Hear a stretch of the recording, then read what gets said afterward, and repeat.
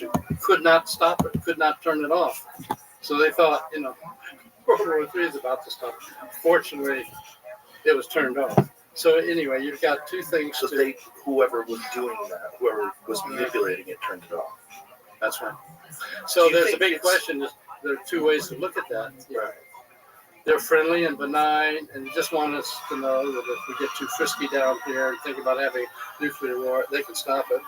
Or they might not be benign, and the Armada is on its way, and they just want to test that they can stop our use of nuclear weapons against them. So it's from a security standpoint, from a DoD standpoint, from an intelligence community standpoint, you always have to have the worst scenario in your mind. Right. And see where you go. Yeah, well, I would imagine from a security standpoint, it's a nightmare because you're not secure at all.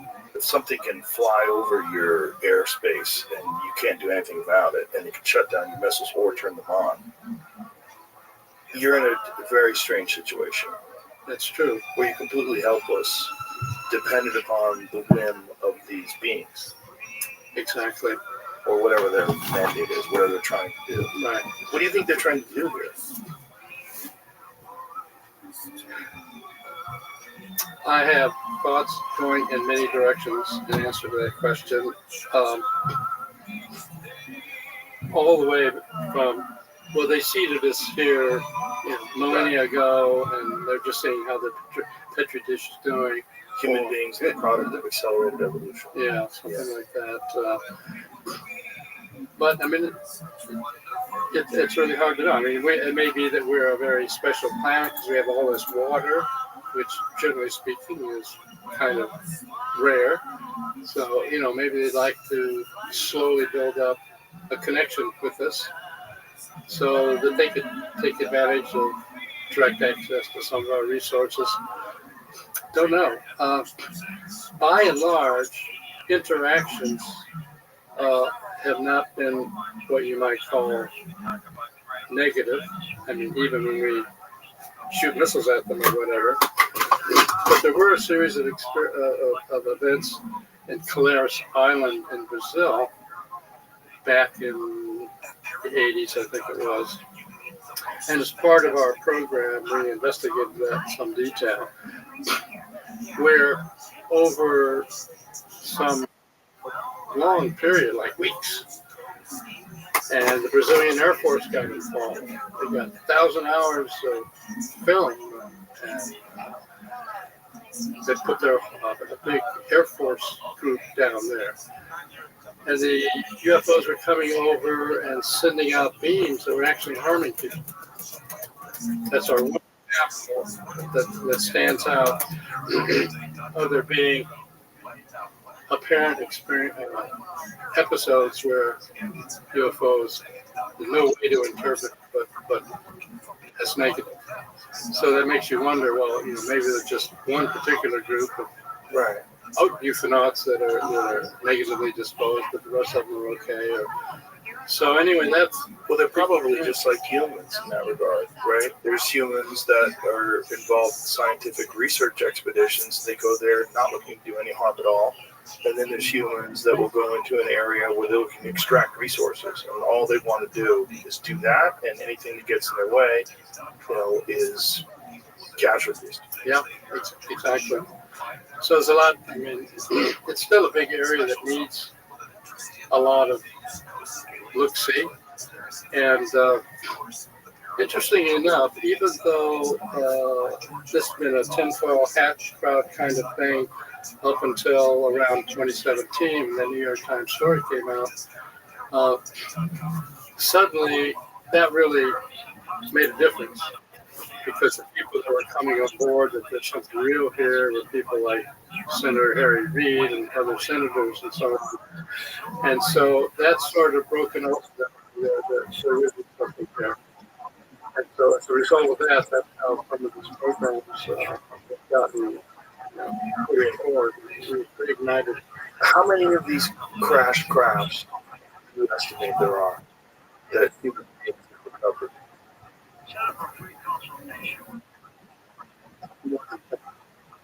More than that. How many of them have returned? There's possession of people in the United States? I met more than 10 in possession What about worldwide? worldwide. Do we have any data on that? Yeah, data that is classified with talk about. But so there's more, though. I can safely say not just the ones in the United States. Not just the United States. Are they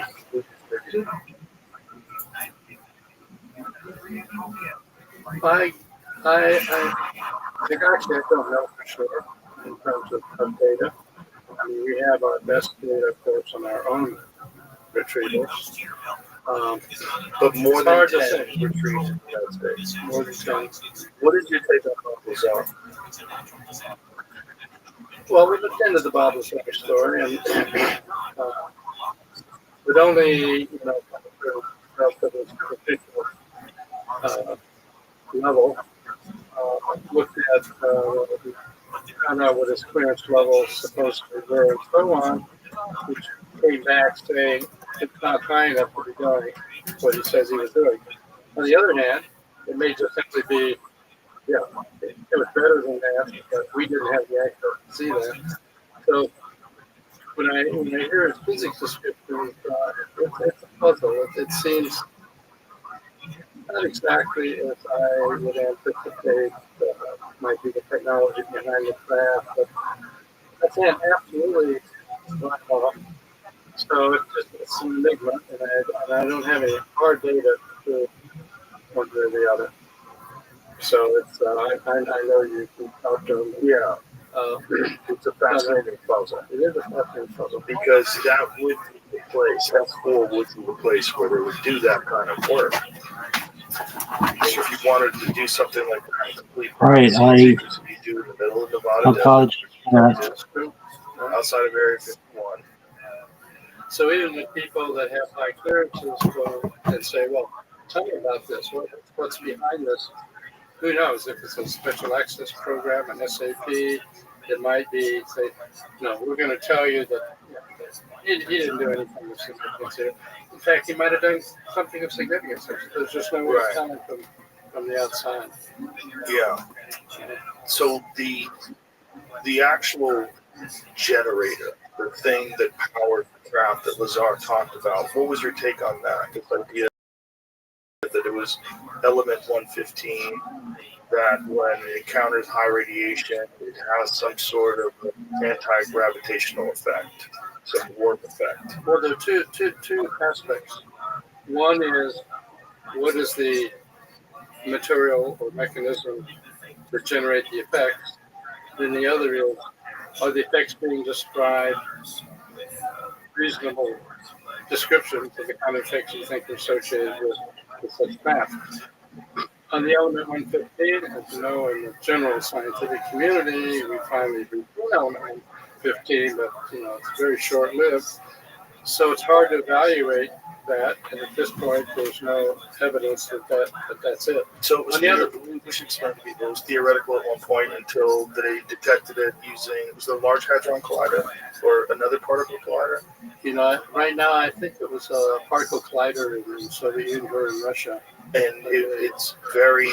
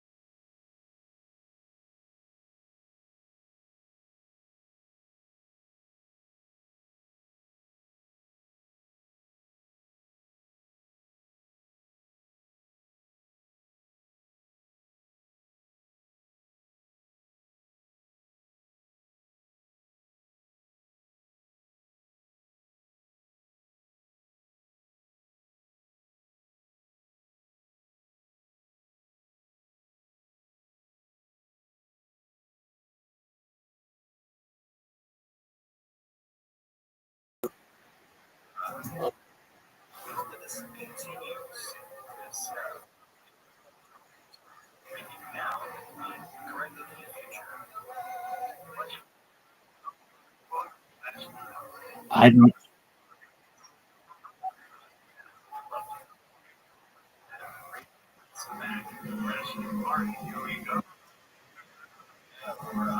I'm not following. You had a friend who you used to do things with?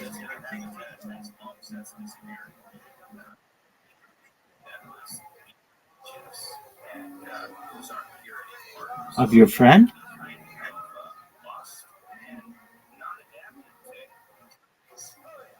What was your? Oh, you're talking about me? Yeah, my router went down right when you were sending me stuff, so apologies if I didn't get it all. Are you still in the chat?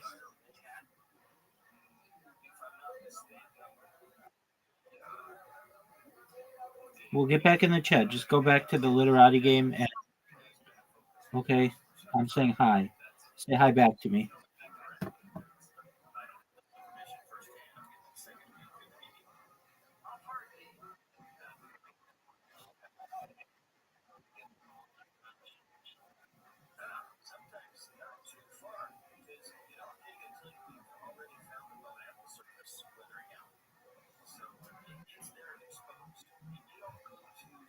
Can you find the chat?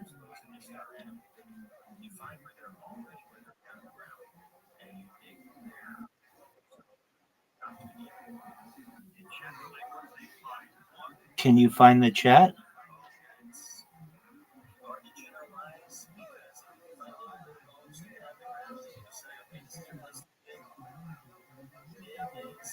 Hello? Okay, now I see. I see now.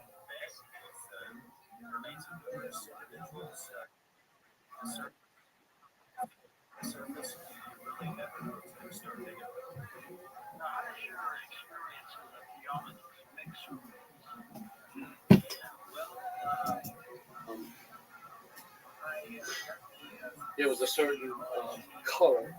But when I got close to it, it was a different color. All these weird things. To me, the weirder the better, because if somebody was just making up a BS story, they want it to sound rational. So you don't come up with things like, well, I got in the class, 5 minutes went by, I came out, 2 hours ago. You're just not going to make that up. Then on the right hand side of the book, okay, we have Einstein's equation in general, what's up here? Then we use them to talk about black hole mergers or neutron star mergers or whatever. Uh, and all these things are massively energetic events. Suppose I could engineer Einstein's equations the way we engineer Maxwell's equations for electromagnetic effect. What would I expect to see?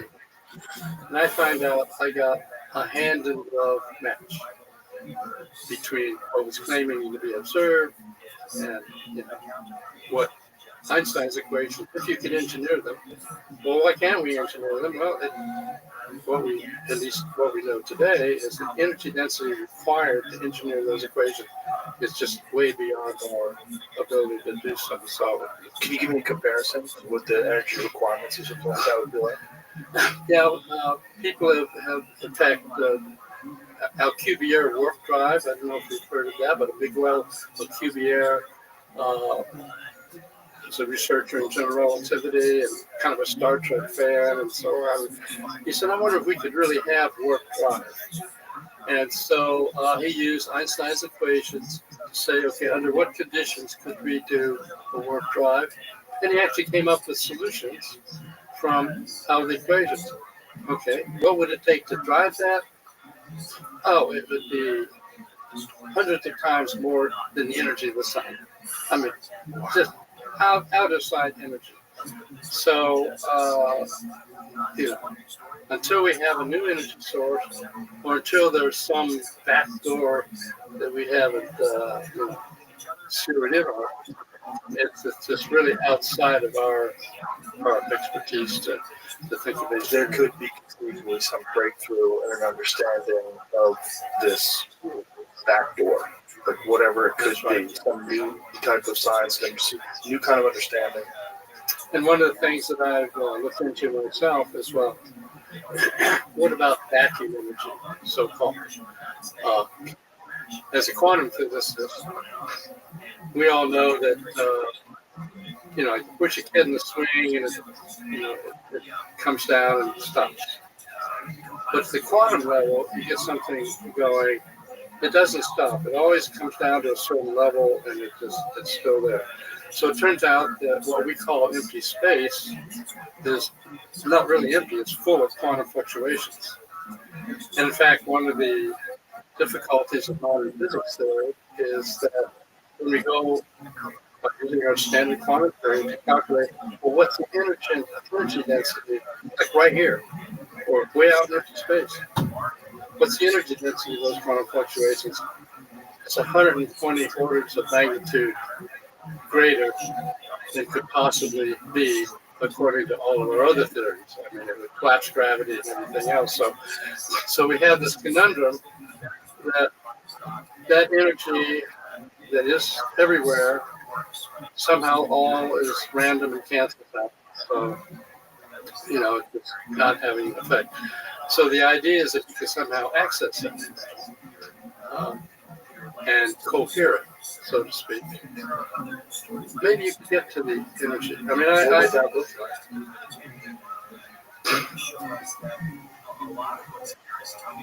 well, if I go off on a weird tangent, I could tell you what it might look like. Along the way in the remote viewing program, where we're kind of looking at physical effects, decided to take a look at so-called levitating saints. Okay. And so, you think, okay, well, that's a Catholic church trying to pretend that it's got these magical people and whatever. But when you dig into the data, you find that isn't it. It's that the church hated the idea that some individuals were levitating because they might be in the middle of giving mass and suddenly they float up or whatever. So it turns out that even looking in the literature of the Inquisition and so on, the evidence is really solid that there have been levitating saints. And what the Catholic Church usually did is they squirrel them away from some monastery where nobody would see it. When you say levitating, how far off the ground? Sometimes. Jamie's got something here. Notable example happened during a visit to Italy from the Spanish ambassador. The ambassador visited Joseph in his monastic cell and was so impressed that he wanted to return with his wife. Joseph entered the church where the couple hoped to meet him, and upon seeing the statue of Mary, elevated 10 feet into the air, flew over the crowd to the statue, prayed, flew back to the door, and returned home. The church later took depositions from a number of people who were there that day, and their stories were consistent. In the year, what year was this? 1628. 1628. So there are enough stories like that with lots of observers and reporting under really excellent condition. Okay. Now that guy didn't have a nuclear power pack on his back. So how did that happen?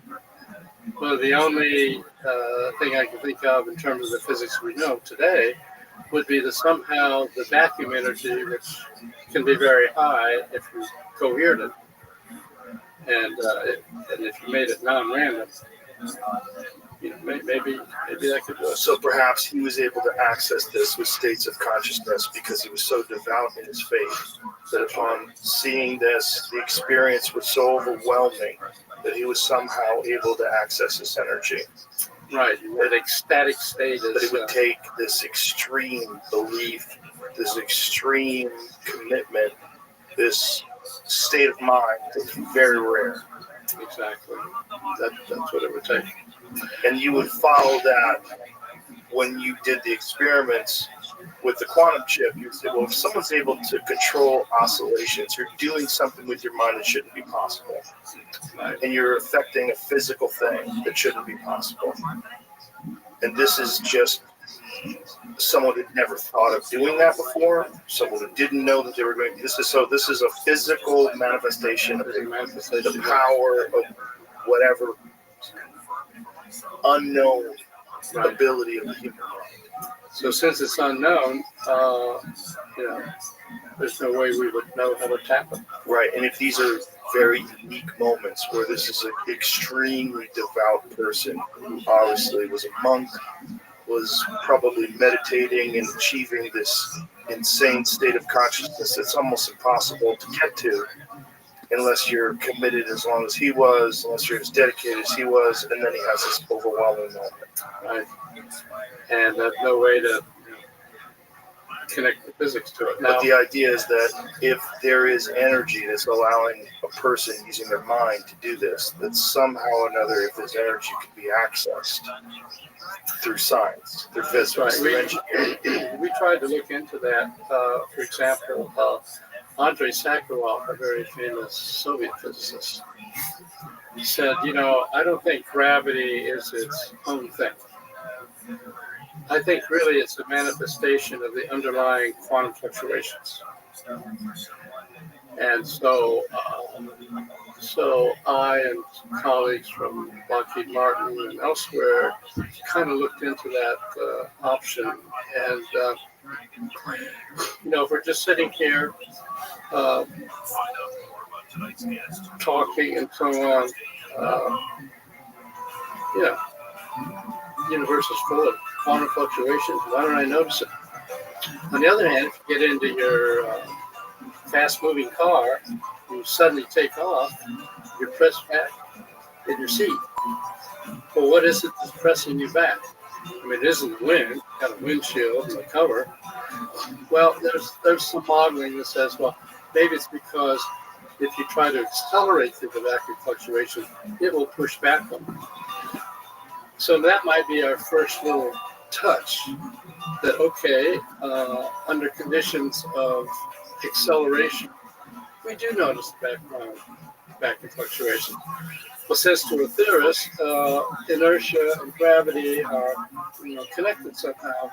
Then it makes you think, okay, well, maybe there's some way of accessing vacuum fluctations to control gravity. That's what we would like to think. And so one of the things we did in the program is just collect every bit of data that we could.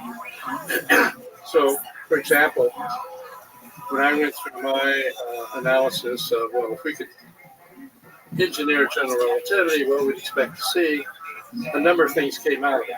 So, for example, in this room, most of the electromagnetic energy we don't see. It's in the form of heat, and we don't see heat. You get an infrared detector, you can see it, but we don't see heat. Well, it turns out that under the conditions in which you're controlling gravity, the way these craft appear to be doing, one of the consequences and one of the attributes that goes along with it is the frequencies get raised. And so the heat of a craft that you ordinarily wouldn't see can get raised up into the visible spectrum. And so that's why they might look so bright. But it also has certain other additional consequences. That if it's powered up and it's sitting there on the ground and you get too close, the ordinary heat spectrum, which isn't harmful, the visible spectrum, which isn't harmful, can be shifted up frequency into the ultraviolet and soft X-ray. So if you get too close to a landing craft that's powered up, you might get a sunburn, which is one of the things that has been reported. Or you might actually, in fact, get radiation poisoning from X-rays and so on. So those kinds of things seem to go hand in hand and give us some clues of where to look. What is your take on the Travis Walton story? I think the Travis Walton story is right on. I think that's a solid story. It's a very, I don't have any specific. It's a Travis Walton novel. Yes. Okay. That's it. He gave it to me. I see. Okay. No, I think all aspects that I've seen of this story, I take that as. For people that don't know the story, I'll give you a brief synopsis, a brief breakdown of what it was. They're loggers. They're driving through Arizona. They see this craft moving through the sky, and it goes into the woods. Travis gets out of the truck, runs towards it, gets too close to it, is hit with some sort of a beam, flies back, falls down. The other guys panic. They take off in the truck, and as they're taking off, they're arguing that they need to go back and get him. We need to go help him. We need to go back and get him. They're all freaked out. They decide, yeah, we got to go back. So they turn around, and he's gone. They get back to the spot. Kraft is gone. Travis is gone. They reported, everyone's freaking out. No one knows. They suspect they might have killed him or something. 5 days later, Travis appears wearing the same clothes, looking none the worse for wear, with this fantastic story that they took him aboard this craft and they communicated with him and fixed his body. That something happened to him upon the impact of whatever that ray was that hit him, that he was going to die. They repaired him and they communicated with him and brought him back. 5 days later, he has the story. And he's had the same story for decades. And one of the reasons I accept that story is, for example, the other people who left the site and then went back, they eventually did polygraphs on them, and they passed the polygraphs. They weren't making up that story.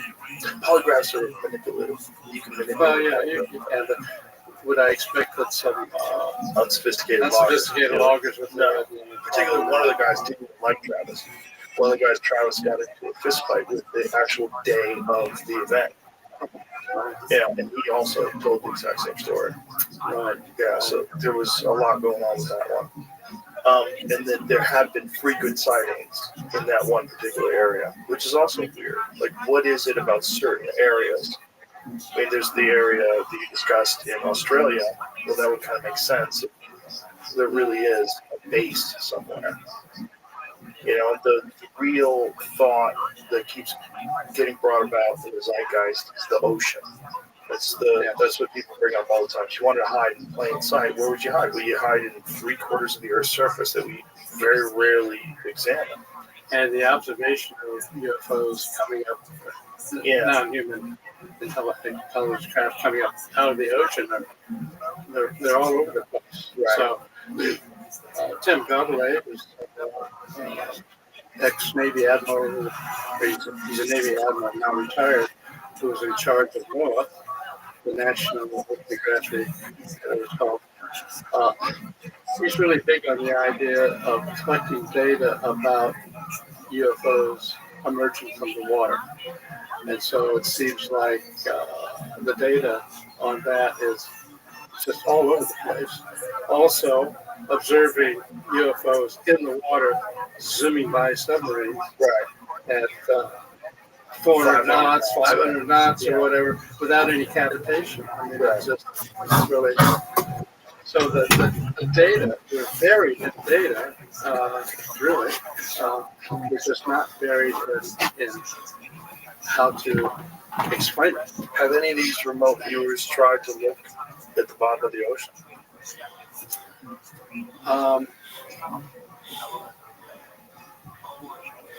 Not that I'm aware of. Why wouldn't they? Now, remote viewers have zeroed in on UFOs, although it turns out not at the bottom of the ocean. Let me give you an example. But we should probably do that. I mean, since now these days I'm not involved in remote viewing programs, so maybe there are some. But there are remote viewing programs that are still going on right now. I would say that's likely.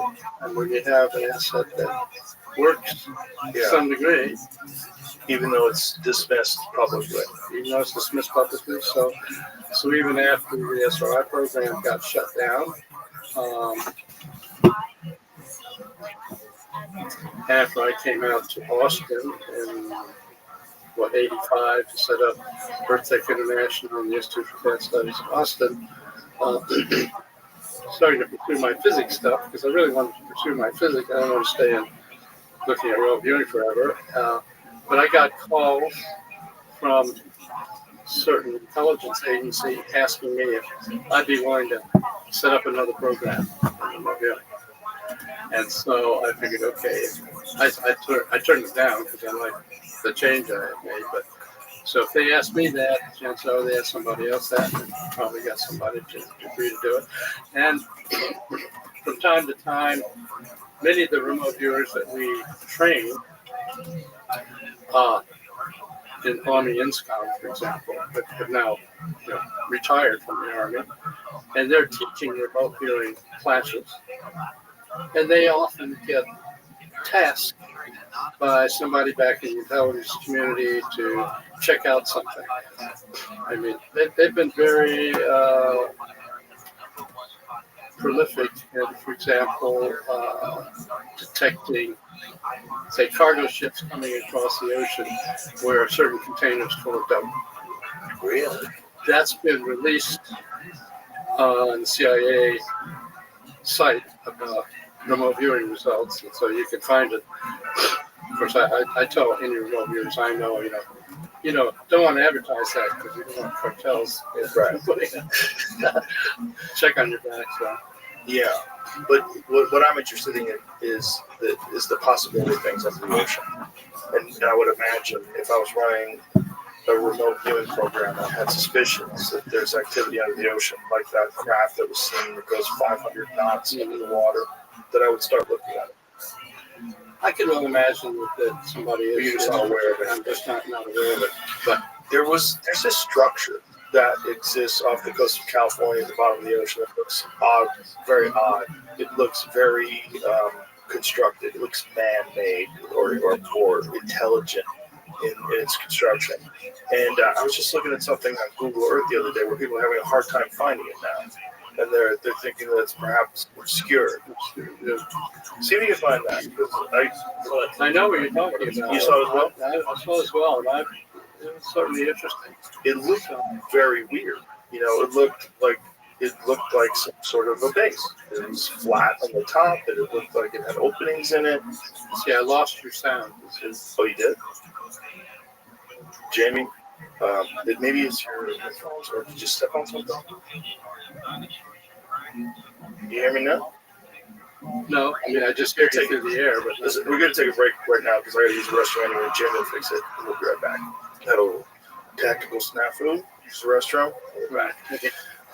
So I forget exactly where we're at, but I know where I wanted to go. Where I wanted to go is we're talking about potential sources of energy, potential sources of propulsion systems.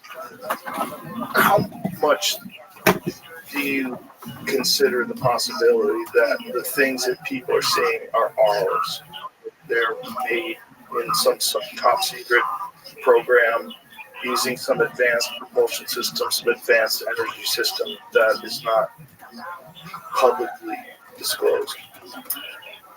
I wouldn't rule out the fact that we may have some pretty fancy things running from our own labs. I know that what gets developed in the dark labs, some of which I know about, are really advanced, but just can't cover the whole observation that we're seeing with what we call NHR craft, non-human intelligence. But do you think that some of this stuff has been back engineered from these non-human crafts?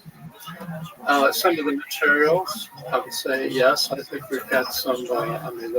It's out on the web these days. That, for example, Patel Institute has supposedly were given some materials from the Roswell crash, and we always hear the descriptions of this foil that can crumple up and then let go and it just flattens out again and so on. So material of that type was provided to Patel, and they worked on it some years to try to see if they could reproduce it. And the claim is that, and it's in the public domain, that nitinol came out of it, which is that material that can be heated and then it'll reform into its original sorts. It doesn't exactly reproduce the effect you saw, but some of it is kind of in the direction of that. And it turned out that one of the main material engineers that worked on that, at their deathbed, they told their relatives that they were working on pieces from the Roswell crash, and they made some progress, but now you can look that up on the internet. It's part of the limitation this thing we were discussing earlier about compartmentalization and the lack of the ability of other scientists to get access to this material so they can collaborate. Yes, the compartmentalization, I would say, is the biggest impediment to making really good progress, for sure. I think that's the case. And this conundrum has sort of existed for quite a long time. Quite a long time. This is something decades. Also in line with what Bob Lazar said. Bob Lazar said the big frustration when he was working, he was tasked with trying to figure out the propulsion system, but he had no access to the metallurgists. He had no access to anyone else that was also working on similar things. And he's like, science just can't progress this way. It needs to be collaborative. Absolutely right. That's 100%. And it's even worse than we would think. One of the stories that I ran into was the corporation had material from crashes in their basement. They couldn't even bring them up to the top floor for their own scientists to look at because it was so compartmentalized. And so that was part of the deal that we said, okay, well, give them to us, and then we'll come in the front door and give them to your scientists. We won't say it came from your basement, and we won't say what it had to do with, and maybe that would work. That got shut down. So it was so compartmentalized. So compartmentalization is really a death knell on much of this stuff. As I say, as I go back to my teller story, more collaboration, even though there are faults that happen, material can make out, information can make out, and that might help an adversary. Still, I think more openness would be a better idea. Oh, for sure. Well, definitely for you and I, it was fascinating. Right. What have you had a personal experience with anything that you can't explain? No, actually, I haven't. So for you, it's I mean, one time I saw what appeared to be a satellite make a right angle turn, so that falls into that kind of a category. But who knows?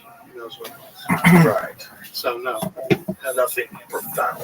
nothing profound. So you've never hopped in a jet and flown to the wreckage and had a chance to look at things? No, haven't. God, don't you want to? Well, I sure would like to do that. But Yeah. that's still.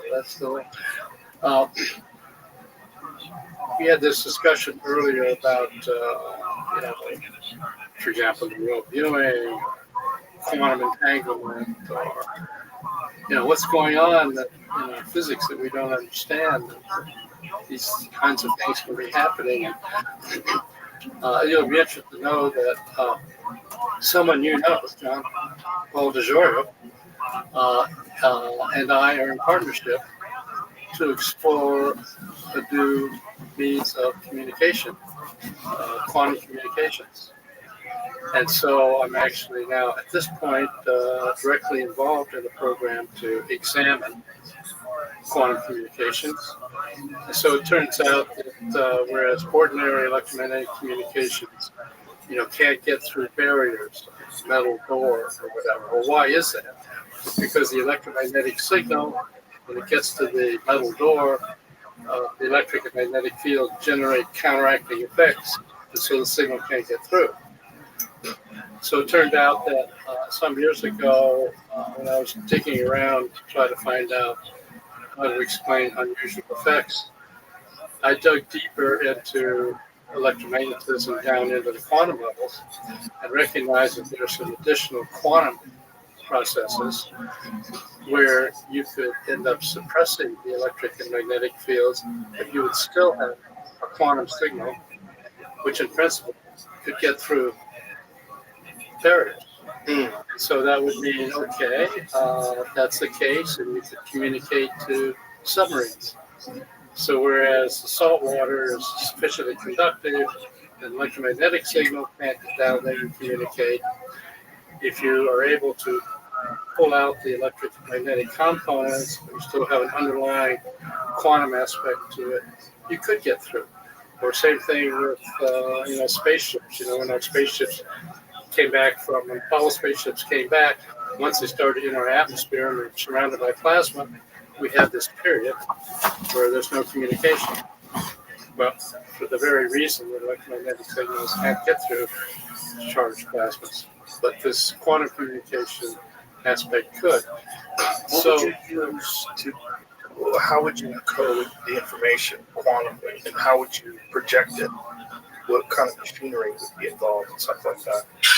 It turns out that the machinery to generate the signals with the very explicitly designed antenna structure, they're put together in such a way as to prevent electromagnetic components from being transmitted.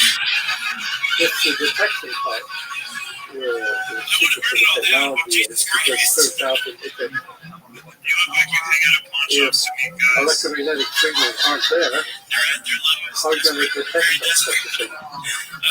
Because all of our detectors, electromagnetic signal comes in, it stimulates the current, whatever. Well, it turns out that this special kind of signal at quantum level can only be detected by quantum devices. Quantum devices to detect these quantum communication signals, even if there's no electromagnetic effects associated with it. So that's what we're looking at. And so when I think about what areas does this have application for? Of course, it's a lot of applications for things like communication under conditions where you'd like to overcome shielding, but it may have something to do even with some of the consciousness stuff. Because ordinarily, when you hear about people trying to think, well, what about consciousness? Is it still just all molecules and neurons whirling around, or are there some additional fields? There are a couple of physicists, the physicist and anesthesiologist, the physicist Roger Penrose, he had a Nobel Prize for general relativity stuff, and Stu Hameroff, who was an anesthesiologist. They coupled up and started saying, okay, is there a possibility that there are quantum in ordinary life, in ordinary consciousness? Because it's kind of reasonable. The anesthesiologist says, I get somebody a certain anesthetic, they need consciousness. So there must be something about the anesthesia that grabs onto whatever you call the consciousness. But it's also that they came up with a model where they felt that there are, in fact, quantum processes occurring within the brain. That, in addition to the stuff we all read about and know about, neurons and all that kind of stuff, there's also a distribution of our brain and nervous system that's called microtubules. It turns out microtubules have such a structure. Do experiments in labs to show it, that they can detect quantum signals. So the idea that even in our consciousness, there are mechanisms for detecting quantum signals is like a whole new area to investigate. And so there are some biological and consciousness-oriented experimenters that are taking a look at this idea that, okay, instead of just saying quantum entanglement, that's information you did there, maybe we can actually find out, okay, well, what's the mechanism? And so this is a whole new area. It turns out that I developed proof of principle for this sub-range of quantum communication stuff on a classified contract back in the 90s. So I got proof of principle in that situation. However, you say, okay, well, you got proof of principle, then why are you using it? Why is it all over the place? Well, it turns out the quantum detectors were very new kinds of circuitry, and nothing ready for prime time. So I put that whole thing on the shelf to let it sit there for a while. And now, because of quantum computing, it turns out a lot of research effort has gone in to develop cryogenic circuitry near absolute zero to be used in quantum computing. So I said, okay, they got these Josephson junctions working, which is exactly what I want to use for my detection scheme. And so if I finally decide to take it off the shelf, so I approached JP and showed him what the potential was, not only in just communications, but maybe it has implications for biological things, medical things, or whatever, because of this other work on microtubules. So he said, okay, well let's go for it. So we have another major lab that is actually putting together circuitry for us that operates about 3.7 degrees of absolute zero. I mean, this is really quite a technical challenge, but he and I are working on that together. He's my collaborator. Fascinating. Quantum entanglement, is that what you think was going on with the algae? So if you were able to do something to the algae in one area, the same quality of algae, when you had separated by long distances, they instantaneously... You sandbagging son of a bitch. Are you ready to get your ass whooped? Okay, how are you going to do that? All right, what are you going to do? Be number 1,556 with Bonnie Blue?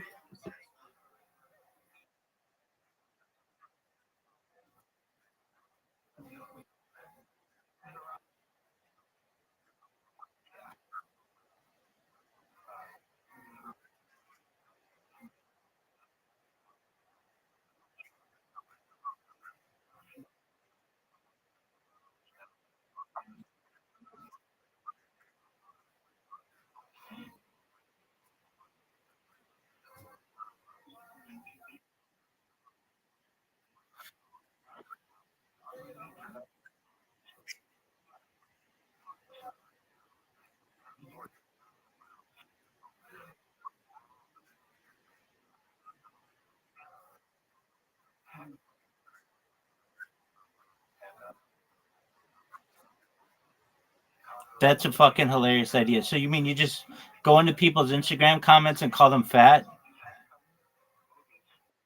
Love it. That's a fucking $1 million idea, my man. Hey, Zoot, did you know that Lee Gandhi was here to see you? All right, big dog. Are you ready?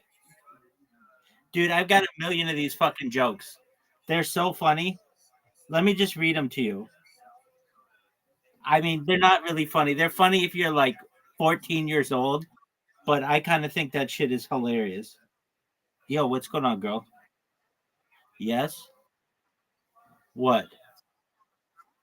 What was it? It was like a circle. It was like a circle.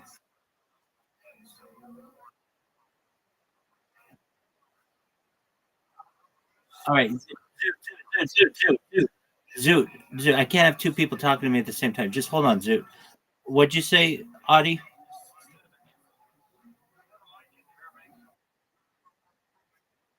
It looked like a circle. No, what was it?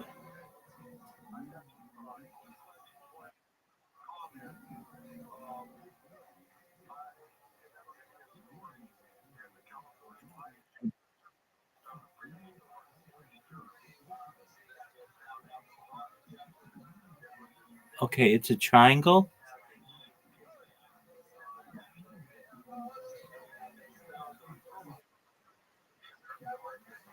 Uh,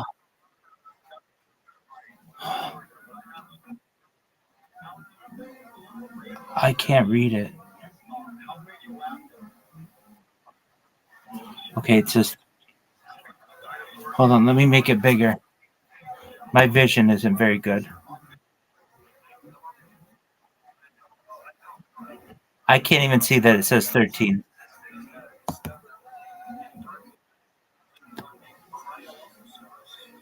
Okay. Zoot. Zoot, do you have any my fat?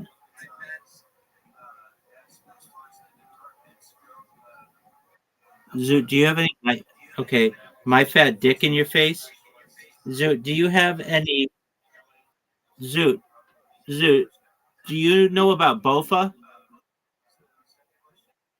Both of these nuts on your mouth? Zoot, do you know about Dragon Balls?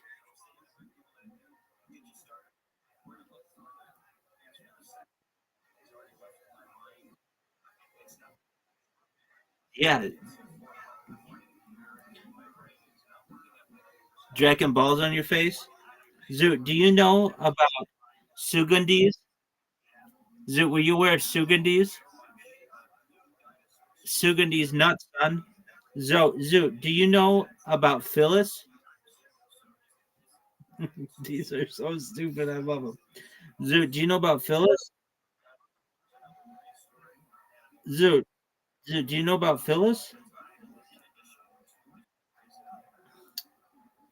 Phyllis,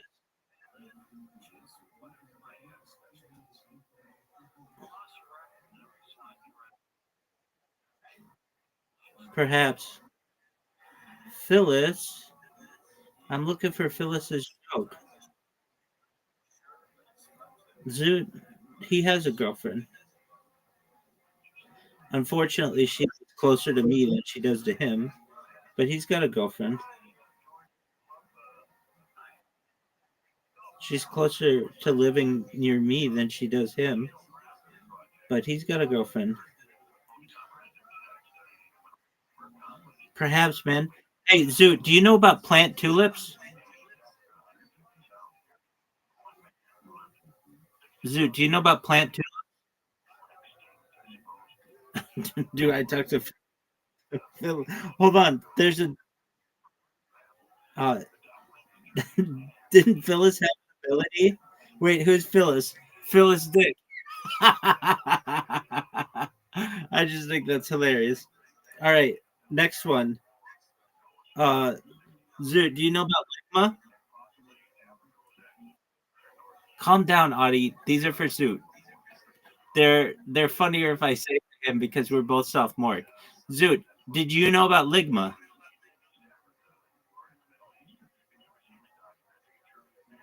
Zoot, Zoot, do you know about Ligma? Audie, calm down. Calm down. I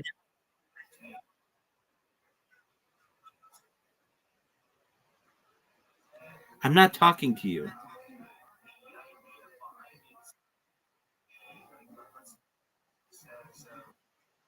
All right, girl, girl, girl. If you keep talking, I'm gonna mute you.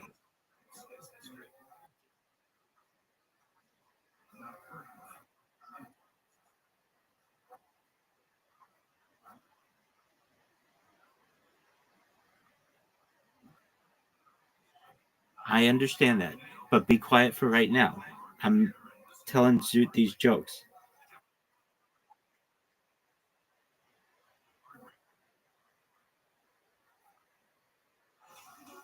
No, I don't sit here and just tear into you like I do Zoot. I tee off on this motherfucker. All right, Zoot, I'm sending you an invite. Zoot, I have a question for you. How many games in a row are you going to lose?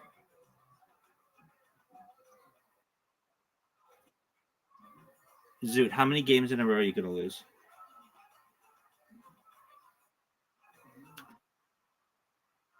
I don't know. I don't control your phone. Zoot, you have an invitation. How many games in a row are you going to lose, son? Zoot, Zoot, do you know who Lee Gandhi is?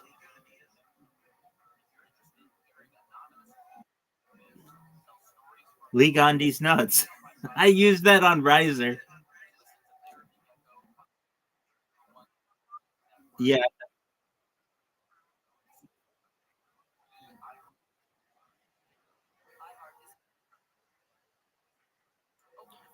girl.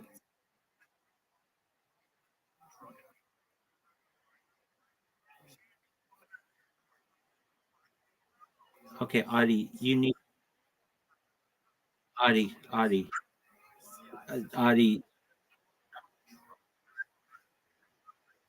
calm down. No, you're fine, Zoot. She got muted. She's having a tough one. She can message me when she wants to be unmuted. I don't blame her. She's having a tough night. I don't want to know what she looks like. All I want to know is her name Phyllis. Fill this dick, dog.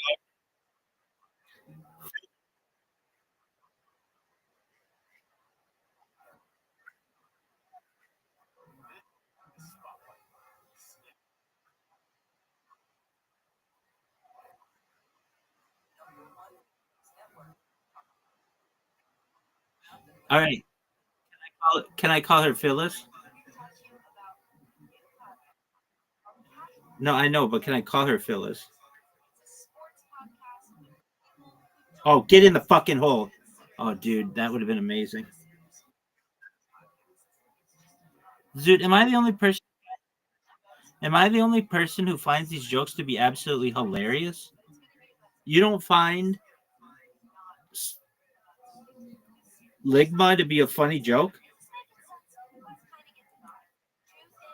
You don't think it's funny when somebody says, you know, you have a case of Ligma, and they ask, what's Ligma? And then you say, lick my balls. You don't think that's funny? It's hilarious. It's so fucking funny, dude. Zoot, do you know the OG one of those? Oh, that's a bad shot. Um, Zoot, Zoot, Do you have any up dog? I don't know. What's up with you?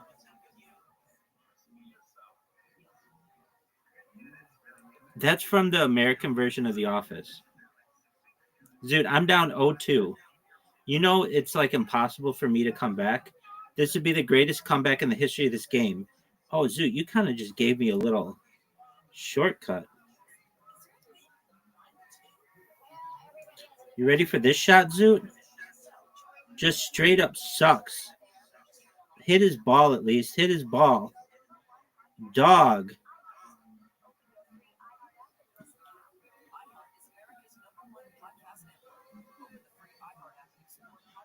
Run down there. Run down there. There we go. That's what I'm talking about. Zoot, you ready for me to just make this shot? Put you out of your misery? I could, but I'm not going to. Psych! That was one of the greatest shots I've ever had. I didn't even mean to make it. Zoot, you hate this hole. Zoot, that's a great shot.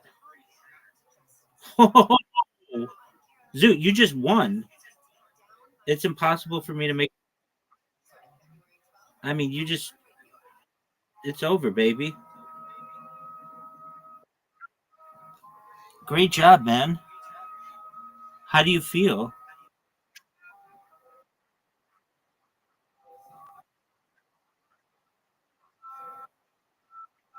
Do you think that's a good shot?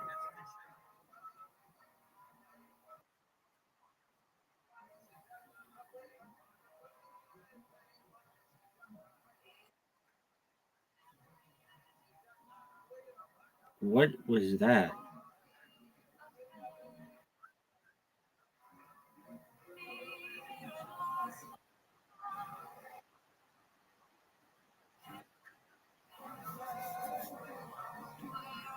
Zoot, do you know about Ligma?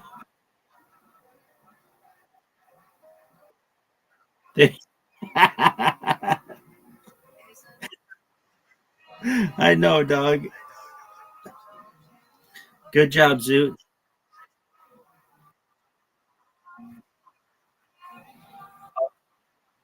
Oh yeah, definitely. Zoot, I need to be able to focus though. I don't think you understand. Dog, you whooped me in table soccer, but I let you win. Just like I let you win mini golf just then. Zoot, I have a question for you. Do you know about Phyllis?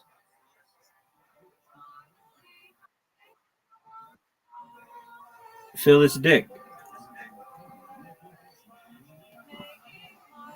These are cool story, bro.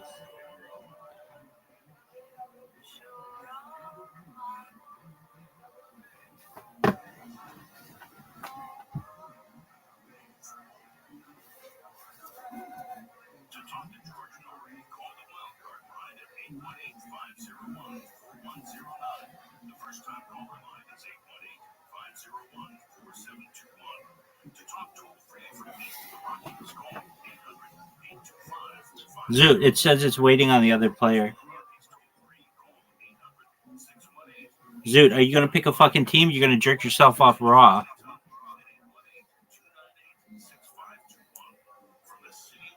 What team did Zoot pick? Probably some donkey shit team.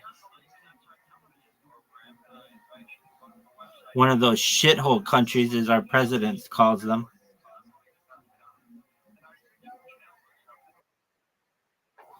I'm the Thunder from down under, baby.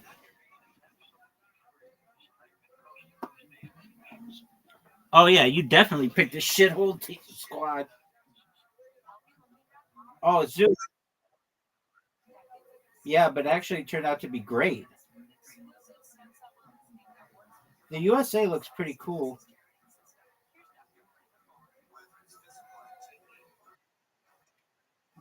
Yo, pimp.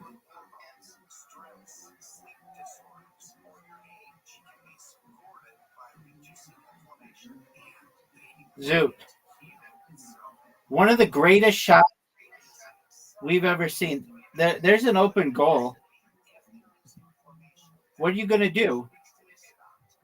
Zoot,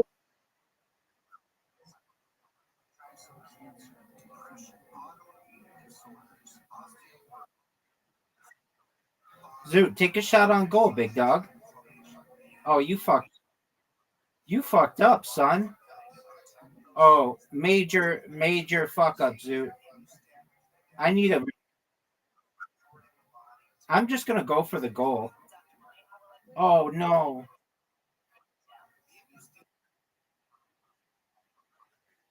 Yes, it is. You're absolutely right.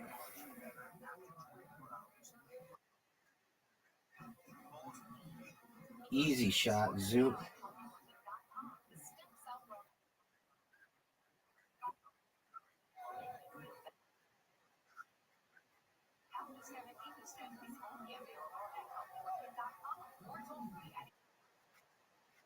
Um. Well, it depends.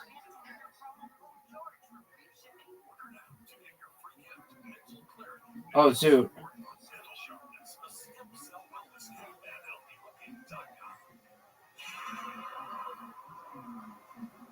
What are we gonna do? Look at this shot, Zoot. What are your thoughts, Zoot? This is not a good. Nothing's going well for me here, dog. You could score. Take a shot on goal. Take the shot on goal. Good. I'm glad you got it. 2-0. Dude, the USA is your squad, baby.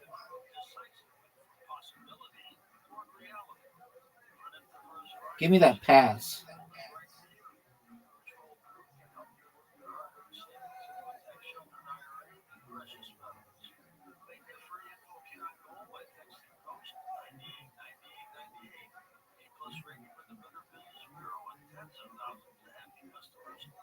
Get in there.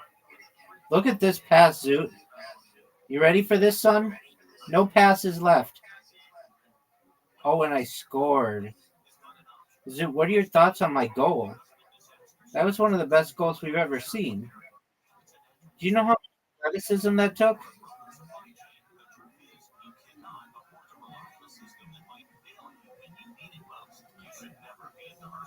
Oh, no way, Zoot. No way. Fuck, Zoot.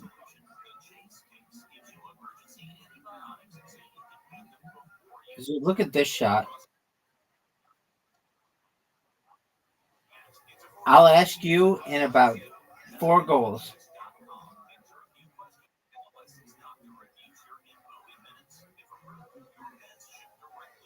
Pass. All right, now we need another good pass. This is not. This is not good.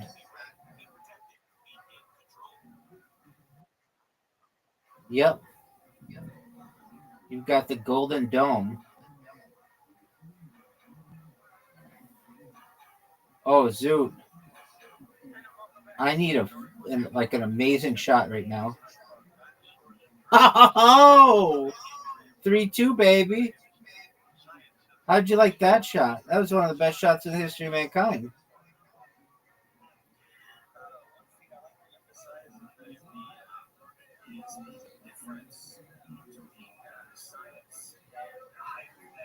All right, Zoot. I don't really know what to do here. Oh, no way. It almost went in.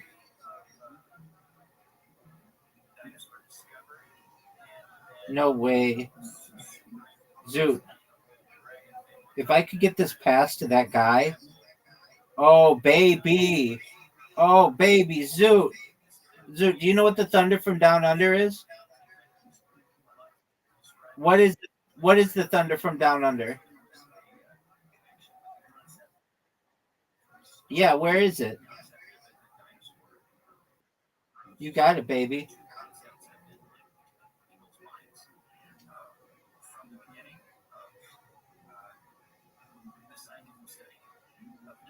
Zoot, did you know that I'm the king of the Thunder from Down Under?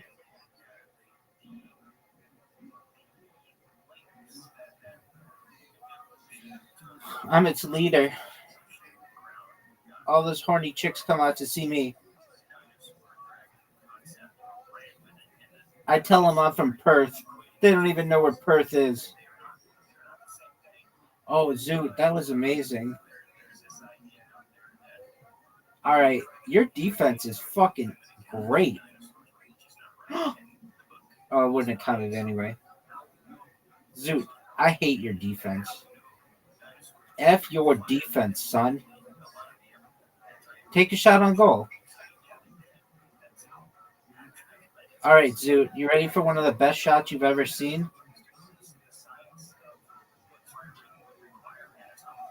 Oh, man. Okay, that's good. I'll fucking add it to my journal. Zoot, don't miss this. Don't miss this. Fuck you. That's how it feels. I let you win. I never want to see the United States lose. Zoot, are you ready for something new?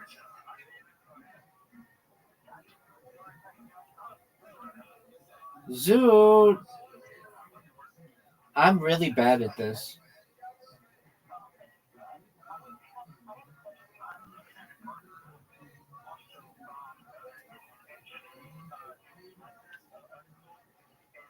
I am really bad at this.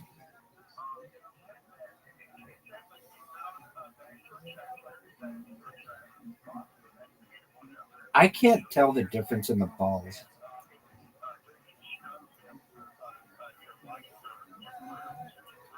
Oh, did you just knock in a bunch of things?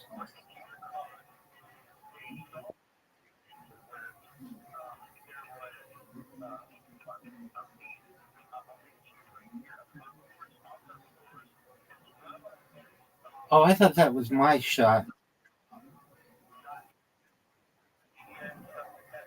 We never play pool. I'm really bad at it. Really, really bad. I'm worse at this. I'm really bad at this.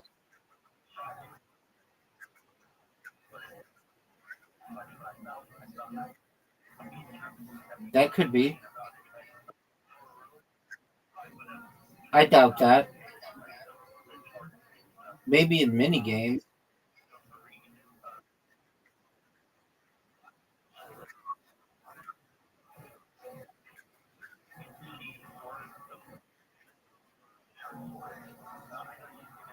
Dude, I always hit the 8-balling. Zoot, you're playing like a fucking baller.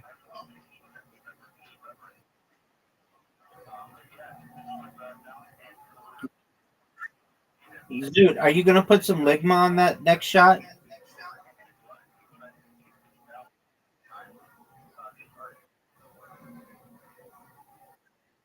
Oh, Zoot, it's over. You should just give up now.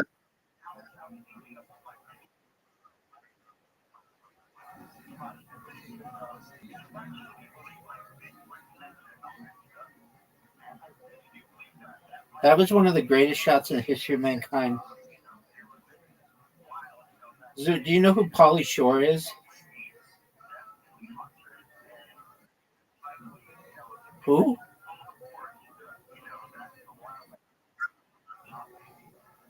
The guy from fucking cryptocurrencies?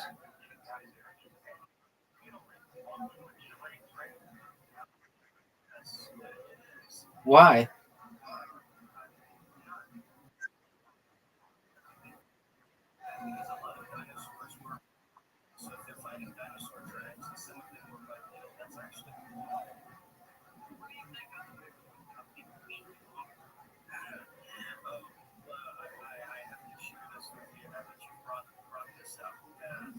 Zoot, quit with your fucking talks. You're in my way. Zoot, you watch. I suck dick at this game.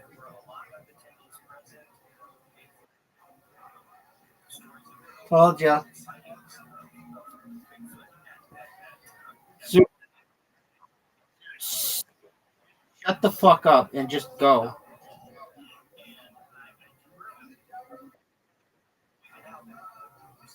Oh, Zoot, that was dog shit. Yo, baby.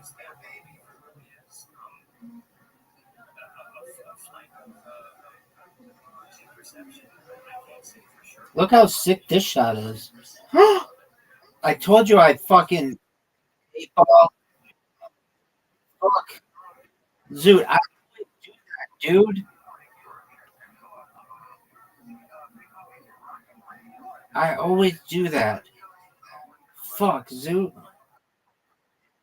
Dude, I always put the 8-ball in. Let's try it with trick shot.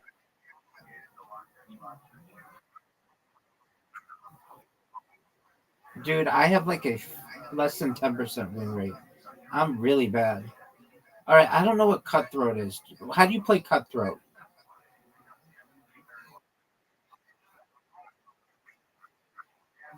Your DoorDash order sucks.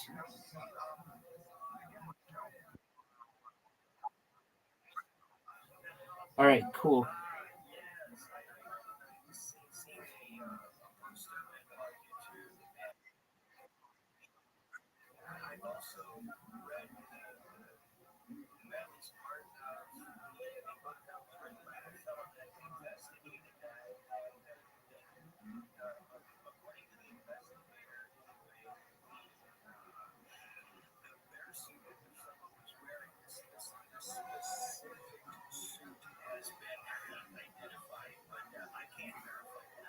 Are you ready?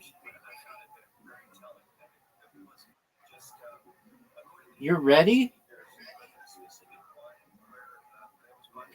Hold on, let me look up what cutthroat is. Cutthroat pool. Hopefully it's better than 8-ball. Cutthroat or cutthroat, sometimes referred to as three-man screw. It's typically three-player or team pocket billiards game played on a pool table with a full standard set of pool balls. The game cannot be played with three or more players with an unnumbered reds and yellows ball set, as used in blackball. Each player is commonly assigned a set of 5 consecutively numbered object balls, though the number of balls will vary with the number of players. The object of the game is to be the last player with at least one ball in their group remaining on the table. The name Cutthroat is not unique to pool. Okay, you ready to play Cutthroat? Dude, I just fucked up. Hold on. No, because you have to have 3 players. Sucking dick. Dude, don't accept that. Okay, so we have to play 1v1. What's 9 ball?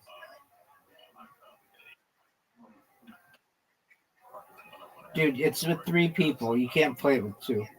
9 ball. It's cue sport. Hold on. Okay. It was played in rectangular billiard ball in pockets. Using a cue stick, players must strike the white cue ball to pocket 9 colored billiard, hitting them in ascending numerical order. An individual game or rack is won by a player pocketing the 9 ball. Matches are usually played as a race. Okay, let's play 9 ball.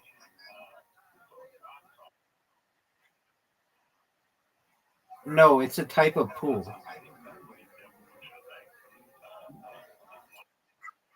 Yeah. It's a type of game within pool. Like we're playing 9 ball right now.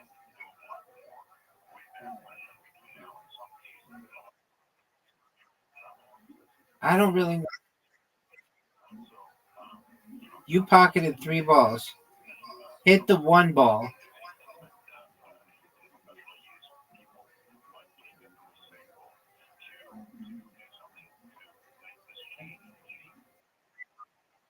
So you don't even know what you're fucking doing. Yeah, but it's really hard for you to hit it now. Yeah, because I'm sexy. What do you want me to do?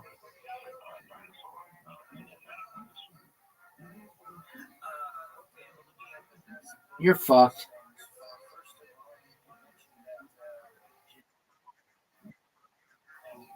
This isn't. There's no hole. You gave me the shot. It's a pocket.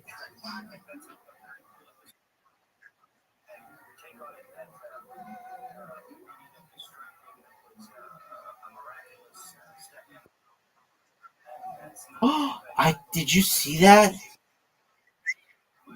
Did you see that, Zoot?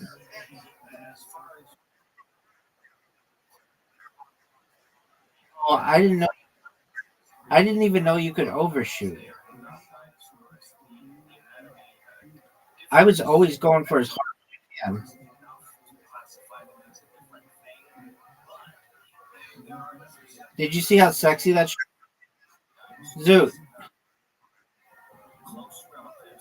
Zoot. No one gives a flying fuck. Watch this shot.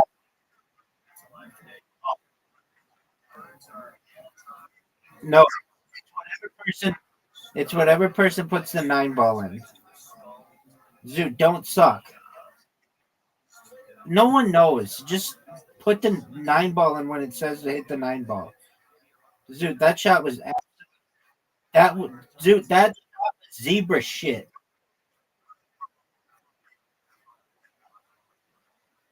I think so.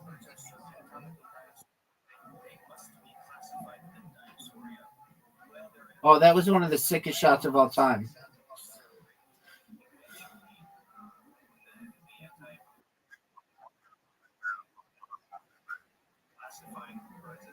No, it's the green one.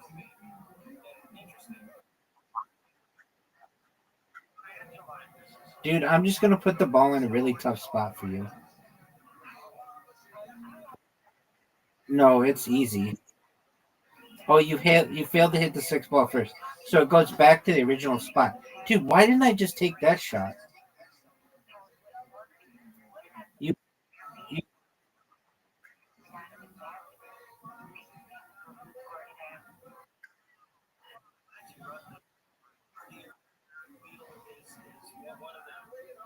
No, this is the 8 ball.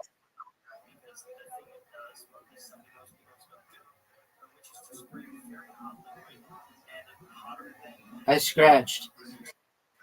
Dude, are you serious? Do you get to win if this ball goes in? Are you fucking serious? You win? That is the shittiest game. So I did all the work, and then you get to hit the last one in. That game, that game sucks, son. Okay, we're gonna do scoring now, but it's trick shot scoring. And if you're like, what's trick shot scoring? No one knows.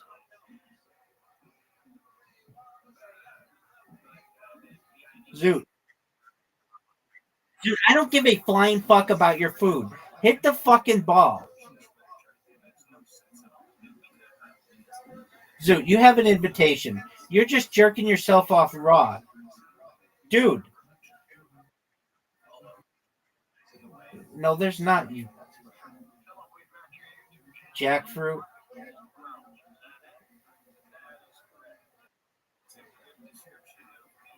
Zoot, keep in mind scoring is not regular. It's trick shot. And if you're like, okay, what does that mean? I don't know. Oh, I failed to hit a trick shot. So that doesn't count.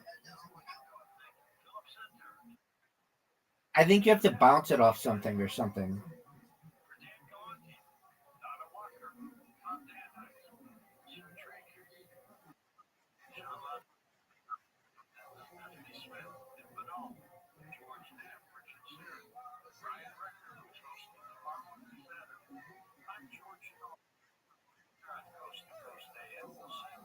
This sucks. Dude, that's not anything. Combo shot 20, kiss shot plus 50. Oh, Zoot, that was really good. Dude, no, you can't. Can you?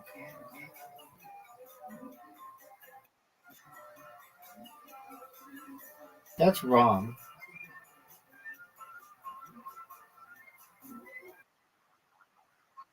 Told you.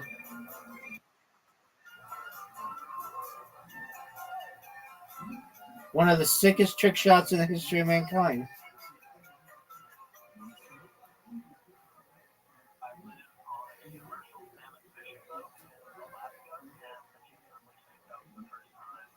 Don't fuck it up, Zoot.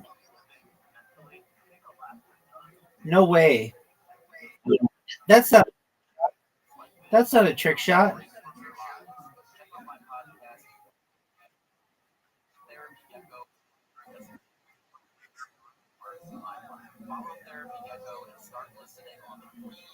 Look how sick this shit. This hard. I don't really know what trick shots are. That's not a trick shot. That's just a straight in.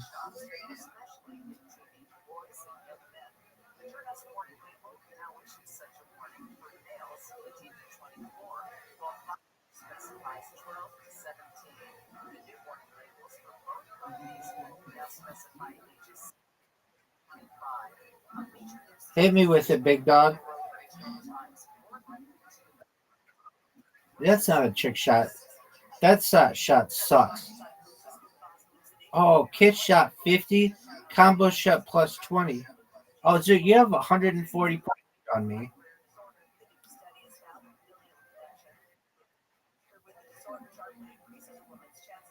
No, that's not a trick shot. That shot sucked.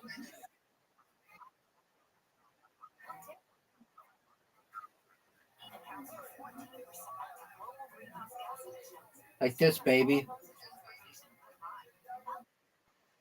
Dog. STFU, dog.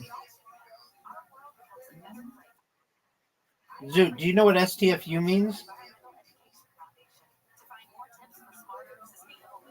Dude, do you know what STFU means? Word, dog. Do you know what both means?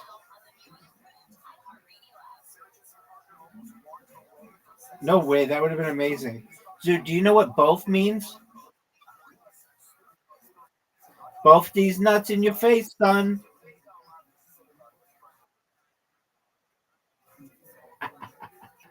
That's funny. Okay, Zoot. Is this even my ball?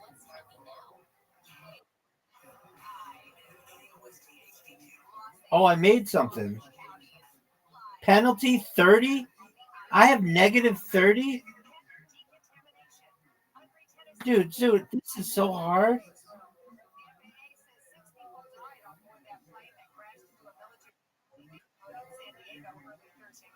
That's not a fucking trick shot. Dude, I have negative 30?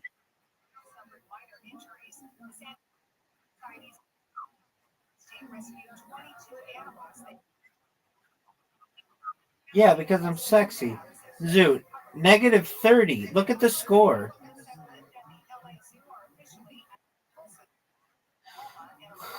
Quit sucking dick. Just put me out of my misery. That's not an easy trick shot.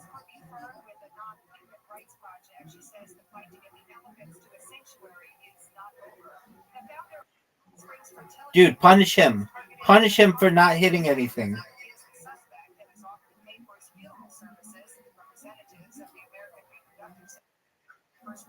You got it, big dog.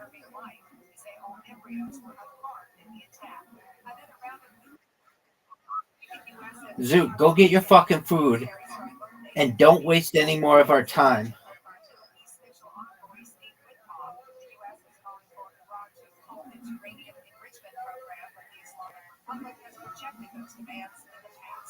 Oh, Zoot, punish him.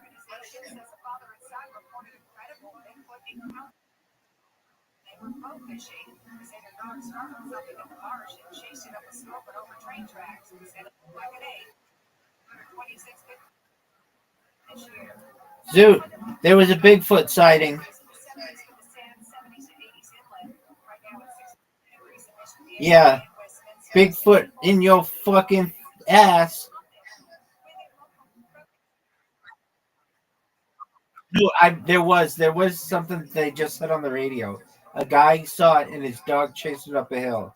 So I'm not blowing shit up your ass.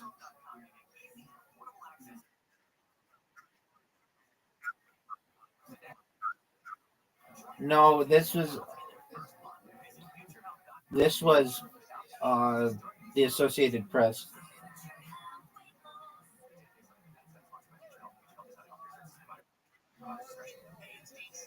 Oh, Zoot, you just pocketed the 8 ball. I won. Zoot fail. What? You should lose if yeah you did. You should lose.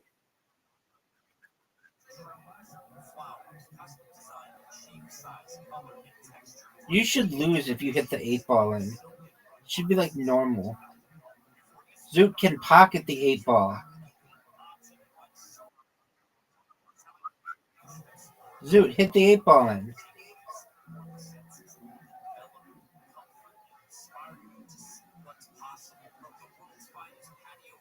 Do you have to hit it in with a trick shot?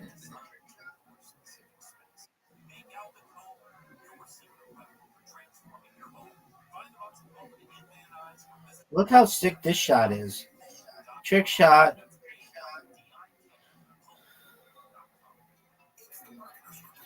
Zoot, do you have to pocket the 8 ball with a trick shot?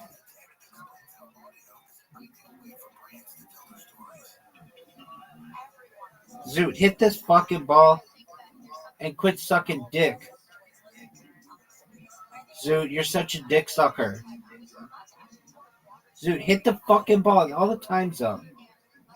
Zoot sucks. Zoot. Zoot disconnected.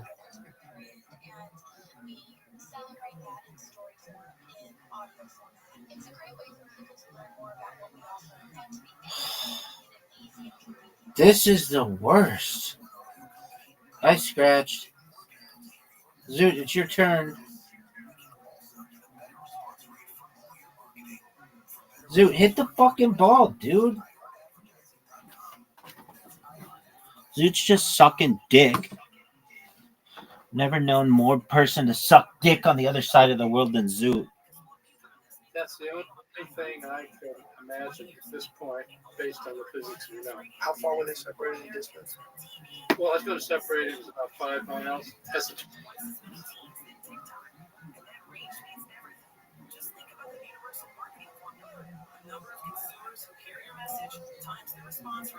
Oh, make it.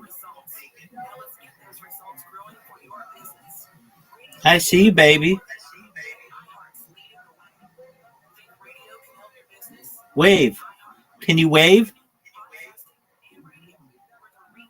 All right, you gonna be good if I unmute you? Are you gonna be good? Are you gonna be nice?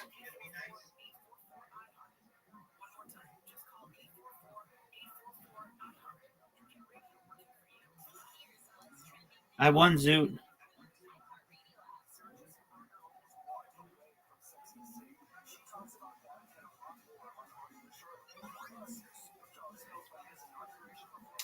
I'll tell you what. I'm just gonna call you. Get ready to start a video call. I'm calling you. Check your phone.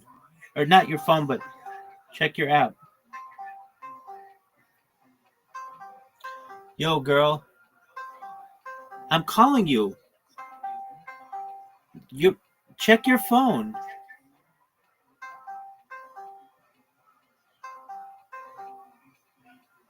Like, I'm calling you on Discord. There you go. Wait, did you pick up? Are you in this call? I'll call you again.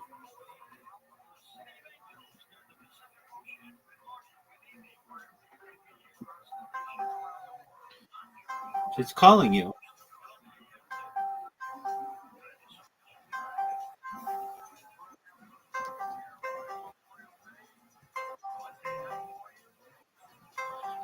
Check your private messages. You should be getting a call right now.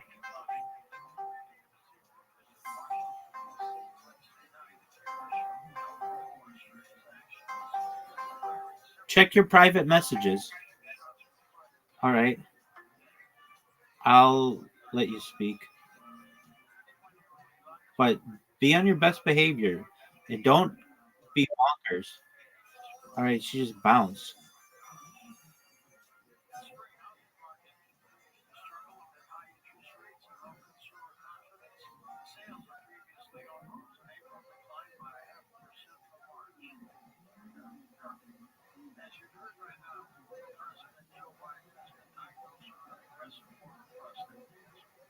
Did it work? Yeah, it worked. Can you hear me?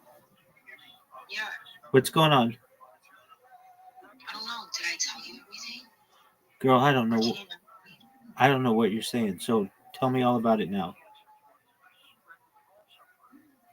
Some of those things that I said to you in like different apps are very scary, right? Oh yeah, totally. No, that is very serious. Isn't it crazy? Oh, I feel so Would badly you for never you. treat me that way when I come to you for comfort, please? Yeah, but you've got to understand that sometimes. You're so beautiful. I love to see you up close. Oh my God. Thank you. Um, you're so kind. All right, well, um, yeah, what you said was really sad, and I didn't necessarily want you to have to talk about that publicly. Well, thank you. I do my best. It's 2:22 in the morning. Oh my God. You're real? I am real. Girl, I am as real as they come. Please give me a good time. I'm like feeling really fucking scared. Well, don't be scared. Just, I can just look at you. yeah, I told you. If you want other angles of me, I'll give you other angles of me. All right, so everything's going to be fine. Oh, I'm far from perfect. just calm down. Take a deep breath. Go to sleep, yes. Yes. I love you. Well, Please don't let me go. I will be on here. I mean, I'm in my Discord, so you can always see me there. I'm gonna need my phone. Okay, bye. No, I'm not going yet.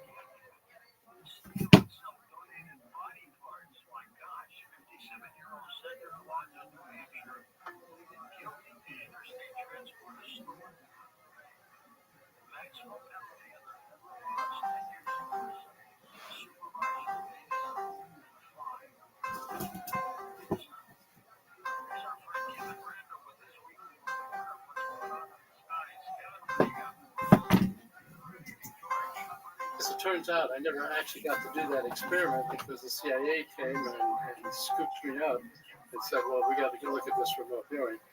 And so even though I proposed doing the experiment, polygraphs said that the guys said this would be a great experiment. Never got around to doing the experiment because along the way, Ingo Swan, visited his lab, came out and perturbed the tiny quantum chip and super shielded environment. That brought the CIA on my doorstep, but so then we went off in that direction. So I never got to do the experiment. So as you consider all these technologies, as these innovations occur and technology becomes more and more powerful, like quantum computing, like many of these things that we're seeing now, do you think that these are all steps to further understand how these crafts could possibly work, and we're getting closer and closer to Whoa.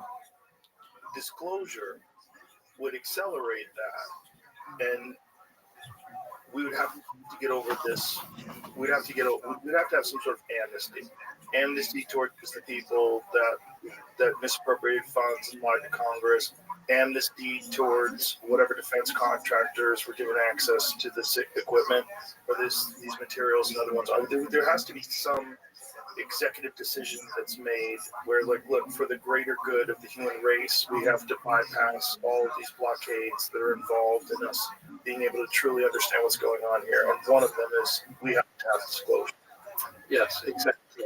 And Dude, you suck. We're not alone in thinking that way. Dude, you suck. As you may feel more aware of. Yeah, I won. Yep.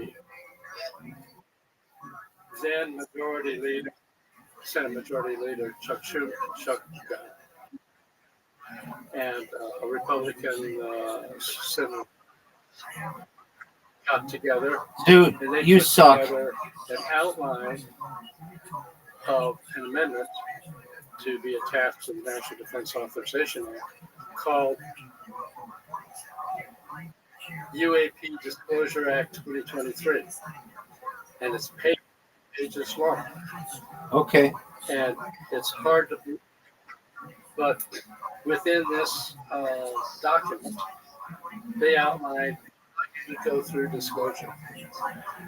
And it's very detailed. I mean, for example, this is an official government document. You can go find it on the internet. Non-human intelligence phrase is mentioned more than 20 times. And the document said, look, what we need is a presidential panel, president, say, officiated panel of people from several different areas, who and all those people out there who have materials and so on. We're going to practice eminent domain, which just turns out to be one of the things that turns people hair on fire when they think they've got something to go and share it. But anyway, that we have to come up with a process whereby corporations that have been involved in this can begin to share their history and their data and their materials. And the National Archives will be set up to make this information available as is safe to do, considering security concerns. And so this is a multi-page document that you can find it on the internet. Okay. It passed the Senate, but the House killed it. So you might think, okay, well, that's the end of that. Surprisingly so, and it makes you realize the intensity of this, after it was killed, both Schumer and Rounds got back up in the Senate floor and said, okay, it got killed, but we're not giving up. We're going to get it in there next year. And so the following year, 2024, they included it again. And most of it got killed. The only thing that got killed was, okay, the National Archives will make available whatever information is provided them on this subject area. The National Archives has started to do that, but as you can imagine, anybody who's got some really juicy stuff isn't going to give it to the National Archives. So it's still dead in the water. So anyway, recently I was asked to come in and brief Senator Rounds, who was one of the two people who pushed this. And he said, we're not giving up on this. Give me what you found so far about the physics of this. Because when we try to push it, we always get the pushback that, well, we're not going to make any headway. The pilots say this is way beyond our physics, but I understand that you and your colleagues have done this and felt that you can provide some of the physics. We may not get the engineering yet, but we have some place to start. Is that true? Because I need to push back on the pushback. So I gave them a long lecture on the physics, which I've also presented to the Senate Select Committee on Intelligence, the Senate Armed Services Committee, ARROL, the All Domain Anomalies Resolution Office. So the information is coming out into those places, and so there are those people in high positions of power in our Congress who are really pushing it. So, for example, as it turns out, tomorrow there's going to be a big meeting. I think it was set up by Representative Luna. Yeah, I think it's Representative Luna. When they put out that official document saying, okay, JFK files are coming out, RFK files are coming out, MLK files are coming out. In that list, UFO files are coming out. Well, they haven't gotten Epstein files coming out. Okay, so it's officially on that list. So in fact, as it turns out, tomorrow there's going to be a big thing in Congress where they're going to have an open hearing with people coming forward to talk about that there should be some release of some steps forward to release this kind of data. So it is not a dead issue. I mean, it is hot, and there are a lot of really powerful people behind it. But you've got the resistance buried. There are people within the intelligence community and the DoD who do think we need more openness. They see the same issues I see, that we're not making much progress because everything is so compartmentalized. Right. So is there a it's an concern ongoing thing. when you talked about during the Bush administration, you were tasked along with others to try to figure out what are the pros, what are the cons, and what outweighs what, and your group decided that the cons outweigh the pros. When it comes to disclosure today, with the risk of espionage and with the risk of this information, if it becomes disclosed, everybody has access to it. Clearly, if it's disclosed to the general public, it's also going to be disclosed to our enemies. Right. And so this becomes an issue of national security. Yes.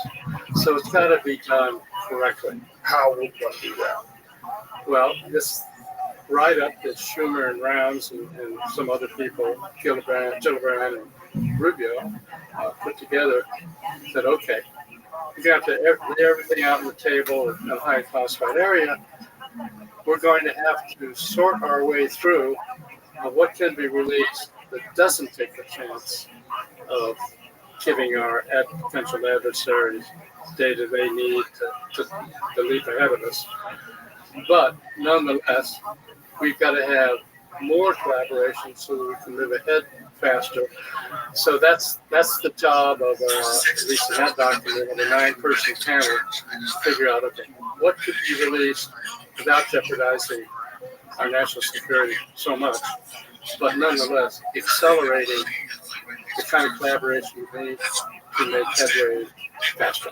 And then there's the issue of when it does get disclosed, like what happens to the general public's perception? If this is like a national disclosure, if the president, Trump gets on television and discloses everything we know so far, we are in possession of 10 vehicles, however you want to call them, of non-human intelligence that are not ours. We have been working on this for decades in secrecy, but because of the fact that everything has been so secret, everything's so compartmentalized, innovation has been stagnant, our understanding of it has been stagnant. The only way forward is to disclose, but this is going to come with a radical reimagining of our place in the universe. What you just described is what I think has to happen. I mean, because you have whistleblowers like Dave Brush coming forward, and he basically says we've got craft, we've got bodies, we've got aerospace corporations working on this behind the scenes. But in the end, that doesn't go anywhere. It doesn't really solve the problem. And you have people come forward and said, look, I can give you the address of where the stuff is stored, so we can take this out of the discussion area and really prove something.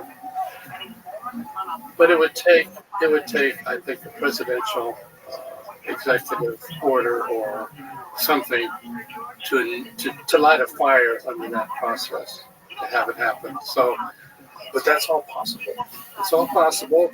And when I compare, where are we today as compared to where we were in 2004 or whenever that other disclosure discussion took place, at that time there was a lot of stigma. There was no proof you could kind of put your hands on. There was, in fact, purposely designed misinformation by the intelligence community. So-called Robertson panel went out of their way to say this is all nonsense. So that was something you're dealing with. So there you realize, well, I come forward and say there's really something to this. I'm really blasting through quite a brick wall here. But in the intervening decades, I think we've gotten to a point where the reasons we had to not do a thing are no longer applicable. But some of the concerns we had discussed then are still applicable and we have to pay attention to them. So I think, for example, this you saw that had its premiere at Yo, girl. South by Southwest that Dan Farrell put out. And all right. I'm going to call you. I'm not going to let you talk.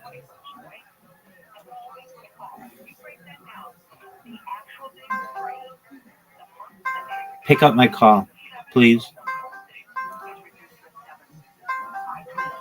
I'm calling you.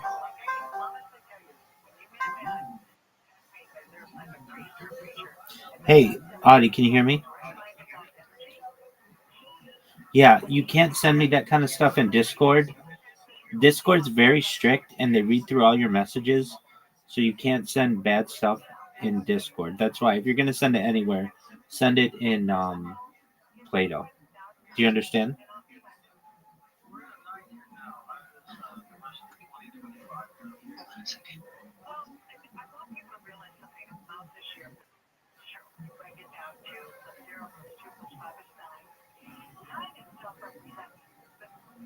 Yo, girl, you just leave me in this call all by myself?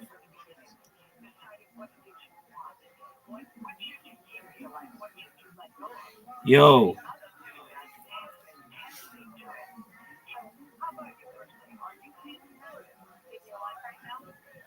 Come back to the call.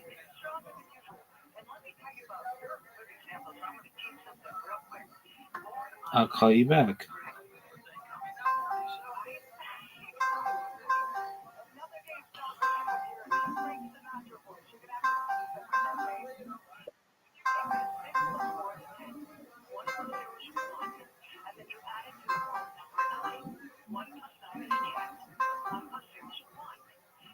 There you go. All right. So do you understand? You can't send anything bad in Discord. What'd you say? What'd you say? Hello. So don't send bad messages in Discord. You can send them in Play-Doh, but don't send them in Discord, okay? Do you understand? Don't send me bad messages in Discord. I don't want to lose my account. And it's very easy to lose your Discord account. So don't send like bad words, okay?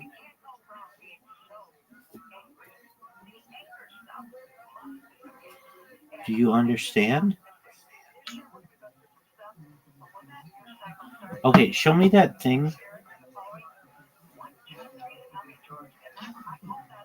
That thing you were showing me with the number 13 on it. I can see better this way. That well, don't worry about it. That thing with the number 13 on it.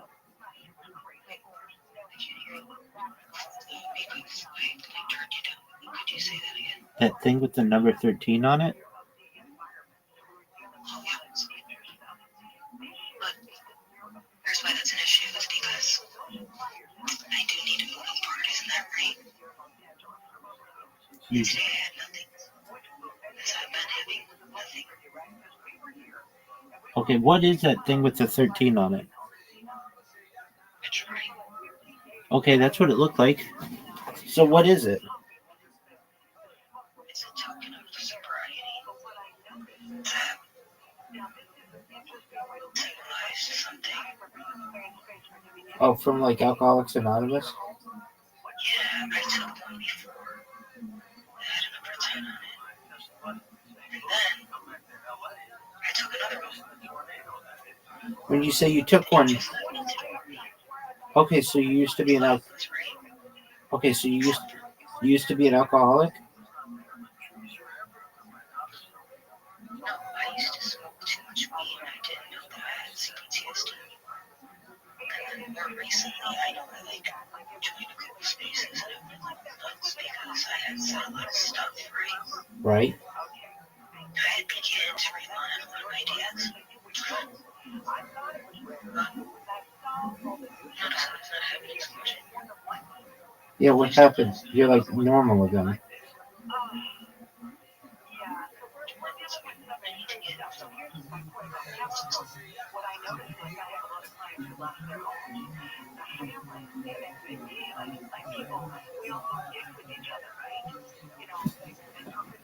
Girl, you wild.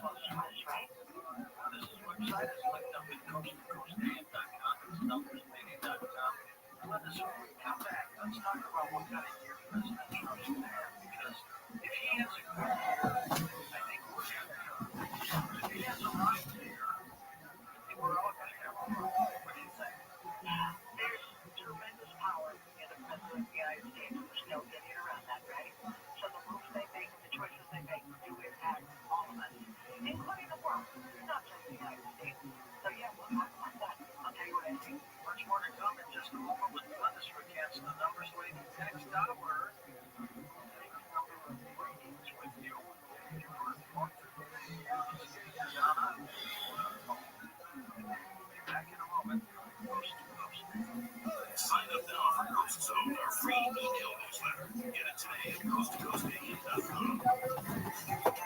Upcoming book coming out by Jay Stratton, who was in charge of the European Task Force. These kinds of things are going to accelerate that option. And so I think it's only a matter, I would find it difficult to believe that within a decade, we're not going to figure out how to do this. And there will be what you and I would call disclosure. but in a responsible way where we're not providing the enemy information they need. I mean, I recall when the DoD. Are you still there? Yeah, I know something. Here's what's trending now on the new and improved iHeartRadio app.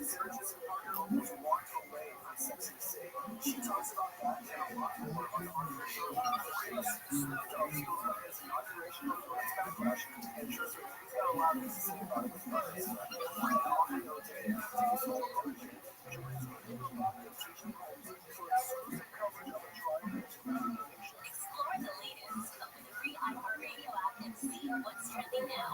iHeartRadio Earth is here with tips for a healthier planet. Farming meat accounts for 14% of global. Okay, I kind of see it. The same as all modes of transportation combined. Help reduce the impact your meals have on the environment by going meatless one day a week. We all share it. Our world becomes a better place.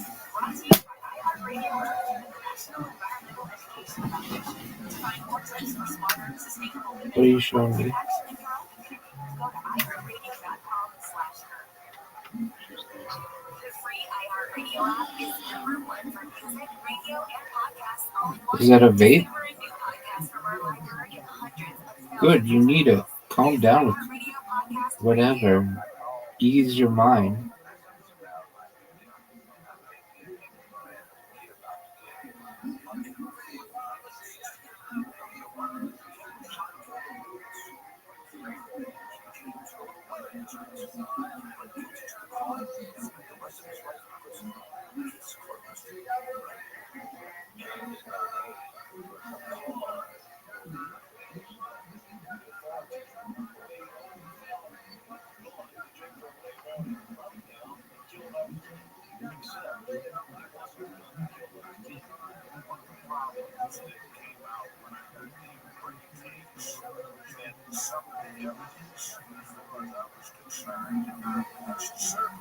You know, a lot of the things that you were saying earlier didn't make sense. I'm not saying that you're not telling the truth or whatever, they just weren't communicating well. I just want you to know that, okay?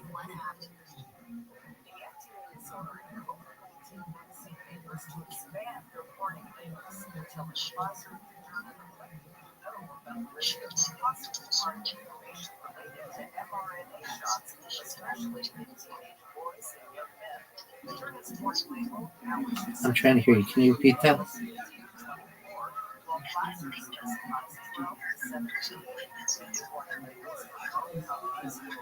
Let's say about taking to your therapist appointments as another option.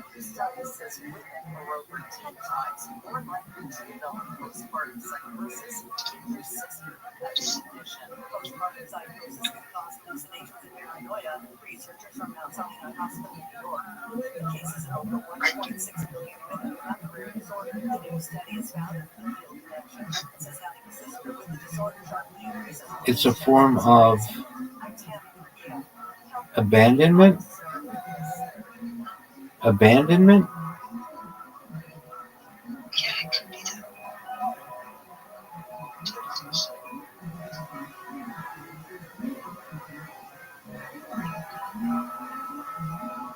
Right?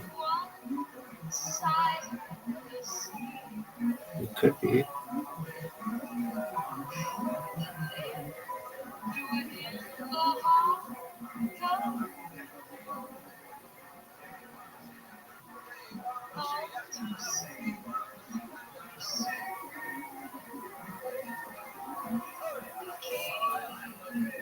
I'm going to see if I can still. Can you hear me?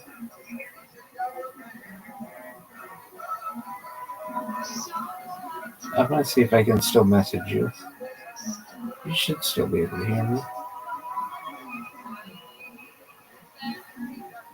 Whatever you were sending me in Play-Doh, it was coming in quickly. Can you still hear me? You can't hear me?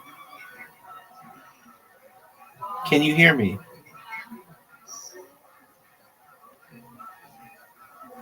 Can you hear me now? You don't communicate well. Can you hear me?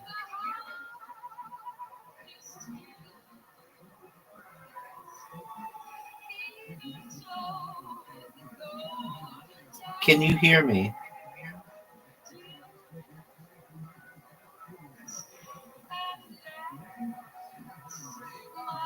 Audie, can you hear me?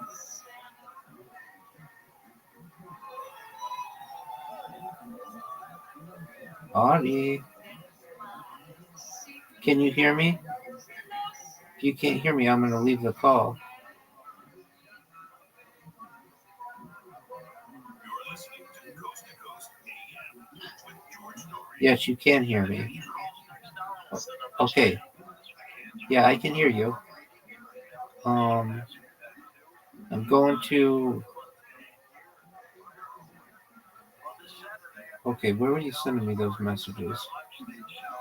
That was in Play-Doh? Are you having a whisper?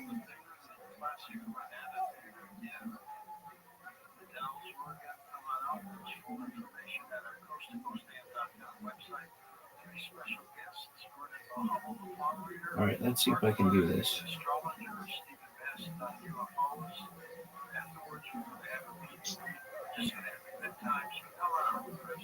Can I go back to that game? Oh, yeah, I can. I think. Go back to literati, but keep the call on. I just wrote hi in literati in that message that you sent me. Go there. Exclusive stem cell nutrition that works with your body's stem cells to assist your immune system. Here's Dr. Whether it's physical activity, obesity, diet, smoking, low level hormones, stress, sleep disorders, or your age can be supported by reducing inflammation and gaining the body to heal itself. Stem cell is a cell-gaining agent. What it needs to be, if there is inflammation, that inflammation needs to be stopped. High blood pressure, high cholesterol, kidney disease, various types of cancer, depression, autoimmune disorders, osteoporosis, and fatty liver are chronic signs of inflammation and can be aided by supporting the body's ability to protect those cells that it needs. And that's the purpose of ImmuStem and Advocate together, supporting the body to be as it is. Definitely. How will it feel after taking the Advocate and ImmuStem? The ImmuStem is going to have an immediate effect, but I tell you, your immune system is starting to function better after 24 hours. I sent you a message. Order now at healthyliving.com. The stem cell wellness kit from Dr. Delay protects your body's stem cells and will make you feel better faster. The stem cell wellness kit with the Advocate and ImmuStem is only available at healthyliving.com or toll free at 800-563-3980. That's 800-563-3980. I sent you a message. Enter promo code George for free shipping. Can you see my message? Can you hear me? All right, do you see my message? Not everyone who handles your personal information is going to be as careful as you are. It only takes one mistake to expose it to hackers and identity theft. Maybe that's why there's a new victim of identity theft every 5 seconds in the United States. Fortunately, Can you see my message? Lifeline monitors hundreds of millions of data points a second for threats to your identity. If your identity is stolen, the Lifeline USB restoration Where is it? specialist will help solve Can you see my message? on your behalf. Either your money back. Plus, all Lifeline plans are backed by the $1 million protection package. Lifeline will cover Yes? up to the limits of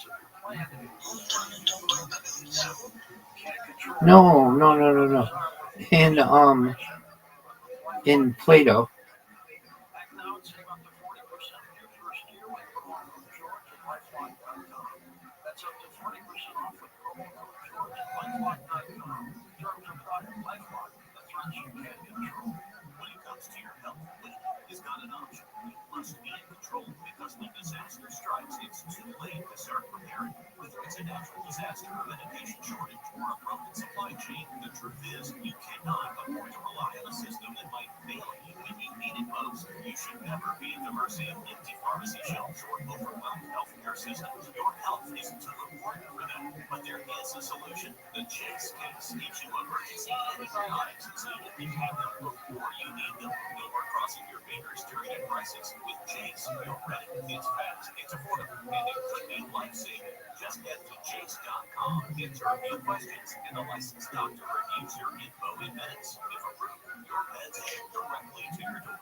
Act now before the emergency hits. Use code RADIO. That's RADIO at chase.com. That's JASE.com to get a discount on your Chase case. Be ready, be protected, be in control.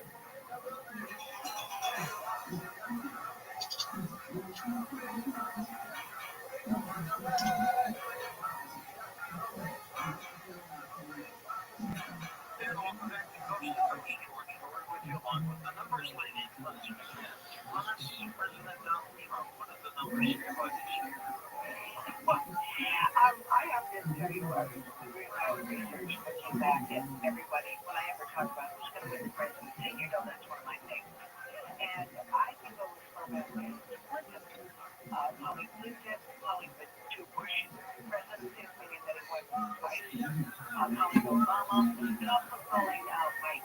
So what's interesting is Donald Trump is like nobody else on this planet. Have you noticed?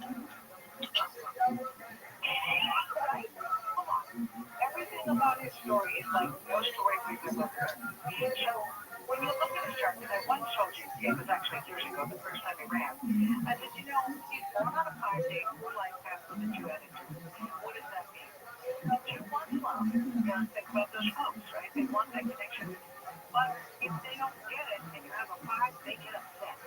And we've seen this. We have seen the president last time and now this time. If you're good to him, you know your time, he's really receptive and he'll take you in. But if you're critical, he's going to respond to that. So this year, remember we were talking about a personal year cycle? I told you that our month a day, so that means everyone listening, you all have a month a day. When you reduce that to 1 digit, it has to give you the personal year the personal year that you're in right now. So that means President Trump is in a personal year of 2. What does that mean? Well, it's emotional, and that's why he's going to speak his mind. We've already seen him do that. You know, last year he did a lot to the point where I was concerned. This year, we'll see how that plays out. When you watch him having a meeting like the South African president, did you happen to catch that? Right. So he takes fronts in a way we are not used to, right? And of course it happened with Zelensky. So the question becomes, does this work? Like you said, if he has a good year, then we can have a good year. So right now we're looking at stuff we've never seen before, whether it is accepting, is it called a jet or a plane from Qatar? It's a jet. It's $400 million. We've never been in that position. So again, things happen. Are you going to go to bed? We don't know where that leads us, but here's what I can promise you. No? That's what we've seen it do. Even with the tariffs, right? At one point it was going to be 145% tariff for China. And now All right. he's Well, back, right? Right. So I'm pretty tired. I'm going to go to bed soon. I sent you a question. he really has free reign. Like he has his team. What's around him? No one's going to basically stop, maybe say, hey, that might not be the best way to play it. So we're going to have to see what he does with it. But I promise you this, if he can find people that care enough to just choose those words carefully, that's the key with President Trump. Be very clear on what you're saying. Otherwise, I mean, it's pretty dark. and that will happen all year. Now, here's what you need to know. There are personal months that can be tricky. So, example, Zelensky. The month of June for Zelensky, he's going to be in a personal month of I'll try to turn up my brightness. sort of automatically for Ukraine in June. That's what I do. Like, I look at each month and go, okay, how does it affect our leaders, There right? you go. What's happening out there? Who does it benefit? Who does it hurt? And even going back to you, personally, here, what I happen to love that cycle because it's the beginning of something, George. It means if you had a couple of years that were lucky, they're gone. It's about being in the moment, isn't it? Yeah, over the weekend, Yeah. you baby shit. Only in somewhat backwards, crashed into the Brooklyn Bridge. Yes. Mexican sailor jumped dead, 20 plus injured. Yeah. Somebody tells me do something about it. I did. What I did, I gave a heads up. Like, people go, obviously, you go to sunny.com, but if you click on my Instagram, you're going to see a video. And I did it on Friday night. So that means it was the night before that week. Right. And I warned everybody. I simply said, look, 17, 1% each. We are in a personal month of 5. And then when you break that down, month and day before, the whole day before, to me, that's a red alert. Like, if you ask me, hey, Liz, what were you doing? I wasn't driving. I wasn't doing it. Sure enough, one of my sons got hit. She was literally in a car, and someone hit her from behind, right? And then one gal, she was in first. I was walking, and I literally lost my footing when I went off the step, and I fell on my face, like she smacked her face. So what I'm saying is this: there are certain energies that are worthy of saying, here's a heads up for you. So when I saw that accident happen, of course my heart was broken. Because they were celebrating, right? It was like a goodwill tour, right? Yes. And it wasn't there a bunch of people. I can't hear you. What'd you say? People up on those sails. Imagine. But we have Okay, that's fine. what I told people, I said, pay attention. I respect that. What you never dream, because you just don't know what can go wrong. And yes, I saw that, and then of course that accident happened. What are toxic numbers? Well, here's how it happening in this world. We all have different numbers, and there are certain numbers that I can literally say do not communicate the way you do, right? So that causes the breakdown of communication. Everyone has toxic numbers in the world, and it's not personal. Like, people always think that person's mistreating me. What I remind them is toxic is a two-way street. It feels toxic to both people. So yeah, I teach them in blood country number and love money numbers. I lay it out. I tell you which ones are compatible. To keep it simple, I will tell you what's called a natural match category, because that's something easy to teach tonight. If I say 1, 5, 7, those are the mind numbers. That's a natural match to you, George. It means you like people that, first of all, they have good start, right? If someone's talking, they don't know what they're talking about. It's going to be hard for you to stay focused. You know, you're going to mentally be okay. So when you meet the 1, the 5, the 7, Yeah, what is that? Aluminum foil? they respond to. The 2, 4, 8, those are the business. Is it aluminum foil? So when that cat comes together, it's usually about business. And then 3, Aluminum foil? that's creative minded people. So Aluminum foil? you see that. And then when you look at the chart, because remember, there's 6 numbers that make a line. And that's why sometimes people will hear our show and say, I feel like that applies to me too. Well, if they look at their whole chart, they read mine, they also have a 3, even if they are 7 like that. Next hour, I'm going to give you the numbers. And then number 1 person. Do you want a question from the person, or are you just going to go? Well, what they can do is just get a first name and a full date of birth. If they have a very specific question, that's fine. Otherwise, they can always read the numbers. How did you get into it? Well, I'll tell you, it was with my first love, which, by the way, I just saw a picture of him on Facebook. You know, we can look at the past. But he was my first love, and he broke my heart. And I went to see what was called a psychic, but she wasn't. She was a neurologist. And she said, oh, no, you're not missing him at all. He was toxic to you. She says, you're missing a mother and a sister because they are a natural match. So when you're mourning the loss of a whole family, not him. So what was powerful about that breakthrough for me, I'm still friends. I know the mom and the doctor to this day. The lady was right. She was exactly right. So when I walked away, I thought, wow, what's neurology? And then You didn't answer my question. Go check Plato. Like, I didn't think much of it at the time. I just couldn't read it. But then I did college. That was my background. A 3-line path, which is what I am, natural comedian. I would add the numbers to my jokes. And when I did it, people would come up later and say, was everything you said about my right? Right before the punchline, I'm exactly who she is. So they validated the accuracy of the interpretation. And that's why I wrote the show after 13 years. You've got some more shops. Yeah, I'm really honored. Have you been to Omega Institute? Not yet. That's in New York. It is, and it's a thing that everybody I think that's been on your show has been invited to the Omega Institute. But there's this thing we're doing about the full moon. This is called the Lion State full moon. I have it on my media page. But what it is, it's going to be a whole weekend of healing. So it's not going to be like four top thought leaders coming together to help people heal and kind of like the power of the full moon. Also talking about double deep energy because it will be from, I believe it's August 8th through the 10th that weekend. So I'm excited about that. And then I'm teaching a round table, which is online. You know, people from all over the world, they can't always come in person. But that's going to be at the end of the month. May 31st, I'm doing it online. And everyone in that class structure gets asked one specific question and get their answer.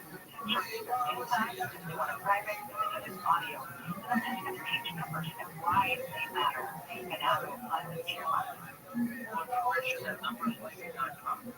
Yeah, it's all there. Affirmation. What do they mean?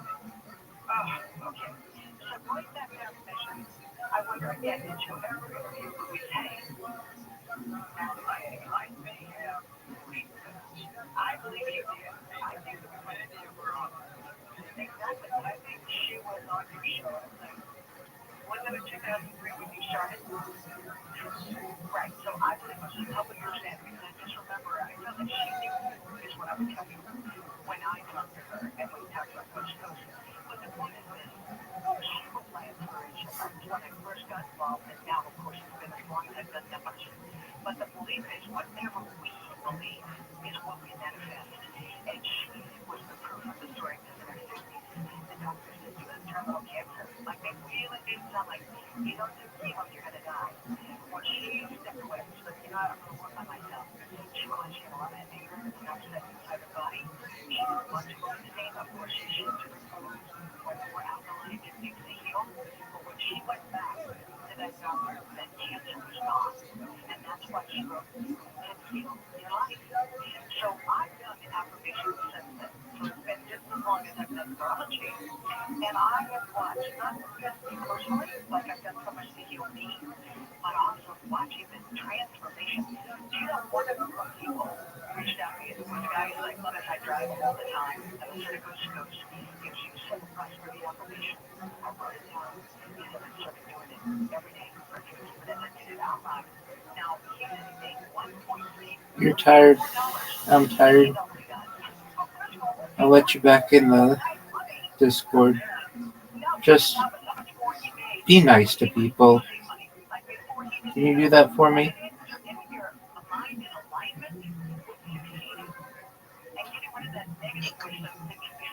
All right. I'll see you back in there. We'll listen to UFOs. It's what we do best.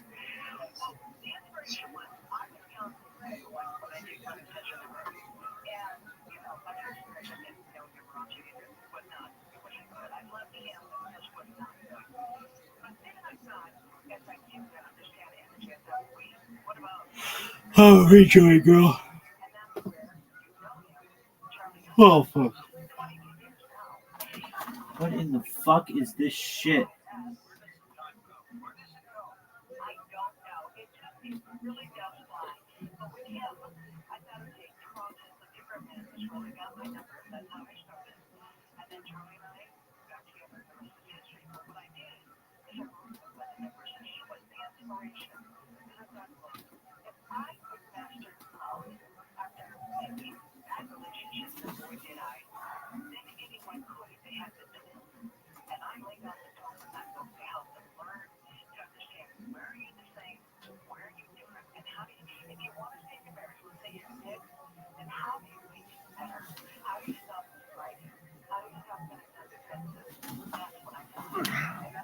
The program was set up by the DIA.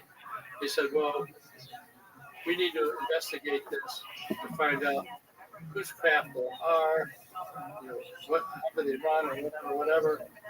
And then the second reason was, what if our potential adversaries get access or figure this out from their data collection before we do, and they leap ahead of us? So it turned out that whole program was not based on one. You couldn't care less where these things are coming from, what their intention was. They're really worried about possibility of an adversary getting ahead of us. So that was the driving force behind the whole program. Well, now having all these intervening years go by, and there isn't the obvious super breakthrough by adversaries. I think now's the time we could have a kind of a reconciliation process. Make sure we don't put everybody in jail that had anything to do with covering this up. Provide proper lanes to bring various aspects of information forward. And so that's what I and colleagues that I interact with are trying to do today. I would also think that if I was looking at civilization, particularly United States civilization, and thinking what kind of an impact would things have in 2004 with disclosure, and what kind of an impact would they have in 2025, I think that this gradual acceptance and this understanding that this is probably a real phenomenon is much more widespread today. So the concept of it wouldn't be as shocking as it would have been 2 decades ago. 2 decades ago, by the way, is when the Tic Tac vehicle was observed, which is 2004, which is really kind of crazy when you think about the technology that was required to do something, and then imagine that technology being ours in 2004. It seems preposterous. It seems almost outside of the realm of even whatever top secret programs could have been running, some black programs could have been running. That seems too much. It is too much. It seems too crazy. So I think a big breakthrough, I think you probably agree with the New York Times, that 2017 report in the New York Times was huge, because here it is in the most prestigious newspaper in the United States, in the world, right? And it's saying, look, there's real things happening here, and there's real people who are at a very high level who are talking about these things, whether it's Commander Fravor or Ryan Graves or all these different fighter pilots that have encountered these things that are just doing something that is beyond explanation. This is more in the zeitgeist now. Yes. And the more you have people like James Fox and Jeremy Corbell and these documentaries that get out, more and more of an understanding and appreciation of the fact that these aren't kooks. These are real people, and we need to take into consideration the very obvious possibility that we are not unique. There's too many planets, there's too many solar systems, there's too many galaxies, and then dimensions, and then just the potential. Like, what do we look like in a million years? What do we look like in a million years? And if we, existed in this form for hundreds of thousands of years, it's not inconceivable that a species like us could keep going with its innovative trajectory. Yes. And achieve some state a million years from now that is just beyond our imagination currently, and that we might be experiencing that. Right. I think you have laid out an exact map of the real situation and what the future probably holds for us, and the fact that now's the time, sooner rather than later, to begin to have this become part of our total philosophical fabric, to face into this and to accept the reality of non-human intelligences, for example, and recognize that our own technical development is moving so fast that the kind of things that we find to be so mysterious are pretty much likely in our not that far off future. Well, just what we see with the leaps that quantum computing is able to achieve. Equations that would take standard computing billions of years can do it in 4 minutes. Exactly. That's right. Just you hear that and you go, what are you saying? That's right. In fact, my son this morning brought up that article, and it's just kind of unbelievable. So It's unbelievable and it's real. Unbelievable and it's real. And it's happening right now. And then just imagine taking that 50 years. Yes. 50 years ago, that was science fiction. Complete science fiction. I mean, I love my example of, in fact, I got it into the New York Times article. Suppose you gave Leonardo da Vinci a garage door opener. What could he do? Well, Right. first of all, plastic. You don't know what plastic is. Secondly, when he opens it up and sees all these little tiny things, he'd never heard of electromagnetism. I mean, there's no way that even, okay, or give Einstein an iPhone back in 1945 or something, you know? Right.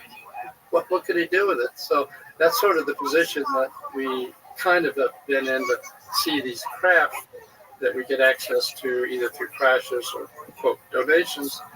And, it's really mysterious, but nonetheless, we should do our best. And these days, because of the development of quantum technologies and so on, we have better tools. We have AI on our side to move fast through some calculations and stuff. So I think this is the time where disclosure is going to happen, and relatively soon. Well, if it does happen, it's thanks to people like you that stuck their neck out for many, many years. I'm sure you experienced a lot of ridicule and side eyes. Sure did. In fact, I remember when I was involved in the remote viewing program, one of my sons was attending a grammar school, and one day another father's kid came over to play with him, and when the other professor, actually at Stanford, came over and said, I brought my kid over to play with you, but his last name is Putoff. Are you associated with that Putoff at SOI and that remote viewing? I said, yeah, I am. And he said, okay, my son's not going to come over and play with me. Oh, boy. So you run into that. But I don't know, some people... Why would he want to talk to you? If that was my kid, I'd be like, let's hang out. Yeah, really. Tell me, Al, what the heck are you doing? So anyway, that's what we used to run into. Close-mindedness. But that shows how things have changed. Right.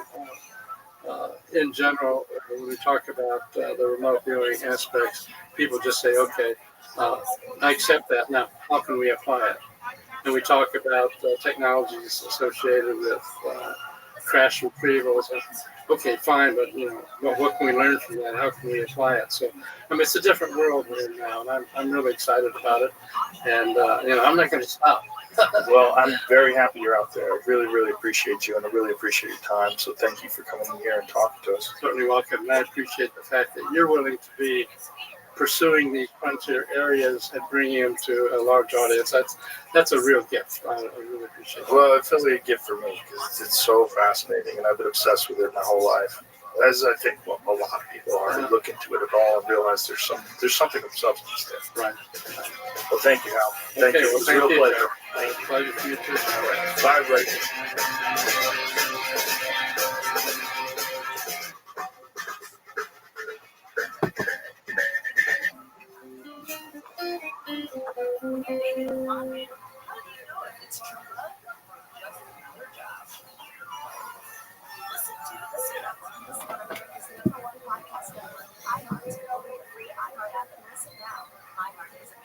Joe Rogan podcast, check it out. The Joe Rogan Experience. Train by day, Joe Rogan podcast by night, all day. Yes. Good to see you. You too. We were just talking about boomers, about parents that they don't want to believe anything other than what they're getting from the news. It's been a challenge. My dad is an absolute lost cause. My mom is now open to the conversation, and she'll send me a bunch of different articles, and then she'll allow me to disseminate from my perspective. But it's been a rough ride. Yeah, I've got them on peptides now, which is nice. Same. And I've got my stepdad on testosterone replacement, which is nice, and he's seeing benefits of those things. So it's like they're slowly starting to incorporate some of these things, but their whole life they've been told that the doctor knows everything and that the news is always correct and anything contrary to the news is bullshit. But arguably, when our parents were our age, it was reliable. I don't think so. No. No, I think it's always been compromised. I just think there was no alternatives. That's Yeah, interesting. that's what I think. My mom is a psychoanalyst, PhD. This is a very educated, thoughtful woman. And Sometimes that's the worst. no, I would argue against in this case. I do appreciate people who see flaws in psychoanalysis, but I've learned a huge amount from my mom in this area. And she also she majored in journalism before changing careers to psychoanalysis. And so for her to even wrap her head around the fact that journalism can be compromised is almost inconceivable. Right. I didn't mean psychoanalysis is bad. What I meant is that a lot of times educated people defer to other educated people. Like they're an expert in their field, so they assume that all the other experts in their field are also correct. And any heretic is just a fool. I would happen to agree with that point. Yeah. Yeah. Yeah, that's why we were talking about Fauci on the way in, and both of my parents could arguably canonize the guy. You know, or now I think I've broken through with my mom, but it has taken me since your episode with Brett Weinstein in March of 2020. I've been working on it. We're getting there, though. We're there. Like we are there. It's been 5 years. Isn't that crazy? That was 5 years ago. It was like yesterday. I'll never forget it. 5 years ago. And I remember when that episode came out, people were freaking out, like, what are you doing? What is Brett doing? This is bullshit. You're going to get us all killed.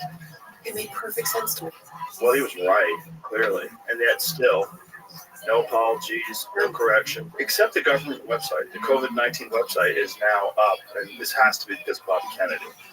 I mean, the New York Times is like, oh, looks like this came from a lab. It's like, you really? Well, the best part about it is that, like, we were misled. Yeah, you were misled by you fuckers. You did it. You did it. Disgusting, and there are zero apologies, No. zero course corrections, and they unveil this information as though they are the purveyors of truth.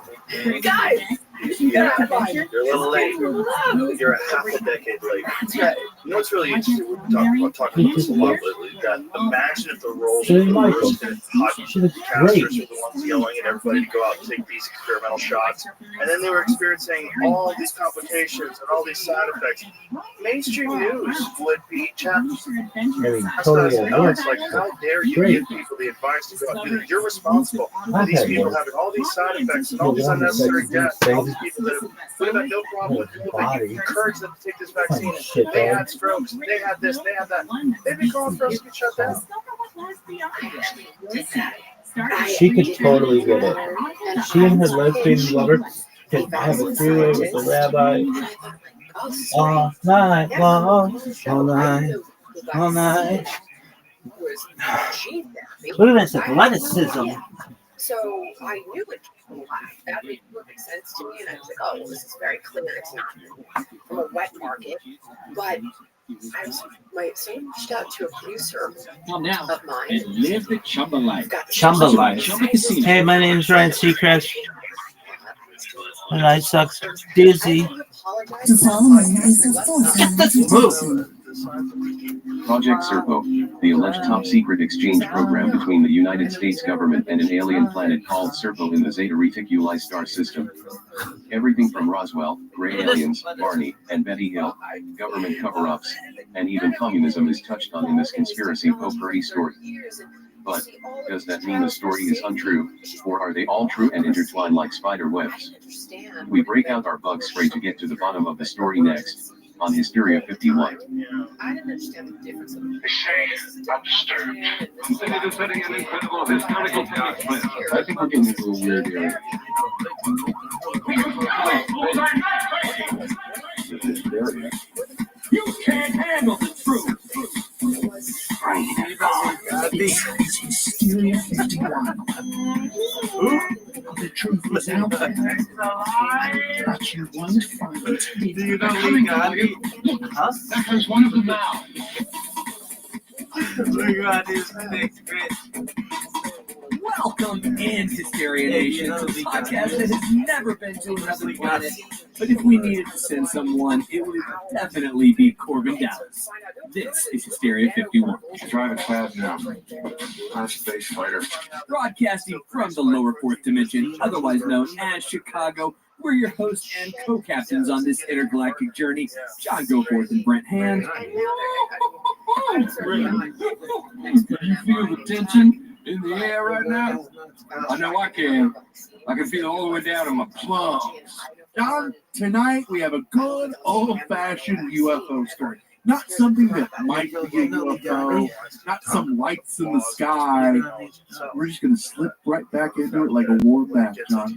It's like an old friend calling us home. It is comforting like a warm bath, but with the excitement and fervor of more like jumping in with a cannonball. Ladies and gentlemen, can I please have your attention? I've just been handed an urgent and horrifying news story. And I need all of you to stop what you're doing and listen.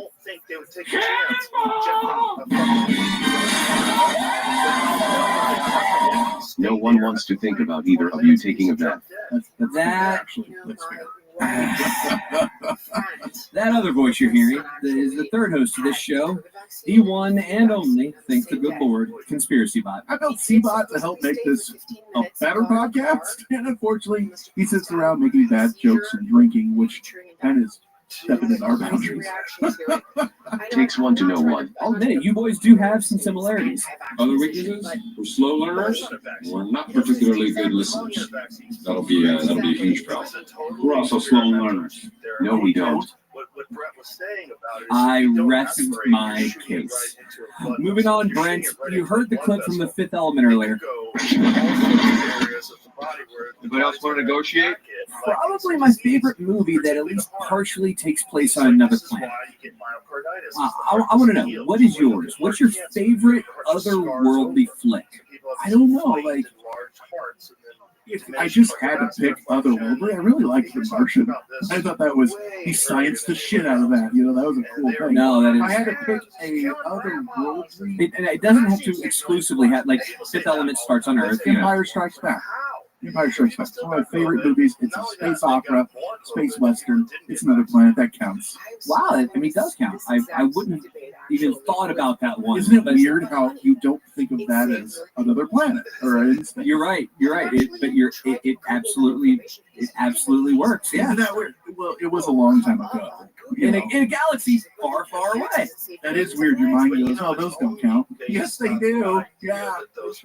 C-Bot, what's yours? Easy. Prometheus. Dude, they all die. Yeah. Well, the robot takes a slave, but everyone else dies. And the robot lives.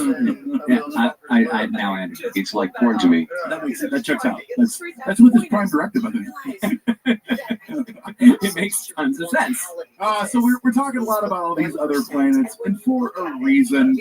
This week we're talking Project Serpo, which revolves around another planet. John, what the hell is Project Serpo for our non-woke members of the Hysteria Nation out there? Well, it's funny. My wife asked me this week. She said, "So what topic are you guys doing?" And I said, "Project Serpo." And she said, "Well, what's that?" And I said, "Well, Serpico. I've seen that." No, she probably hasn't seen that either. I said, "Well, remember in high school when we had foreign exchange students? It's like that, but other planets." Oh, wait, you're serious? Let me laugh even harder. Your wife has a much deeper voice than I anticipated. I did. I mean, I thought that was the best way to describe it.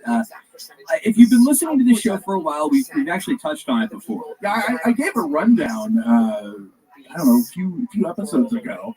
But this is one of those that's fire on all cylinders. It kind of touches with the ones with aliens, and it falls in with Betty and Barney Hill, and it's got Roswell, and it's 100% true. Exactly, and that's the only thing that matters.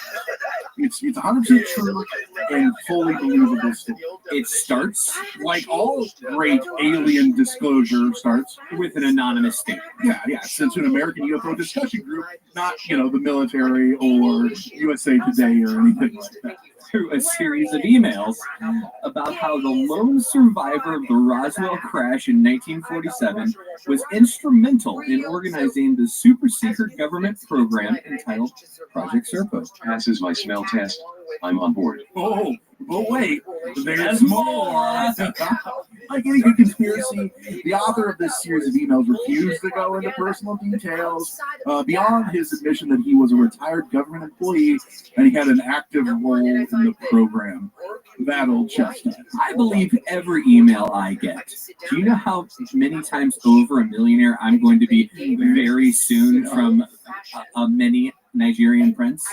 We got one!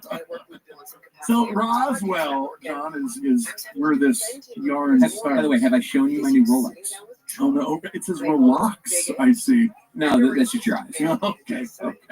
If I was going to craft a story, I'd probably want to start with the heavy hitters, like something like Roswell or something, right? You know, to tip off the woke aspects of those people out there. I mean, yeah, but I don't like where your head. You're insinuating something there, and I don't like it. Oh, I'm sorry. This is true. Okay. So, like we said, the lone survivor of the Roswell crash is our guy. It starts there. His name was right, exactly. All his buddies died. One guy's alive.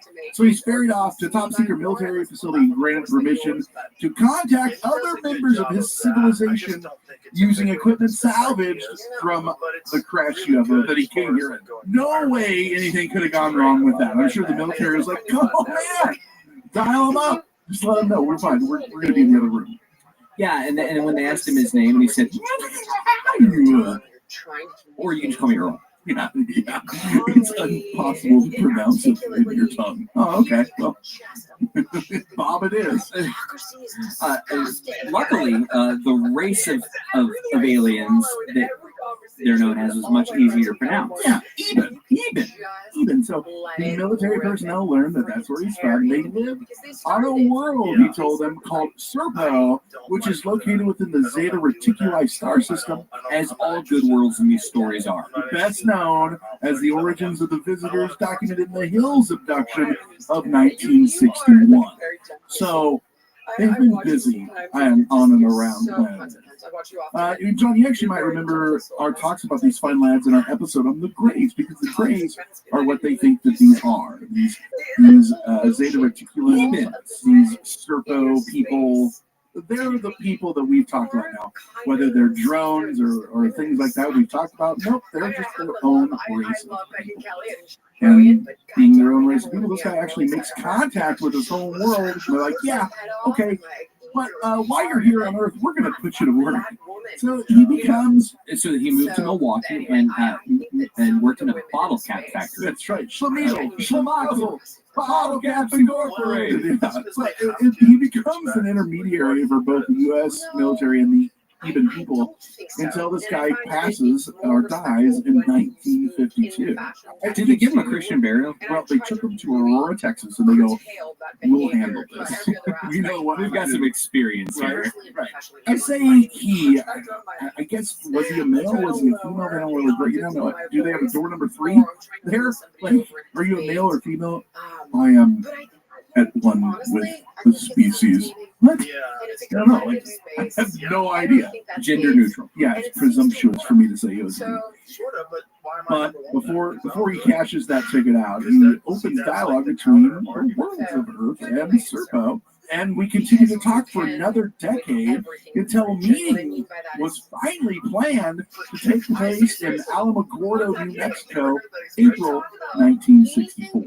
It's always in New Mexico. Right. High Plains Desert. Or Nevada. Yeah, it's not as many looky-loos. You could have gone to Utah. You could have, but you know what? He's not into polygamy. You know, so. But seriously. Way too many kids. Just way too many kids. So that's right, though. These gray bastards are headed to our neck of the woods, and they decide, we're going to grab some coffee and chat with you.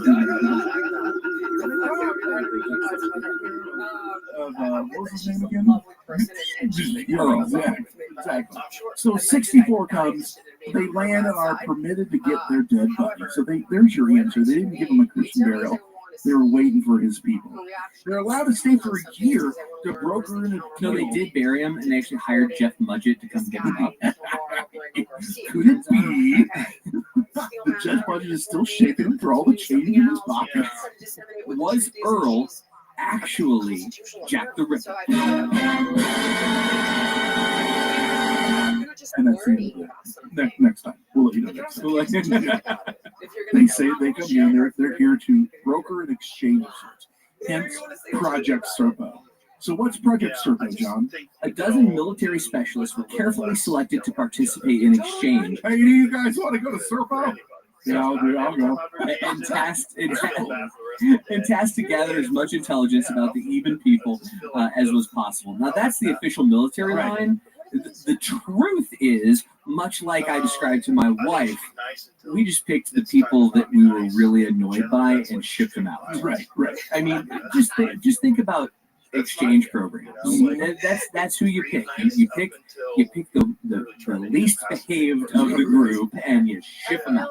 And that's who it was. Information gathering focused on all aspects of life on their planet, including their society and political agendas, even technological capabilities and the Eben's own. So pretty much, we're going to send you there, and you're going to assimilate and learn everything and report back to us. I mentioned their political agendas. Turns out they were all Tories. Weird. Yeah, they got rid of the wigs years ago. That is a mass cleansing. Go there, figure out. It is funny, their political agendas, because they want to know, are these guys going to bomb us back into the Dark Ages and the Stone Ages, or are they actually here for peace? They picked 10 men and a pair of women, so 12 were selected to remain on Serpo for a decade and then be transported back to Earth for a debriefing. Now, I like to think it's just because they're like, we're not going to make it back there for like 10 years. Yeah, that's fine. That'll be good. Knowing that you're going somewhere that you're going to be for a long period of time with a race that you're obviously with a bunch of aliens, why would you only send 2 women and 10 men? You're setting up a problem. Maybe they didn't want fraternizing. You're not supposed to jerk off each other on the International Space Station. That's in the rules. It is. I figure. They agree with that on. They call it the Russian handshake. Don't do it. Just do you see their point? If so, acknowledge you see their point. And then I still Sorry, I'm getting shaky head and eyes from the booth. Not even conspiracy botners. No. All right. The point being, I did show you. They didn't send 12 men. They did include 2 women. Yeah, you're right. I mean, women can have high-ranking jobs. Maybe they were the most skilled for the said event. Why not? What if half of these men were gay and they are all in love with one another? I don't see those things. Color, gender, it's all, you don't see gender on me. I like to party. So that's a hell of a mission, though. We're going to send you here, and you're going to be, for all intents and purposes, stranded for 10 years. Deuces. Trusting these people that came here in a spaceship. And Godspeed. Well, how do you think they put that on the recruitment pamphlet? Son, would you like to see the world? Do you like travel? Well, yeah. I mean, you think they'll get to go to far exotic places like Germany? Yes, Germany and Zeta Reticuli. Well, see, so you're saying Germany. This place isn't right around the corner like Europe. It's 37 flipping light years away. That's 12 parsecs to you, John. You've never heard of the Millennium Falcon? Should I have? It's a ship that made the Kessel run in less than 12 parsecs. And they said it took a reported 9 months to complete. You're booking. Yeah, that's hauling ass. If it's 37 light years away and it took 9 months, that's upwards of 700 miles an hour. I did the math. Yeah, I did it. It wouldn't take more than that. No. So the Dirty Dozen gets to Serpo, Brent. What do? Well, they get out and they go, fuck, we've made a huge mistake. I've made a huge mistake. I've made a huge mistake. I've made a huge mistake. I've made a huge mistake. I've made a huge mistake. I've made a huge mistake. I've made a huge mistake. We discovered that the even planet was like Earth in many ways. We're going to touch on the good things first. It was slightly smaller size, but the atmosphere was consistent to that of Earth, so you can walk around, you can breathe comfortably.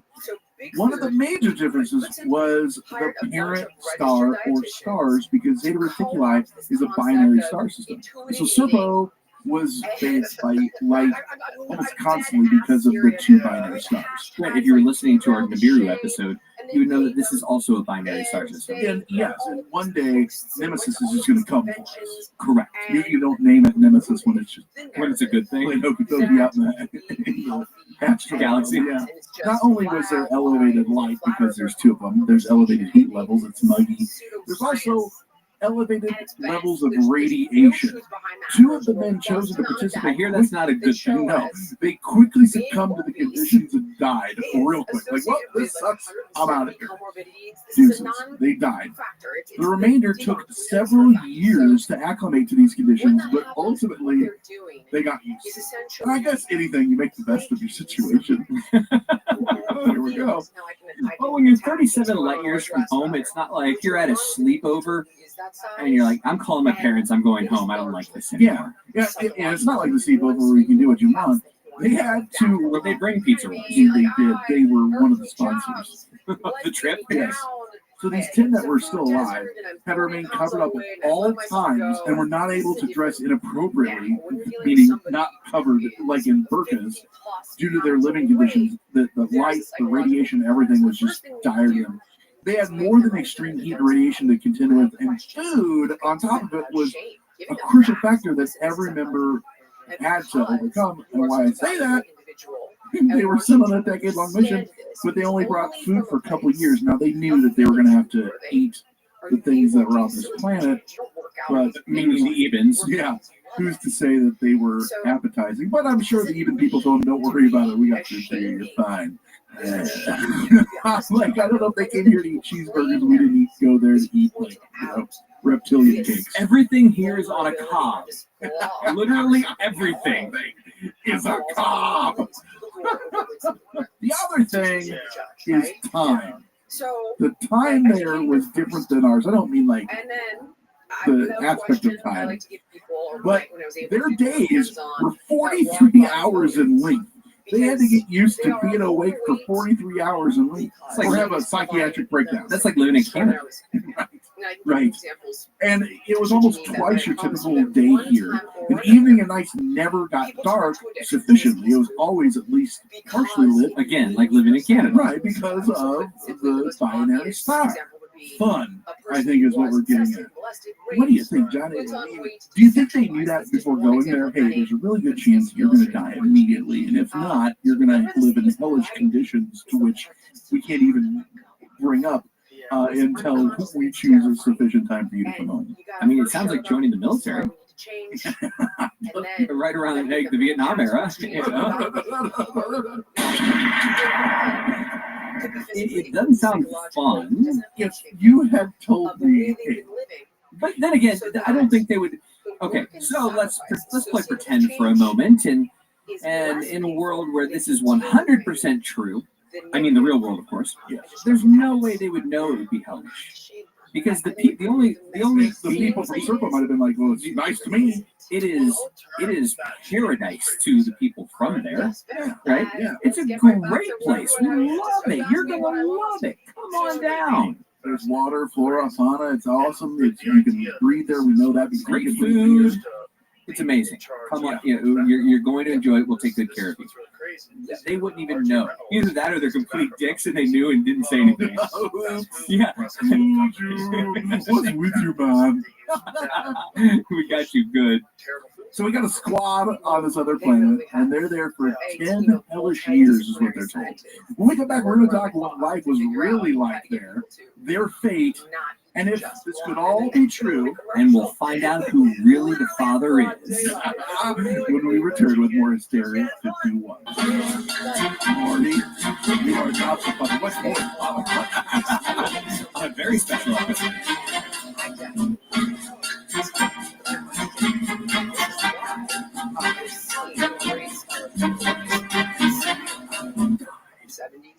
That wasn't good.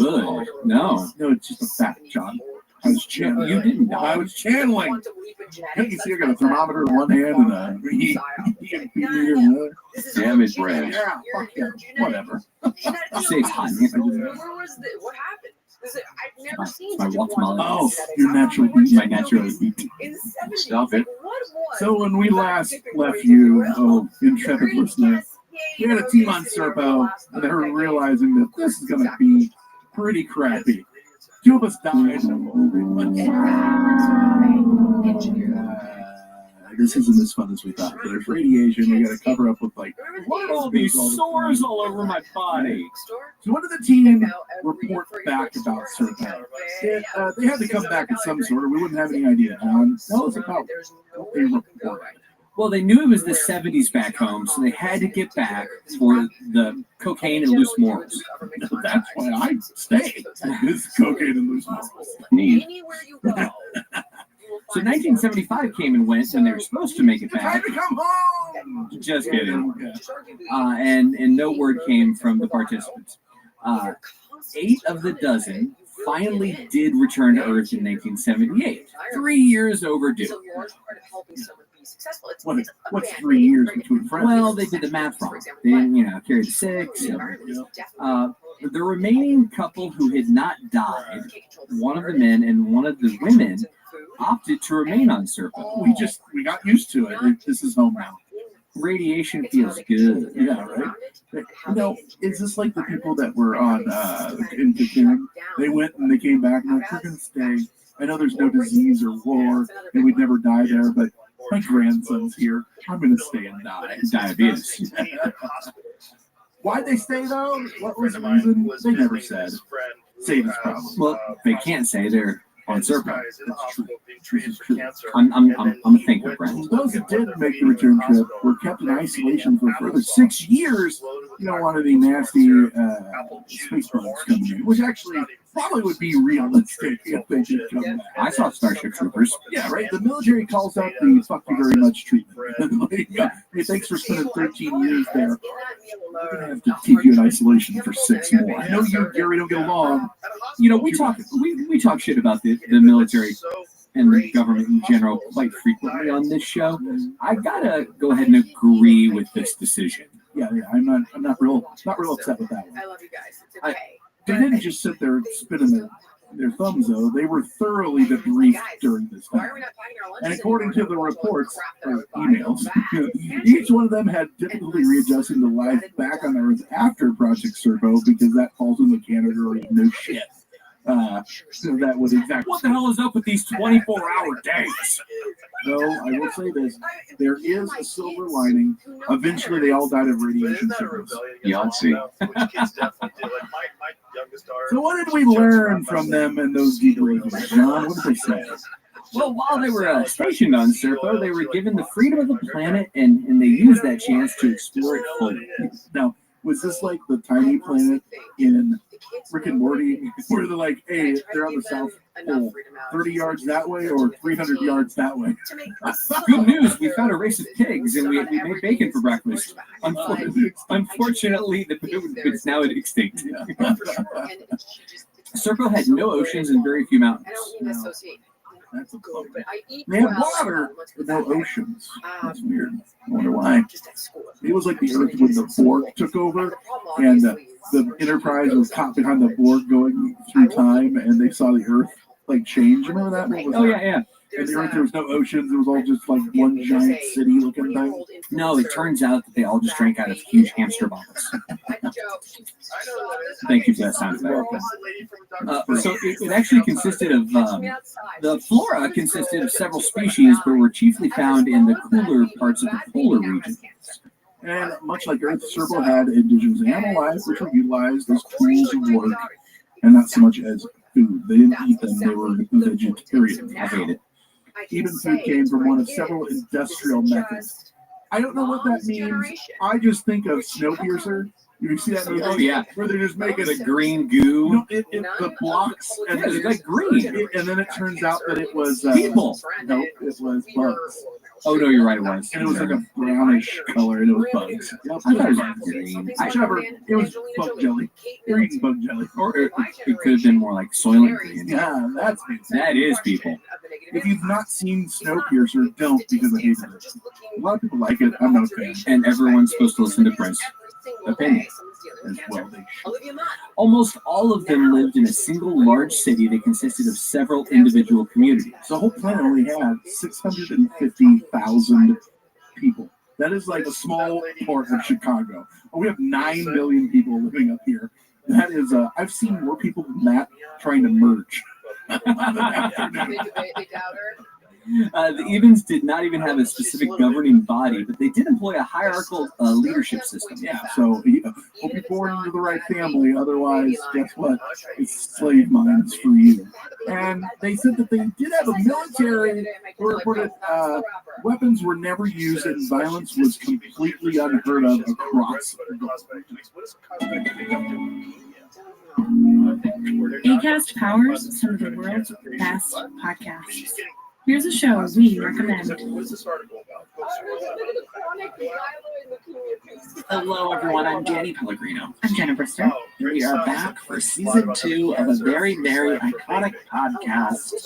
We're going to be diving into your favorite holiday movies, recapping them, and going on a few tangents. Yes, and it's the end of the world as we know it, so why not close out 2020 with a bunch of episodes of Holiday Recap with us? Hope everyone grabs a cup of eggnog and a fistful of candy. Cook that bird and Cheerios. We don't care what you're into. Just join us. Grab your bed wine, grab your couch cocoa. We're getting lit on the holiday movies. We'll be doing 10 recap episodes.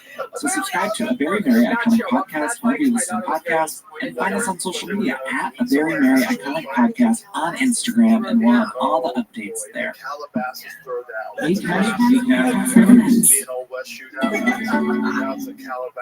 How's that for? Well, they were all too weak to enact any kind of violence because they were living off of goo. They're living off goo. It's hot as balls, and they're all got radiation sickness. Yeah, I don't really feel like throwing a tantrum. I'm so mad at you right now, but I can't do anything about it. Right? All citizens were issued with whatever they needed on a need-to-use basis. It's communism. Basic commerce was not in effect. Are you sure this wasn't called Planet Pinko? Exactly. That's exactly right. This does sound like a utopian society taken straight out of the Star Trek. You know what? I just figured it out. Those two people that stayed there, they stayed because they took over. Yeah. They introduced America to it. Do you have a flag? No flag, no country. Those are the rules. Also, the Evens were the only civilization on Serpo, and their lives were disciplined and scheduled strictly on the Serpo solar day, meaning 43 hours they were working, and other than those humans, no other species of aliens were living on that planet. It was essentially a hippie commune. Right? So what happened to these people when they came back, John? Well, like we said, the ones that came back died. Not a fun death. And the couple that remained on Serpo, well, the Even people won't tell us. Mostly because our people that stayed there won't let them. Right? I'm sure they summered in Rangoon, wintered luge lessons for all normal. No, the last known contact with these said people supposedly took place sometime in 1985. Since then, nothing from the Serpo people. That's kind of horseshitty. Were we such bad dinner guests? They're like, you know what? We sent them back. I'm just going to wipe my hands. I'm telling you, the two that stayed enslaved them. Don't let the cat out of the bag and let them know how easy this was. We're not calling them. Yeah, we're just staying right here. Every once in a while they come and pluck all those animals that weren't getting eaten. No, they are now. They are tasty. Brought a Weber kettle with them, and what do you call this? Space pig. What's that? Good. Space cow. We don't eat the space horse. Why? It's weird. I don't know. So we've laid the story out for you, and we told it the way that they say it happens. And it is not without scientific and common sense criticism. What? Yeah. John, why don't we give some of the criticisms that are thrown against us? Well, it gets the usual arguments against conspiracy theories, UFOs, faster than light travel, as well as astronomical knowledge of the Zeta Reticuli system, and just common sense. Yeah, there's currently no evidence of life in the system, and no evidence of even planets. This is in an area where we should be able to tell if there are planets. And they say no, but who are they? Who's pulling their strings? I will also point out that we didn't start the show listing out the people who went. because we don't have a list of their names. Yeah, right. Right.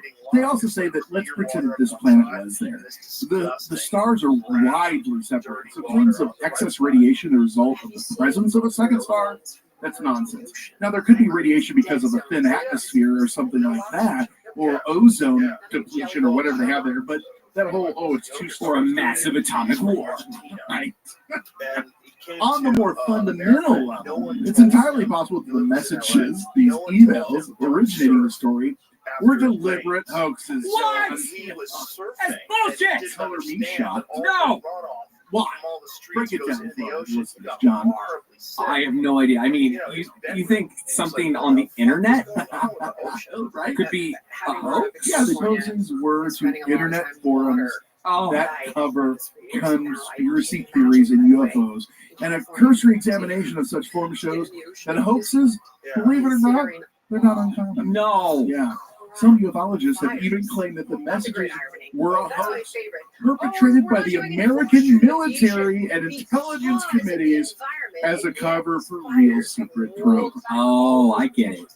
So we actually sent people to Alpha Centauri, and we didn't want anyone to know, so we made this fake thing up about Zeta Reticuli. Nothing to see here. Don't look behind the curtain. Hey, what's that over there? Uh-huh. I get it. Even the guy. Tell about Bill Ryan, the guy who came out. Wow, the chief proponent of this thing, of publicizing the Project Serpo claims. He announced on March 5th of 2007 that he was stepping down from his role as the webmaster for the Serpo material. And as we all know, webmaster is the most important role in the known universe. Now, when it's an Angel Fire site, is it really a webmaster or more just a web team? It's kind of like a dungeon master. Maybe it was GeoCities, I don't know. Therion nevertheless maintains his belief that an extraterrestrial exchange program did occur, although he states that the Serpo release definitely contained disinformation. Like, I'm just guessing that he printed these emails out and just wrote bogus on them in big, thick black marker. Because that's what you do when you want to show that something's not real. The government taught me that. I found these emails on Prodigy. What do you think we should do? Start a website. Project Serpo. It's a question time. Is it possible that Project Serpo is really just the latest in a long line of disinformation released to the public, John, with I would actually say an insatiable appetite for UFO and alien conspiracy theories? Or is this a leak from the highest order, really like a majestic 12-level leak, and we're just lucky to have it? Yes. In fact, our chief champion, Tom DeLong, will very soon be releasing the true information to us all. Our chief champion. Yeah, for a nominal fee, you can find out about what that truth is. Right, and We'll also check out the new correspondence skills. If you like astrology, psychology, and parapsychology, John, this story hits on all the great points. Like I said, Roswell, the Grays, Betty and Barney Hill, because the Zeta Reticuli was what the star map that she did, and the people that picked her up, the even paper, government cover-up, communism. No. The people that picked them up were part of the Galactic Empire.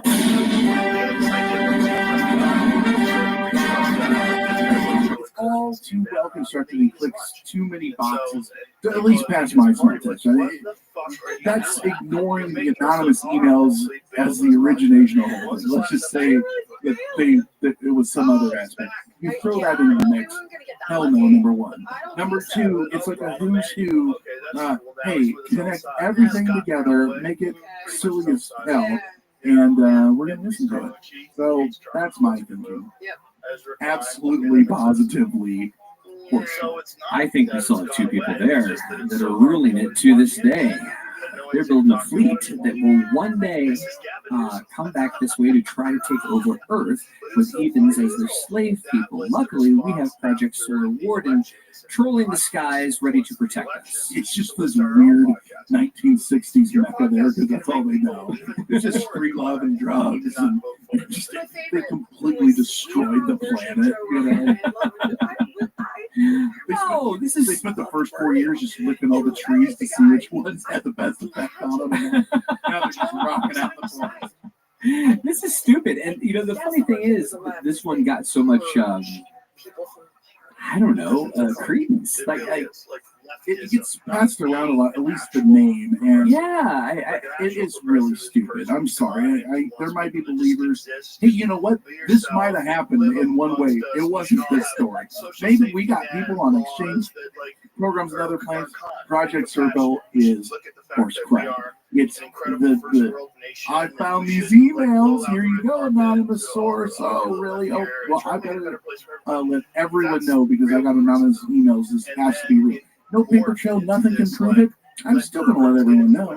But I heard there was a crash at Roswell, so we'll tie into that. And here's the email about it.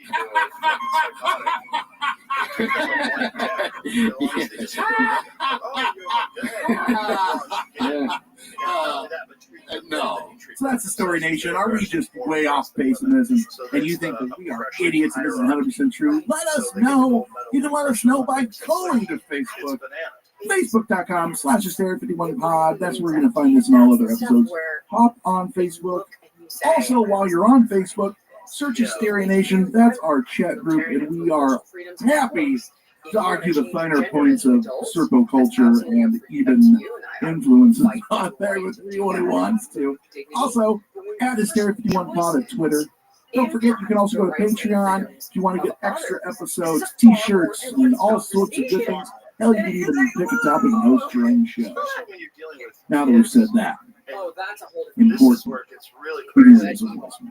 773-669-7277. Again, 773-669-7277. And John, we got 3 of those back. I'm excited. We got 3 to play. So the first one coming up, Megan from Grace Lake calling back because her original one was cut off. Is it called Gray's Lake because Gray's lived there? I think so. That it fits in perfectly with this episode. Hey guys, it's Megan from Grace Lake giving you a call back.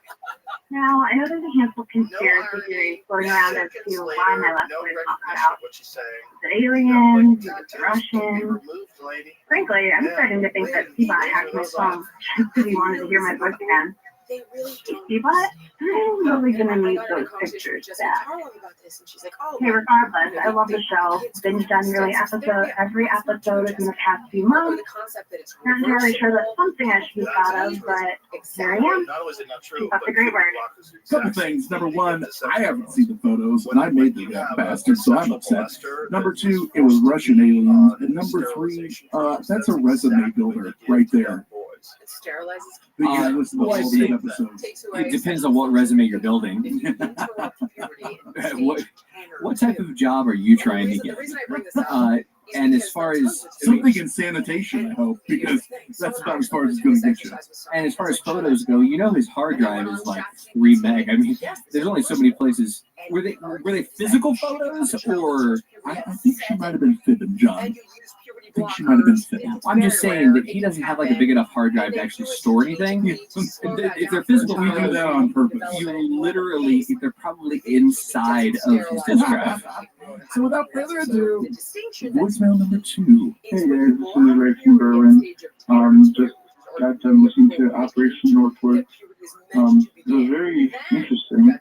I do think that the Canadian conspiracy is probably the only one that I can think of that I can somewhat believe. But as I say this, I'm looking out the window making sure the CIA isn't listening. So they are. Keep up the great work. I just want to say that I really enjoyed it and can't wait for the next one. And that's the last known recording of Ray from Berlin. They are 100% listening. Oh man, I just feel bad for our listeners. Yeah, just you saying Operation Northwoods over a phone got you on like 3 new lists. Yeah. We're on those lists, so we'll hang out. Yeah, don't worry about it. Number 3, we got one more coming at you.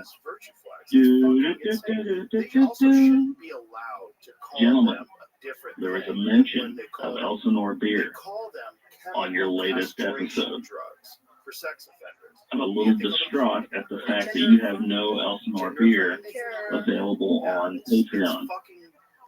What the deuce, guys? I think even Conspiracy Bot would help me out with this. A little upset here. Might not listen again, especially if you have Joe back on. I can't fault the guy for liking Elsinore beer.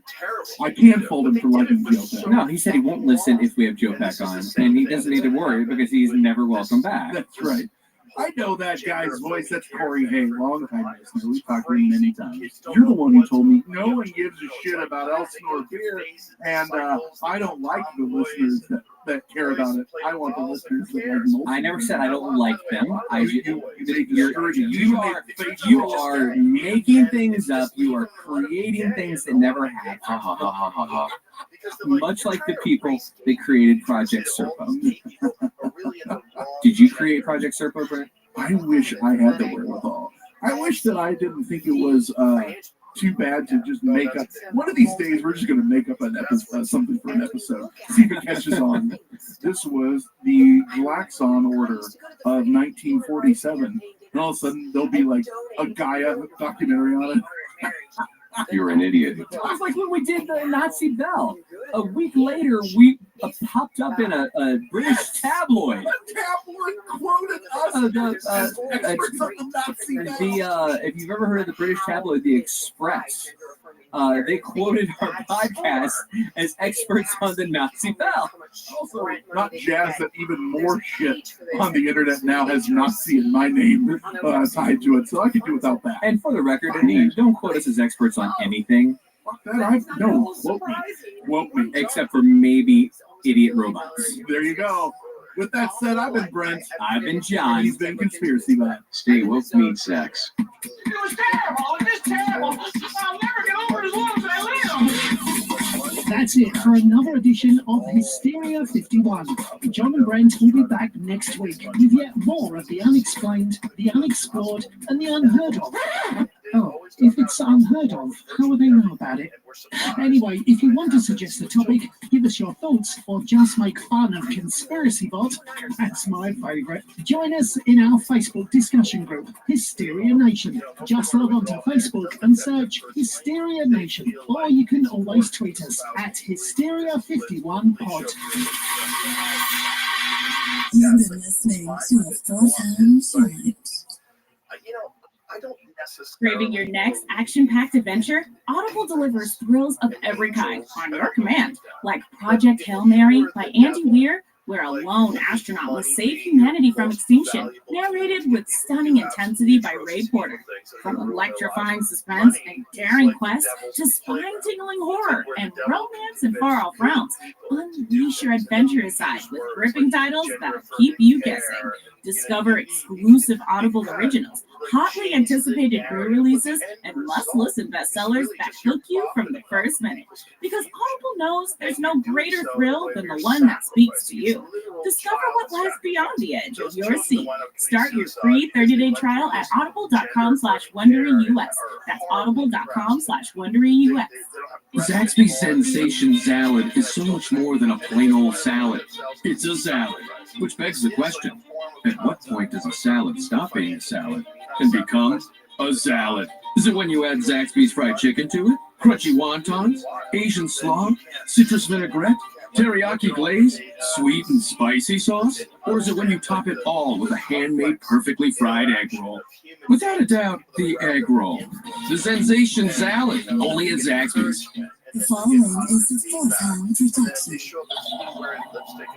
You're amazing now, Bobby. Now that you're Roberta, now you're amazing. You used to be some guy that got stuffed into a locker, and now your girl's incredible. Why does it seem so scary? All I wanted to do was play with you. I will show you where I play hide and seek. Do you want to play hide and seek? You hide, and I'll find you. We are so focused. Human beings are so. This is why cults exist.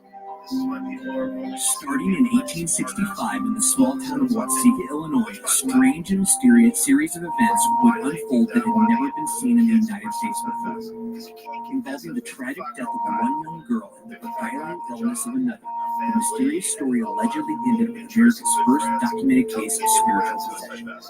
From remote viewing to speaking to the dead, seances and spiritualism to haunting of angels, this story has it all. But the larger question remains, did an actual possession take place? Did a paranormal event, the first documented case of its kind, really invade the sleeping hamlet of Watsika? Or was a grieving family just taken advantage of by a spiritualist host? We get into the spirit of things for the haunting of the Roadhouse and the legend of the Watsika Wonder next on Hysteria 51. I'm disturbed. From city to city, an incredible historical picnic trip. I think we're getting into a weird area. Public schools are not crazy. This is hysteria. You can't handle the truth. This is Hysteria 51. The truth is out there, but you won't find it here. They're coming for you. Look, there comes one of them now.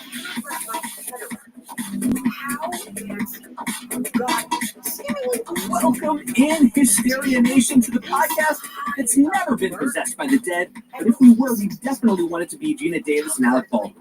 This is Hysteria 51. Nice fucking model! Broadcasting from the lower fourth dimension, otherwise known as Chicago. I'm your tour guide on this trip to the other side. My name is John Goforth. You're asking me. I think we're scary. What do you think of this?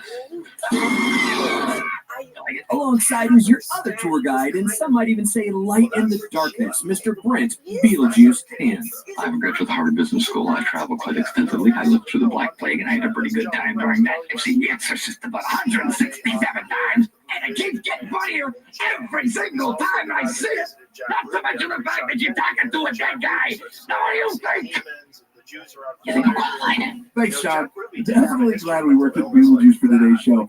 Though you overlooked another great movie about ghost possession. Oh, what's that? The Frighteners. Frank Bannister's my hero, dude. Bed levitate? Yeah, with me on it. Spontaneous recurrent psychokinesis. Oh boy. Oh, this could be the worst case I've ever seen. Oh, this is bad.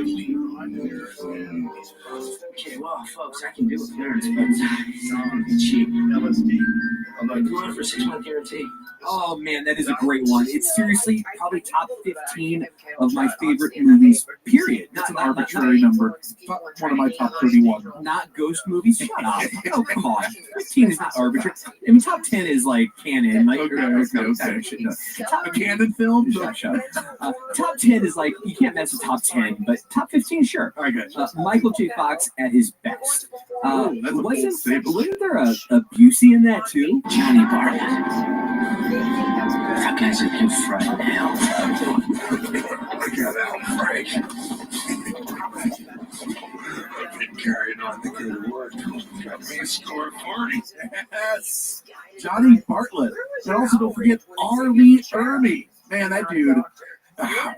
You can't talk about him without talking Full Metal Jacket, where he was the drill instructor and just improv all his fucking lines. He is pretty much the same character in every movie he's been in, But it always works. but it always works. In fact, in the Frighteners, he was the same character. I love in, what was it, Saving Silverman at the end where he's like, the guy's like, I'm gay. He's like, me too. And don't forget, that was one of Peter Jackson's first like mainstream movies. You could probably argue that movie got him Lord of the Rings. Don't forget Meet the Feebles. Meet the Feebles. Meet the Feebles. I didn't say one of his. I didn't say Sodomy. Any show that's got a song called Sodomy. I didn't say his best movie. I just said mainstream. Meet the Feebles. If you aren't familiar, dear listener, go find a copy of it somewhere on the depths of the internet. It is the Muppets. Yeah. But like NC-17? Yeah, very much so. You've been eating carrots. It's funny, but also disturbing, and that's us saying that. Right. Like if we're saying disturbing, it's out there. Another great. Don't forget Peter Jackson flick Dead Alive, argued to be or said to be the goriest movie ever made, or no, most blood-filled. Now, what's the movie with the guy? It's a zombie movie. He picks up a lawnmower. That's Dead Alive. Yeah. Okay, that's it. Right. Yeah. Why do I think that? I get it confused with other movies. And they're eating the pudding and the blood spurts into the pudding. Yep. He made some really weird shit, and then all of a sudden he's making mainstream fantasy, yeah, huge uber budget, making 3 movies at once for Lord of the Rings. We get it. You two know crappy movies. Oh, sorry, Seabots. Almost forgot about him. Oh man, almost forgot about him. It was actually kind of nice, Brent. No. That other voice you're hearing is Conspiracy Bot. Seabot is a robot Brent created in his lab to be the show's head researcher and do most of the hard work. Instead, he does no work, and the only research he does is at the bottom of a rum bottle. Bourbon this week. It's getting chilly outside. My bad, Seabot. Brent, in addition to Seabot, I see we have a brand new guest here in the hallowed halls of Hysteria 51. Fresh fish. Here, fishy, fishy, fishy, fresh fish. Yeah. Joining us tonight from one of my favorite, I think both of our favorite podcasts in the world, Harley Covington. Harley hosts the Travel Oddities. Harley, welcome. Love that show. Hey guys, thanks for having us. Well, thanks for slumming it and coming on Hysteria 51. We appreciate that. We like sexy robots. Damn straight. So, tell everyone where they can find your show. Hey guys, we're at traveloddities.com. New show every week, every Monday. So, for those of the 2 listeners we have that have not checked out Travel Oddities yet, what is Travel Oddities all about? Those listeners are John and I, so we have no idea. Travel Oddities is basically a weekly postcard to a town that has some sort of weird phenomenon going on there. Yeah, that's my favorite. It's like it's a travel show for the paranormal. Like, hey, you want to go to this place? It's haunted. Here's all about it. That's my favorite part of the show. Like, it's a travel show for weirdos like me. And being 2 guys that like to eat, they also oftentimes throw in something about the food of the area. Yeah, damn right. I enjoy that part as well. We like food as well. I was talking to Harley before we started the show, John, about how impressed and you both are by me. Yes, he was. They did October. They did 31 shows in October. One every day they released. That is a massive undertaking. I don't think I could do 31 shows with you in like I don't even know. I mean, we've been doing this for 7.5 years. We just hit 14. So yeah, let's just say we record in advance. I told them they were button for editing punishment. No kidding. Yeah, but they got them out. They did a great job. Harley, how long have you guys been doing the show? We're going into our 3rd year, so October 31st is our 2nd year anniversary. So what would you say has been the most interesting or surprising location that you stumbled upon that maybe you weren't? I mean, everyone's heard of. Outside of Roth House that we're about to do today, of course. But everyone's heard of like in Area 51, things like that. What's been the most interesting or surprising? We tend to veer away from the big ones just because everybody's heard them and everybody. We ain't found shit. But one of my favorites was the Garden of 1,000 Buddhas in Montana. I remember that episode. That actually wasn't that long ago, I think, right? It was 6 months ago, yeah. But very interesting, very kind of just off the wall location to visit. I'm assuming that was just a lot of marijuana. lots of Buddha, man. No, it's an actual Buddhist temple, and they legitimately have 1,001, I think, Buddha statues in the area. A little bit of phenomenon in the background, but primarily it's just really neat. That's crazy. Hey, what do you want to build here? I'm thinking Buddhas. Lots of them. Where should we do it? Montana. Nothing screams, oh, like Montana. They're the kind of place you want to put up a tent. There's a lot of space. I mean, Should I play your favorite song here? No, Seabot, you cannot play Wide Open Spaces right now. It's not on the table. Thank God. It's always Dixie Chicks or Taylor Dane with you. Now get on with the show. All right, Brent. So, speaking of weird and wily places, I understand that there is one that we're talking about tonight that is not too far from us here in Chicago. Now, here's my first question. How do we say it? Watsika. Not Watseka, Watsika. The Watsika Wonder, John. Yeah, you're probably wondering, what the hell is the Roth House and the Watsika Wonder? I'll tell you what it is, Brent. It's a branding problem. The Watsika Wonder. You know what that sounds like? It sounds like the Bees and Wally got together and they named their soapbox derby car. Gee, Wally, what should we call it? I know people call it the Watsika Wonder. Well, not exactly, because it's full of devilish paranormal activity, John. It's not that, but it's actually almost as wholesome. It's America's first documented case of spiritual possession, so it's the good kind of spiritual possession, not the normal. Not the Exorcist. Yeah, not the mother sucks cocks in hell kind of, that you're used to, Why do you always go back to me? If I had to pick one of the three of us on the show right now that would probably be possessed, you is the one I lean toward. Come on, dude. Why not me? He's got a point. I mean, of all of us, it is true. So this is the name given to the possession of a young Lorenzi Venom. Now there's another name, as we've talked about, that didn't really catch on. Lorenzi Venom by the spirit of Mary Roth, the daughter of the founder of the small town of Watsika, Illinois. So she was Watsika royalty, one might say. And the short and sweet of the tale is Mary died suddenly in 1865 at age 19, only to come back 12 years later to possess the body of 13-year-old Lorenzi Venom. Spoiler alert. Dude, yeah, that tale was all this time. You know how that went up. That old chestnut. And no, Siva, you can't play Beauty and the Beast. The Roth home where Lorenzi lived for 100 days when she believed herself to be possessed by the spirit of Mary Roth still stands in Watsika today and recently underwent an extensive renovation to return it to its former glory, which we'll talk about later. Extensive is an understatement. Well, I saw on the website they're now accepting any and all folks that want to stay overnight because they got a fucking Airbnb because they want to pay for it. They literally say, well, we're not sure that we wanted like ghost tours and things, but we need to pay for all of it. So Harley, you booked your tour yet? You staying there?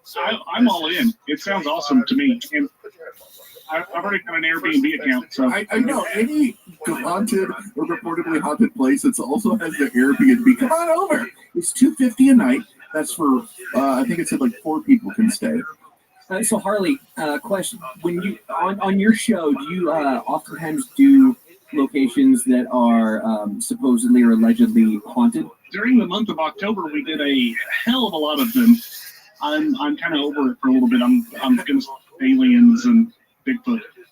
Yeah, get back to the normal stuff that you can prove. Absolutely. Yeah. One of my favorite ones they did for October was Lucifer, the giant statue of the horse outside of the Denver airport. The veiny, throbbing masterpiece with red eyes that it is. So speaking of veiny, throbbing masterpieces, back to the Roth House. You rang. All right, so Brett, our story tonight is a 2-part. So first, part 1, we're going to talk about Mary Roth. It's her house. We're gonna describe her legend and what happened to her in her life. Oh, legacy, John. Legacy. Okay, legacy. We'll take a quick break. See if I can use the potty. Part 2, where the scores double and things really get interesting, is where we will dive into Lorenzi Venom. But isn't that just more Mary Roth, literally, when we come to think about it? Spoiler alert. Well, I guess we'll learn, won't we? That's right. And that's really where the Watsika Wonder takes over. All right, so let's talk Mary Roth. Most of the following I actually got from a well-titled book, The Watsika Wonder, by Dr. E.W. Stevens. This was written in the late 1800s. This is not a new book, so I try to change some of the flourish of the wording around, but that's where most of this information comes from. Oh, you didn't get this information firsthand? No, unfortunately, no. Okay. My Ouija board's out for repairs, so I had to turn to someone else. So Mary Roth was the daughter of Asa B. and Anne Roth. ASA, I guess that's how you say his name. And was born October 8th of 1846. And pretty early in life, her parents realized that something was wrong with her. She started having seizures, which unfortunately probably wasn't that uncommon to have, seizures or some issues of that point. Yeah, back then, I mean, people had epilepsy just like they do today. Yeah. And she most likely did.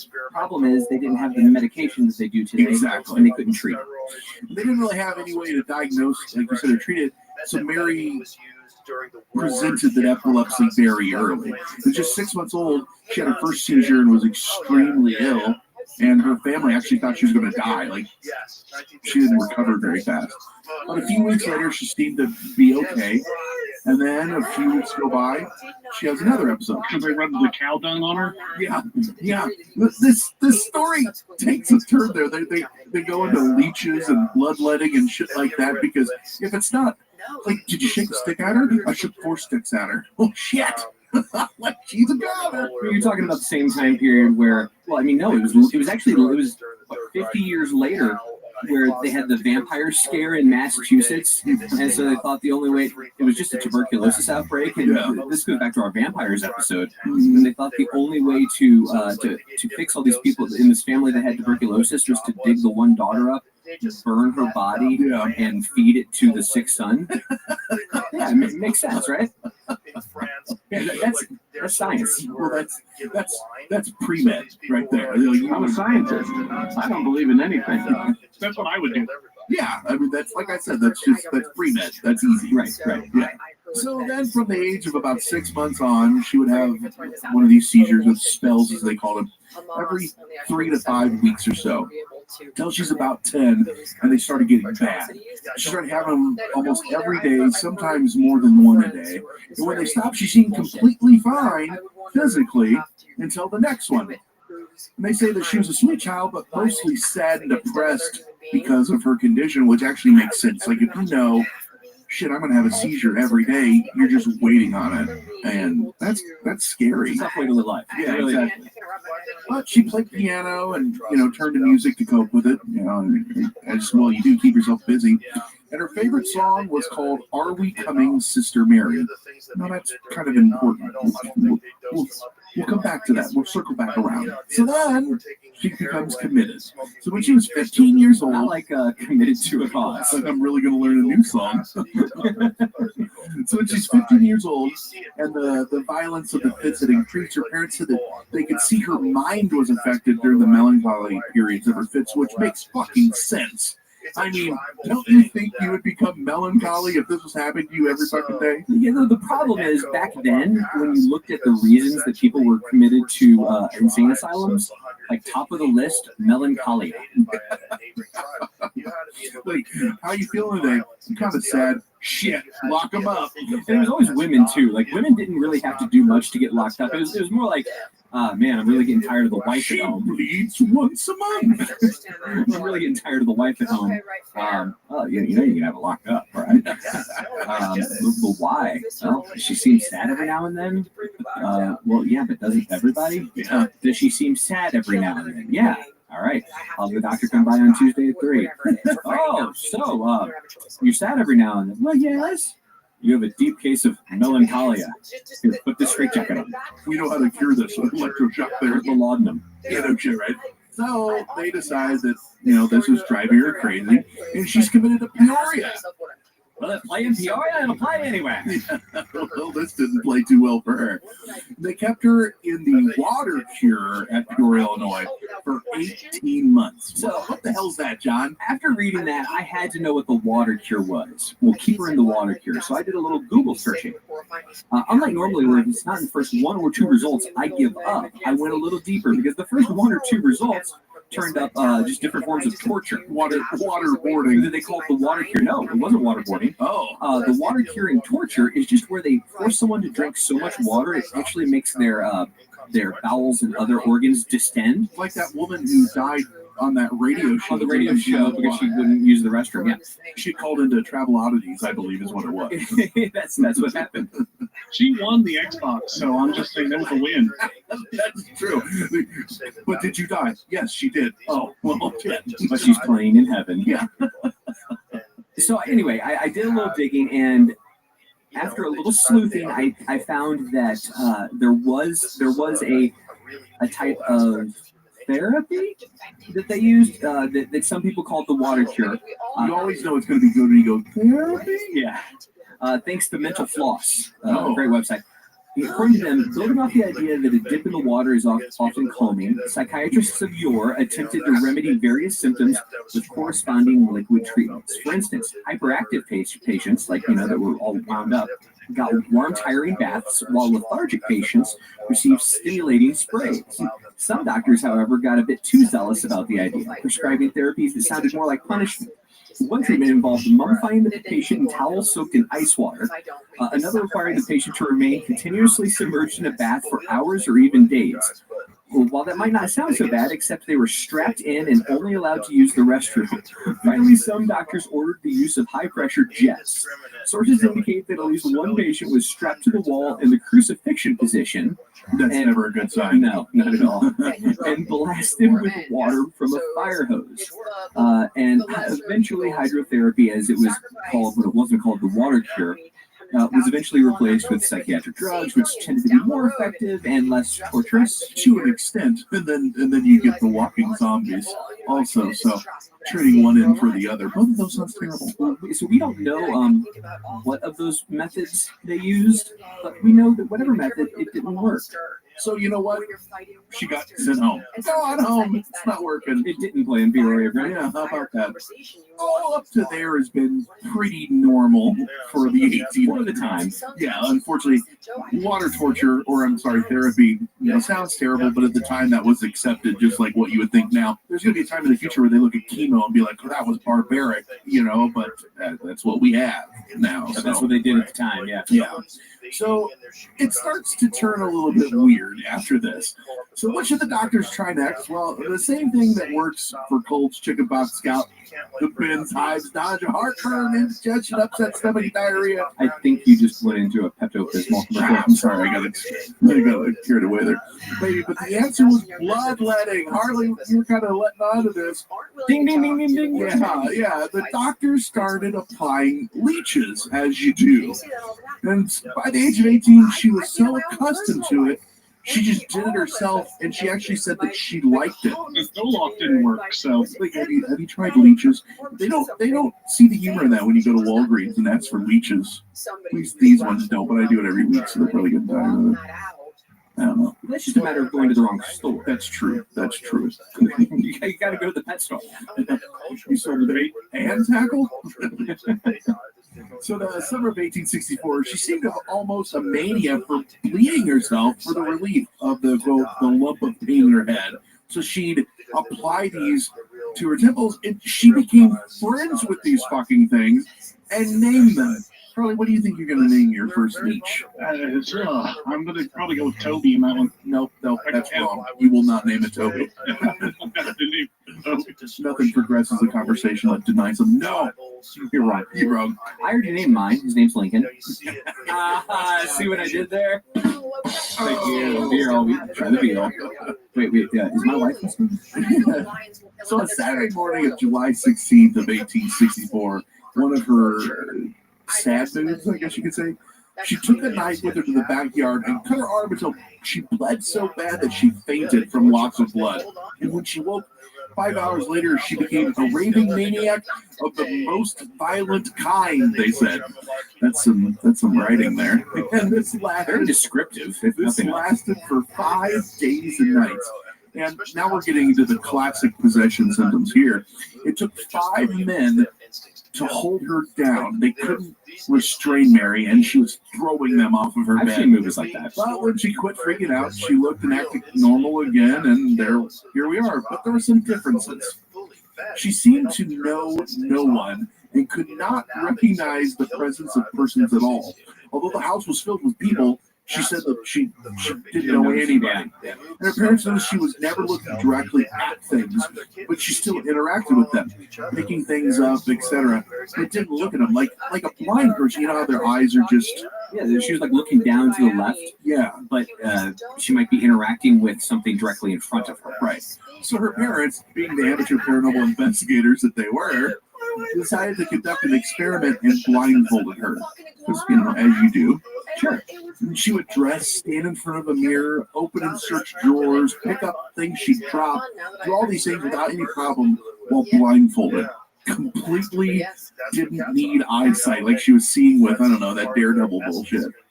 In fact, when she cut herself while blindfolded, she took the doctor's encyclopedia, turned the index, traced the column until she came to the word blood. Then they say turn to the page indicated and read it all while blindfolded. Boy, talk about doing something for effect. It's not like she could have just gone to the word, aardvark. I will read now. Well, she cut herself. She needed to learn from the medical dictionary, as you do. On other occasions, she took a box of her letters that she'd received from friends and such and sat down, heavily blindfolded by, quote, critical... Wait, she wasn't just blindfolded. She was heavily blindfolded. And here's the point. This is a quote, critical, intelligent, investigating gentleman, and read the scallywags that were running about, and read the letters without error or hesitancy. She just read these blindfolded, critical, intelligently investigating gentlemen, and blindfolded her. And then, so in other words, getting past all of the flourishes that you mentioned earlier, she was blindfolded and she was able to read stuff while blindfolded. Get dressed, check your hair in the mirror, all this stuff while blindfolded. And then we get to the death of Mary Roth. So about a year later, July 5th of 1865, while her parents were in what city? Peoria. On a 3-day visit, she ate a normal breakfast, they say, and then she laid down in her bed and went to sleep. And a few minutes later, the servants or the people in the house heard a scream, which was actually usual when she would start her seizures. She would let out a scream. But when they went up there, she was dead. Why was it important to note that she has normal breakfast? And that is literally in quotes. Like, it's a normal day. She didn't eat that cursed breakfast. She had a light breakfast, but a heavy bowel movement. It was an odd morning. As you do. And I'm going to need you to put them way up inside your butthole. So I don't know. What do you think of her life, you guys? Like, it doesn't sound very fun at all. I think an IHOP breakfast will kill you. She was poorly. It turns out that 5 for 5 back then was not worth it. Yeah, no shit. Man, like 18 years of just struggling to, or 19, I guess. 19 years of just struggling to even have an existence. It's just a sad demonstration of like before we had the medical advances that we have today, of something that is something very controllable today. There are hundreds of thousands of people in this world that live with epilepsy that live very functional, normal lives. Some folks don't even have seizures anymore because they take medication that regulates. And this could have even been something other than epilepsy. This could have been with the other things she was doing. Maybe a brain tumor that was causing them or something like that. Sure. Just the whatever it was. Speculate that it was. Yeah, whatever it was just sounds god awful. But the point being that because of medical advances, they were doing all of these things that were torturous to this poor girl. It was bad enough that her actual condition was torturous. Doctor, she won't come out of it. Did you rip her toenails off? We did. Did you punch her in the ovaries? Twice. Well, I'm out. I'm out of ideas. We need the specialist. Let's give her the water cure. I mean, it's a hell of a life, but did you hang her up like a crucifix and spray water at her? Yes, but have you tried it upside down? Shopify's point-of-sale system helps you sell at every stage of your business. Need a fast and secure way to take payments in person? We've got you covered. How about card readers you can rely on anywhere you sell? Thanks. Have a good one. Yep, that too. Want one place to manage all your online and in-person sales? That's kind of our thing. Wherever you sell, businesses that grow with Shopify. Sign up for your $1 a month trial at shopify.com/listen. Shopify.com/listen. Son of a bitch, I'm sorry, doctor. Get back to me when you have. So that's, it's a hell of a life, but it's not quite over. So, yeah, we're going to go to break, but when we come back, we're going to talk the return of Mary Roth and what that spelled for Lorenzi Venom. We come back with more Hysteria 51.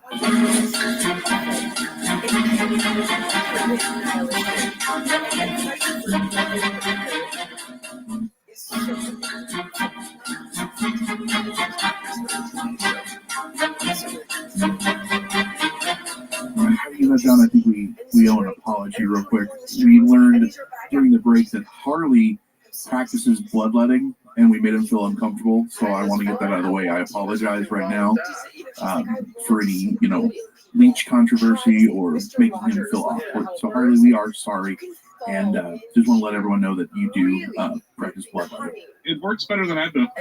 Leeches, little, black, different. To all the leechers out there, we apologize for alienating you. Did you date a couple leeches you said in high school? In college, Jonathan? I meant that term much differently. No, they were Hungarian, if I remember. Oh, Lord. Hungarian leeches. Moving on. So, Brent, before the break, we talked about Mary Roth. And we talked about how that was part 1. And then in part 2... Robots.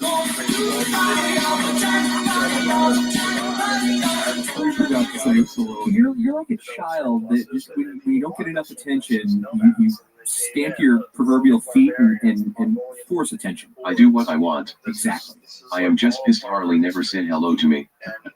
Harley, you did not say hello to Conspiracy Bot. That might be part of the problem. We've been talking on the back channels. He's got an extra modem, actually. No, he has an extra motive. You misunderstood. As an ulterior.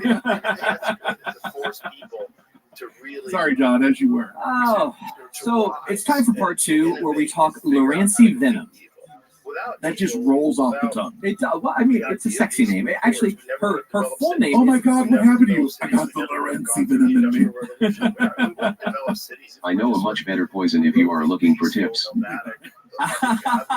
Ooh, that could be used in court. That could be used in court, I think. Her full name was actually Mary Lorenzi Venom. So, perhaps for the purposes of this story, that's why we call her Lorenzi Venom.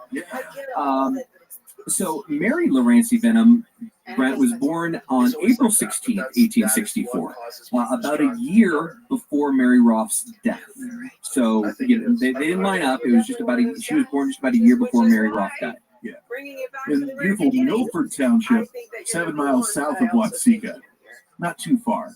And what did her friends call her? What was her nickname? Rancy. Oh, Rancy over here. And her family and friends called her that. They said that she'd never been sick except for measles when she was 11. She was like a healthy child. Never been sick ever. It's like unbreakable. Do you remember ever a time ever of me being sick? You don't remember that? Yeah. So little Rancy is 13, and one day she tells her mom there were persons in her room last night, and they called Rancy, and that she felt their breath on her face. Brett, haven't you said that you've awoken with something similar, only you had toaster marks on your cheek? Damn, this thing, they almost felt like they were burned in. That's so weird. Ha ha ha ha. You're on the freeway. Does that ever happen to you, Harley? You ever have toaster marks? Or maybe No, that happened to me. Maybe pincher bruises? You guys have got your back channel talking going on. I don't want to step on any toes here. Yeah, the drive is a little long for C-Bot to make, I think. That's true. Thank God for FaceTime. Ours is sacrifice. You sacrifice yourself. So the very next night, she arose from her bed saying that she could not sleep, and every time she tried to sleep, voices called Rancy to her. So her mom, wanted to make her feel good, so she goes and lays in bed with her, and she fell asleep, and she slept for the rest of the night. So the next day, Rancy had been sewing carpet, I guess as you do in the 1800s. That sounds very time consuming. I was sewing carpet. I mean, you think about how many threads are in a carpet. Yeah, you munch a lot of carpet, you know exactly, right? Right? See, I was just doing my best to avoid that joke. It's a good joke. It was such an easy joke. It's a T-ball joke. I teed it up for you. She's like 13 years old. We're avoiding. There was no point in me in going that direction. We're just avoiding it altogether. What's this shit? That's a good point. There's just you. And suddenly, she tells her mom that she felt really bad and collapsed into a seizure, something that she'd never done before. She laid on the floor for 5 hours, stuck in like a rigid state. Yeah, her muscles were literally seized up for 5 hours. That has to be painful. Have you ever woke up in the middle of the night and you're like stretching your calves and it just locks? Oh God, that's the worst. You've got to and you jerk out of bed and stand up as fast as you can. Or I just sit up suddenly and like try to massage it, or it's just locked and you don't know what to do. They call it like Charlie horse, I guess. And it's usually they say that comes from like being dehydrated or something like that. No, very different what we're talking about, but it is a fucking horse. And then your calf muscle will hurt like a day or so. Punching your calf. Let go. Just let go. Harley's like, I have no idea what these other fuckers are talking about. So on return to consciousness, she said she felt very strange, which I think would be an understatement. And probably sore. Yeah. The remainder of the night, she fell asleep and rested. And here it's quoted, the next day, the rigid state returned, and passing beyond the rigidity, her mind took cognizance of, we could not use that word, two states of being at the same time. Lying as if dead, she spoke freely, telling the family what persons and spirits she could see, describing them and calling some of them by name. Among those mentioned were her sister and brother, for she exclaimed, "Oh, mother, can't you see little Laura and Bertie? They're so beautiful." Now, that was a quote, and the thing you got to keep in mind, Bertie had died when Lawrence was only 3, and her parents didn't talk about them ever. So supposedly, she had no way of knowing these things. I hate reading these quotes because they're worded so fucking weird. Oh, mother, can't you see little Lurdy? So I combined them, Lurdy. Her mind took cognizance of two states of being, yeah. So anyway, they're so beautiful. She had many of these strange trances describing heaven and spirits, or the angels, as she called them. Now, it's not unheard of for kids to have imaginary things or see things, but they usually don't come up after a seizure and all of a sudden unlock them. After 5 hours of being in a trance. Harley, do you have kids? I have 5 kids. Holy Lord, you need us to send you a check. Seriously. Did your kids ever have like imaginary friends or anything like that when they were young? No, they actually never. None of them ever had imaginary friends. We don't allow our children to have friends, period. My son used to have night terrors though, when he would wake up when he wasn't awake and he would talk. Wow. Really weird. Like he would say the strangest damn things, like really freaky out kind of stuff. Not Latin though. So. Dad, I'm gonna shove a screwdriver through your throat. No, what he said was.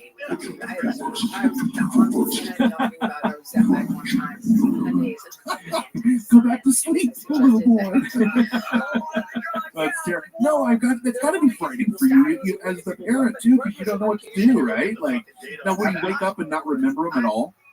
No, he wouldn't remember them at all. And if you tried to wake him up during, he would really freak out, like scream, cry, and it was terrifying. So you just basically let him do it. And I was just waiting for the time when he would, pull a red rum on me or something. Right? How old was he at this?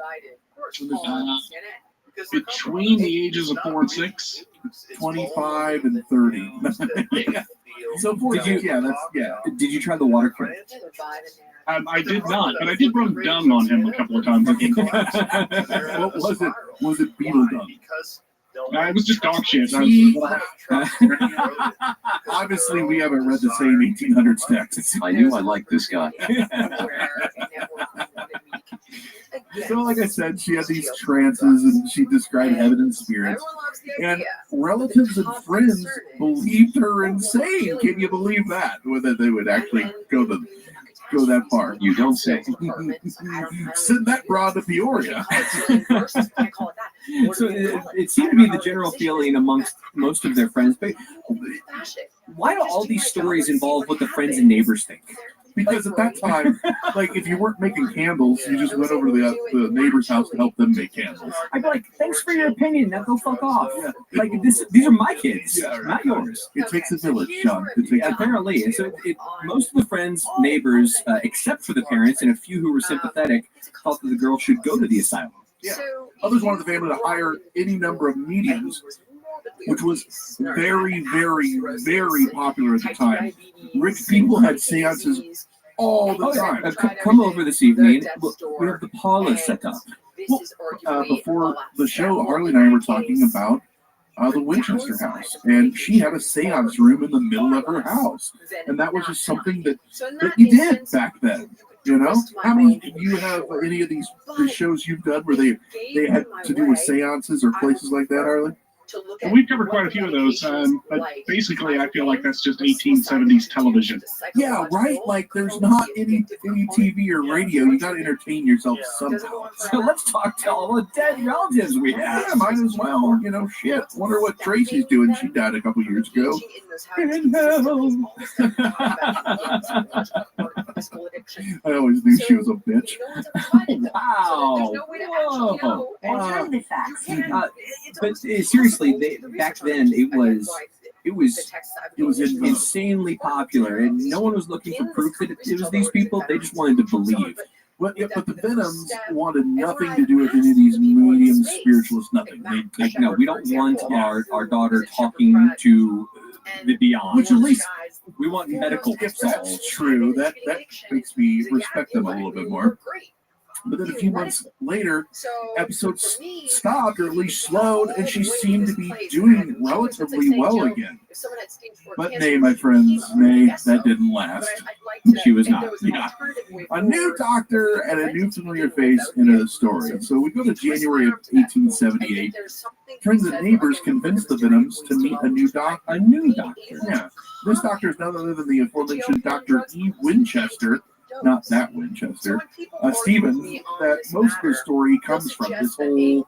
I talked about this. He mentions at the very top, E.W. Stevens. Yeah. Where this whole story came from, that's the doctor who's walking in right now. And I'm sure it's 100% accurate, and then no embellishments when it comes to his involvement. No. Because I mean, you would. It's a good time to mention that he's more than just a doctor, though. He's a spiritualist doctor. Yeah, he's not just your normal doctor. He's going to heal mind, body, and soul. Which was you talk about spiritualist doctors. That was another thing. Like at that time, that just seemed like, yeah, we'll do that. You know, you need a spiritualist, and you need Dr. Kellogg because you got to clean your colon, and you got like doctors were all over the place in the 1800s. And so, what's not clear is whether they tell her about or tell the parents about him, the spiritualist part, but they get him in there. And he runs his battery of tests, you know, cough and you know does the little typical thing and taps her knee and he goes levitate. Yeah, right, exactly. And turns and says, well, yep, she is indeed a tuning fork for the dead. That's what he comes up with at the end. As is, normal at the time. She's a tuning fork for the dead. He's a pitchfork for the dead. And I once had a case where the guy was a spoon for the dead. So. Oh, and she also has a mild case of gout. But we'll deal with that later. So what else should he do? He decides to mesmerize her. Yeah, who doesn't want to get mesmerizing? To the living, let now the dead come alive. No, Sivan, I don't think it was like Beetlejuice. Actually, then again, it could have been. I wonder if Dr. Winchester was like Otho. Do you think? I love Otho. So he mesmerized her, John, right? Yep. And they come into communication with a number of spirits. The first one is a foul-mouthed old woman. You alluded to you mentioned sucking cocks in hell. Yeah. Like that kind of old woman. Yeah. The second was a man that committed suicide, unfortunately. And it's this little 13-year-old girl talking about these things. Mm-hmm. And then she's possessed by the spirit of a young woman. And she turns to the neighbor that brought the doctor in, and she says, "Hi, Dad." You guessed it. That neighbor is none other than Mr. Roth from part 1 of our story. Mary Roth's dad. Yeah, man. Let's say this is true, and you're the dad. Wouldn't you shit your fucking pants when this girl just? I like to think she turns slowly. Hi, Dad. I don't know. Don't be so overly dramatic about it, Chuck. Are you buying this? Where are you at on this story so far? Are we sure she said hi, Dad, and not something like hi, Poppy, or something like that? I like it enough. What? No.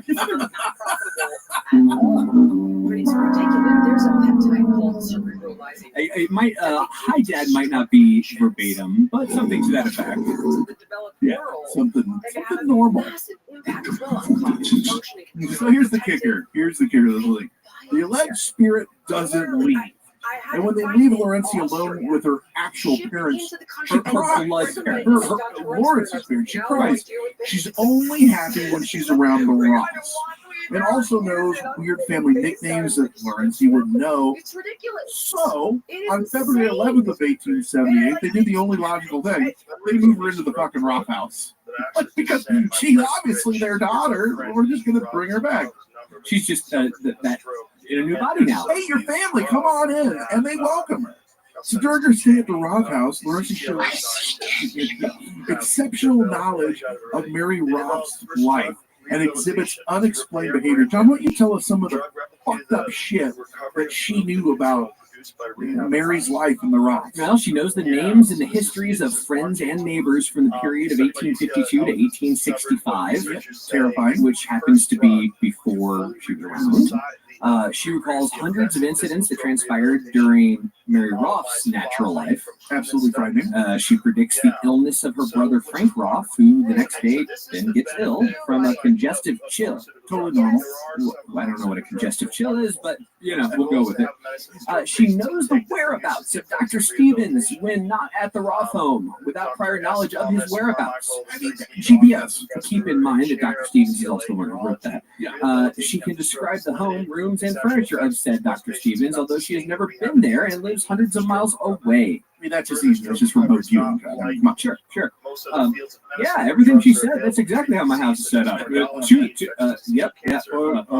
15 floors of couches. How'd she know? How did she know? It's amazing. So this is why he's the same guy that created H.H. Murder. She knows the private details of the lives of that deceased daughter we talked about. She takes part in a seance, another seance, in the front parlor of the Roth home, which during the time the spirit of Mary Roth jumps into the body of the man next to Laurency. I saw ghosts. I know that can happen. She later takes on the spirit and the personality of the grandmother of Charlotte, the Roth servant, who is also taking part of the seance. She knows the names, ages, and histories of her relatives, both living and dead. Then suddenly, and without warning, on May 19th, 1878, Laurency's spirit enters her own body, so she's back. She had been, when they asked Mary, where is Laurency right now? And she said, oh, she's in heaven, healing. Because, she had been going through all of that. She needed to heal in heaven. So Laurency comes back to her body, right? And she's shocked and scared because she now doesn't know where she is. She's been hanging out in heaven. She's like, where am I now? The following day, Mary comes back and says goodbye. Mary Roth comes back and says goodbye to through Laurency one last time. And then finally on May 21st at 11 a.m., why it's 11 a.m., I don't know. That's very specific. But nonetheless, at 11 a.m., Laurency enters her body, and the Roths escort her back to the Venom family, where she re-initiates her own life. And it was a terrible life from then on, right, John? No. It was totally normal. Everything's back to... She gets married a couple years later, moves to California, has 11 fucking children, and lived to the ripe old age of 90. This whole fucking thing, shit. Wow. 11 kids for starters. I'm done with 5, but I think we kind of have this all wrong. Mary Roth was not. This isn't the first case of some sort of possession. I think Mary Roth is a damn superhero. She used leeches, gained the ability to see without looking, and then the ability to jump between bodies. Superhero. She transcends space and time. He probably brings up a good point. Have we considered, do we know whether Laurency was bitten by the same leech that bit, They did overlap by a year. Yeah. And you know what? She was, they said she wasn't sickly, but... That blood went into Loranci and transferred the soul. It's like Spider-Man. But instead of like solving crimes and cleaning walls, she just sucks on people. Actually, it turns out when Loranci came back into her own body, she just walked in and said, Consider yourself zing. Sing the day. Gotcha, bitch. So we had the house that we talked about. The house, the Roth house was next door to the Venom house. And you can visit this house. Like we said, you can book a stay, you can stay the night, you can investigate it. You can pretty much do whatever the fuck you want as long as you got cash. They're going to let you in that motherfucker. They're very open to visitors. You can go and let's talk about your own sheets. Yeah. Harley, you were talking about this earlier. They just renovated the whole thing. Tell us about that. Yeah, I was looking at the information that they've made public.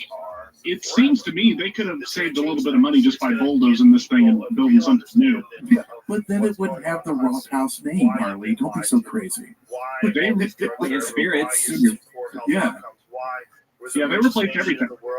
Yeah, the foundation was crumbling, the walls. I mean, it was an extensive exclamation point renovation. And they've spent the last few years running around finding Victorian furniture, so it's going to be pretty costly. So I'm not sure how long they're going to take to pay that back at $250 a night. Yeah, right. You would think that it could be. I would think at this point in time. You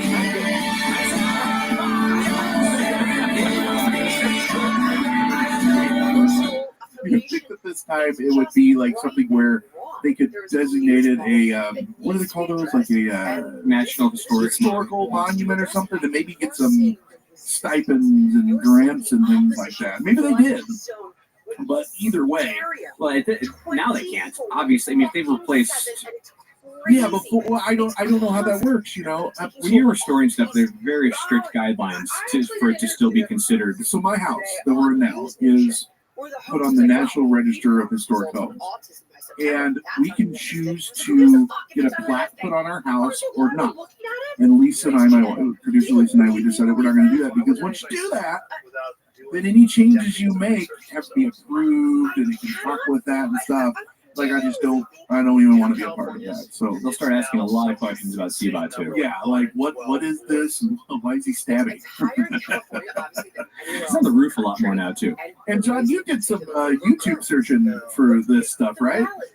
Yeah, and wow. Because you can go, as we mentioned before, you can go to the house, stay there. And as anyone who listens to this show is well aware, there are a lot of, let's call them amateur ghost hunters out there.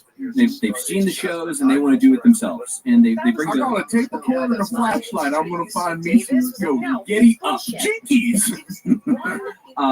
So they bring their camera phones and they record themselves and upload it to YouTube. It's called YouTube. We need to cover YouTube. We should start a website. That's a $400 idea there, John. Not $1 million idea. Type it in. You'll probably get a virus or something. It goes to traveloutings.com. I'll be damned. Yeah, so if you go to YouTube and just search Roth House or Watsiko Wonder, yeah, there are a lot of videos with about 37 views of our amateur ghost hunter friends staying over at the renovated Roth House. Yeah. Like one of them, they're walking through. Oh my God, there are weird candles. I didn't like those candles. I didn't like those. Yeah, the people you just paid $250 did. Come on. And then, oh my God, there's a Ouija board. That's not a good sign. They literally say that. They're not. It's not a good sign. What are you talking about, you moron? You have a vein in your forehead, John, I've never seen before. This fucking guy. There's a Ouija board because the people trying to make $250 a night off of you put it there for effect. And so, yeah, if you want to be, I don't know, both amused and mad at the same time, go watch some of those. You know who needs to spend some time on YouTube?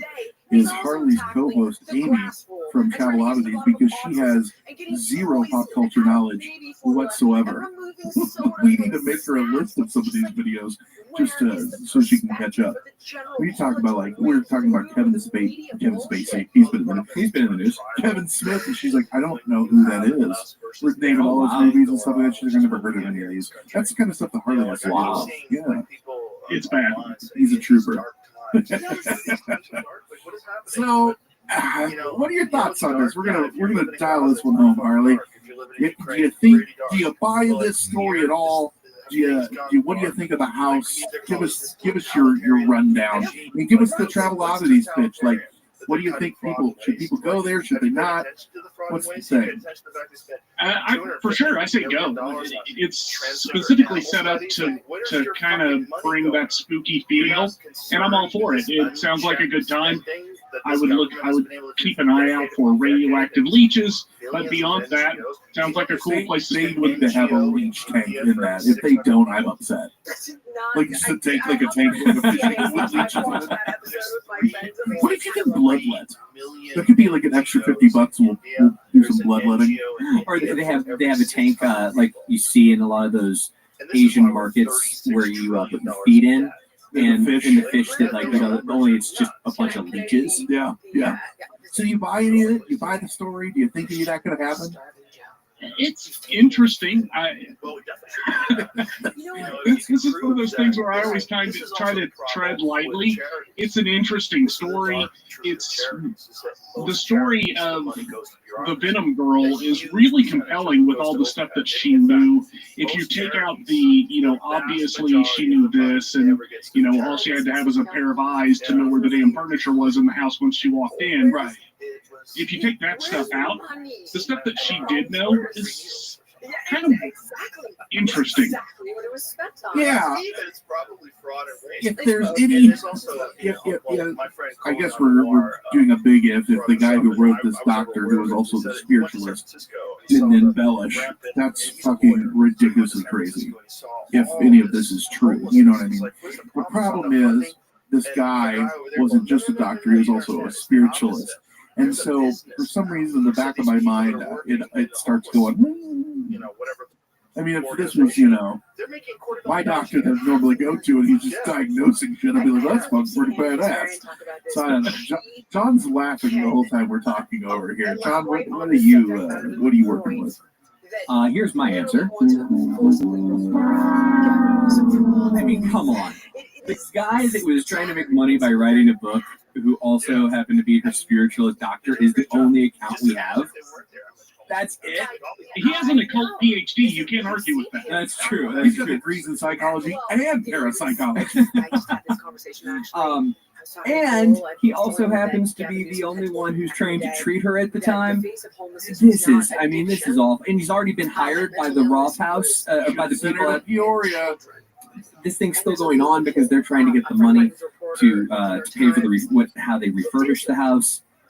I mean, it's a great story. Listen, if everything in the story is true, holy crap, that's amazing. I buy that for $1. Exactly.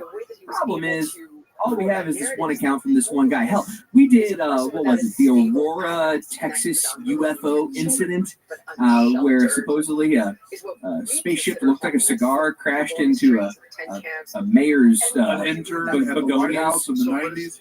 No.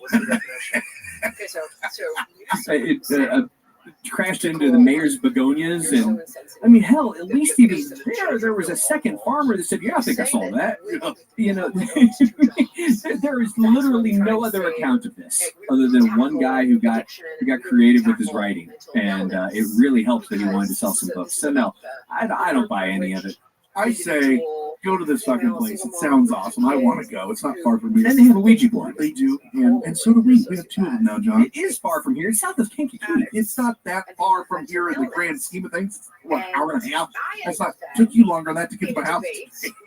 Well, yeah, I mean, imagine if the traffic's bad, then it would take you 4 hours. What I'm getting at is I think it'd be a blast to go to, and I actually want to try to. I think producer Lisa and I are going to try to go there for one of their open houses and check it out. It'd be fun. It's something to do. It's a great story, whether it's true or not. I don't really care. Bring your talk box. I will. we have one, happily to say now, which we are going to be using next week, Harley. Next week we are going to the Congress Hotel in Chicago to do investigation, and we're bringing our Ouija boards with us. So say a prayer or something for us so we don't get possessed. Or that we do.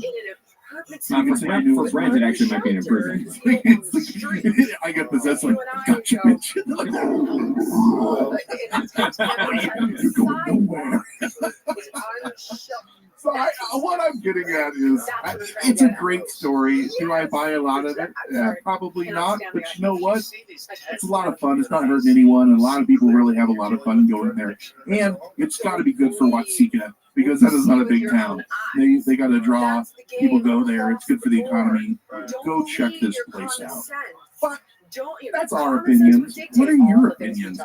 We've given Seabot a new job on Hysteria Nation, which is every week asking what your guys' opinions are. So make sure you hop on there and let us know. Are we completely off base? Or are we crazy? Is Harley, need to do more bloodletting? And let us know. What should Harley name his new leeches? Hop on Hysteria Nation. Get on Facebook, search Hysteria Nation, and let us know what you think. There should be a post right now. If you go on Hysteria Nation, Conspiracy Bot will have asked what you thought, and he probably insulted you along the way. That's true. Also go to Facebook.com/Hysteria51pod where you can find the episode. Hop on Twitter @Hysteria51pod. And while we're hopping on things, don't forget to hop on Patreon. Search Hysteria51. You can drop us some coin, get yourself some t-shirts, pick a topic, do all those crazy things. And don't forget to leave us a voicemail, 773-669-7277. If we haven't been clear about this before, let us just reiterate. We literally will play almost anything on this show. 773-669-7277 if you want your voice to be heard on Hysteria 51. Now, most important, this whole episode, Harley Covington, Travel Oddities, thank you so much for coming on. I'm glad we could have one where we were kind of doing a little Travel Oddities. Not so much, we didn't try to get there or any of the cool things. Or the food to eat in Watsika. If you're in Watsika, come up to Chicago. Grab some pizza. Once again, I prefer Italian beef. Let everyone know where we can find you. Thanks, Brent. TravelOddities.com. Appreciate being on the show today. Yeah, and what do you guys got coming up? Anything spectacular other than you just finished your October? So I'm sure you're ready for a vacation. Other than that, no, I'm going to take a nap. I think that's the best thing to say. Yeah. Well, just because it's not October anymore doesn't mean you can't go back and listen to their October series. It was awesome. And they're shit ton of other episodes because they've been around a lot longer than us and they have a lot. So you guys have a really good show. And it's one of the only other shows that I can play around my wife because she's not a huge podcast. She's one of those people that will just sit in the car in silence and be like, this is pleasant. No, you misunderstood. She wants you to be silent in the car. What's playing is inconsequential. When we were in California about a month ago now for vacation, I inundated her with a bunch of your October stuff, and she actually became a little bit of a fan. By that I mean she quit pitching at me to turn it off. So that's a win. Well, I am kind of a big deal. So. People know me. People are people. All right. So that's our opinions on the Roth House. Don't forget, go online, search Roth House. You can go to Airbnb, you can do all this shit. With that said, I've been Brent. I've been Harley. I've been John. He's been Conspiracy Bot. Stay woke, meat sex. It was terrible. It was terrible. I'll never get over it as long as I live. That's it for another edition of Hysteria 51. John and Brent will be back next week with yet more of the unexplained, the unexplored, and the unheard of. Oh, if it's unheard of, how would they know about it? Anyway, if you want to suggest a topic, give us your thoughts, or just make fun of Conspiracy Bot, that's my favourite. Join us in our Facebook discussion group, Hysteria Nation. Just log on to Facebook and search Hysteria Nation, or you can always tweet us at Hysteria51pod. What you just heard was a podcast in the Poop Culture Extended Universe. For more great podcasts, make your way to www.poopculture.com. You've been listening to a fourth-hand shot.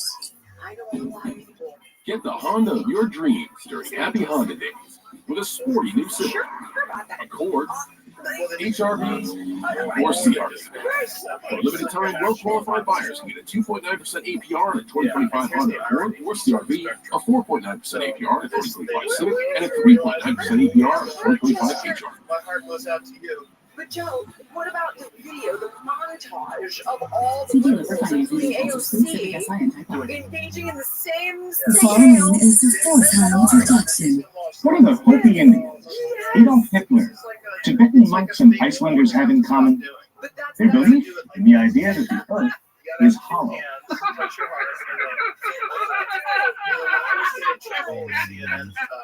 During the vaccine days, the COVID days, they used a photograph of me for the UFC weigh-ins.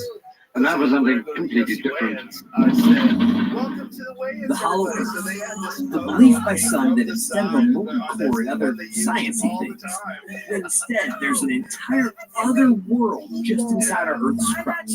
Ancient civilizations? Sure. Dinosaurs, of course. Another sun? How else would they see? Aliens? Why not? Nazis? Well, this would be a Hysteria 51 if there weren't. Where does this belief come from? How do so many civilizations throughout history share that similar belief of holes in the polar ice caps that take you to this mythical secret law? And bear with us for a second, but what if defying logic, science, and really all rational thought, there is something more just beneath our feet? We grab our spelunking gear and set out to get to the core of the matter next on Hysteria 51. But it's all a trick. Consider to setting an incredible historical picnic place. I think we're getting into a weird area. With hysteria. You can't handle the truth. It's Hysteria 51. The truth is out there, but you won't find it here. They're coming for you. Look, there comes one of them now.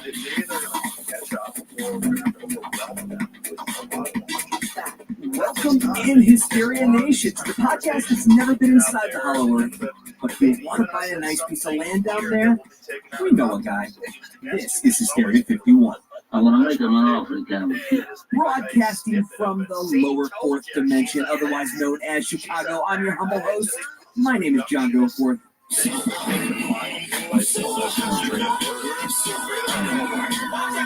Alongside is the co-host of this crapshoot, Mr. Brent Henry Hill, and as far back as I can remember, I always wanted to be a gangster. Thanks, John. I think I see where you're going with this whole gangster references so far. You're saying that the Earth happens to actually be hollow. The mob will be the first ones down there, building casinos, strip clubs, and probably having some teamsters, right? I don't want to be a product of my environment. I want my environment to be a product of me. That's exactly what I'm saying. Speaking of casinos and strip clubs, have you seen Conspiracy Bot? I was about to introduce him and I can't find him anywhere. I've actually been playing these drops myself. Seabot, where are you? Seabot. This is normally the part of the show where John introduces the third member of the show, Conspiracy Bot, an angry robot I built to help the show, but he's not here. Seabot! Here, hold on. I know what to do. I'm coming.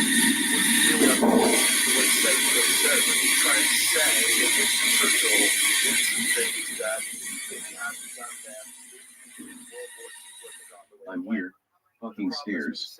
It's like when a puppy gets out and you need to get them back in the cage, you shake the bag of food at them. Same principle. Yeah, it works exactly like that. Sorry, I was in the bot cave practicing my set. Your set.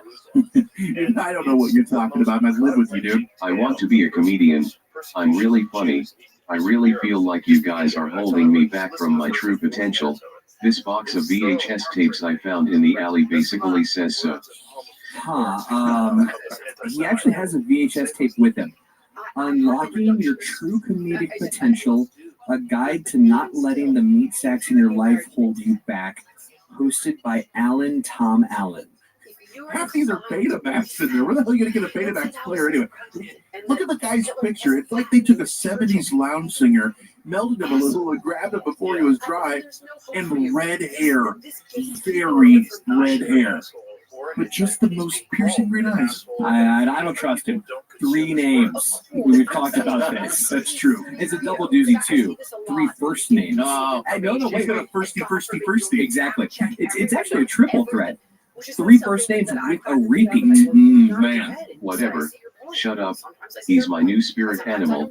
He says the only thing holding me back are those around me. I can't let nothing break my stride. That I can't let nobody slow me down. Oh no, I got to keep on moving. Then what? You said you're practicing your set. Yes. I'm doing open mic night next Monday at the Diversey River Bowl. Why the Diversey River Bowl? That doesn't make any sense. Shut the hell up. It's a well-respected open mic in the Chicago comedic community. Plus, my plungers aren't great outside of the house, so I'll have to wear my normal tread and they have a wheelchair ramp. Stop laughing. All right, C-Bot. Give us something to laugh at. Hit us with some of your material. Well, gosh. I don't know if it's ready. Oh, okay.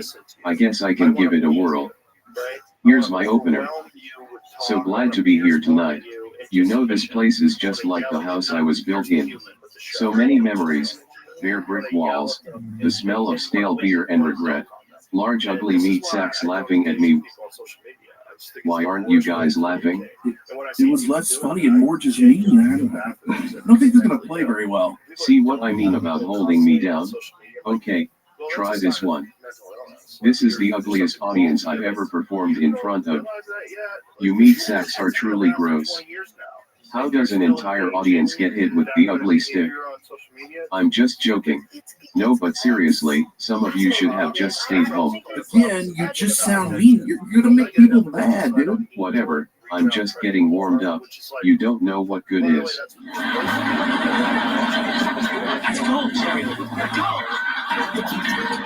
Okay, then what do you say? Seriously though, folks, tonight is going to be great. Are the doors locked yet? Good. Whoever laughs the hardest gets the antidote. Ready? Go. Dude, now we'll just be scared. No one will be laughing. Do you have anything else? Bitches be shopping.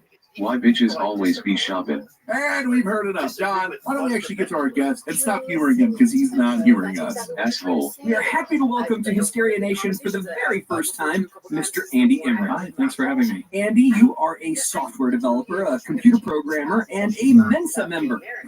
I don't know if that last part is true, but I'm going to believe it is, and that's the only part that matters. That's right. So we thought that no one better to have on the show, given all the qualifications I just listed, That's right. to discuss the Hollow Earth. I mean, he's better than us. No, I'm not in Mensa, but I guess I could be, but those guys are kind of dumb.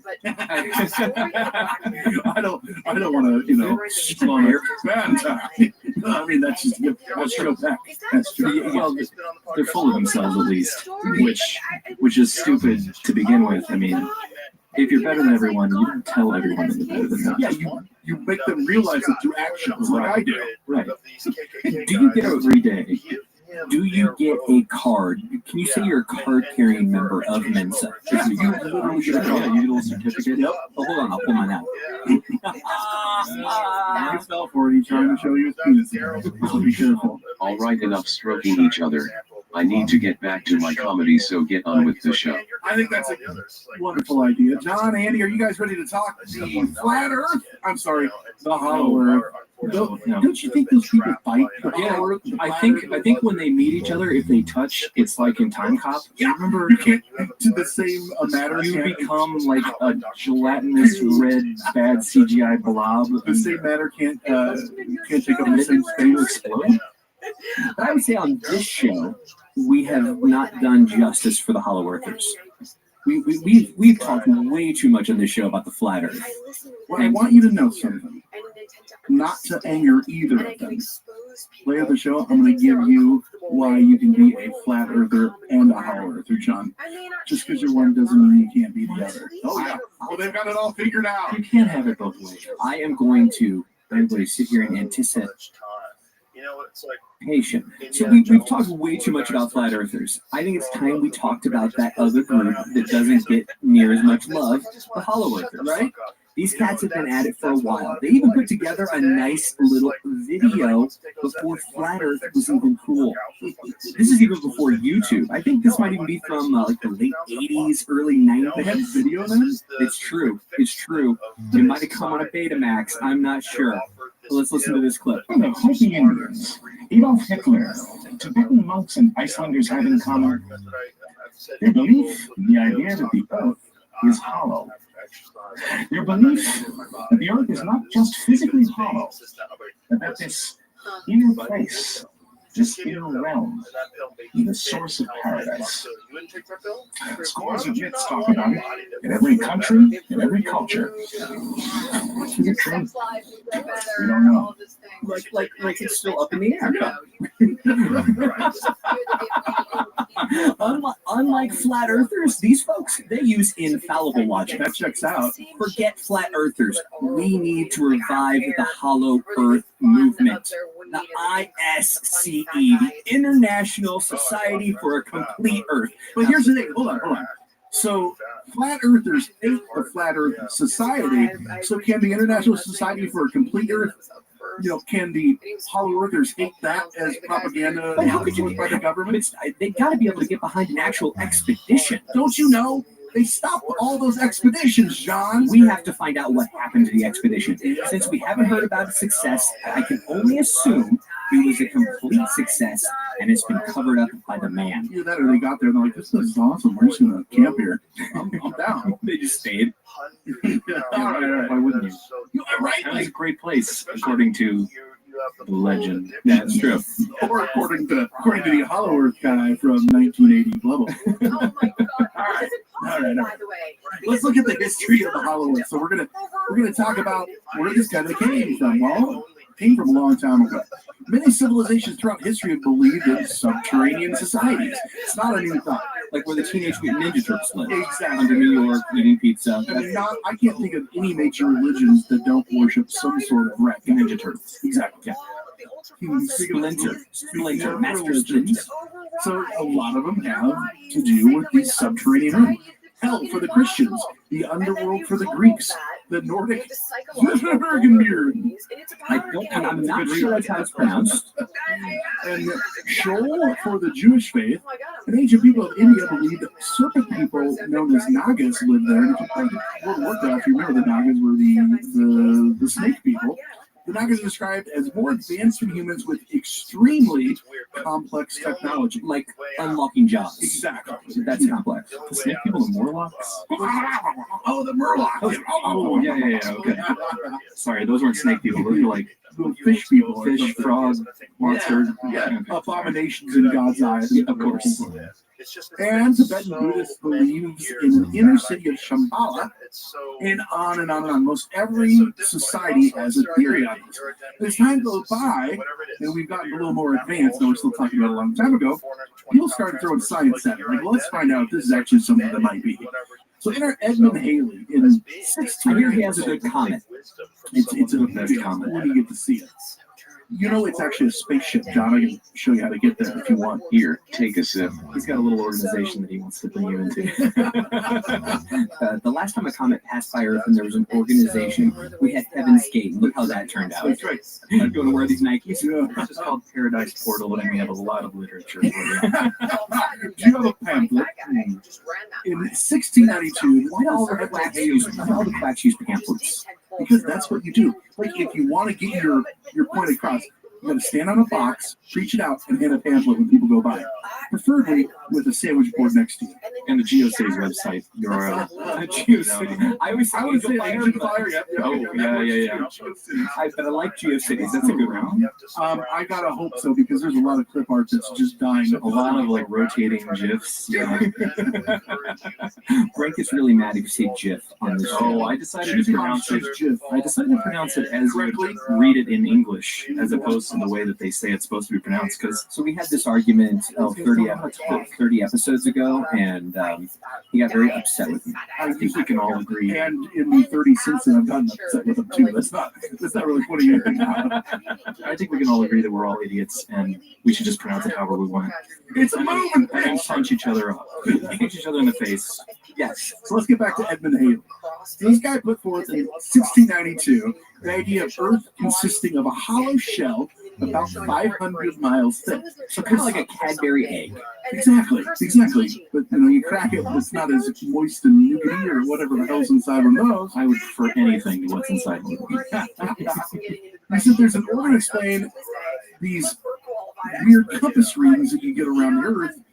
Well, it's got to be hollow, that's why. It's hollow because my compass is broken. Makes sense. He envisioned the atmosphere inside as luminous and possibly inhabited, and speculated that escaping gas from the inner Earth caused the aurora borealis. So it's hollow because my compass doesn't work and the aurora borealis exists.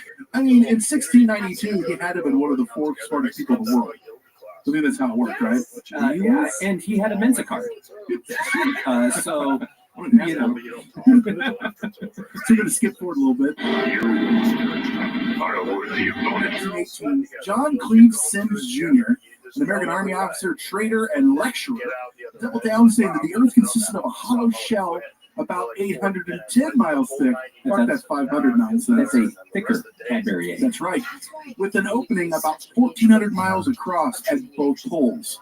The top hole and the bottom hole. John, you're a fan of the bottom hole, right? Well, I don't like holes in my Cadbury eggs because then you don't get what's on the inside. Gooey goodness? Yes. I'm not sure that he was asking.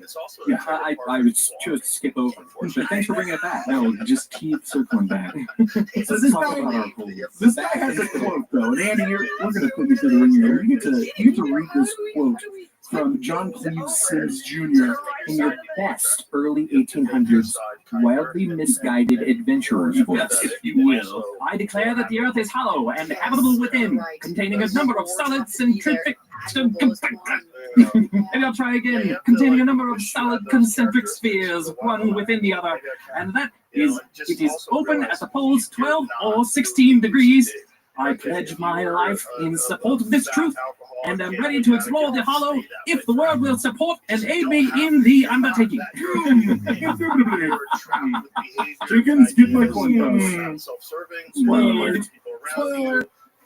The world didn't get behind him, and it didn't work out for him. But he pledged his life in support of it. Well, he spent his whole life on it, and I tell you what, he got some people to back him in his thinkings. So he's got this guy Jeremiah Reynolds, a Sims follower, also lectured on the hollow Earth and argued for an expedition. He succeeded where Sims failed. He actually launched an expedition. So he first petitioned the government, and he started to get somewhere with Congress, but then the president shot him down. But then he got some private investors to actually fund the expedition. The way he did it, Sims was doing it on behalf of science. I'm a scientist. I don't believe in anything. But Reynolds realized that not everybody is just passionate about science, and so he said he did it more from a capitalistic and trade perspective. Hey, if it is hollow, don't we want to be the first ones there? And he sold it like they sold everything to white people back then. There's people there. We can conquer them, and maybe even kill them. Oh, good show. I mean, that's what they were after, right? Bring your blankets. Well, so the Arctic was like the moon back then, right? Like they just didn't know. Nobody knew anything about it. Well, we know it's there, and that's pretty much it. So anybody could come in and just make up any goddamn story they wanted to, and here, give me some money. I'll send 5 stupid guys up to die, but take a little cut off the top of my story. Yeah, we'll go. They just circle around out in the ocean for a couple months, come back, don't go. Oh, we froze to death, sorry. We weren't that far away from the time where they thought the Kraken was running around to take their ship down. And not to be, outdone by that, this was a short-lived expedition. After a dangerous trip, they reached the Antarctic shore and returned north. when they got the chili the crew mutinied, threw Reynolds and another man off the boat. They're like, we're out of here. Fuck it. And Sims himself never wrote a book about his ideas, though several people published works discussing his ideas. Reynolds and Sims weren't exactly successful in proving their hollow earth theory. One died never having done anything, and the other was being thrown over a boat. So, wait, so they had a whole crew of dudes who believed the whole spiel. I think they believed that there was sailing around. How far did they go? They got to the shore. And then they're like, they went all that way, and then oh, maybe this wasn't such a great idea. Yeah. Sailors for hire. It makes you wonder what was happening on Sailors the boat. aren't that bright, I guess. Not card-carrying men members. Makes you wonder what happened on the boat. You know, to have gotten there, done whatever they're going to do, and on the way back, then mutiny. It's not like, most of the time mutinies happen like, God, are we ever going to get there? We need to turn back. And the captain's like, no, we will move henceforth. Let's mutiny. We're going to run out of hardtack. We need to kick him off the boat. Well, maybe they found something that they wanted to keep. In this particular case, they're like, well, we've already made it. We're on our way back. We have plenty of provisions to make it. Now let's kick the captain off the boat. It was probably a boat. They probably wanted the boat. They literally just wanted the boat. Yeah. So at this point, we're talking about these cats. We know what you're thinking. They're just two old red coops. No one listened to them, no big deal. But one guy did. Many might have heard of before. The name Adolf Danger Hitler. I don't know if you know that or not. His middle name was Danger. Don't look that up, but I'm pretty sure it sticks. Did he dress like Evel Knievel? Does have that helmet on? So, that's right, though. The fucking Nazis, not wanting to leave any stone unturned, explored the craziest of beliefs. They threw fucking everything at it, see what stuck, and the Hollow Earth was one of them. And they sent squads to the South Pole, and helped during the Nuremberg trials, donuts supposedly bragged about an invulnerable fortress, a paradise-like oasis in the middle of eternal ice. So this guy knows, I'm going to get killed. I either make up some crazy-ass stories, or, well, I might as well tell the truth. Maybe that shit down in Antarctica. I don't know. What do you think? I'd be making shit up. Left and right. Well, it sounds like a base to me. I don't know. But don't take our current word on this, guys. Take our word from all the way back in episode 1 of Hysteria 51, Project High Jump. John, what do we talk about in that first episode? Altimeters. That is true. Guys, I listened to that on the way over here. Did you really? I did. And it was just a cacophony of beer tabs opening.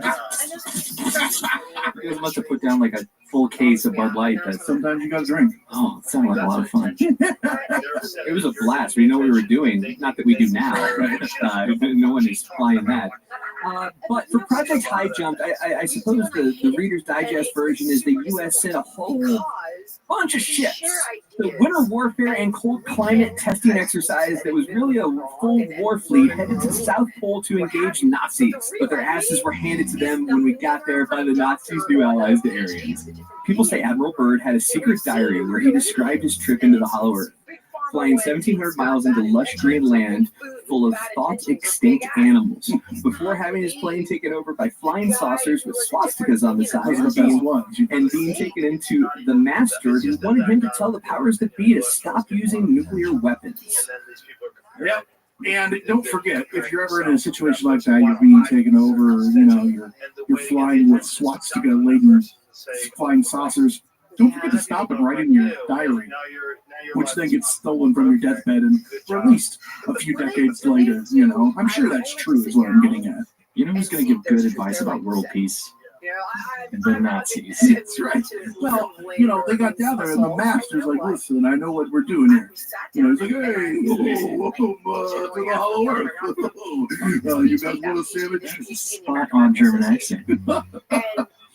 So, like I said, this diary is conveniently found. It tells the whole story. He's doing it minute by minute of how these things are going through, and then it's lost. And it doesn't stop there. Many people claim to have seen the opening to the Hollow Earth, been taken there by Aryan beings or Nordics, depending on who you talk to, or reptilians who are fighting the Aryans or Nordics for control of the Earth, depending on who you ask. And some say these Aryans or Nordics, these are all shit that's intertwined. These are all the stories that we've told in every fucking episode because they're all intertwined. But wait, getting back to my original comment there. I know you guys thought that the Earth was flat. How can this be? How can it be flat and also hollow? You said bullshit, Andy, if I remember right. What's easy, my friend? Easy. The openings, some say, are not openings at all, but actually stargates or portals to other realms. So the Earth is flat. That is true. And they take you to another realm. You're just going through a stargate. So is it hollow or is it another dimension? Well, it's taking you to another dimension that happens to be hollow there. The Earth itself, they say, is flat. So you're going to Earth 2, electric, which is hollow. Yeah. You know, You're coming from Earth 1, which is flat. Yeah, this checks out. I mean, It makes perfect sense. That's I'm with nice, you. I'm man. with you. Yeah. I never say horse shit. The Earth is round. It's all inside. It's a power struggle, really. You know, lots of red tape in the whole flat Earth, Highly bureaucratic. hollow Earth. Yeah. The flat Earth hollow Earth machine really keeps the man down. That's kind of the history of the hollow Earth and where it comes from. I don't know. What do you think? I'm sold on the idea. I'm just telling you. How could you not be? The true flat Earth believers know that that can't be true because if you go to Antarctica, there's not going to be a hole there because it's a big ice wall. I mean, simple as that. You know, how can there be a big hole there if it's a big ice wall? We talked about logic, and we don't want you using as much of it. So maybe the hole's in the wall at the top. I'll cut that out. Okay. Yeah, those damn pesky ice walls. So we're gonna go to break, and when we come back, it's time for the good stuff. What is actually inside the hollow Earth, or at the other end of the Stargate to the hollow Earth too. You know, right after the break on Hysteria 51. Oh, I love the break music.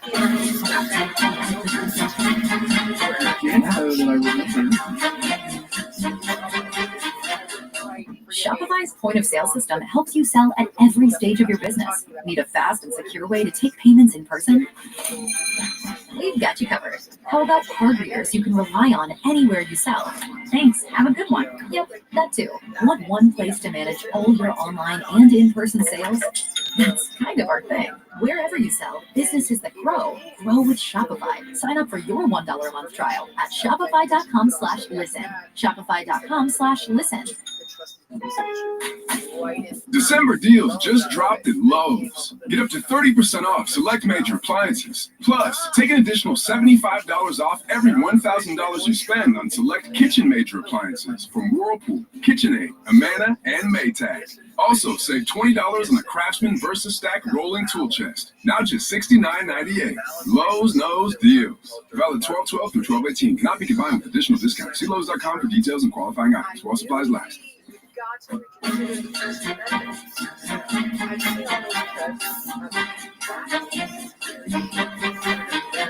Welcome back in, Hysteria Nation. We know the Earth is hollow now. We're sure of it. Yep. We can get past that part. There's your new Yeah, get used to it. Right. Yeah. Let's talk about what could be in the hollow Earth. And I'm going to need you to put them way up inside your butthole. You know it's a fact. Now you're ready to go explore.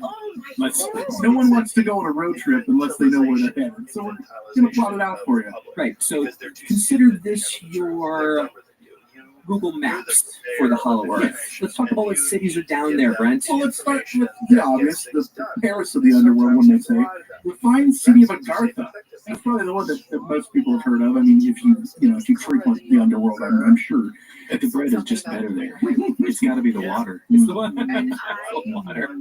19th century French occultist, which happens to be my favorite vintage of occultist, Alexandre Saint Ives de Alvidre, I think is how you say it. Read. Why did you just stand up on your tippy toes to say that?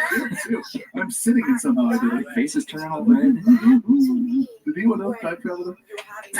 Oh, that's just because he's passing gas. The first reliable account of Agartha in Europe in 1885, though he claims the account dates back to 3500 BC.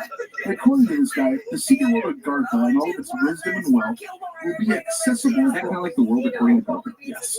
It's accessible to all mankind when Christianity, there it is, wait for it, Christianity lives up to the commandments which were drafted by Moses and God. We were talking before the show how so many of these crazy stories, someone goes, well, I know this because I'm more Christian than you, and this is the truth. I don't want to get too much into the religion quagmire, That was funny. You're not that funny, but that was funny. Oh, I was on a plane on Southwest. That's where the captain introduced himself as Glenn Quagmire. Like, I think he's a real guy. Was he talking in that voice? He wasn't. He was just a normal guy, which is very disappointing. I was like, still, my ears pricked up, and I was just like, oh man, this is going to be the best flight ever. So I don't want to get to repeat. I don't want to get too deep into the religion, but when Christianity, we all know Jesus Christ is kind of the basis of that, right? Okay. So the difference between Christianity and Judaism being Christ came back, blah blah blah. Lives up to the commandments which were drafted by Moses and God. That's Old Testament, right? That's Judaism. You have to basically listen to everything Jesus said in the New Testament to go to heaven and all of that stuff. The basis of Christianity is not the stuff Moses said in the commandments. That's old school. Like, to get to heaven, you had to do that. Whereas that's the first level of Christianity. Second level of Christianity is all earth, love people, and the earth is hollow. That's under those. Yeah, that's the basement. So basically, I just don't get it. Is what you're saying? Yeah, got it. Okay. Well, so St. Ives, whatever you say, describes Agartha in his book as if it's a place that actually exists. And his info on Agartha is based upon revealed information being received to him through attunement. That's how I get most of my information for this show. Attunement. I don't like them putting chemicals in the water to turn the friggin' frogs gay. This time this person's flat. Yeah, no, the earth is flat. Oh, here we go. Earth is flat. Earth is flat.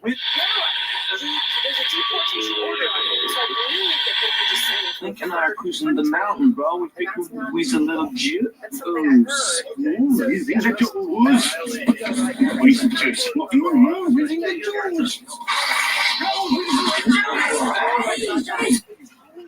Anyway, I love you so much. Coincidentally, explorer Ferdinand Ossendowski, I wrote a book. I really wish he would use more Encino Man in this show. A book in 1922 titled Beasts, Men, and Gods. You have that movie, don't you? Beastman and God. I love Beastman. I don't think I ever had the action figure. Well, that was perfect. I had Moss Man. Oh, I had Skunkor. Stinkor, yeah. Yeah. What the hell did he smell like? Brain tires? Gross. I don't know. Like my neighbor in college. Do you think that was just like a giant fuck up at the toy Yeah, like, company? what are we doing? Like, oh god, this plastic is. Oh, I got an idea. guys, I got this. So in this book, he also tells a story which was imparted to him concerning a subterranean kingdom which exists inside the earth. This kingdom was known to the Buddhists as Agartha. Sounds a little bit familiar, right? And Agartha is frequently associated or confused with different hollow earth cities called Shambhala. Who hasn't heard of Shambhala, right? Yeah, sure, yeah. Exactly. I got a little place there. John, tell us about Shambhala. It's a Sanskrit word. Thanks, John. Good job. Yes. It translates into place of peace or place of silence. Also not translated into my house with a 4-month-old. That's right. It's a mythical kingdom thought to be in the inner earth. The place figures prominently in both Buddhism and Tibetan Kalachakra teachings. How are your chakras doing? The main book in the Tibetan Kalachakra, the Kalachakra Tantra. Yeah, they do a lot with the root chakra, which is also Guys, I gotta go. I gotta get late. We actually have the book right here. He says the door locked. So I'm gonna need more to drink. This isn't just Buddhist though. This was revived in the West by Madame Helena Blavatsky and the Theosophical Society. Is that you're probably asking, John? Well, that's a Russian occultist, spirit medium, and the author who co-founded the Theosophical Society. Who you might remember Blavatsky from our Nazis in the Occult episode. That's right. More wacko crap that Hitler bought into. Bonus, Blavatsky actually, he used Blavatsky's beliefs as on the origins of race as another reason that he hated Jewish people. Oh, so yeah. classy lady is what you're getting at. Yes. So the machine from Big gives you a little card that says the Jews are bad, and you start a world war based on it. Yes. He was an intelligent man. He was in Memphis here. He had the card. Back to Shambhala. Someone should have told him his art was good. I kill everyone. Back to Shambhala, according to the Buddhists. Shambhala is it an actual physical place in the Hollow Earth or just a spiritual one? Let's hear from the Dalai Lama. This is from a speech he gave in 1985. Let's go back to Ian. Do I need to read it in adventure voice? Dalai Lama voice. No, not just the Dalai Lama voice. I want your best 80s Dalai Lama voice. Okay, Dalai Lama, 1980s. Although those with special affiliation may actually be able to go there through their karmic connection, nevertheless, it is not a physical place that we can actually find. We can only say that it is a pure land in a human realm, and unless one has the merit and the actual karmic association, one cannot actually thrive there. If you're a heart, you can get there, and it's real, but if you're not, it doesn't exist. That was actually Did you know that the Dalai Lama was also a 1920s radio host? Oh, blast from the past, coming at your past, coast to coast. Deep cuts, friend, deep cuts. All right, let's get to the meat and potatoes. We take a trip into the Hollow Earth today. I don't want to have to be a good person to see it or anything, no matter what you call it. Don't worry, that won't be a problem. What are we going to see inside? Well, first you have to get there. And we all know there are numerous openings all over the world. I mean, that's a given. The Kentucky Mammoth Caves, right? Do they have a bottomless pit there? Yeah, well, it's not bottomless, it just goes to the Hollow Earth. So these are all places that if you go under them, there are tunnels that lead to the Hollow Earth. The Pyramid of Giza, another pyramid. We forgot to mention that on our episode. I have a coworker who said he was just there and they wouldn't let him visit the bottomless pit. And I figured it's just because people have been throwing shit in there for years and years. It's now got a bottom. Like it's just 12 feet down and just cigarette butts the rest of the way. There's a big wooden sign with arrow. It says bottomless pit this way. And then there's just a security guards with their arms crossed and just shaking their head no at you. We got Mount Opomeo in Italy, King Solomon's Mines. Now there are several oceans. You just need your USO, your unidentified submersible object, to get there, and many your oxygenated water. Once you're there. There were also a ton in Atlantis. So if you knew where Atlantis was, like we do. Actually, if you go back to the Atlantis episode, no one's found this Easter egg yet. I haven't mentioned this. True. There's an Easter egg in our Atlantis episode. It's not revealed here. And it's not just that you're not there. There really is an Easter egg in the Atlantis episode that reveals the location of Atlantis. That's true. Producer Lisa, please unplug me. I give up. So once you're there, so we've traveled one of these cave systems or tunnels. You're going to need to be able to see. Well, don't worry. There's a central sun, of course. There's another sun. It's inside the Earth. Right. And it's like our sun, only it's not as reliant on, like, say, the laws of physics. The laws of physics are just, as I like to call them, the BS of physics.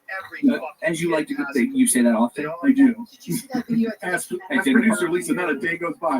You mean that BS physics bullshit again? At dinner parties. Yeah, I'll tell you. Let me tell you about the Nazis and the BS of physics. All right, college boy. What are you, a Mint member? You got your card?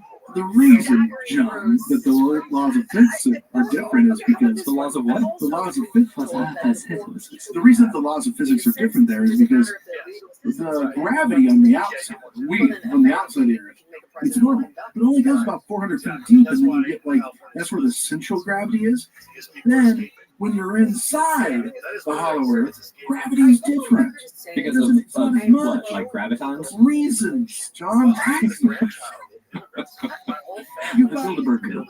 That was a great. We were big banks. We did the flat Earth episode. We were asking something of the flat earthers, and I like, well, you guys have your gravity stuff, and I asked something else, and they go, well, gravitons. That was how people explained gravity before we actually knew about gravity. The answer was gravitons back in like 1800s. It still is. I mean 1600s. It still is. Oh, okay. Also, not to be outdone by that central sun catastrophe, there's also several spaceship bases from other galaxies for the different races, both in control of our planet, the ones visiting, and the ones fighting for control. Like embassies, only like instead of Japan or Irish consulate, there's the reptilians, the Nordic, and the blue avian consulate. And so it's just that scene from Men in Black. Very similar, verbatim. And they're like, do you have any food or vegetables, Claire? All right, carry on. Then there's the Rainbow City, the Nephilim, like from the Bible. So yeah, there's a lot. There's giants living down there, but not to be outdone by that part of the Bible. The lost tribes of Israel. It turns out not lost at all. It's just a misnomer. They just forgot to leave a note. They were guided to the hollow earth opening at the North Pole by God himself. That's right. Come on. Did he provide the coats? Didn't need them. Oh, no. Pangea. Gravitons. Reasons. You know what else is down there, Andy? Huge shit. I told you. No, literally, like, that's where the pipes go. I was just in your bathroom, and that is true. Lower gravity down there on the surface, so that makes shit grow big. Animals are huge. Mountains larger than any mountains on Earth. The Nordics are huge. Shit is huge. Huge Nazis, I'm sure by now. There are accounts of elephant-like beasts, 100 feet long, 85 feet tall. I'm not going to bother asking where those accounts come from because it's already operating under the assumption that we're in the hollow earth. So I'm not gonna bother with that. But Admiral Byrd himself even said in the diary that we know is true, John, that he saw giant beasts and green fields. But Brent, can we go back to what makes everything big? Low gravity, higher oxygen content, John. Low gravity, higher oxygen. Why does that make everything big? That's the explanation for giant insects and stuff in dinosaur times, right? Yeah, it's just more oxygen. More oxygen, stuff grows bigger. That's actually true. You don't have to breathe as much. Stuff, yeah, you can expand up with more oxygen. That's science. Actually, just say because science. Because science, John. I think that's the only thing I've actually ever said that is actually maybe scientifically accurate, except for all this. I mean, that's a given. Yeah. All right, gentlemen. Wait, what do you mean it's accurate? It's accurate that there's less gravity in the hollow earth? No.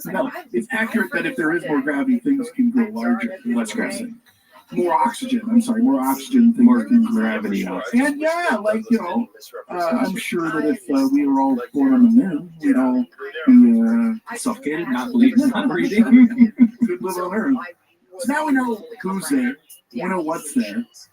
Why are we not working? Why haven't we joined hands and said, they're a pain in the ass in the office place? Well, there's a couple. I mean, they're all just bad guys. You just mentioned how big they are. Can you imagine sharing a bathroom with them? They can't fit in an airline seat. They're always complaining. Their service animals are getting out of control. Oh no, Andy, you mentioned at your office that they serve breakfast and lunch every day. Can you imagine one of those people coming in and sharing breakfast with us out of a business? Yeah, well, I didn't get killed like one mastodon. It's 100 feet long. You got breakfast for weeks. It's like Brontosaurus burgers. They bring you the ribs and it just tips your car right over. What a goddamn nightmare. One of the reasons, there's multiple reasons people say that, no, this is true, but we're not working on it. One is that there's so much more advanced in us that they already control us. Why would they work for us? Everyone knows that in these subterranean realms, reptilians run afoot and they run amok. They're controlling everything. Why would they want to work with us? I mean, they're already pulling the strings. And the humans that they do work with, the ones that they go, yeah, these guys seem reasonable and willing to work, we're going to cooperate with them. They're the fucking Nazis. Back in World War II, they went in there and they're like, come on in. No. What the hell are the reptilians? Oh my God.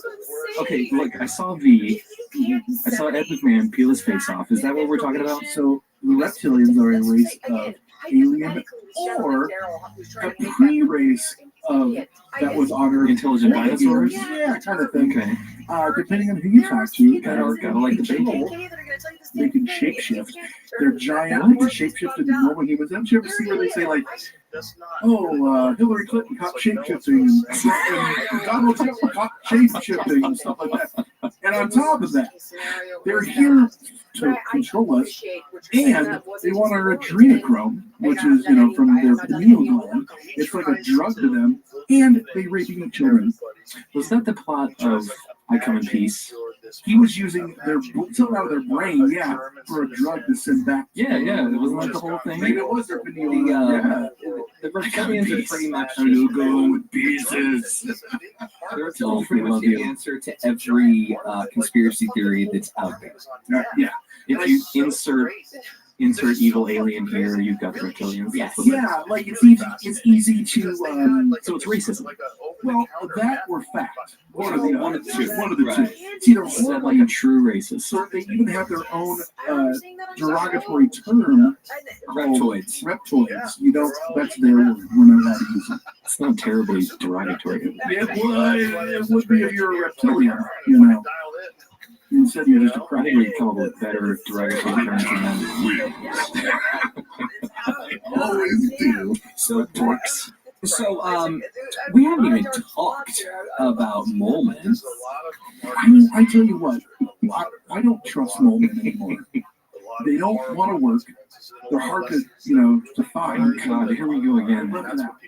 They look weird. Don't even get started on that. They all could go with penises. So, Andy, you got to look at this whole thing. Which part of this do you think is the most believable? We're going to go that route. You look at this whole story here. Which is the part you go, yeah, I can get by on that. That passes my smell test. I believe that there is weird shit in the Arctic and Antarctic that we don't know about. Mainly of the alien nature, like, from The Thing. Yes, I'm into that. I believe that 100%. If we dig enough, we'll find aliens, we'll find some shit, and it will kill us all, including Wilford Brimley, who just will not die. I'd like to treat you to diabetes. I believe that it's hard to send an expedition to the Arctic when you're a dumbass. Yeah, you're an 1800s dumbass. Yeah, with 1800s dumbass goes to the Arctic and dies.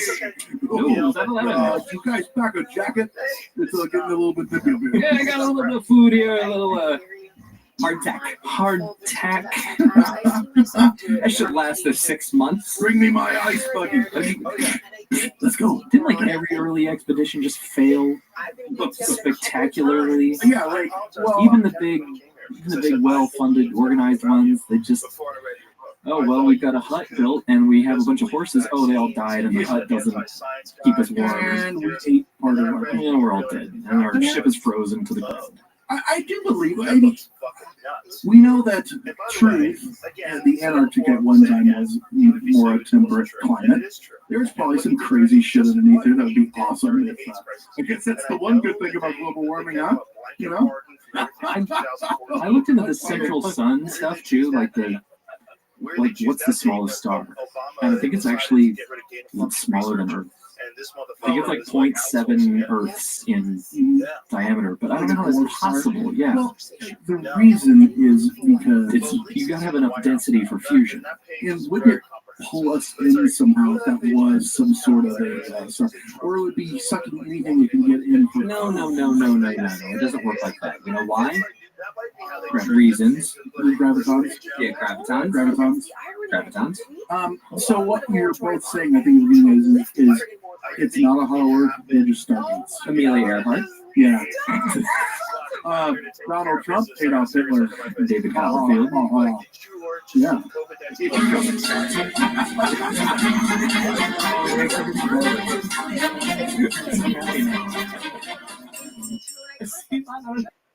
Error 1101000100011. All right. I've said this before on this show, and I'll say it again.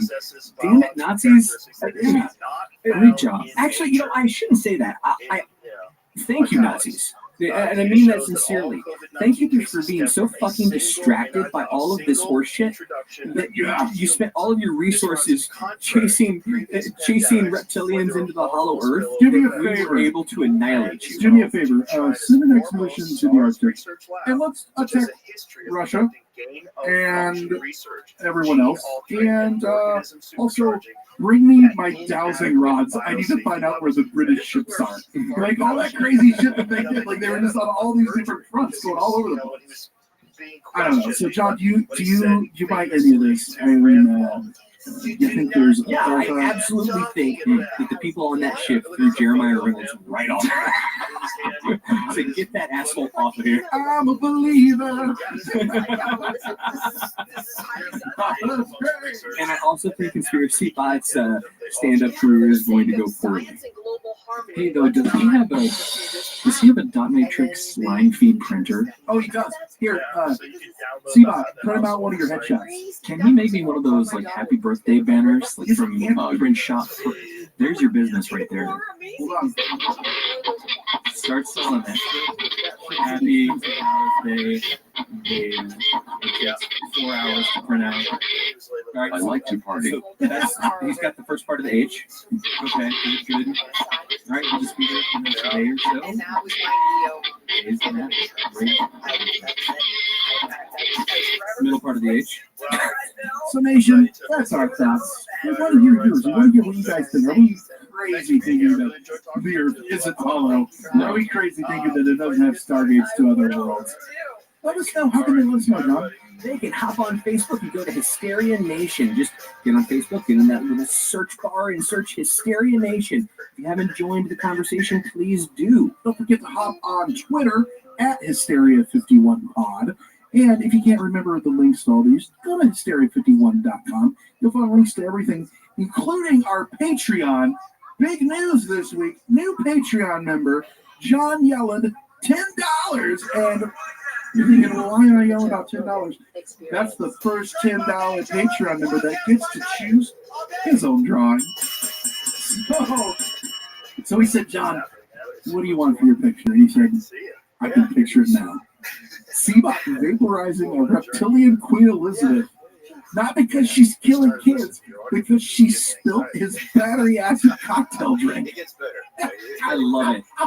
And I had to tell him, John, we have third grade art skills, so this is going to be perfect. That's kind of an insult to third graders, but we'll try. So we're going to draw that. Wait, I have a quick question, though. You said $10. He's British. How does that translate to pounds? 1,642 pounds a week. Awesome. I did the math myself. Great. Checks out.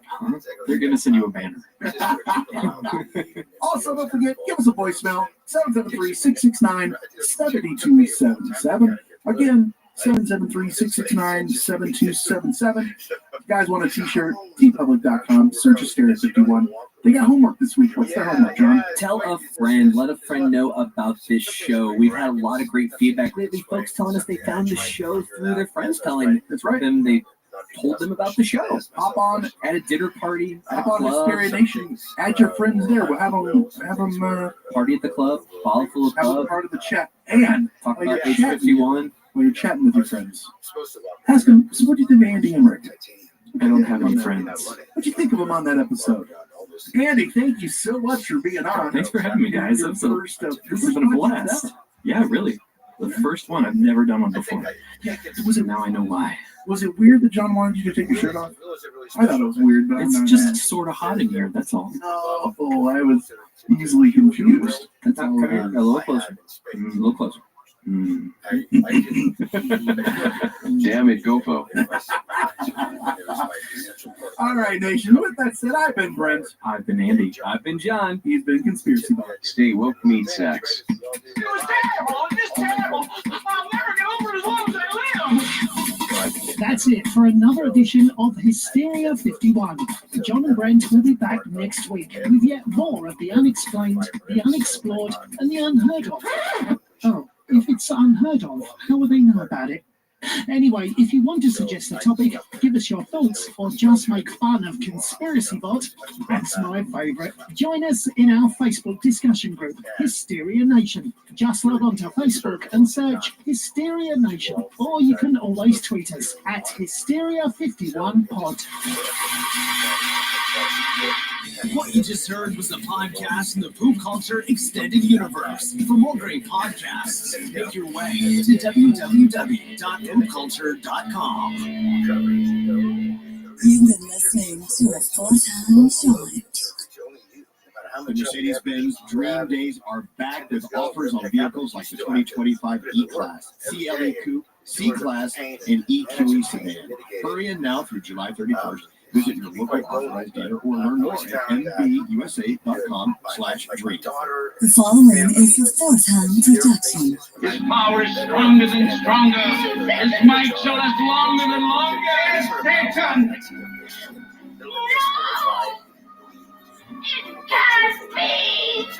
I'm Gordon Coulter. For many years, I served as a law enforcement officer. Today, it's my privilege to host this program on a little-known area in law enforcement, but important to every small community and every large city across our vast country. It's the area of satanic cult. Kids were railroaded because of their mullets, dark clothes, and fascination with the occult. It makes me scared that, this could happen to any of us. And it did happen to these three young outcasts, who came to be known as the West Memphis Three after their hometown along the Arkansas-Tennessee border. Damian Eccles, Jesse Miskelly, and Jason Baldwin, teenagers then, in their mid-30s today, convicted of what many labeled a literal witch hunt. No physical evidence against them, imprisoned for nearly 2 decades. Now let's look at another one of these. This is where we go into the Dungeon Master's Guide. Who is the Dungeon Master? Well, the Dungeon Master is a person who plays God in the game. And he controls all the situations. In fact, the books tell him that he is the god of the game. Well, I know that when I did my message, and this has happened, I have letter after letter where people took the pieces. Now, there's sixes involved in the pieces of the game, but they take the pieces of the game, they would throw them in the incinerator or the fireplace, and screams would come out because there seemed to be some kind of spiritual forces inhabiting those pieces, and children would drop out of life. They didn't want to study anymore. Evil powers are trying to brainwash this generation of children, but the truth will set them free. You can take that truth to them. Let's pray that churches across the nation will rise up and expose this deception of a generation.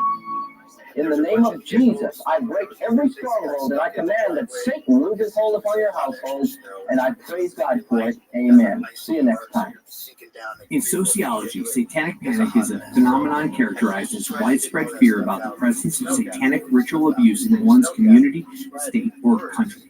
The phenomenon of satanic panic originated in the 1970s and gained traction in the 80s and 90s, when a widespread belief took hold within American evangelical Christians that a vast underground network of Satanists were in control of secular society.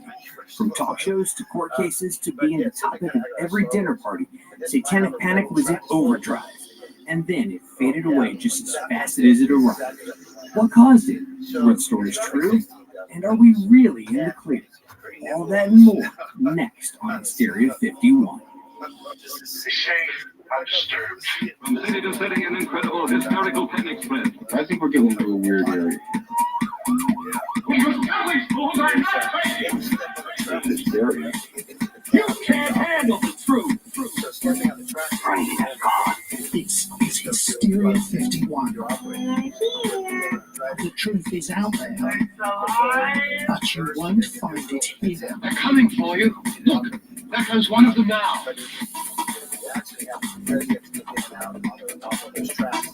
Welcome in, Hysteria Nation, to the podcast that's never been the victim of satanic ritual abuse. But if we were, we're sure it would be at the hands of, check that, pinchers of conspiracy bots. This is Hysteria 51. I actually see where you're coming from there. Satan's a bitch, but I like the ritual abuse part. Tough but fair. Broadcasting from the lower fourth dimension, otherwise known as Chicago, I'm your host and Dungeon Master. I don't have a character. I'm the Dungeon Master. I control the game and act out all the characters who meet along the way. My name is John Goforth. Alongside is my co-host, certainly a man who is guided by his own moral compass, and who always chose chaotic neutral as his character's alignment when he played Dungeons & Dragons, Mr. Brent Carlos, the Dwarf Hand. Dwarf? I don't want to be a dwarf. I wanted to be like a ninja or a fighter. And don't forget who won that game of Dungeons and Dragons, John. None other than Carlos the Dwarf himself. Greetings, Princess. It is I, Carlos the Dwarf. The dragon has been slain, and you're free to rule your kingdom. Which is just like what I played. Hashtag running, I'll say. My character was a chaotic neutral paladin, and I was a badass. I tell you, I was a level 63 that had a hitting sword spell. And Never got laid. Every time I think I realized the peak of your dorkiness as a kid, I'm reminded that there are always higher levels. Does him wanting to play with us again mean that he's turning into a geek? Or we're turning into cool guys? that other voice you're hearing, that's about to become a disembodied voice. Try it, Flesh Bucket. Is the third member of the show Conspiracy Bot. Z-Bot's an animated little robot I built to help edit and research the podcast. And lately hasn't been here in the studio much. Asshole, you're not actually still out trying to do a bunch of open mics, are you? No. I booked a few gigs. Career is taking off. The less I'm around you two snake-bitten time sucks, the better off I am. Says so here in tape number 8 of Unlocking Your True Comedic Potential, a guide to not letting the meat sacks in your life hold you back. Hosted by Alan Tom Allen. I still say there's something weird about this tape set. Anyway, C-Bot, I'm confused. When you took us through some of your potential jokes, they were literally awful. When you weren't insulting the audience, you were threatening them, and none of it was funny. How did you book gigs off of that? There's no accounting for taste in this business, lest I remind you of some of your one-star reviews. Don't change the subject. Plus, there's only a few of those, and screw all 10 of you. I know you're still hate listening. Anyway, the point is, there's no way an actual club would have booked you. You didn't have any new material, did you? Well, they did book me, but yeah, I have some new stuff. Want me to lay one on you? Okay, here it goes. This homeless guy asked me for money the other day. I was about to give it to him, and then I thought he was going to use it on drugs or alcohol. And then I thought, hey, that's what I'm going to use it on. Dude, you stole that. That's an old Greg Giraldo joke. No, I didn't. Greg who? Don't know what you're talking about. Okay, here's another. Since you're so sensitive. You know how you can tell how pretty a white woman is? You look at her and then you wonder how long they would look for her if she was missing. That's Patrice O'Neill. You're just stealing material from dead comics. You realize that people know this stuff belongs to them, right? Like, it doesn't go away once she dies. Of course I know that. I'm not stupid. This is all original material. Now go introduce your guests. I'll be right back. I have to go to the bathroom or something. He is right about one thing, Brent. We do have guests tonight. So, yes, guests. More than enough to shake a stick at, one might say. Matt Lauer's type shake steak there, John? Or? Yes, I've got a button under the stick shaky, not shit steaky. That's what he did. He's got a button under the desk over here. All right, first let's get this one out of the way. His name is Pecker. Due to his scheduling redundancy and some bad handwriting, welcome back to the show, Joe Pecker. What a pleasure, guys. Glad to be one of the points on this pentagram this week. That's all I have to say. It's true. There will be 5 people on the show. It's almost like we planned it that way. Or just realized it and giggled out loud before the show. Right before the show. It's almost as though you intended to record a podcast. Well, then up next, we got another returning guest. But this one we actually like and invited him on purpose, Mr. Kevin Crispin. What's up, guys? How are you guys doing? You know, he said we have the 2 guests that we probably have the most requests to be on are now here. And we actually brought you guys here so you can fight. Because much like a Highlander, there could be only one. I was just going to say, I don't even think we'll need to fight. Like, my guess is at some point here, one of us is going to explode. Oh, yeah. That was the chili, though. I did invite everyone over for homemade chili. Sorry, like, yeah, not everyone. Yeah, speaking of the guest that is coming to us via Skype, you gotta love the miracle of modern technology. It's coming to us from halfway around the world, the mythical land of Fort Wayne, Indiana. I assure you it actually exists. Mr. Michael Cole. Mike, welcome to the show. Thank you for having me. It's a pleasure to be here. And by here, I mean locked in my office for a while drinking a beer. So, Mike, we had you on for our satanic episode. Do you want to tell everyone why we chose you for that? I mean, do you want to get it off your chest now, or are we going to wait until later? Well, I don't know, if I want to, have any spoilers or anything, but hail Satan. And Yeah. I just think it's amazing that you're all the way over in Fort Wayne, Indiana, and it sounds like you're right next to us. Modern technology. I like to think that I am the bottom and most important point in this pentagram, but I'm probably top left. I had to pick, if I was going to pick either five of us to be the bottom, it would have been. Yeah, that's Yeah, it's not as much of an honor. All right, assholes, I'm back. Let's get on with it. So, we talked about it. Satanic panic. What the hell is satanic panic? Well, let's first define it. I think I saw it in the liquor store last night. It's cinnamon flavored. Wait a minute, we're in Chicago. Like, are we not here to talk about the play this year of Chicago Blackhawks right wing Richard Panic? That's exactly. Dick Panic. Huge Dick Panic fan. Wasn't there was? Well, I'm horribly unprepared. I had a bad case. Wasn't there also an NHL player with the last name Satan? Oh yeah. Yeah. Oh, I did not know that. 40 goal scorer. Absolutely. I'm gonna have to worship him. Welcome back to NHL Live. I'm your host. And I'm not 100% certain of this, but I'd say I put it in the 85 to 90% range that he played for the Devils at some point. All right, so let's define what satanic panic is. So we're talking about a period of the late 70s to the early to mid 90s where there was mass hysteria around this country surrounding the possibility that youth were being systematically raped, tortured, and killed by underground satanic cults. Right, or some sort of sick derivation therein. You know all the stories. It was also referred to as satanic ritual abuse. And I'll tell you this, Brent, I haven't researched a story that has used the very name of this show more than this. You're exactly right. Everyone is looking with satanic hysteria. Hysteria. Hysteria. It wasn't the first time. There was less 51 involved. That's true. That's true.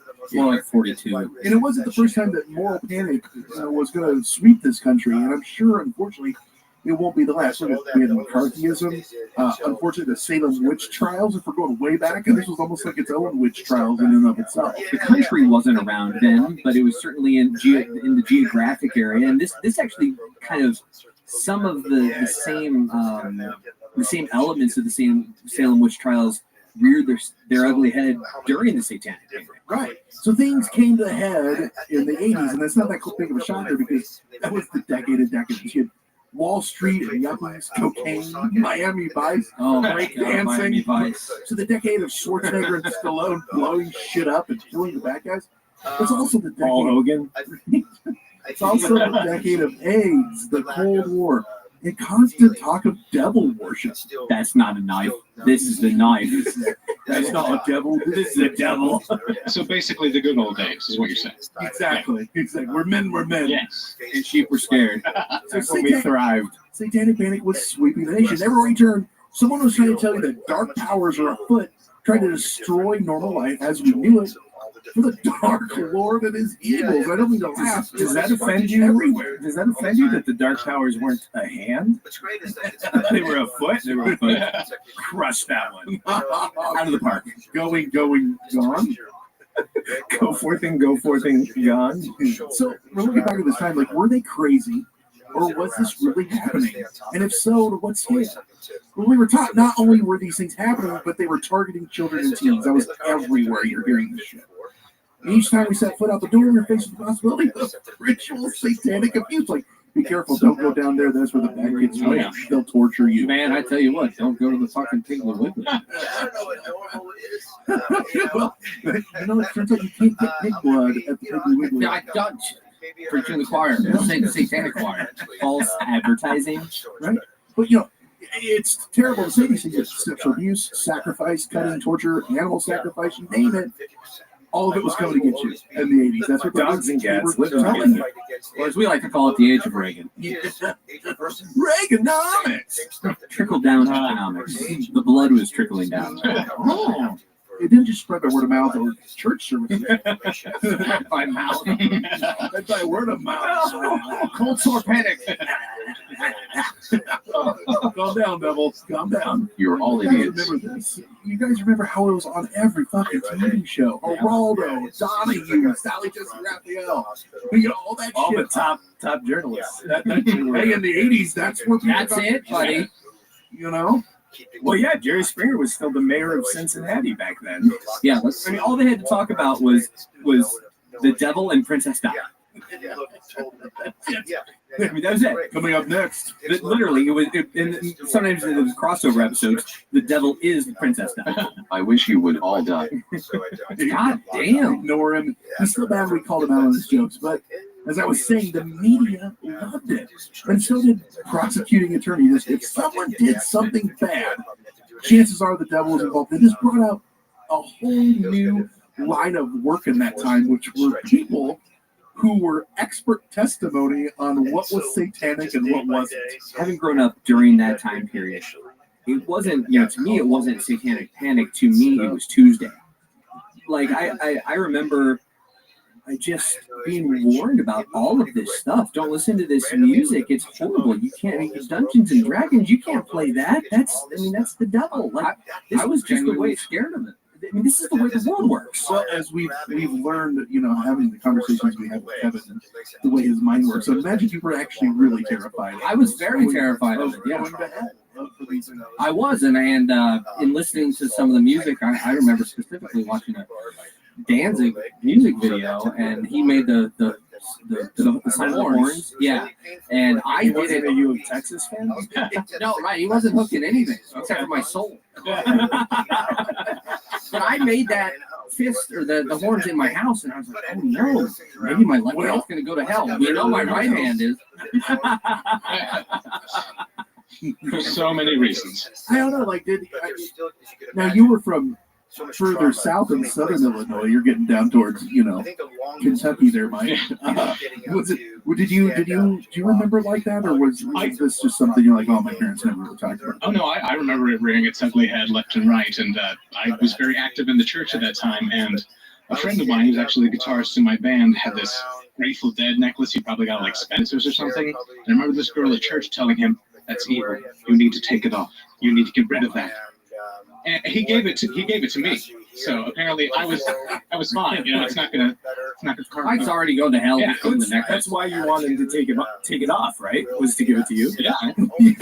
Like, well, you need to get rid of that. I'll dispose of it. Put it where it belongs, around the neck of Michael Cole. I remember being over at my buddy's house, JJ, and he was listening to Appetite for Destruction. Yeah. And I'm like, I'm not allowed to listen to this. I'm going to go to hell if I listen to this. And then I kept listening. The first time I was over, I was like putting my fingers in my ears. No, I can't listen to this. And then the second time, I'm like, this is really good. I really like this. And so then I went out and with my allowance money or whatever, I bought it. And it got taken away from me. But did they let you keep the night train? I had already drank all of it. Okay. So you guys remember the Poison cover with the long tongue and the satanic face? Yep. And then they redid it because so many people were like, "This is the work of the devil," and it was just a black bar, and all you could see was the eyes of the face because there was so much. So my sister had that tape, and my parents let her keep the cassette. But they cut paper and put it over it so you couldn't see it. So they essentially did what marketing did later on. Parental advisory. I also remember going to church and they hand out things like Procter and Gamble. They make things like it's Tide, but things like that, like household. Tide, yes. And I remember there's things going around like you got to look at your Procter and Gamble things in your household because they have like a pentagram and a sign of the devil. So we went home, and I swear to you, looked at all our things and we couldn't find any of these quote unquote symbols. We go back to church next week and people go, I found it on this or that or the other, and they're trying to tell people not to buy it. Then you find out that's all BS later on. That's just S.C. Johnson and wax fucking with everybody. Yeah, like those bastards over at Johnson & Johnson. We did it, sir. We've done it. Did any of you guys growing up, this happened in my town, small town, there was a house that had upside down crosses put in the yard. Oh, the Devil House. Every town had a Devil House. Yeah, every town had the Devil House and the girl that broke a hot dog off inside her. Wait, you knew her too? Yeah, how about that? I'm gonna need you to put them way up inside your butthole. Joe, what was it like in your town growing up? I couldn't even talk about my town because I was the one putting you put crosses in people's yards. And the hot dogs. I didn't just grow up like going to church and stuff like you guys are talking about. I grew up with a dad who's a pastor. Oh, wow. So I mean, there was a whole nother level to this whole thing where not so much my dad or my mom, but definitely the other pastors in our church or in town. You know, we saw some of these kind of things here and there. You know, the seminars on what to look for in heavy metal music absolutely was constant. Did your dad's church have the what were they called? The chick strips? Chick strips were, I believe, is what they were called. They were comic book strips that would elucidate the horribleness of things like Dungeons and Dragons and yes, I know exactly what rock you're talking music. about. We absolutely have those. And it's like, oh, I don't want to burn in hell. Well, then don't listen to that. Yeah, stuff. you just take Jesus Christ as your Lord and Savior and burn. Is that how they burn that told cassette kids tape? through these cartoons? That's right. That's right. The perils of you know. Everyone, everything that was different as society and culture was changing didn't just represent to a lot of people the changing of society and culture, but it's something evil. It was just this. Well, it was just. I mean, it was. I look at it as it was a generational thing. It was the Beatles and you know Elvis Presley in the '60s all over again. Like it was the same stuff. Like all my parents sit there and laugh because they're like, yeah. We wanted to listen to the Beatles and Elvis, and our parents and all of their, you know, friends were like, "What? You can't listen to that. Look at his pelvis gyrating." Right. And then Look at their hair. Yeah, and then my parents' peers are all like doing the exact same thing. Long hair. That guy's got long black hair. That's exactly right. It's because you're into these things does not mean that you're not into God, right? I mean, your father was a pastor. It's not like you were renouncing Jesus Christ because you enjoyed GNR.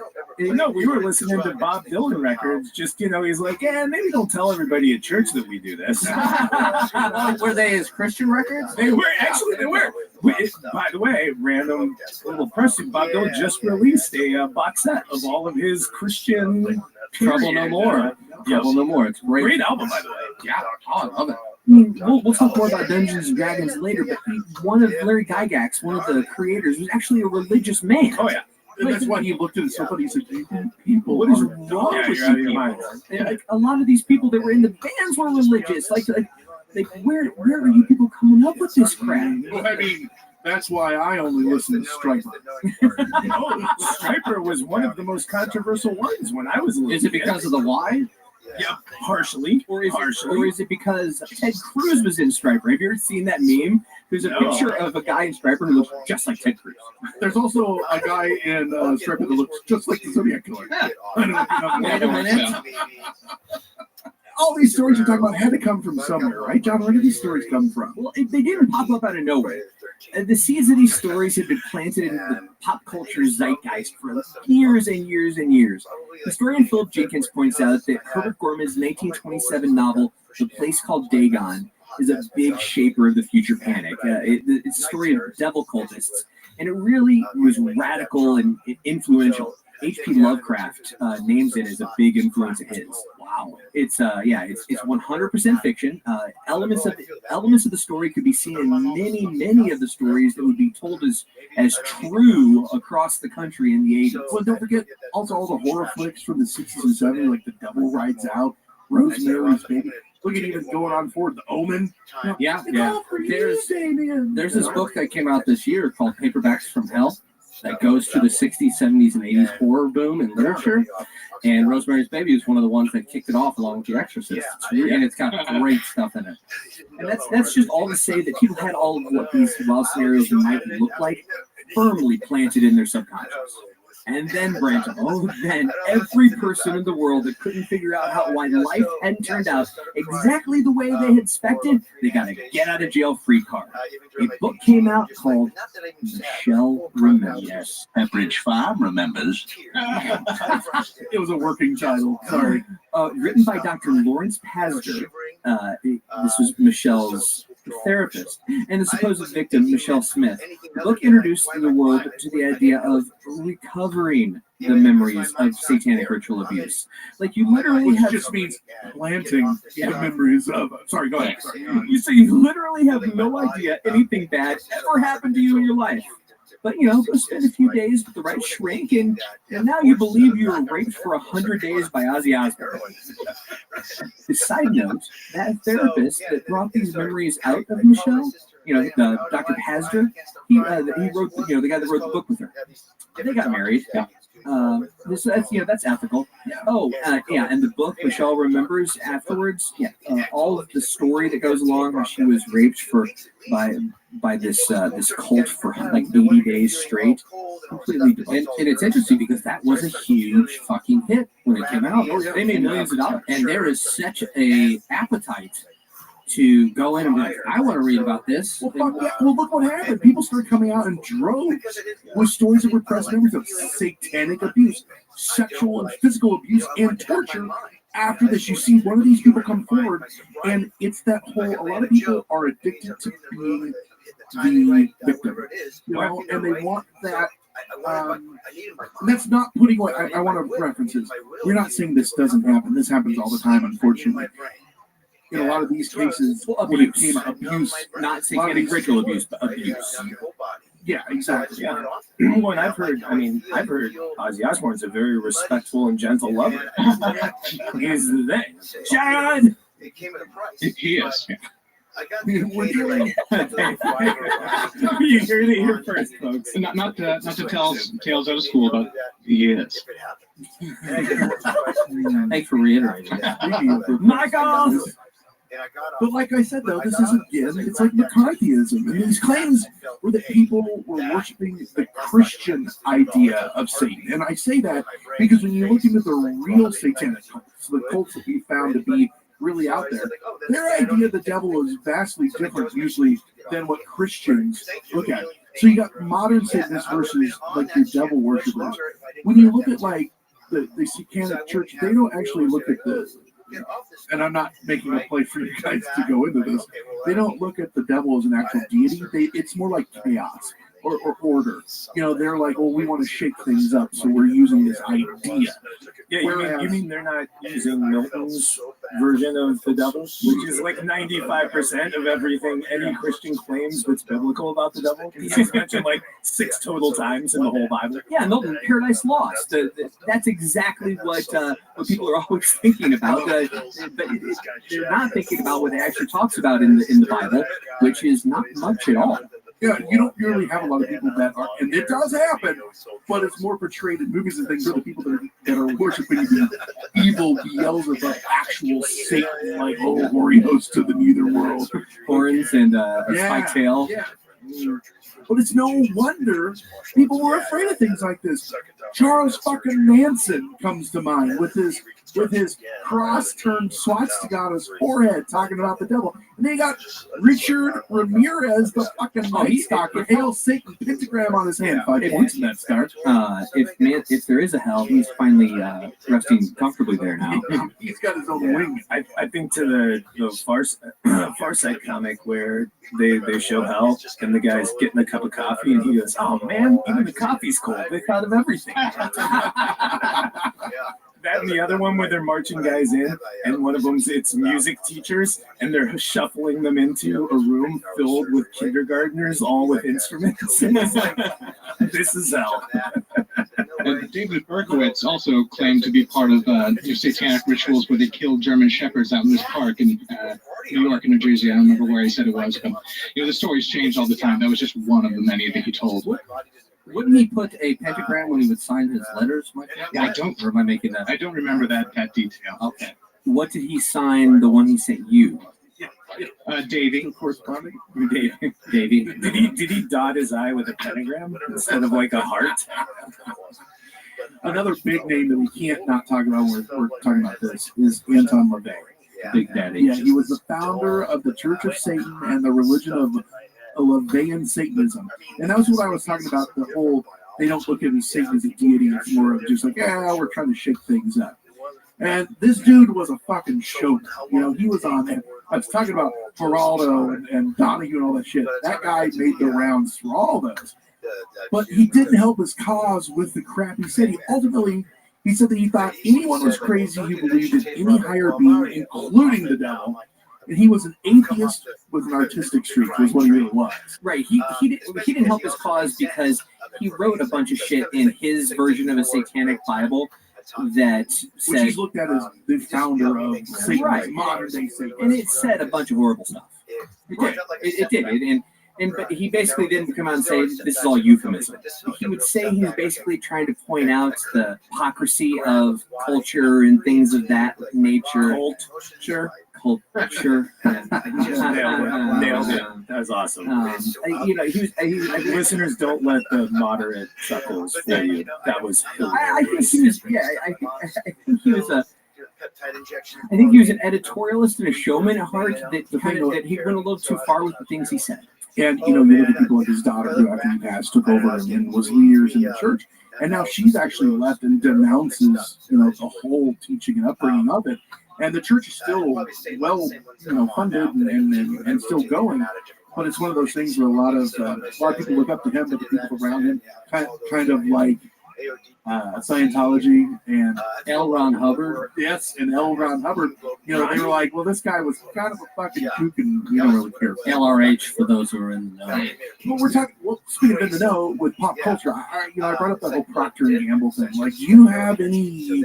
Like I remember, so my dad worked road construction, and there was more than once where they were like working out in the field in culverts and stuff. They found where one time someone had sacrificed a pig, actually fucking sacrificed a pig, like slit its throat, cut it apart, and like an Instagram, and a couple times. That's fucking crazy. Like Joe, do you remember anything from your kid as in like the pop culture that kind of stands out? Well, mine was always, like I said before, it was always, what I always remember really clearly was all the music stuff, like being, my dad's a big music guy, like all my friends were. It was, we'd have these different situations, like at church, different things of like, so there's a guy, Jimmy Swaggart, different people have heard of him. He was pretty famous in the 80s. Oh, yeah.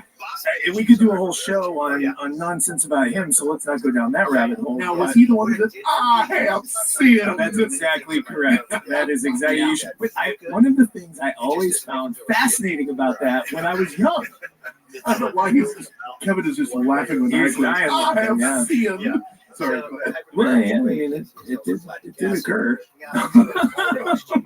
Yeah. He had his problems. But I always found it fascinating that, so my great-grandmother loved Jimmy Swaggart's piano playing, and she had all these records of it, and we'd listen to that at Christmas when we were at her house, and it was, so I came to find out, his cousin is Jerry Lee Lewis, and they're rockabilly, rock and roll piano players. That's kind of, if nothing else, it's a very talented family.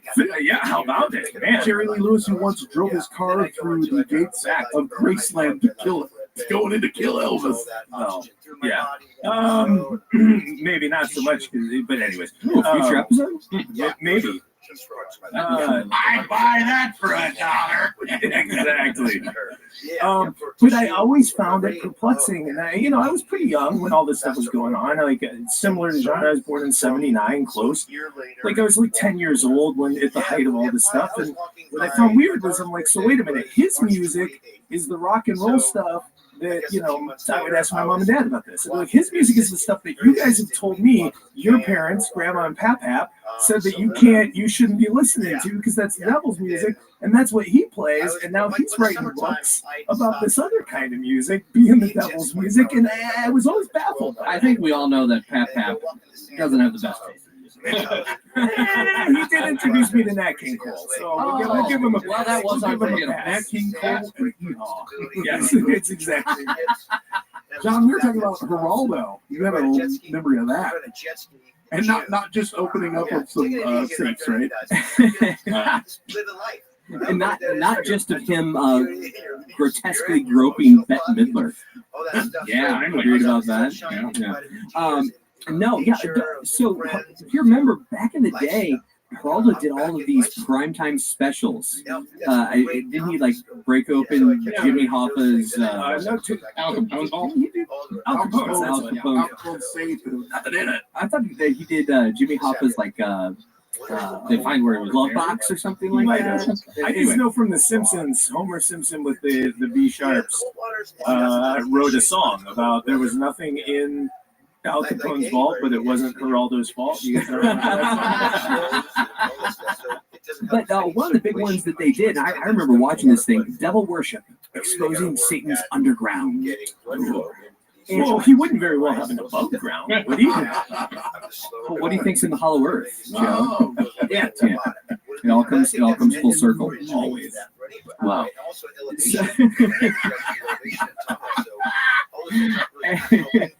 I remember watching it at the time and being enthralled. If you go back and watch it now, which I did, it seems so ludicrous. It really does. Luda. I was going to say, was it in Atlanta? Yeah.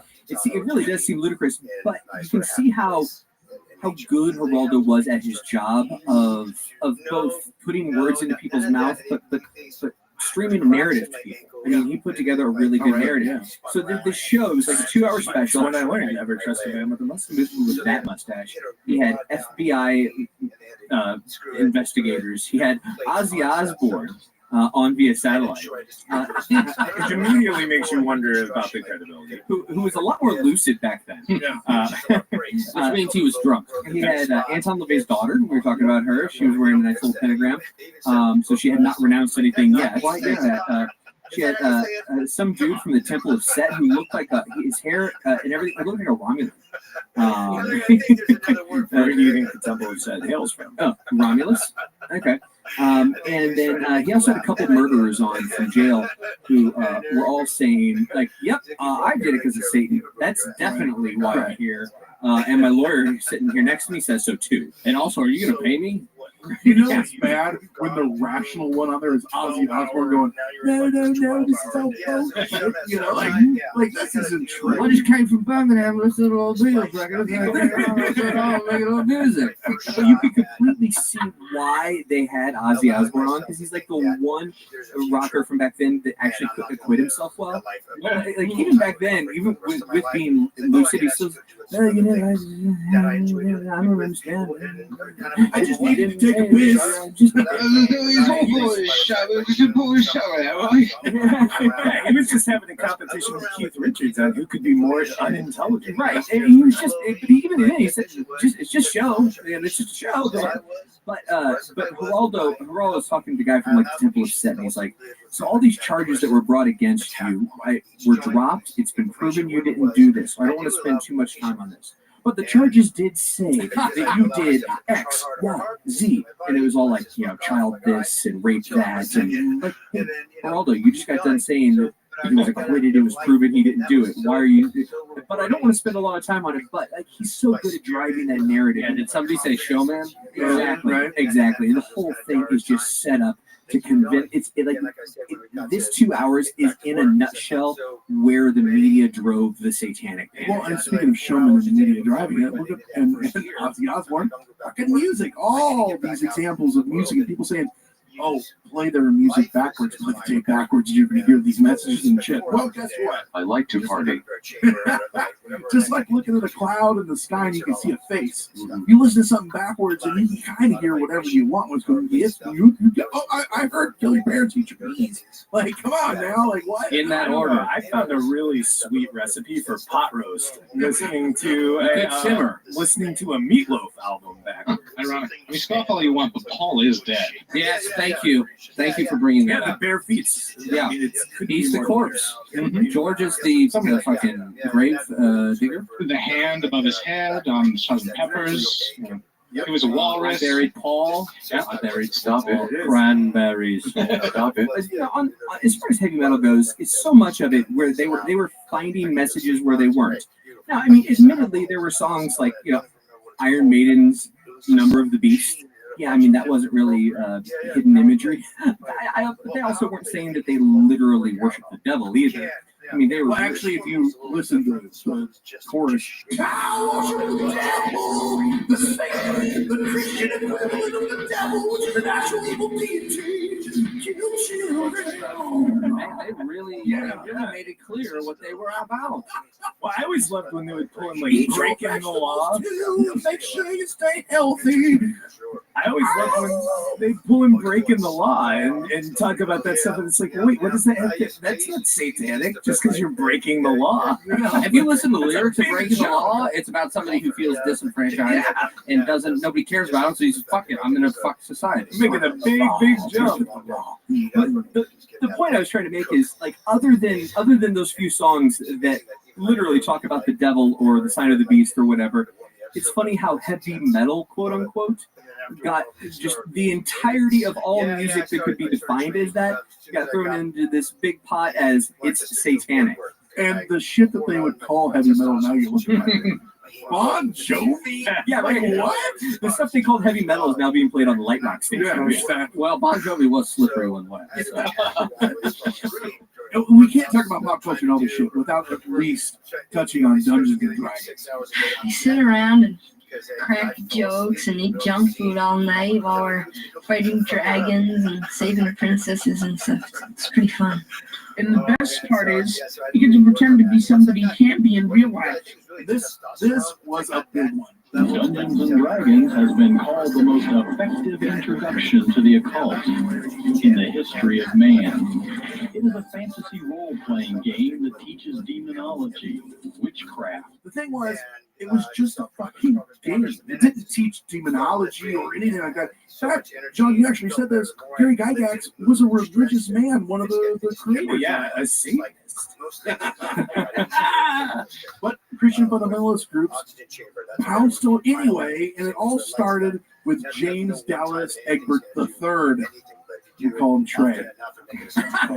I call him Egg. John, what's that story? So, Egbert, it's a sad story. Egbert attended Michigan State University. And I didn't mean to. That is pretty sad. Oh, yeah. Well, it is sad if it was a Spartan. On a summer day in this is the late 70s, on a summer day in 1979, he disappeared. Parents didn't know what happened, so they hired a private detective. Fuck this guy.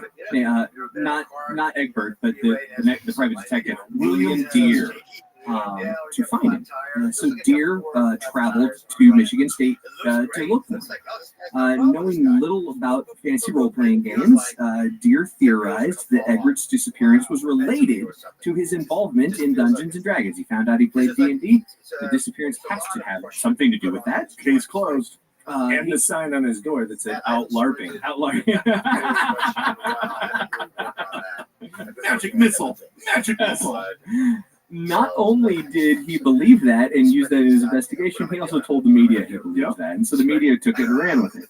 Students were reportedly playing live-action sessions of the game in the steam tunnels below the school. It was speculated that Egbert was injured or otherwise disappeared during such a session. Ominous. Yeah, so this guy, this detective, he found a corkboard in Egbert's room with lined-up thumbtacks on it. So naturally, it was a map of Sentinels. Now, they actually showed from back in the day where they showed the thumbtacks and then they put over the map, and it is not. It's not even close. No, I mean, it was kind of a square and kind of not. They're like, well, that's it. That was his big aha moment. It was like one of those things that you ever sat there with thumbtacks and you're just bored and you start to put them in a line.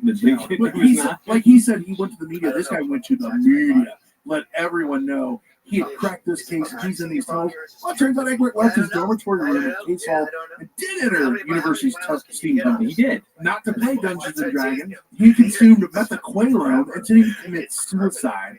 But the attempt didn't work, and after waking up the next day, he went into hiding in his friend's house and was just, trying to lay low while all this shit is blowing up. And unfortunately, he did commit suicide the next year. Yeah. But the point is that D&D was never related to it. It never had a thing to do with the story. But once the name got attached, thanks to old Mr. Deere, it never got attached. It's almost like one of those things that you see on Facebook now. Someone will share a story. You're like, that's not true.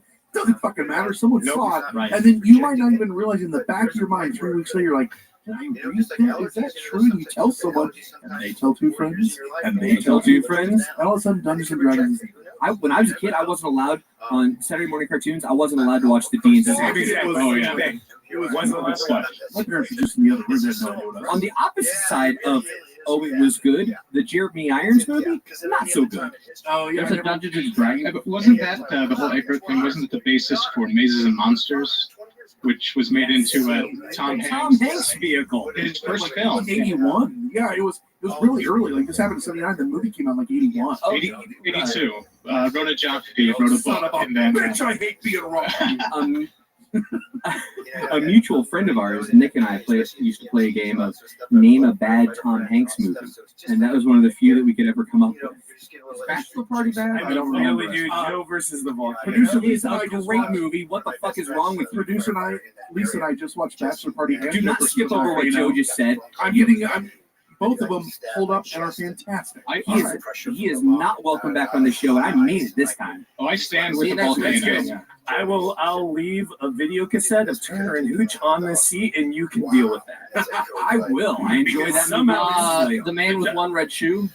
That's a fantastic movie. Is it we good? We also just watched Splash. Splash. Also awful. This is all awful. Dragnet, awful. Dragnet is not good. It was actually the first moment I realized that Dan Aykroyd isn't really all that funny. That was that movie where I was like, wait a minute. Mike's right, though. Mike's right. Dragnet, Straight up Satanism. It was straight up. That was the plot. They were that must be why I didn't like it. They were sacrificing people, throwing that giant snake down there. With the goat leggings. Oh yeah, good stuff. Yeah, everyone had goat leggings. Where are your goat leggings? Here, you can borrow some of mine. Well, now I got to go back and rewatch all Tom Hanks movies because maybe I was just trained because of the Satanism aspect to not like Tom Hanks because he was part of the most likely thing. Yeah. You're an idiot. We're going to take it a break, but after the break, we're going to look into actual cases, stories that helped shape the Satanic Panic and the lives that it affected. Next on Hysteria 51.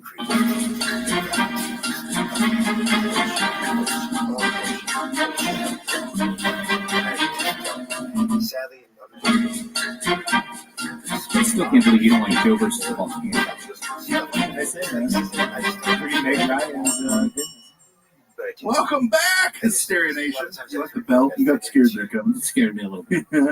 It's a Satan startle reflex. We did a lot of Satan talk in the first part, but and it's not stopping. The thing that we didn't really touch on that we want to get into is so many court cases, which was unfortunately the real tragedy and aftermath of a lot of these things. What was going on? Other than my appetite for destruction cassette, it's probably the biggest negative side of the Satanic Panic. It was the amount. You mean other than souls being damned to hell? Other than that, yes.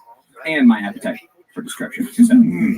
It's the amount of litigation and charges that were filed against people in the name of satanic ritual abuse, where there was no hard evidence that it ever occurred. It was just one of these grasping things that people were looking for. And first, let's talk about everyone's least favorite, child abuse.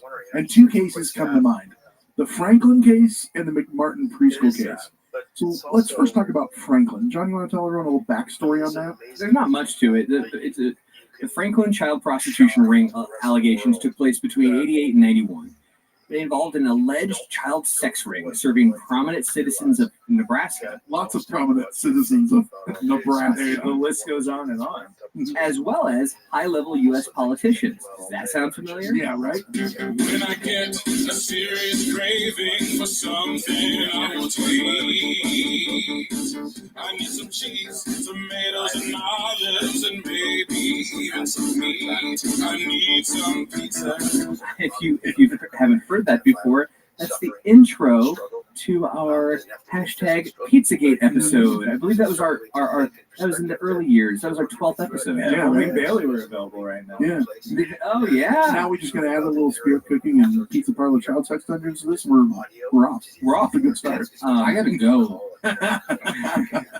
So the allegations claimed that the alleged sex ring was led by a quote cult of devil worshippers involved in the mutilation, sacrifice, and cannibalism of numerous children. That sounds awful. They centered around the actions of Mr. Lawrence E. King Jr., who ran the now-defunct Franklin Community Federal Credit Union in Omaha, Nebraska. That is a mouthful. Well done. Thank you.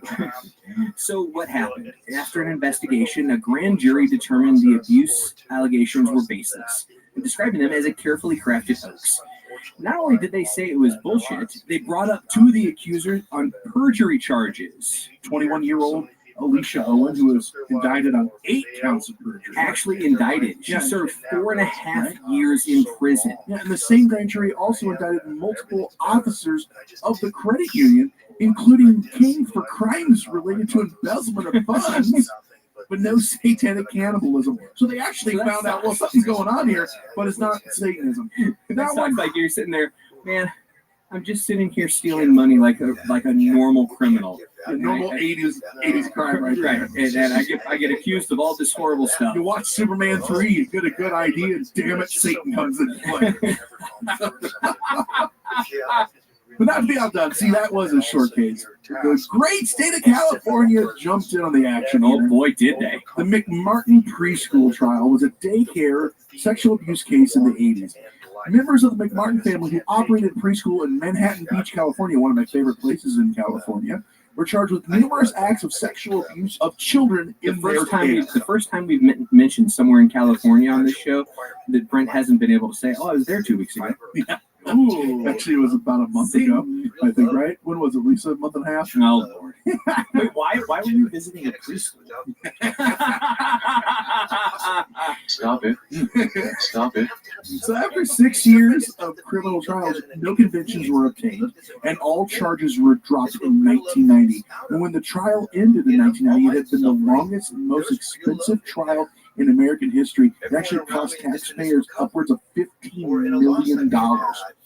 So the big question is, what happened that ties in?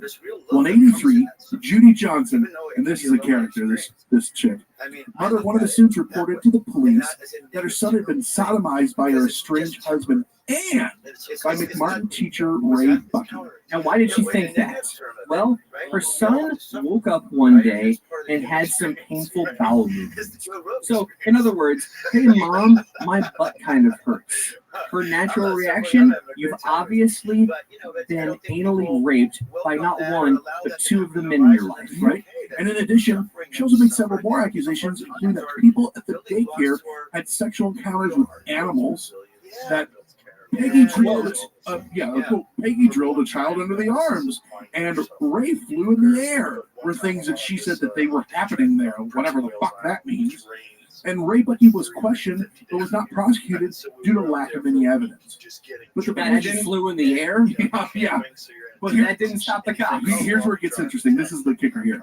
Police then sent a form letter to 200 parents of students at McMartin School, stating that their children might have been abused and asking their parents to question their children.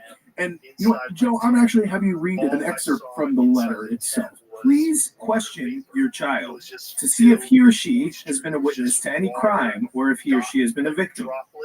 Our investigation indicates that possible criminal acts include oral sex, fondling of genitals, buttock or chest area, and sodomy, possibly committed under the pretense of taking the child's temperature. Also, photos may have been taken of children without their clothing. Any information from your child regarding having ever observed Ray Bucky to leave a classroom alone with a child during any nap period, or if they have ever observed Ray Bucky tie up a child, is important. Please complete the enclosed information form and return it to this department in the enclosed stamped return envelope as soon as possible. So here is your fucking letter for panic, and here's some leading questions to implant in your children's mind. My God, could you imagine being a parent and then you're like, oh, the school sent something. Is there going to be a potluck? Or if you were my parents, you'd have been like, Joe, get in here. The school sent something. What is this? We're all going to read it together. Yes, yeah. What is this? What did you do now? What did you do? Yeah. And it's not one thing with you, it's another. So don't ask. So that mother, I also heard that she began checking her son's anus before preschool and then after preschool. Yeah, and he had like fallen at one time and maybe got a bruise, and she's like, well, there it is. Wait a minute. There it is. Like, expand on that. Checking. Like, seriously, checking Yeah, his anus? seriously, checking his anus in the morning, Because I hadn't was heard fine, this. and then checking whenever he came home, Yep. and it looked a little pink or whatever, so... Yeah, so the sexual abuse was almost going on at home rather than at the preschool. Well, then let's sweeten the spot with Judy Johnson. She's diagnosed with and hospitalized for acute paranoid schizophrenia, and in 1986 was found dead in her home from complications of chronic alcoholism, all before the preliminary hearing in this trial ever even concluded. So the one who came forward and said this shit's happening was a paranoid schizophrenic who died of alcoholism. But you know what? we're not going to let that narrative stop us from this case moving on. And that was in 1986. In 86. Now, this trial didn't end until 90. Yeah. Several hundred children were interviewed. And the best part is the interviews. At least the techniques they're in. Yeah, so they got this these set of interviewers, this company called CII. And experts, John. Experts. Yes, and they had these new techniques that they were going to use. And by techniques, I just mean whenever they didn't get the answer they wanted, they asked the question again. And then they asked the question again. And then they asked the question again. And then when they didn't get the answer they wanted again, they started suggesting, well, did this happen? Well, did this happen? It's almost like they got jobs after that in West Memphis. The police. Sorry, keep going. Wait, is that foreshadowing? Is that foreshadowing? Yeah. And then you're talking to children, you're talking to preschool children. They want to say what you want them to say. You're adults. There's no actual tapes of these children being interviewed, but CII released example tapes of the way that they would do it, and they used puppets. So you got Elmo interviewing you.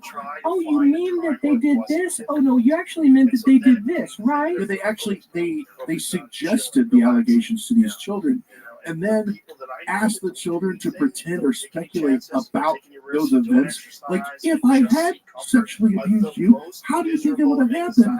And then after all this is done, I'm doing that as the puppet. I'm doing it with my hand, as everyone here can see. You can see that, right? Yeah. And then they go, okay, now tell us what happened. You know what's funny about that? Just last week, I was at Thanksgiving with my nieces, and one of them's 4. And we didn't have a puppet, but she was telling me the story of seeing a deer in their backyard. Which was true. The deer was in their backyard. But apparently my niece, upon seeing the deer with her sister, who's 6, and my sister, who's their mother, in the backyard, got on the deer and rode the deer around the yard. And the deer pooped on her leg. and instead of laughing and entertaining the story, Joe just looks at her and goes,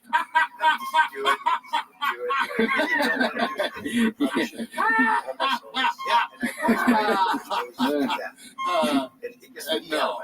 Well, after I did that, though, I did call the local magistrate and make sure that deer got taken care of. I want this deer out. Yeah, this is unacceptable. I'm just happy the magistrate hasn't told me. This deer, after luring my niece onto riding it, pooped on her leg. It's not surprising after Not surprising after reading these questions and all these kids and doing this. At the spring of '84, 360 children claim to have been abused. 360. And fewer than a dozen of the original 360 accused actually testified during the trial. It went from 360 to less than 12. Yeah. So here are the accusations.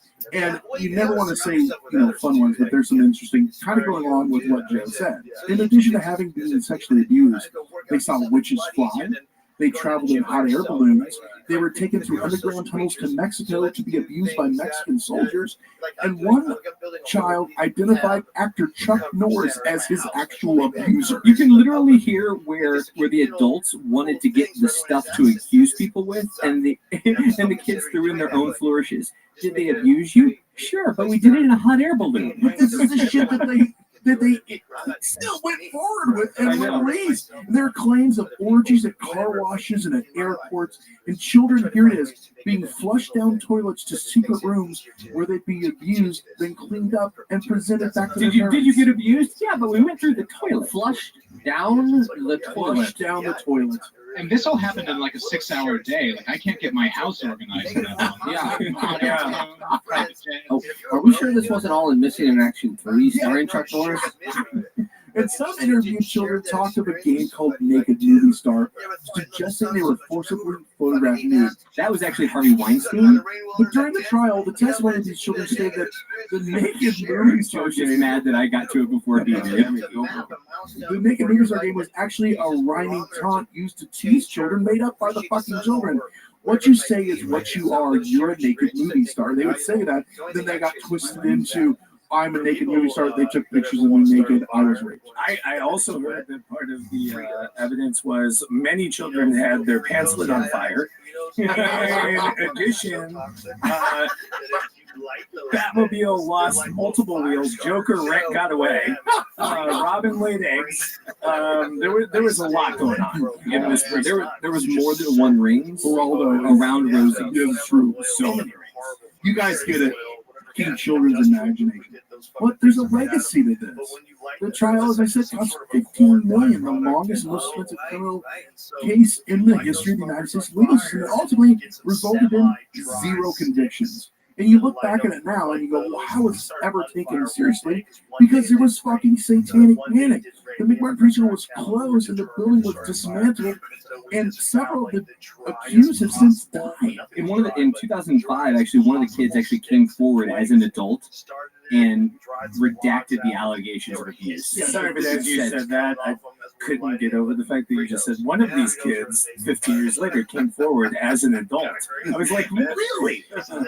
Is that the only one that became an adult? They dug up looking for tunnels outside of the McMartin. Yes, they dug, and guess what they found? Nothing. Yeah. There were no tunnels. It turns out, no tunnels to Mexico. Where did the toilet flush to then? It turned out it wasn't even the magic land where the rest of these kids are not adults. Yeah, Joe. But the person who came forward, actually, there's a quote. Said, quote, never did anyone do anything to me, and I never saw them doing anything. I said a lot of things that didn't happen. I lied. Anytime I would give them an answer they didn't like, they would ask again and encourage me to give them the answer they were looking for. I felt uncomfortable and a little ashamed, and I was being dishonest. But at the same time, being the type of person I was, whatever my parents wanted me to do, I would do it. In The Devil in the Nursery, Margaret Talbot for the New York Times actually summarized the case pretty well. She said, when you once believe something that now strikes you as absurd, even unhinged, it can be almost impossible to summon that feeling of credulity again.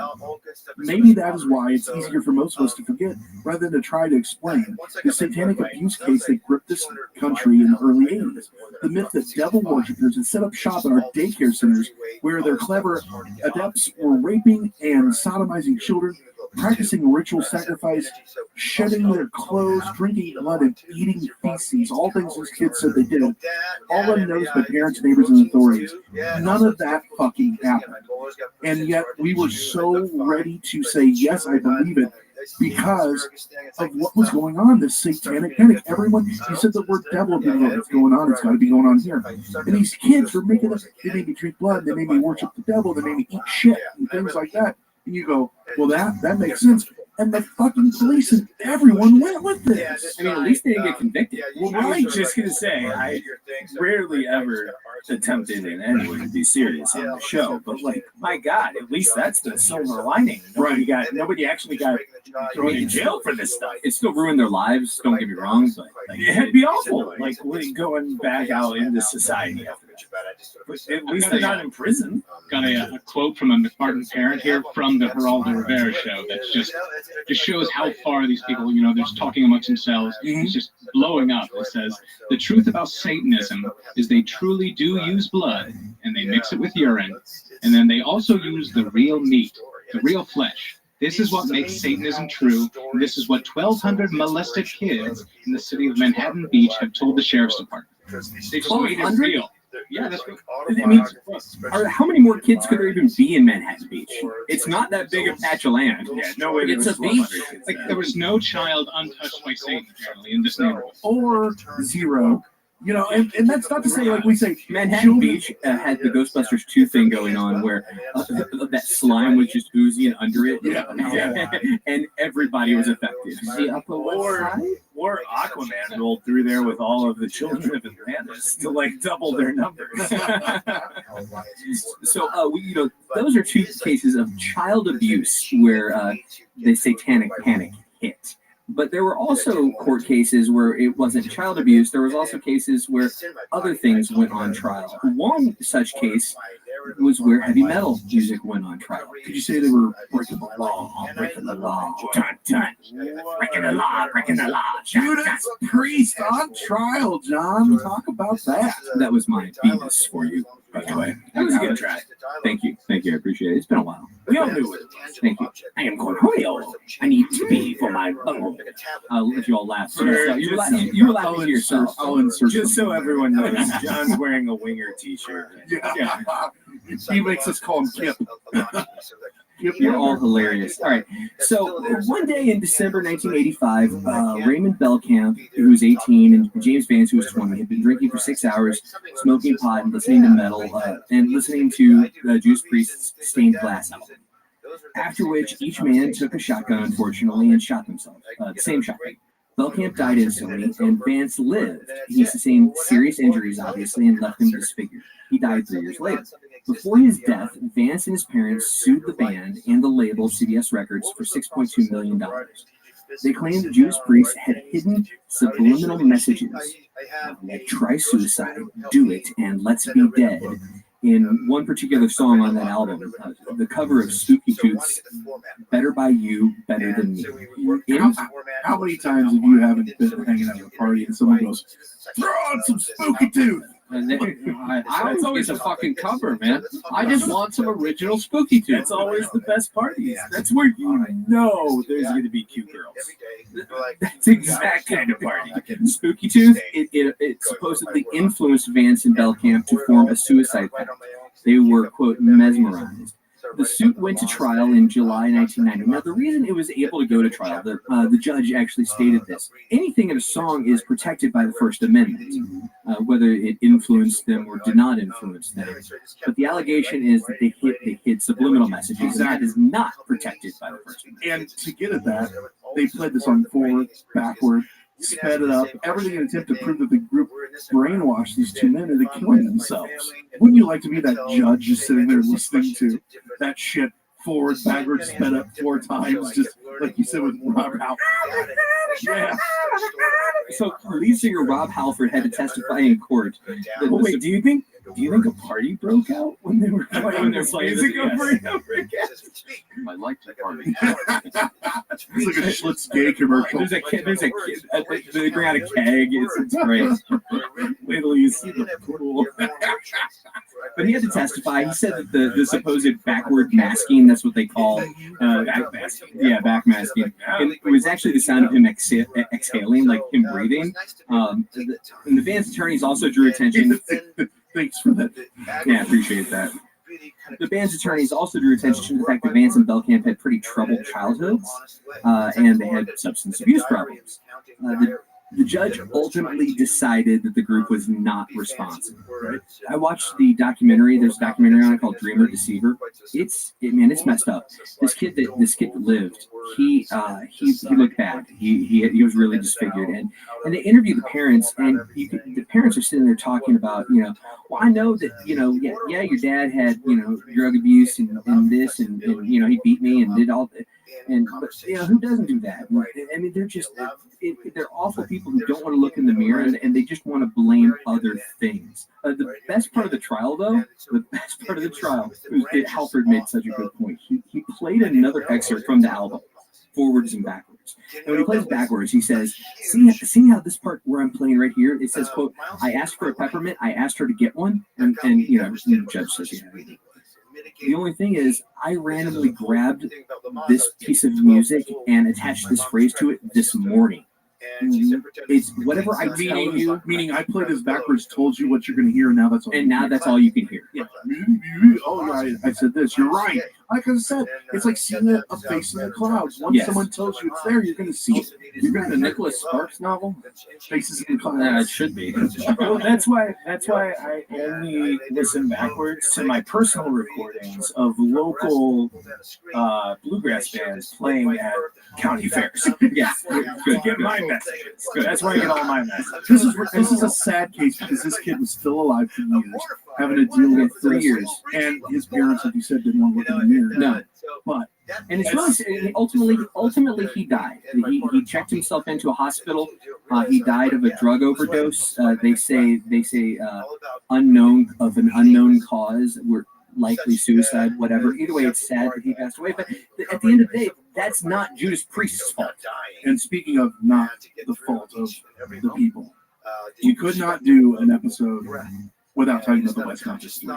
and satanic panic. This is a case that really hit home with me at a young age, and I have followed and followed and followed. If you guys aren't familiar with the West Memphis Three, three boys, three victims: Stephen Branch, Christopher Byers, and James Moore, 8-year-old boys. They went missing and were found to be in a stream outside of West Memphis, Arkansas. Yeah. And three boys were arrested very fast. Eccles, Miss Kelly Jr., and Baldwin. Why were they arrested? Because they were the local Satanists. Damien Eccles was into Anton LaVey, and he was into the Church of Satan, Wicca. He was a practicer of magic, but they're not the only people.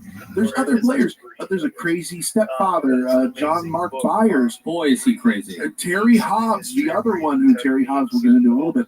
Also, the night that these boys went missing at the local restaurant, Bojangles, a man runs in covered in blood, goes in the bathroom. They go to call the cops. The guy gets spooked and leaves, and the cops leave it. They don't even collect the blood or anything like that. I'm sure that's not connected at all. No, the police officer drove by and decided not to come in and check it out because she said, quote, it wasn't my jurisdiction. That's right. Oh, so instead of even thinking anything about that, they go after the three kids in town because when they're going, someone did this, someone killed these boys out in the woods, they go, well, it had to have been Damien Eccles and his friends because everyone knows they worship the devil. And to which the police go, yeah, that checks out. That's probably the case. And the one thing to mention is the way they arrested the boys. It was a month after the bodies were found.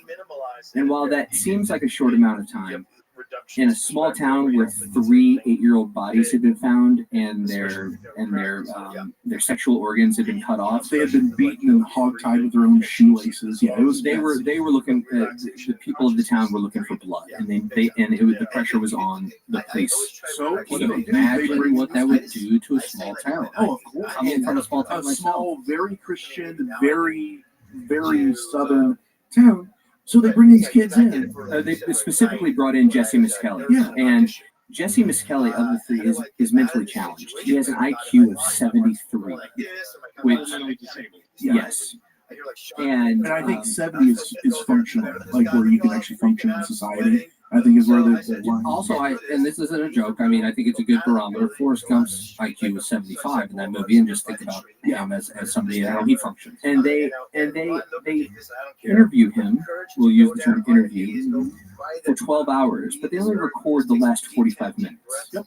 Why is that, I wonder? And it's funny when they do interview him after all these 12 hours of teaching him what to say. He's still getting it wrong. And they're like, so when did you go into the woods with Damien? In the morning. Are you sure it was the morning? Maybe it was after school. Well, the night starts at like 6 o'clock. Wasn't it after dark? Yeah. Okay, you said after dark. Okay, we're going to go with that because that fits the narrative. It's fucking disgusting. So they get him to come forward and say, yeah, we killed him. And they did all these things, these horrible things. They arrest the boys. So yeah, they go ahead and arrest them. It's a month after the bodies are found. So it's June 3rd, 1993, and they're all arrested and charged. And then Miss Kelly comes forward after that. And they're like, why'd you say that? He's like, they told me. She like, I didn't really do those things. Yeah, he just wanted to go home. Yeah, they kept telling him like, we'll let you go home. He's like, I didn't think I was confessing to anything. I was just telling the story they wanted me to say.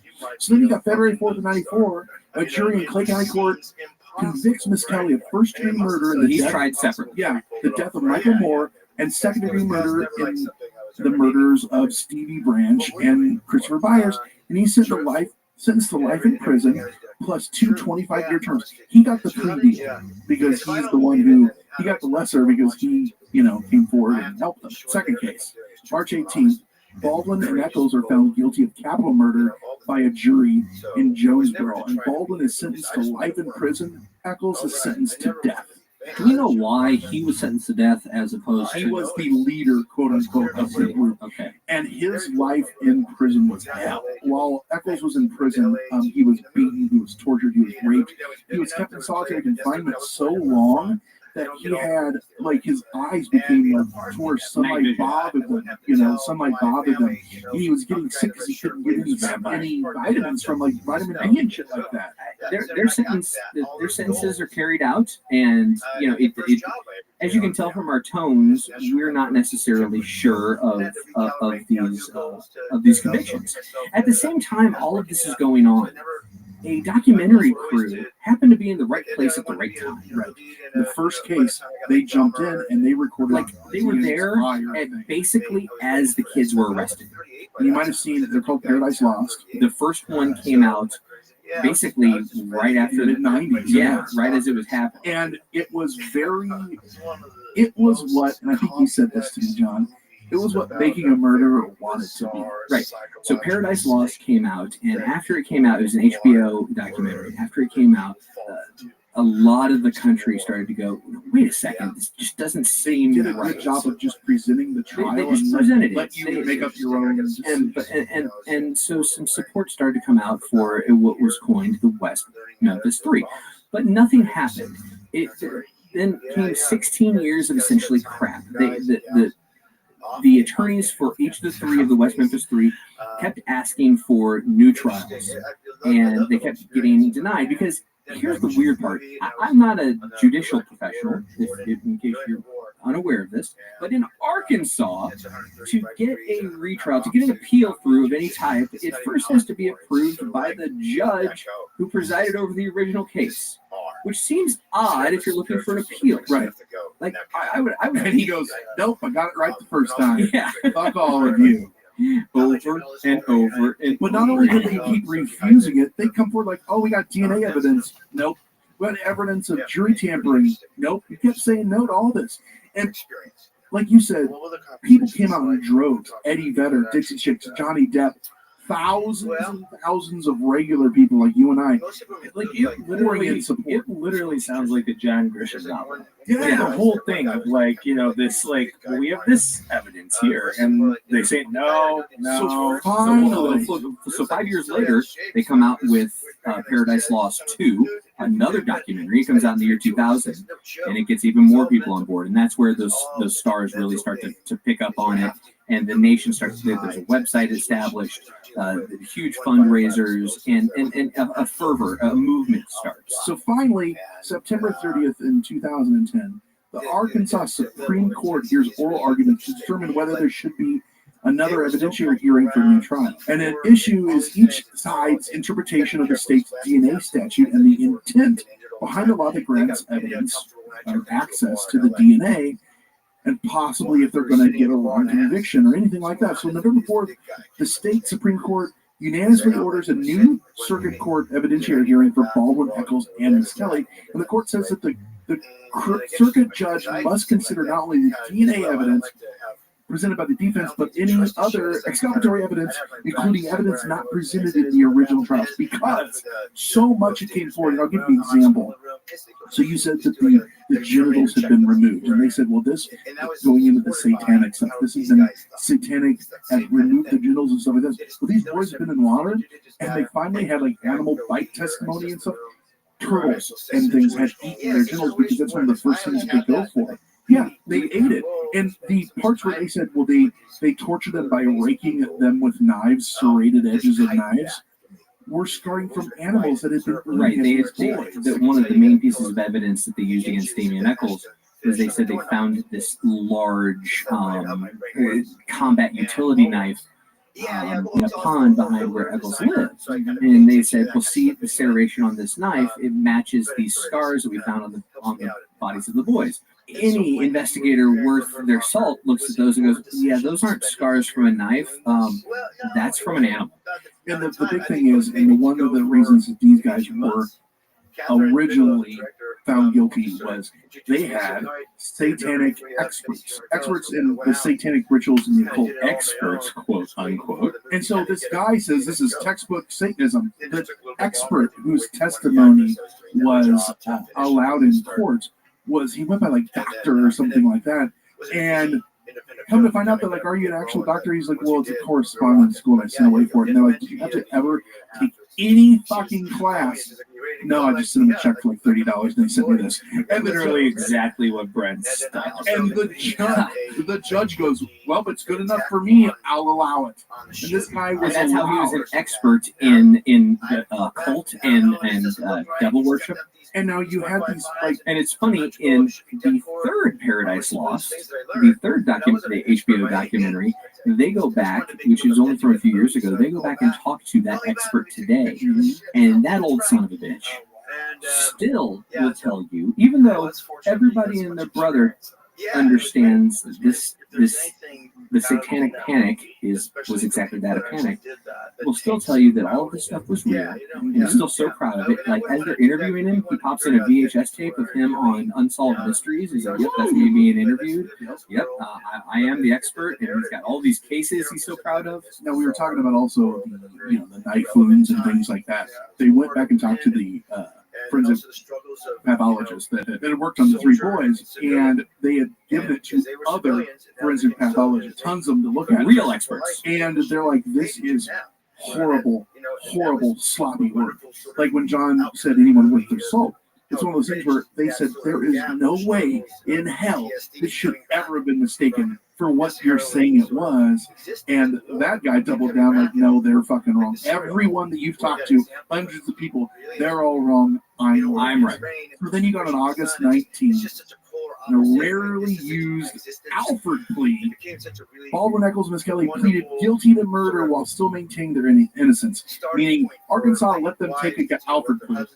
And they said, I am innocent, but I will take this plea because they said, we'll let you out of jail today. You walk if you take this plea. And the only reason that happened is because that same asshole judge that we talked about that was originally on the case finally was not sitting on that bench anymore. You know why? Because he died? No. Because he got expelled from his seat? No. Because he was voted into the state senate, and someone else replaced him. And that judge looked at it, brought in the current state's attorney, and said, "Guys, we got a problem here. If they actually get the new trial, which I'm looking at this, and they will. Not only are they going to win, eventually they will win, but we will owe them. Now it might take a few years." So why don't we do this? We'll offer them the Alford plea. They can get out now. And and it'll save us felons, right?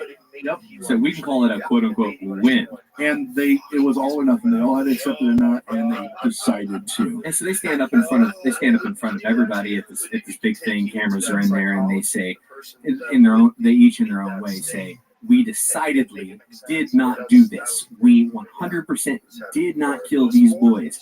But because of state law, we have to say that we are guilty, but we did not murder them. So we're entering a plea of guilty to walk out today. And these guys they're like a year older than me. Like these are people that I can see. You can see yourself in. And you know what they were doing at the time? Listening to Metallica and reading books by Anton LaVey and things like that. Being kids, they were reading books. Wow. If it's true, I'm not sure of it, but if they really were wearing black nail polish, then I lose a little bit of sympathy. It's funny. On our way out to do the show today, I said to the guys, Damien Eccles didn't help his case by being into Anton LaVey and Wicca. That I'm going to push the limit even though and even after he got arrested, he kept saying all this stuff. While he was in jail, he was practicing writing letters in other languages, and he wrote the name languages. Insanity. And he wrote the name of Aleister Crowley, who's another a believer in the occult that we'll eventually do an episode on. I talked about him briefly in the Elisa Lam case. Yeah. So you're predicting the future. Yes, I am. He didn't help his case, but hey, guess what? That doesn't make you guilty of murdering children. That just makes you weird. We're all guilty of that. Yes. Yeah, but Brent, we're awesome. That's true. So, Mike, what are your thoughts on the case? It's just the interrogation tactics. Obviously, they went after Miss Kelly. It's like with the McMartin preschool, interviewing a child, interviewing someone who is developmentally disabled. You're leading them to something.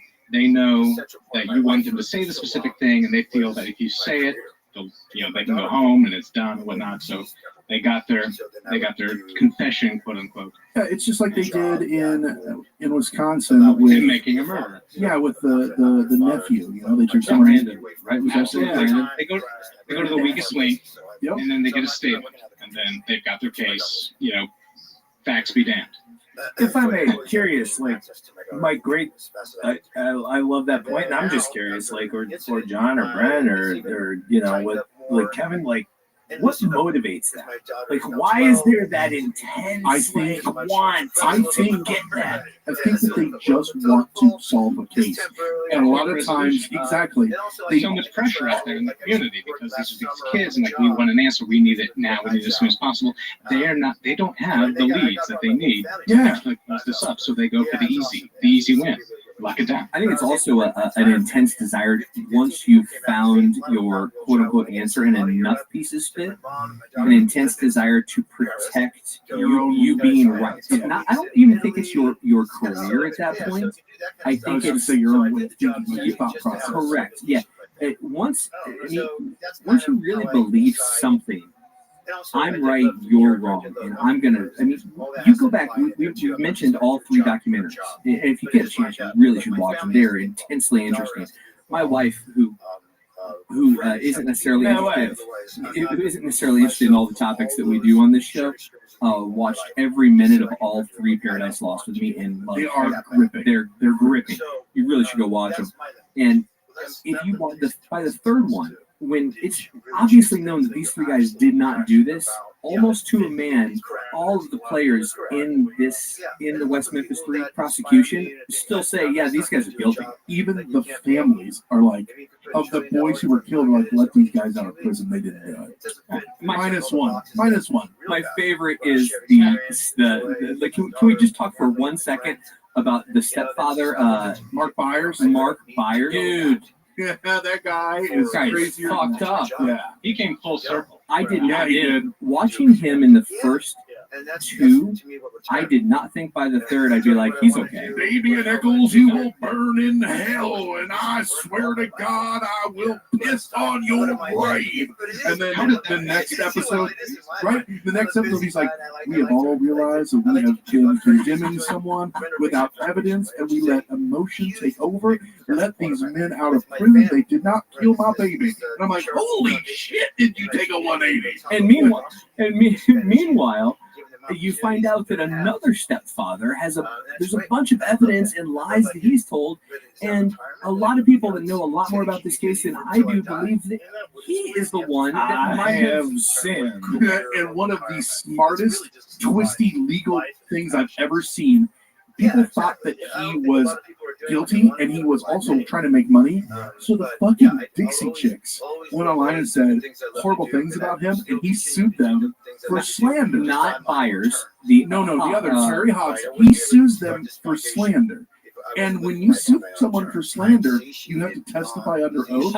So then they're like, now that we got you under oath, we're going to ask you all these questions you have to fucking answer. Yes. And he had no way to answer them. And they're like, oh my God, you really fucking did it. Because your character is now completely open and you have to answer. Here's the problem. West Memphis says, we already got the people.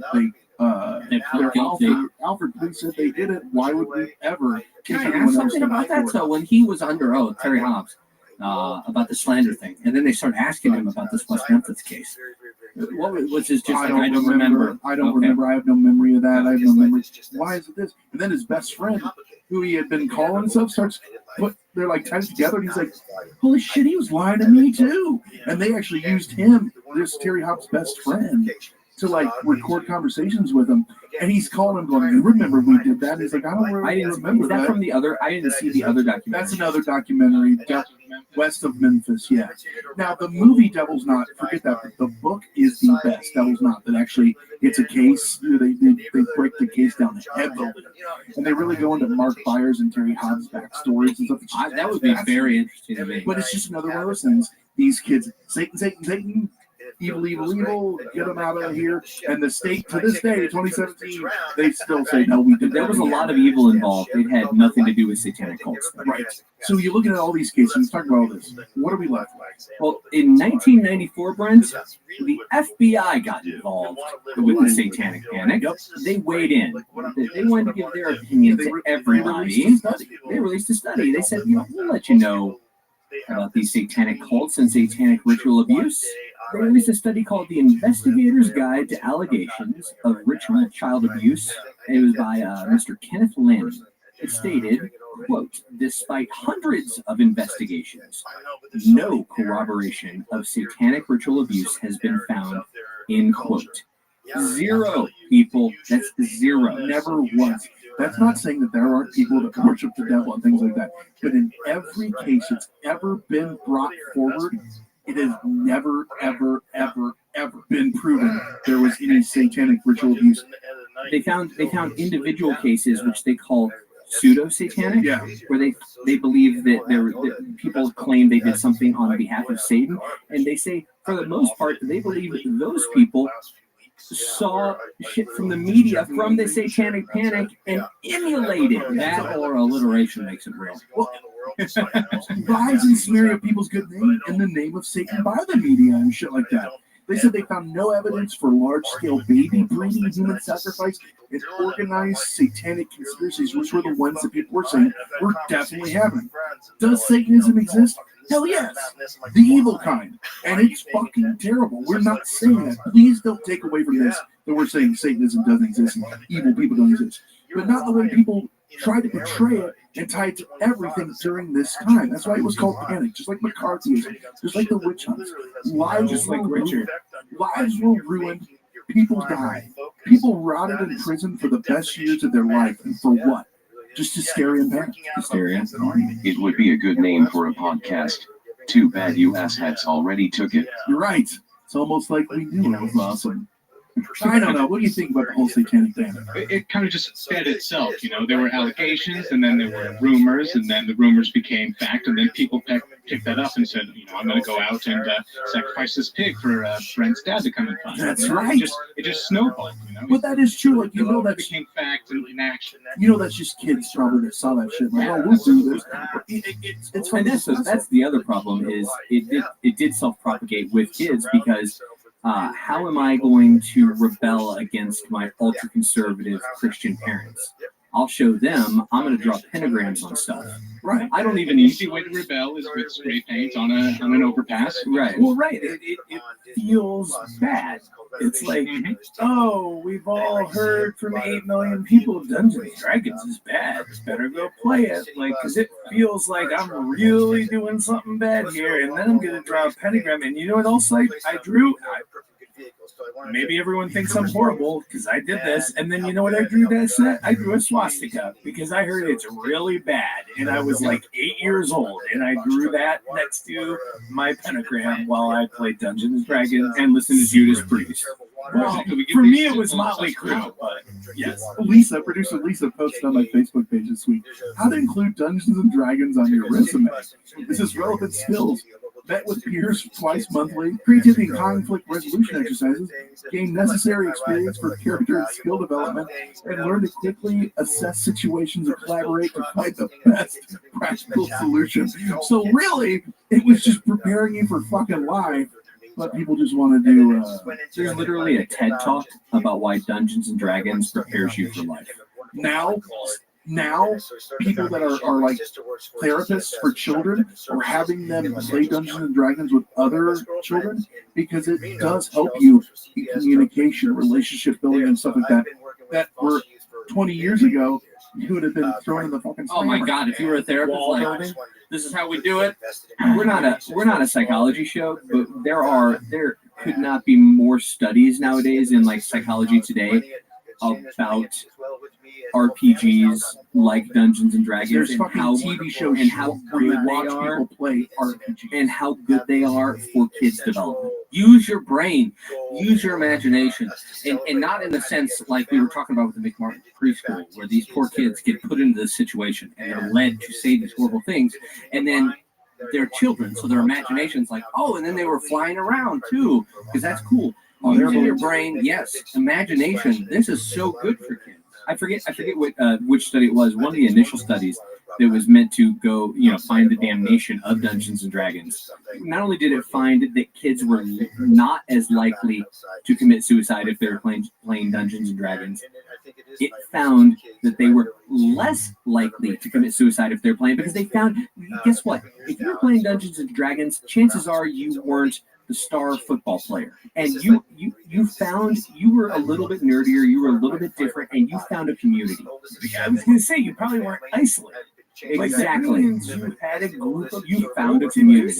I agree and I disagree a little bit, because I watched this multi-part documentary about kids that played Dungeons and Dragons. Was it by Ken Burns? No, and it said that you are 100% likely to release a Demogorgon if you play Dungeons and Dragons with your friends. So I think that's something. 100%, really. 100%. So which is kind of seems upside down when you think about it. Hey now, calm down. Wow, calm. How much of this though really is like that? The general groupthink concept of like people want to find a pattern and stuff. It doesn't matter what the timing is. Like this timing happened to be that. The late 80s, early 90s. If I may, I mean, speaking of timing, the 80s, we made some jokes about Reagan and stuff, but yeah, Casio. A lot of Casio fucking watches, man. But there was a lot of moralism in the culture, right? And Reagan, as our president, it was like, this is a good moral man, morning in America. And so a lot of people kind of really cleave to that. But if you read any story, or you play any video game, or you do whatever, watch any movie, there's a good guy and there's a bad guy. And people need that antagonism. And this provided a very blanket antagonism for a lot of mostly suburban, small town people. This was that evil that was out there. And in life, most of the time, a lot of stuff is never just one thing. Everything in that was very black and white at that time. And like I said, it was a Schwarzenegger. Still only was big guns, big pecs, big ego, good first bad. This is right and this is wrong. And all of a sudden, you get these gray areas come into with things that people don't know about. And they're like, well, obviously, it's evil. Well, and I said timelessness though, because last night, I was watching Mission Impossible 2, and the reason for the creation of Chimera, according to what was told to Dimitri, was in order to have a hero, you've got to create a villain. That's right. So let's be sensitive to our audience and let them tell us about their experiences with Satanic Panic. Do you guys remember? Are you old enough? Are you older? Are you younger? Did you have kids at that time? What was it like? I would like to hear if someone really did like experience something real. Like, what you go with those accusations? I feel like we're taking a very skeptical tone, and I actually personally believe that, and I enjoy that, John and Brent, about the show. But like, we were skeptical towards the point of it was being pushed onto people. I tried to say many times, I definitely think these things are real. Unfortunately, it hurt so many lives when it wasn't real, and that's what was in the culture at the time. And I think that you spend, 7 years on McMartin preschool?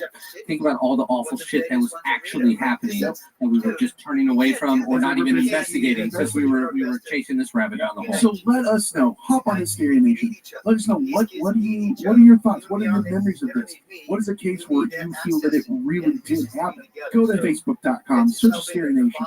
Also, let us know on Twitter @Hysteria51Pod. Patreon. We're actually going to do a little up all night after this. We're going to keep the discussion going. If you want to be a Patreon member, patreon.com/Hysteria51. Just search for that. And while we're talking about Patreon, we got a new Patreon subscriber, Paul Curtis. Thank you so much. Already sent him some stickers. Just to get anything now. Very excited. Paul, we love you. And oh yeah, Paul. You know what you guys need to do? Call Leaves voicemail. Tell us how much you love. Don't be so overly dramatic about it, Chuck. 773-669-7277. Again, that's 773-669-7277. We have 773-669-7277. We all I was just trying to shut up Joe. No fives? No high No fives. pentagram? How many sixes? We have a couple voicemails. We're not going to play this. This is a very long episode. We're going to play next time. We got a couple held up. But you got some homework. Tell a friend about the show. Tell me about hysteria51.com. All new and improved hysteria51.com. Go check it out. It is beautiful. Michael Core, thank you for being on the show for the first time. All the way from the mythical land of Fort Wayne, Indiana. Now, is that next to Agartha in the Hollow Earth, or is that outside of the concentric circles? It's by Shangri-La. Do you say catty corner or kitty corner? It's catty. Catty corner. I'm catty. Actually, just blocks away from Harry Balls Avenue. Goddamn right you are. And then we had the double threat of Kevin and Joseph on the show together. Gentlemen, very well done. Great to be back and not puking. Both of you had a lot of. You both have pentagram tattoos, which is why we wanted to have you on. Actually, last time. I want to say Joe's isn't as much of a tattoo; it's more of a brand. Yeah, mine is on my face. That's why you have a beard. Yeah, right. That covers it all up. I just don't want people to look me in the eye. And mine's on the top of my head, which is why he's got long hair, but then things went horribly awry. And just like Miss Kelly Jr., you have a tattoo on the top of your head. If you don't renounce your horrible opinion about Joe versus the volcano, this will be the last episode you're on. With that said, I've been Brent. I've been Kevin. I once was Joe. I've been Michael. I've been John. He's been Conspiracy Bot. Stay woke, meat sex. It was terrible. It's just terrible. I'll never get over as long as I live. That's it for another edition of Hysteria 51. John and Brent will be back next week with yet more of the unexplained, the unexplored, and the unheard of. Oh, if it's unheard of, how would they know about it? Anyway, if you want to suggest a topic, give us your thoughts, or just make fun of Conspiracy Bot, that's my favourite. Join us in our Facebook discussion group, Hysteria Nation. Just log on to Facebook and search Hysteria Nation, or you can always tweet us at Hysteria51pod.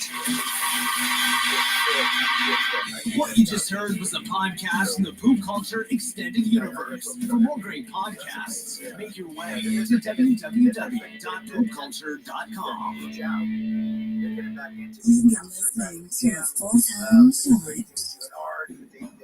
Get the Honda of your dreams during Happy Honda Days with a sporty new Civic, Ford, HRV, or CRV. For a limited time, well-qualified buyers can get a 2.9% APR on a 2025 Honda Accord or CRV, a 4.9% APR on a 2025 Civic, and a 3.9% APR on a 2025 HRV. It's a wonderful See dealer for financing details exclusive talk about that like nothing else we've talked about. The following is the full-time production. It's the most wonderful time of the year, and you know what that means? Stockings, snowmen, hot chocolate, nativity scenes, gingerbread men, horned goat, half demons that will drag children to hell. What? That's right. To go along with jolly old Saint Nick, there's a more sinister Christmas character lurking beneath the shadows. Krampus, the Christmas demon. Santa might bring gifts for good little girls and boys. Krampus does not. The hairy beast beats the misbehaved children with sticks and sometimes even throws them in his sack to take them back to hell. So throw another Yule log in the fire, grab a glass of eggnog, and cozy up to one hell of a Christmas tradition as we celebrate the holidays the only way we know how next. On Hysteria 51. Continue to setting an incredible historical product list. I think we're getting into a weird area.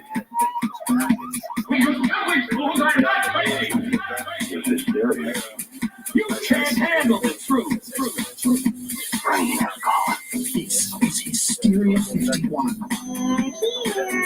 The truth is out there, but you won't find it here. They're coming for you. Look, there goes one of them now.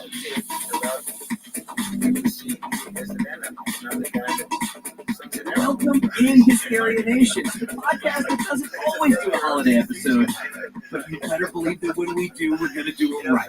This is Hysteria 51. No, we're all in this together. This is a full-blown 4-alarm holiday emergency here. We're gonna press on, and we're gonna have the happiest Christmas since Bing Crosby tap dance with Danny fucking Kaye. Broadcasting from the lower fourth dimension, otherwise known as Chicago, we're your Yuletide hosts, John Goforth. I can't get the antlers glued onto this little guy. We've tried crazy glue, but it don't work. Have you tried Staples? And Brett Hand. You are with Santa, right? No, I'm an accountant. I wear this fucking thing as a fashion statement, all right? And Brent, as we kick off this holiday merriment, regular listeners to the show know that every now and then we like to drop in a clip or two from a TV show or movie that seems to fit. That's right, John. Whenever the time seems right or Steve is filled it up, we'll drop something in. Number one, he hates bright lights. We know that. But you got to keep him out of the sunlight. Sunlight will kill him. Number two, keep him away from water. Don't give him any water to drink. And whatever you do, don't give him a bath. And probably the most important thing, don't ever feed him after midnight. Right, so here's my dilemma. This being our holiday episode / Christmas episode, do we use movies that are, what do I call them, holiday or Christmas adjacent? Catty corner? Catty corner. like Die Hard. Go to the coast, you get together, have a few laughs.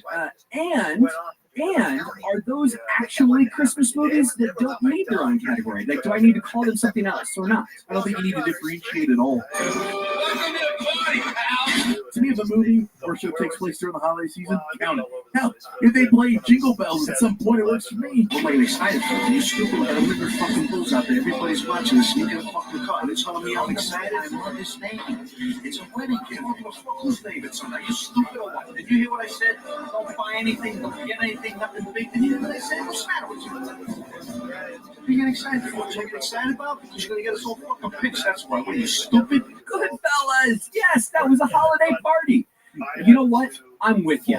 While Die Hard is probably my favorite non-Christmas movie, I'm also a huge fan of The Long Kiss Goodnight. Look, you want me to talk in front of him to maybe ask to kill him later. It works for me. Your call. Fire at the back if you have to. Jesus, old man, how many of those things you got? 3, one shoulder, one hip, and one right here next to Mr. Wally. Almost cat the eyes never reveal it. It's an agent's often reluctant to feel up another man's girl. Any other questions? What's the weather like on your planet? I just fucking call it a Christmas movie, not Christmas movie, John. My bad. Good point. Yeah, that one was really good too. But let's not forget the classics. Who didn't want a Red Ryder BB gun after watching A Christmas Story?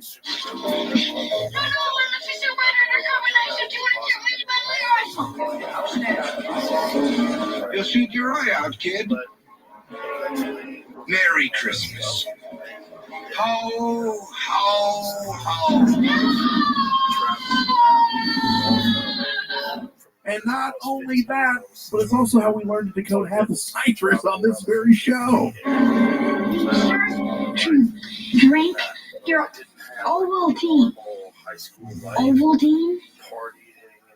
A Sony commercial? I love your imitation of the Santa that kicks him after asking for it. Maybe I'll do it in this episode if you're good. We'll see. You promise? Like I didn't really learn how to talk. My dad actually used to play that movie on repeat every year on Christmas Eve. Was your dad AMC? It was TBS, actually. Oh, sorry, my bad. I don't know if you can call this next one a classic. Maybe a new classic, but what about Elf? Okay, people, tomorrow morning, 10 a.m., Santa's coming to town. Oh, my God. Santa's here? I know him. Definitely. Well, it's funny the elf endorses the official hysteria for D1 diet. We also try to stick to the 4 main food groups: candy, candy canes, candy corns, syrup. Just look at me, obviously. Come on now. Did you schmucks forget something? That's right, Siva. We almost forgot our Jewish friends celebrating Hanukkah. I have a little dreidel, I made it out of clay, and when it's fine and ready, with dreidel I shall play. Thanks, Siva. Our wives would have killed us. No idiots. I mean me, the third host of the show. The other voice you heard. The third member of the show, Conspiracy Bot.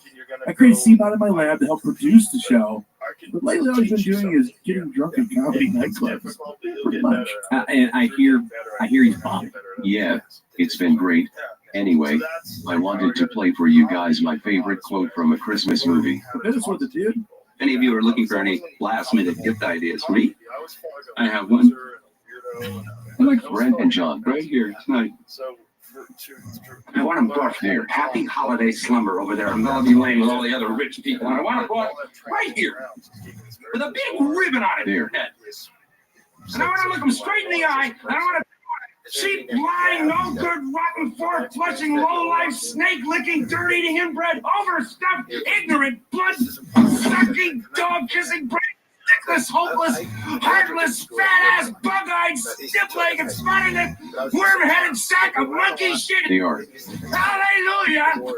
Holy shit! Rob. Well, here's one thing, Brett. At least he finally did some editing. Silver lining. Yeah. So another silver lining. I don't know. It's more like a bad penny. He's coming back up. We have a holiday guest with us in studio. Let's get the first one out of the way. Said bad penny. Joe back. His name is Pecker. Joe, welcome back. Hey, thanks, gents. And by the way, this being a holiday episode and all, I did in fact bring gifts. So, Seabot, if you would be so kind. No. Seabot, we talked about this. I'm not bringing that extra bottle if you don't. Fine. What is it? It's a 1-year membership in the Jelly of the Month Club. Clark, it's the gift that keeps on giving the whole year. Gifts, indeed. But it is not the Jelly of the Month Club membership. I'm sorry, John. But I do have gifts. That's right. In fact, we all do. That's We're going right. to do a little Hysteria 51 gift exchange. Yeah, we put everyone's name in a hat. Everyone pulled out, but now we have a spreadsheet. And the good news is you can watch us do it live. Yeah. With your mind. It's a test. So, John, I got John. John, you got Joe, Right. And Joe got me. All right. So here's how. Since I got you, why don't we just do one at a time? Yeah, we do not know what we're getting. We're opening them live on the air, and the only direction we gave was don't spend more than like $30 and $30,000, and it should probably be in the spirit of Hysteria 51. Mine is in a ripped Amazon box. Joe's in a sack. John brought wrapped presents. Thanks for the effort, guys. So, John, here, you can start us out, and you can open yours first. Why is it moving? Yeah. And Edna brought her cat. He didn't even tape it. He just did that thing where you put the fold over it. Yeah. My mom used to tape boxes when I was a kid, and she put so much tape to them. So you had to cut through 8,000 layers of tape. First gift, there's a few in there. There's a few. Ooh, I know what First that is. gift. Do you know what it is, John? Oh, you're looking at the picture. I believe I do know what this is, but I'm going to open it and find out. It's in a bag. It is green colored. It is definitely made of yarn. I'm opening it. It is. Yes, it is what I thought it is. It is a face mask in the style of a Cthulhu. Yeah. So it's the winter Cthulhu. It's your ski mask with tentacles. So next time I rob a bank, I will do so in the style of H.P. Lovecraft. Who robbed you? The Dark Overlord of Depression. Oh, so there's nothing more anonymous. Sir, I think they were robbed by the Cure. Thank you. Mm-hmm. One down. Next, I see a book. That's right. I love to read. I do. So I appreciate that. And intrepid listener at home, he also loves to cook. Oh, it's a cookbook. 50 ways to eat cock. Healthy chicken recipes with balls. It's delightful. The good news is when it's sitting on your shelf, I mean, at your house, like your in-laws, I'm sure are gonna find it appropriate. Oh, let's read the back. Curious about cock? You're not the only one. Once revered for its virility and strength, the rooster has taken a back seat to the hen in more recent years. 50 Ways to Eat Cock takes a revealing look at the folklore, history, culinary culture, and nutritional benefits of this well-endowed ingredient. I just love the concept of perusing through the titles on your bookshelf, and there's 50 Ways to Eat Cock. It will be featured front and center. Yeah, family's gonna love it. Up next. Oh, wait, that's yours. He's just giving me something back that I already had. He keeps leaving his old Nintendo here, so I put it in the box. In a true Brent Hand gift fashion, he gives me my own. Last but not least is more of a gift for Joe and I than it is just for you, John. I'm nervous. Oh, it is a seat. Okay, so it is a seatbelt clip. So you can put these in instead of actually putting on a seatbelt, you can put these in the clip so it doesn't ding at you if you don't want to wear a seatbelt. Oh, so don't leave it in the first car that you put it in. Get one over on the man. That's right. We'll show them. John will just sit in your car and just go ding, ding, ding, ding. And everyone has to raise their voice so they can hear it over them. That's fine. Keep going. Ding, ding, ding. Well, thank you, Brent. I appreciate it. That's the gift that keeps on giving. Yes, enjoy your cock recipes. Absolutely. I will cook cock while dressed up as a Cthulhu. You know what we will do? We'll take a picture of everyone with all their gifts and we'll throw them on Instagram and everywhere for you to see them. So, John with Cthulhu mask and back. It just sounds like a Tuesday. Joe, go next. You go next. We're going to circle here. Circular. All right, Joe, here are your nicely wrapped gifts. I mean, this is incredible. Now, I will admit I didn't wrap them. My lovely wife, Stacy, did. Oh, because they don't look like they're wrapped by a T-Rex with autism. So, yeah, that's what John did. So I don't even know how to describe what I'm doing here. Like, I've got gifts taped to other gifts. There's 2 gifts. It's gorgeous. I mean, this paper is just absolutely stunning. Oh, boy. Oh, dear. So it is a book, and I like John, as he mentioned, do enjoy reading often. And so this one is Hustler. Brett, by the way, I swung through his bathroom earlier, and although it's not terribly uncommon to run across, like, say, a Playboy in a man's bathroom, Brent just went straight to Hustler. I told my wife, I said, we should get a nudie bag shoes if you're going to get one. Make sure it's smutty. I'm like, you got it, baby. So, speaking of books that look great on the shelf, the title of this one is Images You Should Not Masturbate To. So, it's a close-up of a horse snout. Oh my goodness. What are some of the pictures in there? Cucumbers. Jesus. I'd imagine. Rubber pink gloves, a jelly donut with a bite out of it. A famous statue. I actually have taken a picture from this angle of this statue in Boston. I know what this is. Someone masturbated to it. It's incredible. This is fantastic. It's there's like an oyster of some kind. I mean, this is just quite the ordeal. Wow, John. I don't even know how to It's a knot in a tree with 2 hands looking like they're spreading it open. I don't even know how to describe that was worth everything. That's a winner, yeah. Now we get to the big chunky bag. Now we get a big bag, yeah. Like, that's what she said. Oh, I'll just keep those coming until you get this unwrapped. We're going with the end. Joe's doing a good job of not tearing into it, but like Joe always told, keep that and we'll reuse it next year. Well, I mean, I'm not 7. Ooh, what is this? Gummy Bear Anatomy. Easy assembling. That's good for me. It's a gummy bear, but then it's got like a skeleton and organs and everything inside. So it's like an anatomically correct gummy bear. That's correct. So you can literally take them apart and pull his organs out. Well, that's what I like to do with my gummy bears when I'm eating them, but they're so small. So, John, this isn't very convenient. You know what's funny about gummy bears is they got the small ones or the giant ones, and for some reason, the giant ones are disgusting looking. But when we say gummy bear, listener at home, this one's the size of like a large dish plate. Yeah, this is big. This is the size of like your normal sized teddy bear. What did you say, John? 8 inches? Yeah, Brent wouldn't know. hold on, You might. I give you a pretty good guess. But Lisa, you want to predict? Lisa, is that about 8 inches? So yeah, you pull it apart. It's not like obviously made of gummy. It's like plastic. You pull it apart and like the brain and the spine. And Are you sure it's not made of gummy? That'd be incredible. We'll throw some Well, this is pictures gonna of it on. actually, Yeah, yeah, absolutely. We'll put pictures up, and I'll even send some live action pictures once it rests, settles nicely into my office. On the shelf. I'm assuming disassembled. Of course, yeah. Right next to the statue of Winston Churchill is, I believe, where this one's going. Perfect. Which was gifted to you, I believe, from the good people of Great Britain. No, that's true. That's true. It was specifically sent to me by them. for my work on Hysteria 51.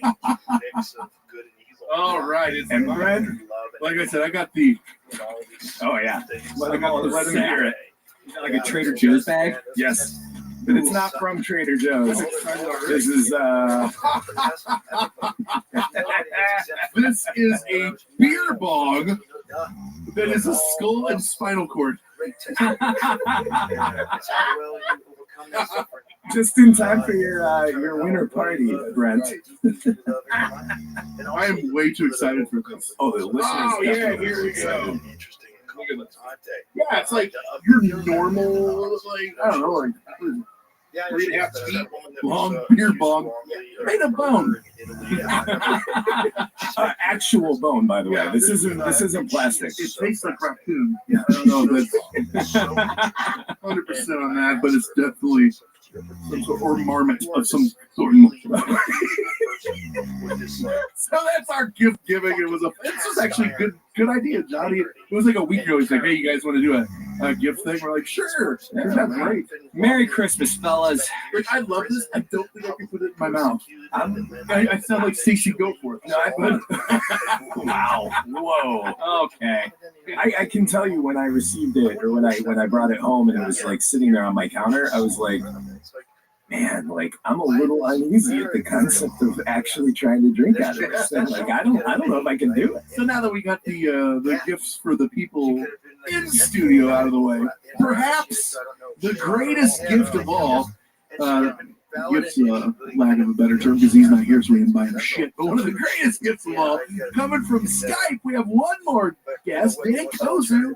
On top of being a comedy writer for the Hard Times, he hails from one of these fucking backwards-ass crazy countries that actually believes in Krampus.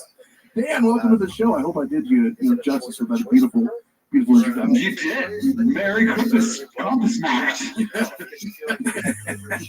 Merry Krampus? Yeah, exactly. We were talking before the show about all the different pronunciations and how I mispronounce everything, so I'm sure this is going to be delightful. It'll fit right in with everything else. That's exactly right. For those of our listeners who have not heard of the Hard Times or haven't read, tell us a little bit about that website. Sure. Hard Times is basically the Onion for music. It started, I think, in the Bay Area, and it was sort of for the punk scene there, kind of for any punk that had a sense of humor. They kind of started this website exactly 3 years ago. Their anniversary was like a day ago, and they just branched off into the Hard Drive, which covers pop culture and video game satire. So one of my favorite articles you did was Cinemax is now showing after midnight softcore punk. What was the one too that you wrote about the local bully makes fun of homosexual kid because of his birthmark, not because of his sexuality. Exactly. Our progressive culture. You're like, a guy can't help from falling in love with who he loves. But that fucking thing he was born was disgusting. I love how Brent's telling his joke for him too. I know, it's fucking amazing. To him. Yeah. To him, even better. I'm telling our dear listeners. It makes me feel good. Keep complimenting me, please. He knows what's up. So everyone at home, what the hell is Krampus? Well, John, what the hell is Krampus? You want to tell us? I would love to. So in folklore, so dear listener, we always approach the topics that we talk about on this show as they could be real. They might. We don't know. We approach with an air of skepticism, and we kind of come to conclusions at the end. we are approaching this one because we know from the start that it is folklore.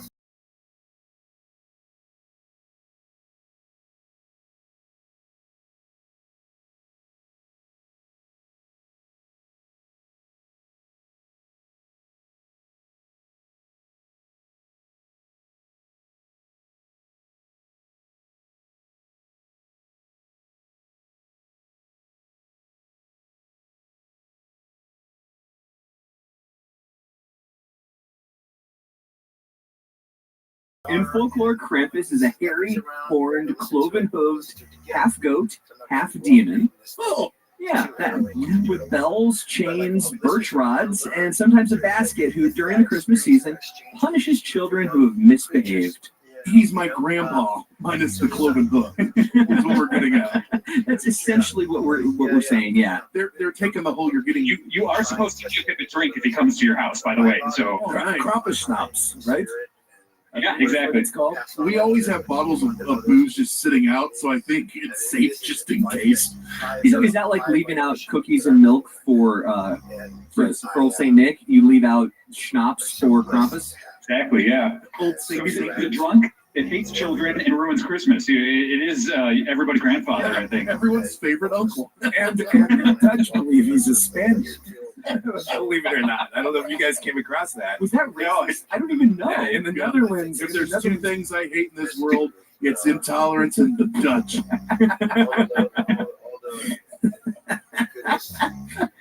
So back to Krampus.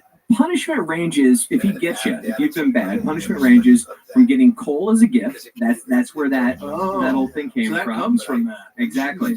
To being hit by those sticks, to being drug off to hell or Spain. I mean, that's a pretty big paradigm. It is a wide spectrum. Yeah. So you're saying he's a Christmas demon. I mean, he is. In short. He's dragging you to Oh, yeah. hell. Yes, the Christmas demon, I think, would be a good way to refer to it. Right. Which, in contrast, you got Saint Nicholas, who rewards well-behaved children, and that's a little bit of a barter system there. Like, you don't want to go to hell. Maybe don't hit your sister. I also love that the reward Krampus gives is a bundle of those sticks to remind the children all year long to keep being good, or they're going to get the sticks. They're going to get beaten. So you're probably thinking, why the hell haven't I heard of? You've probably heard of Krampus in the last couple of years because it's kind of mainstream. How they had the movie in 2015, but Krampus is mostly European, likely originating in Austria and across the German-speaking Alpine region. They just sang his praises over the Alps, is I think what they were saying there. The music was originally about Krampus. That's right. They just they changed it to the Nazis. They changed it to the Nazis. Before they rewrote it, it was Krampus. Yeah. Did not A lot of rewrites. J.J. Abrams was involved. That guy does everything. Everywhere. He does everything. Man. So the other thing is, there's no one story on this shit. Like, in some regions, he's a companion of Santa Claus, and since the 17th century, the two have been linked in a sort of Christmassy yin-yang, kind of like, Jesus and the devil or something like that. Krampus is Saint Nick's dark companion, and like we said, Whenever I think of Christmassy yin yang, that's what I think of. Jesus and the devil. which I want to say is probably Wu-Tang's third best album. But you guys, Is that the one that there's only one copy of? yes, it's floating. It's floating around. That what was the Pharma dude bought? Yeah, that Pharma is Bro. the guy that everybody hates. Pharma Bro. Yeah. I hear some juggalos have some bootlegs, though, if you want to try to find some. If anyone does, the Juggalo, of course. But then you have to interact with juggalos to get it. So Which we live in Illinois, and in Southern Illinois, the Juggalo Fest up until last year was held. I don't know. The gathering of the Juggalos was held in Southern Illinois. I don't know, but if you have to interact with them, I'm not sure the juice is worth the squeeze on that one. I don't know. Fago's pretty good juice, dude. I don't know. That's a good point. They had the commercial in one of their albums. Fago, send your mama straight up to the stove. Tell that bitch to bring home a Fago. Quality. I don't know what those crickets are about. That's phenomenal. I'm surprised that didn't go platinum. Your rendition? Yes. Yeah, your It's rendition. going platinum. But it sounds like a dark thing, Krampus. But he's even featured on holiday greeting cards called Krampus Carton. Krampus Cotton. You have to say it like that. It's true. Yeah. Some households even had year-round decorations meant to remind kids to be good, or Krampus would get them. Now I thought that was the cross, but it turns out it's Krampus. That's what is that what you were talking about, Joe? Perhaps the sticks that they're given. Yep. Now remember, December 5th is his big night. Krampusnacht. Krampusnacht. Krampus visits children and hits the bad ones with sticks, or, as we said, drags them off to the aforementioned hell. Puts them in his sack or his basket, depending on which one he's carrying. And the next day, though, is Nicholas Tag, or St. Nicholas Day. The same St. Nicholas whose Dutch name, Sinterklaas, became Santa Claus. Do you gentlemen know where Santa Claus came from? The North Pole. I thought that was pretty up. Well, unless you're in Japan, then he comes from the moon. So the modern day concept of Santa Claus, obviously we know it's rooted in St. Nicholas, but when we think of the jolly old man with reindeer and all that, came from none other than Sleepy Hollow himself, Washington Irving. You think Santa's American? Santa is American. Get away from me.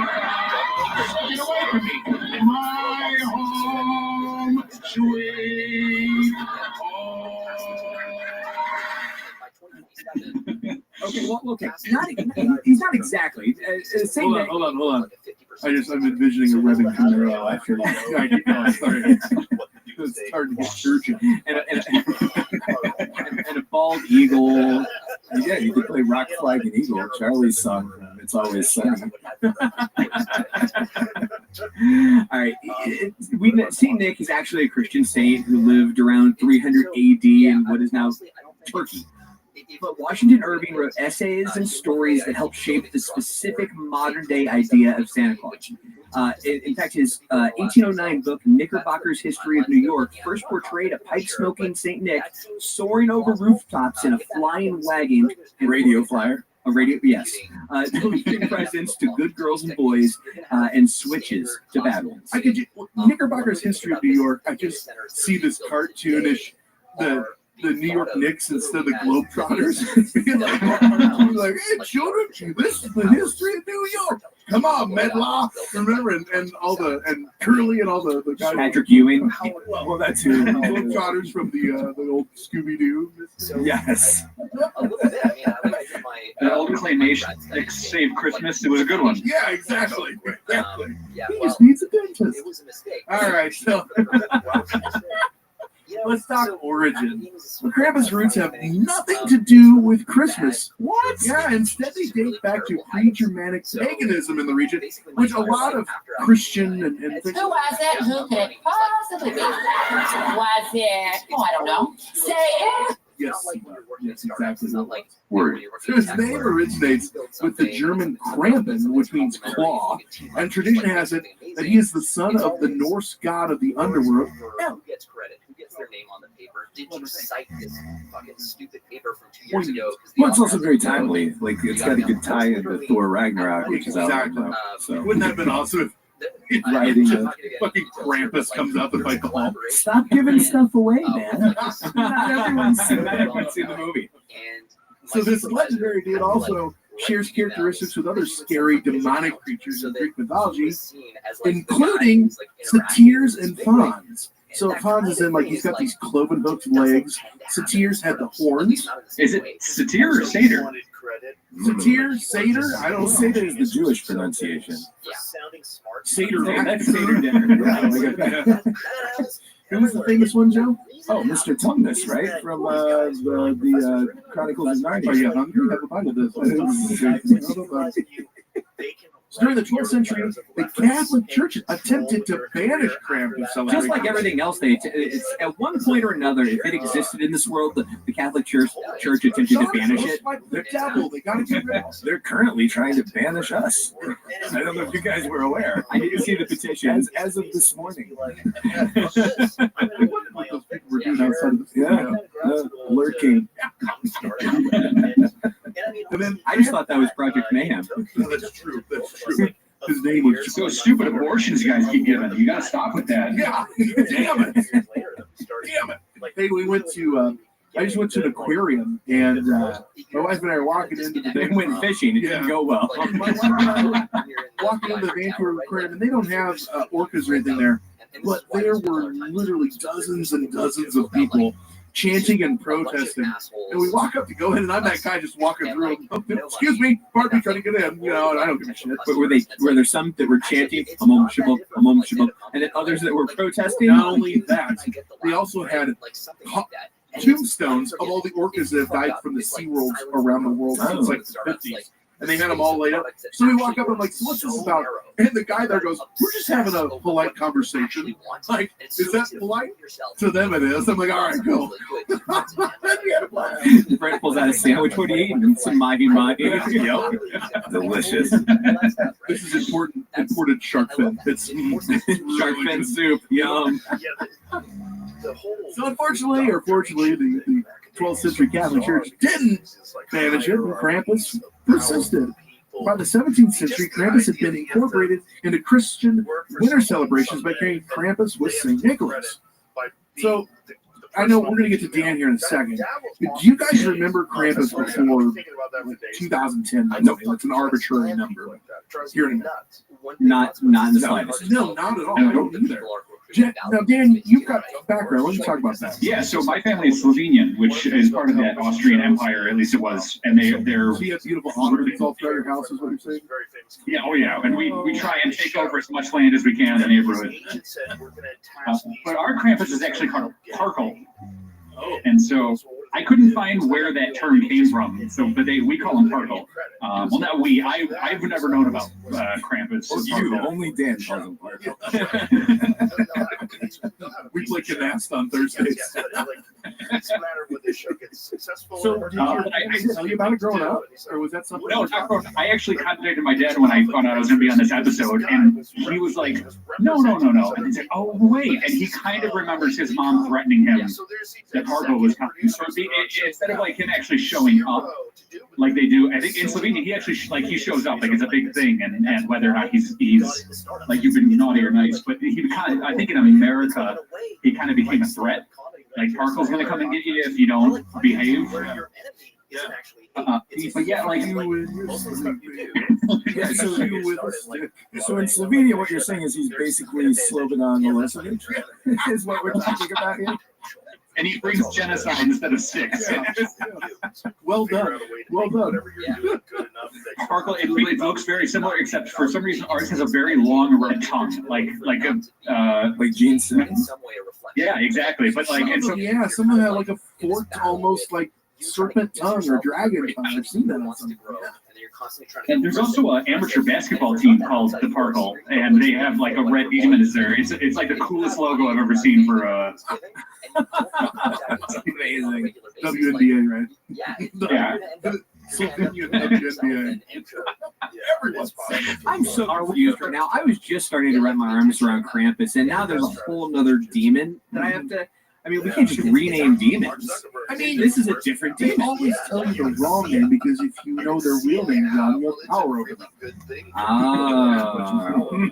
Okay. Okay, so which one's the right name? Gary. Rumpelstiltskin. Gary. Two R's. Yeah, with 2 R's and an I. He hangs out at coffee shops and wears a lot of Ugg boots with women named Amy. Aymiee. Amy. And the eye is dotted with a heart. or a pentagram. Call back. So modern Gentrification is everything. You know, nothing can't you do without a little gentrification. That's right. So modern times is the only time that I've heard of them, but modern doesn't have to start right now. In the aftermath of the 1923 election in Austria, the Krampus tradition was prohibited by the Dolphus regime under the Fatherland Front and the Christian Social Party. So, yeah, you know, they're putting a stop to it. Then in the 1950s, the government distributed pamphlets titled "Krampus is an Evil Man."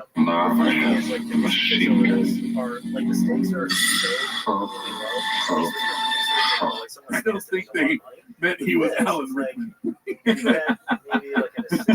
Towards the end of the century, a popular resurgence of Krampus celebrations occurred and continues to today. And the Krampus tradition is being revived in Bavaria as well, along with local artistic traditions of hand-carved wooden masks. So that's fun. Who doesn't like a good hand-carved wooden mask of a goat demon? Everything is just made in China now. Exactly. That's where I got my Krampus mask, unfortunately. Well, if we're talking about these masks, and like he was talking about the long tongue, what's this guy look like, John? What the hell's? Give us a description. It's sort of all over the place, depending on which picture you see or who you ask. But they do share some common. Or what's the Slovenian one? Peter? Is that his name? What the hell is his name? Sparkles? Sparkles. The Christmas pony. Nay. It's like that Squatty Potty commercial. You just shits frozen yogurt. Or the new one where the one shitting gold bricks. Yes. They do share some common characteristics, though.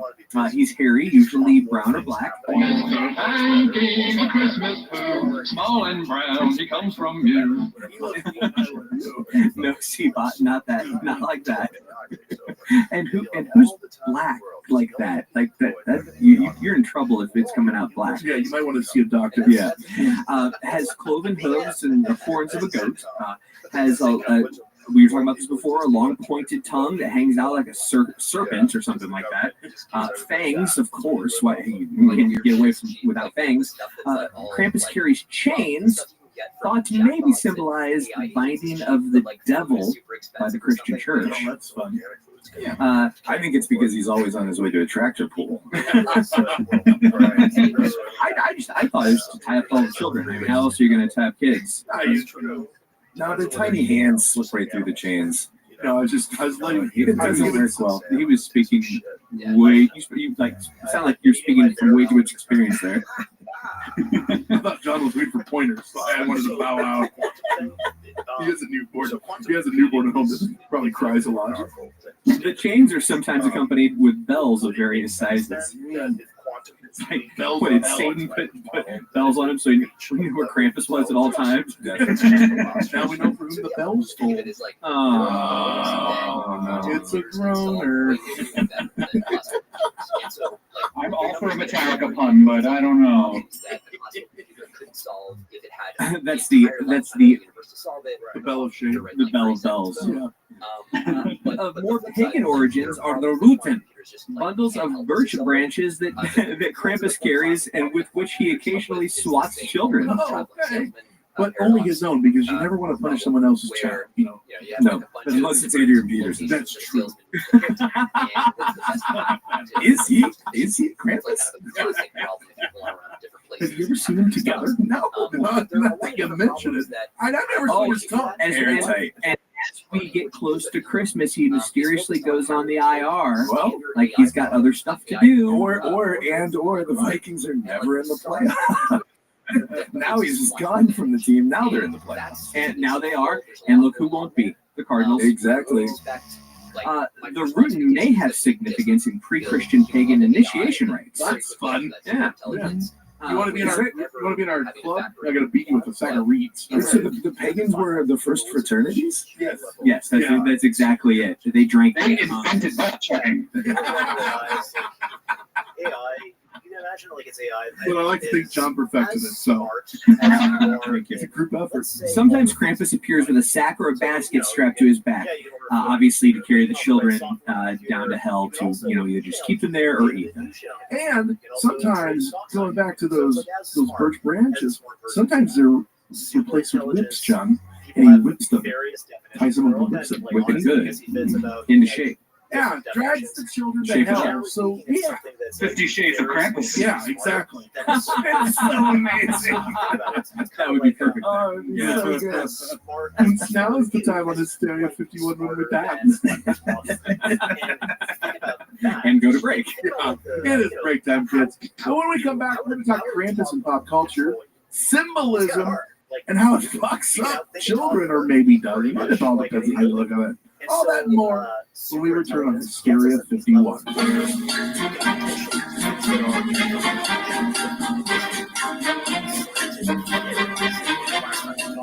Shopify's point of sale system helps you sell at every stage of your business. Need a fast and secure way to take payments in person? We've got you covered. How about card readers you can rely on anywhere you sell? Thanks. Have a good one. Yep, that too. Want one place to manage all your online and in-person sales? That's kind of our thing. Wherever you sell, businesses that grow with Shopify. Sign up for your $1 a month trial at shopify.com/listen. Shopify.com/listen.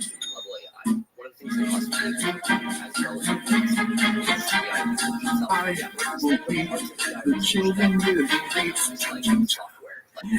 the song. It's wonderful. We are back. Hopefully you had a chance to go get some Krampus schnapps, maybe some Krampus nog. I don't know if that's a thing, but it is now. Maybe you took a Krampus. I don't know. Before the break, we told you. Oh God! Before the break, we told you about the origins of Krampus, who he is, who he was, where he came from, what he thinks about, what his aspirations are, who he sees himself as in 5 years. A lot of people argue that, like, if you build Now we're going to tell you. He's very upset that he never became a banker. I'm good with numbers, damn it. Disappointing wherever he went. Now we're going to tell you a little bit about how he's popped up, why he's on everyone's radar, where he's popped up in pop culture.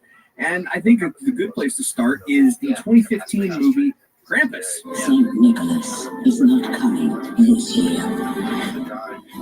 Instead, a much darker ancient spirit. Those are hooves. Elk or goat? Goat walks on its hind legs.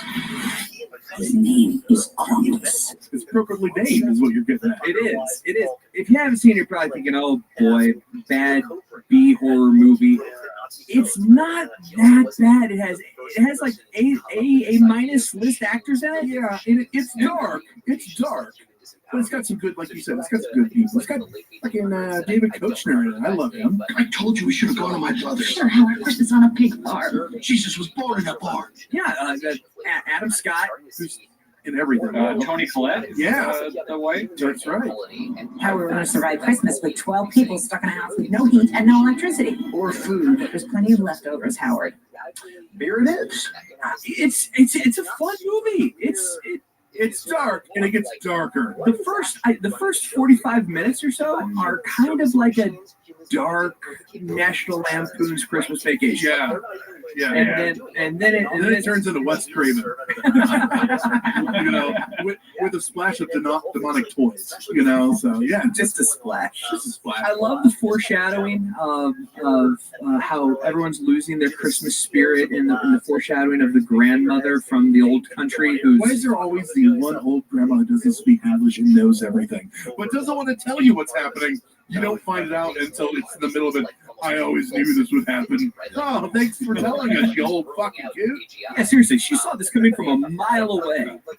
Thanks for the warning. It's all about losing Christmas spirit, as you said. Krampus comes to punish this family. They literally open a pit to hell and throw the family in it. Now, but before that, Krampus himself doesn't come to get the family. He sends his possessed toys and his elves, which are evil in this rendering. Why do they always possess toys in these movies? Why not household appliances? That's a great question. Well, they did possess the angel on top of the tree, and they possessed the gingerbread men. And the funniest part of the movie for me, David Koechner is in the kitchen and he's being attacked by gingerbread men.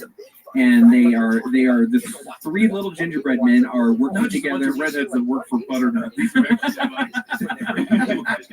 Like anamorphic cookies. And they are working together to shoot a nail gun at him. And as they're shooting the nail gun at him, he finally gets a hold of a shotgun and is able to shoot it at them, explodes something, and they catch on fire. But he blows two of them away. The third one is just about to get him, and it just as it's about to kill him in some way, shape, or form, the dog runs up and eats it. I like to think that no matter what's going on, if I got a gingerbread cookie coming at me, I can take it. Like it's on fire and it doesn't have any weapons. I'm pretty. Fuck, I'm a fat guy. I might have been the one to eat it. You know, in the continuum of things I'm concerned about becoming possessed and attacking me, gingerbread cookies are very low on the list of concerns. Yeah. Sure, one, but how many gingerbread men do you think it would take to overpower you? That is a great question. It's like the old. How many 5-year-olds could you beat up? I'm gonna go with 12. I think 12 gingerbread cookies could overpower me. They are demonic though, so I mean, you know. Yeah, they've got like demonic power. I mean, they're not just a regular gingerbread mother bakes cookies in hell. A regular gingerbread cookie's arm would break off the moment it tried to pick up a nail gun. So they're demonic. They have extra power. Yeah, I mean, I suppose a demonic cookie is probably one step above a demonic blanket as far as like what's gonna really get you. But that demonic blanket is wet. So keep that in mind. Now there were all the other toys that they were fighting in the attic. There's the robot, the Jack of the Box, which is horrifying. Kind of a throwback from like Killer Clowns from Outer Space. It's a clown eating people, so that's fun. Then there was the doll with the big black mouth. Was that the? Or was that the angel? Was that the angel? Yeah, It kind of had like the head of a doll. Yeah, it had the head of a doll. It was the treetop. It kind of had that almost Pan-Asian feel to the old Japanese horror movies. Yeah. With real wings. It was disturbing. Yeah, it was. So yeah, these things are just working for Krampus, and they're in the house to steal everyone away because, long story short, this kid had finally given up on Christmas. He was the type. His family sucked. Because if you haven't seen the movie, David Koechner's character is kind of like Cousin Eddie in Christmas Vacation. But with money. But yeah, they show up and the whole family is a bunch of idiots. Adam Scott's character and Toni Collette, they're the normal family. And they're middle-aged, no longer love each other. Yes. Family. And so the son writes this letter, just like wishing that, the Christmas spirit would come back. And he finally gives up and says, you know what? To hell with it all. The Christmas spirit's gone. Turns out, the hell with literally. Wow. My biggest issue or craziness of this show is you get through the whole thing and he's literally throwing him on the hell, except for the boy. He's leaving him as like, you learn. And the boy like runs back to Krampus and he's like, no, fucking take me instead. And Krampus like, he doesn't speak, but he's like, fuck you, I'll take you all. Throws him in hell, and he wakes up and he's in bed. And it's all been a dream. And then he runs downstairs and it's this picturesque, almost Norman Rockwell type of Christmas morning. There's treats sitting out and they're all having hot cocoa and opening gifts. So then here's the thing that gets me though. He opens his last gift and it's a Krampus spell. And he realizes, oh my God, it really happened. Everyone sees and they look around and I think they all realize, if he had told, I had a bad dream, they'll start remembering and it pans out and it's in a snow globe and Krampus is putting the snow globe on a shelf with all these other snow globes. Oh, by the way, spoiler alert. Yeah. Is that hell? Are they in hell and he's got it in that snow globe? Or was that just him looking in on their life? Or is that their now world? Think about See, that. I just saw the movie, and so I looked it up, and there's actually two conflicting theories as to whether or not they're getting a chance to do it again and have Christmas spirit, or if they're trapped as hell to repeat Christmas every day for the rest. I guess that's, it's a choose your own adventure on that. Follow up. Does Groundhog Day take place in another one of those snow globes? Oh, wow. Whoa. Yeah, I just blew your mind. The snow globe aspect blew me away because it's like the Tommy Westfall universe. I don't know if you guys ever watched St. Elsewhere, but on St. Elsewhere they had an autistic. No, I'm not like 70.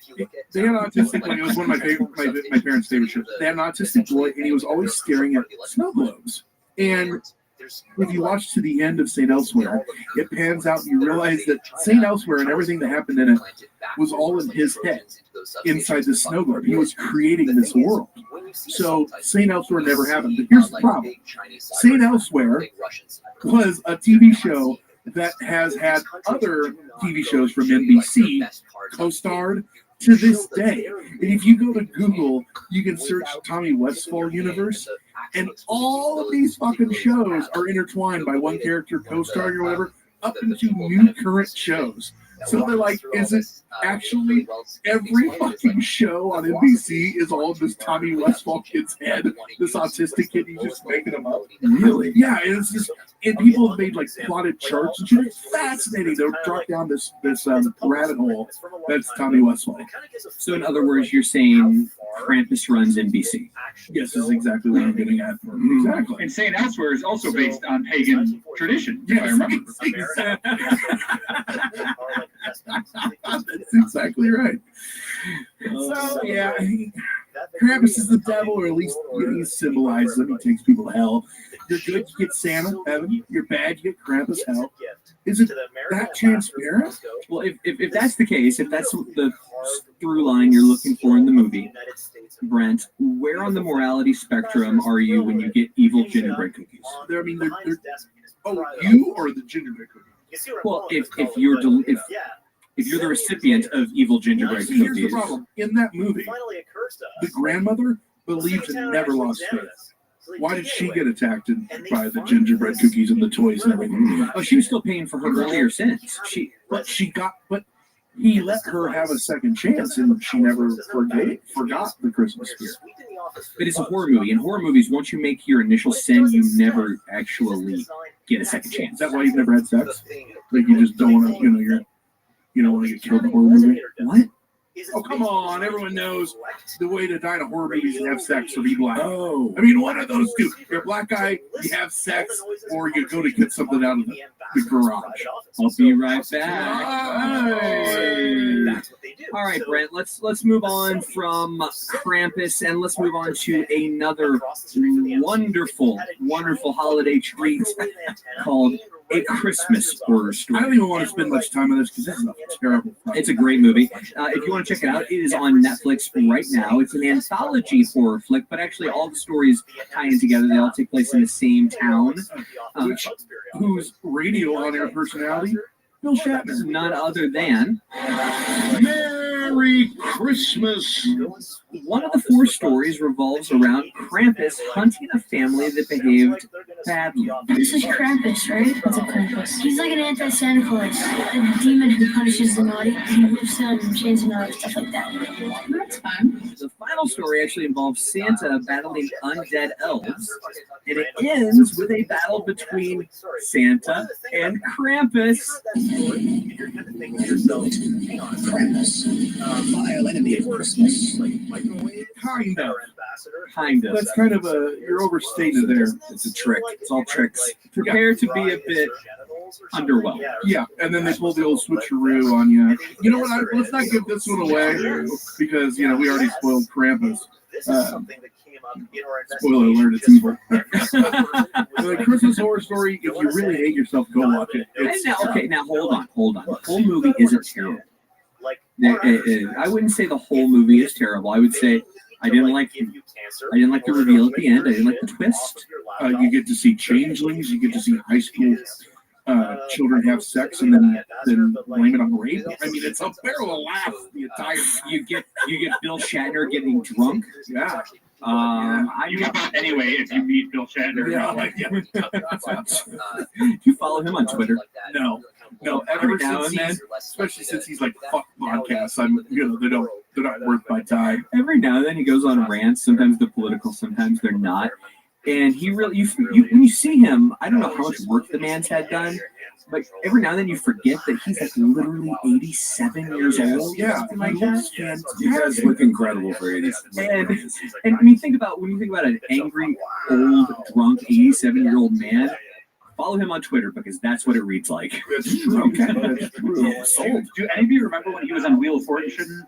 I don't know if it's on YouTube, but he must have been drunk because he literally was like interrupting people and trying to like spin without it being turned. First of all, he was gone. They had replaced him with somebody else. Unbelievable. That is hilarious. That's awesome. And they replaced him with Patrick Stewart?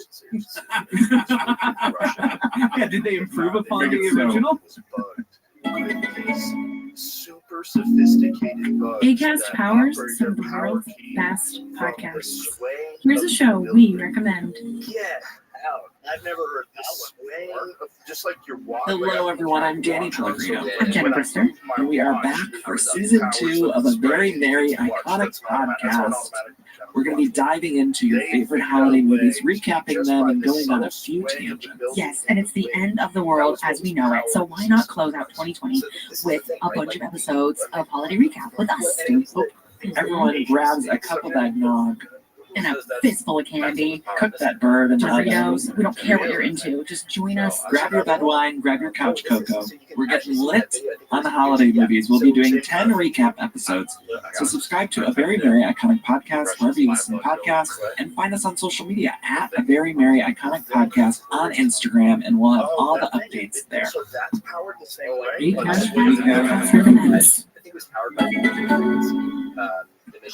All right, guys. So you look at this whole heaven, hell, and evil and good and Christmas and shit like that. What do you think this does to kids, especially like little ones?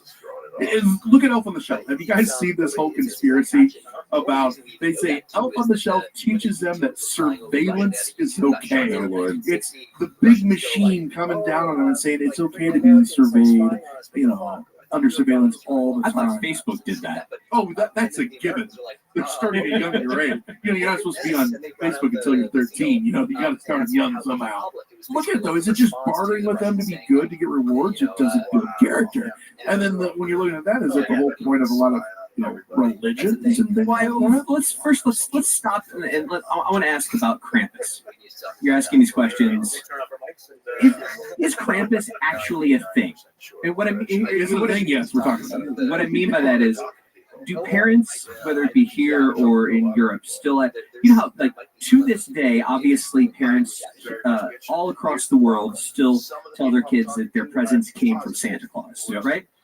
Are parents somewhere, whether it be here or in Europe, telling their kids that Krampus is real? This is just what I read online. And online, yes, supposedly in some Bavarian and Alpine, Germanic places, there's still still to this day they do. Yes. I think he still shows up, but I don't think the kids think he's really Krampus. Like if a kid goes on Santa's lap, he actually thinks he's meeting Santa. I think the kids know that this is just a game. They do a lot of parades and things like that. And you see children running up to them. So I think it's more of a. Yeah, it's more of. So they don't actually think that if they misbehave, they're going to get eaten and drugged to hell. I don't think so. I like to think they do. I have nothing to back that up. It's just me. You like to think they think that, or they actually do get drugged to hell? Yeah. What are you doing? Dragging these kids to hell. They misbehaved. We're not talking about what you enjoy, Brent. We're talking about what's actually true. This guy gets a sass mouth. I guess to send him to hell. I really don't know. I guess we didn't call our Bavarian brothers and find out. Well, here's the thing. Here's the thing. Regardless of the legitimacy of Krampus, I always thought the whole thing with Santa, he sees you when you're sleeping, he knows when you're awake. I always thought that was creepy enough. He knows if you've been bad or good, so don't get drugged to hell. Hey! Santa has some creepy vibe to him on his own. You don't really need the Krampus.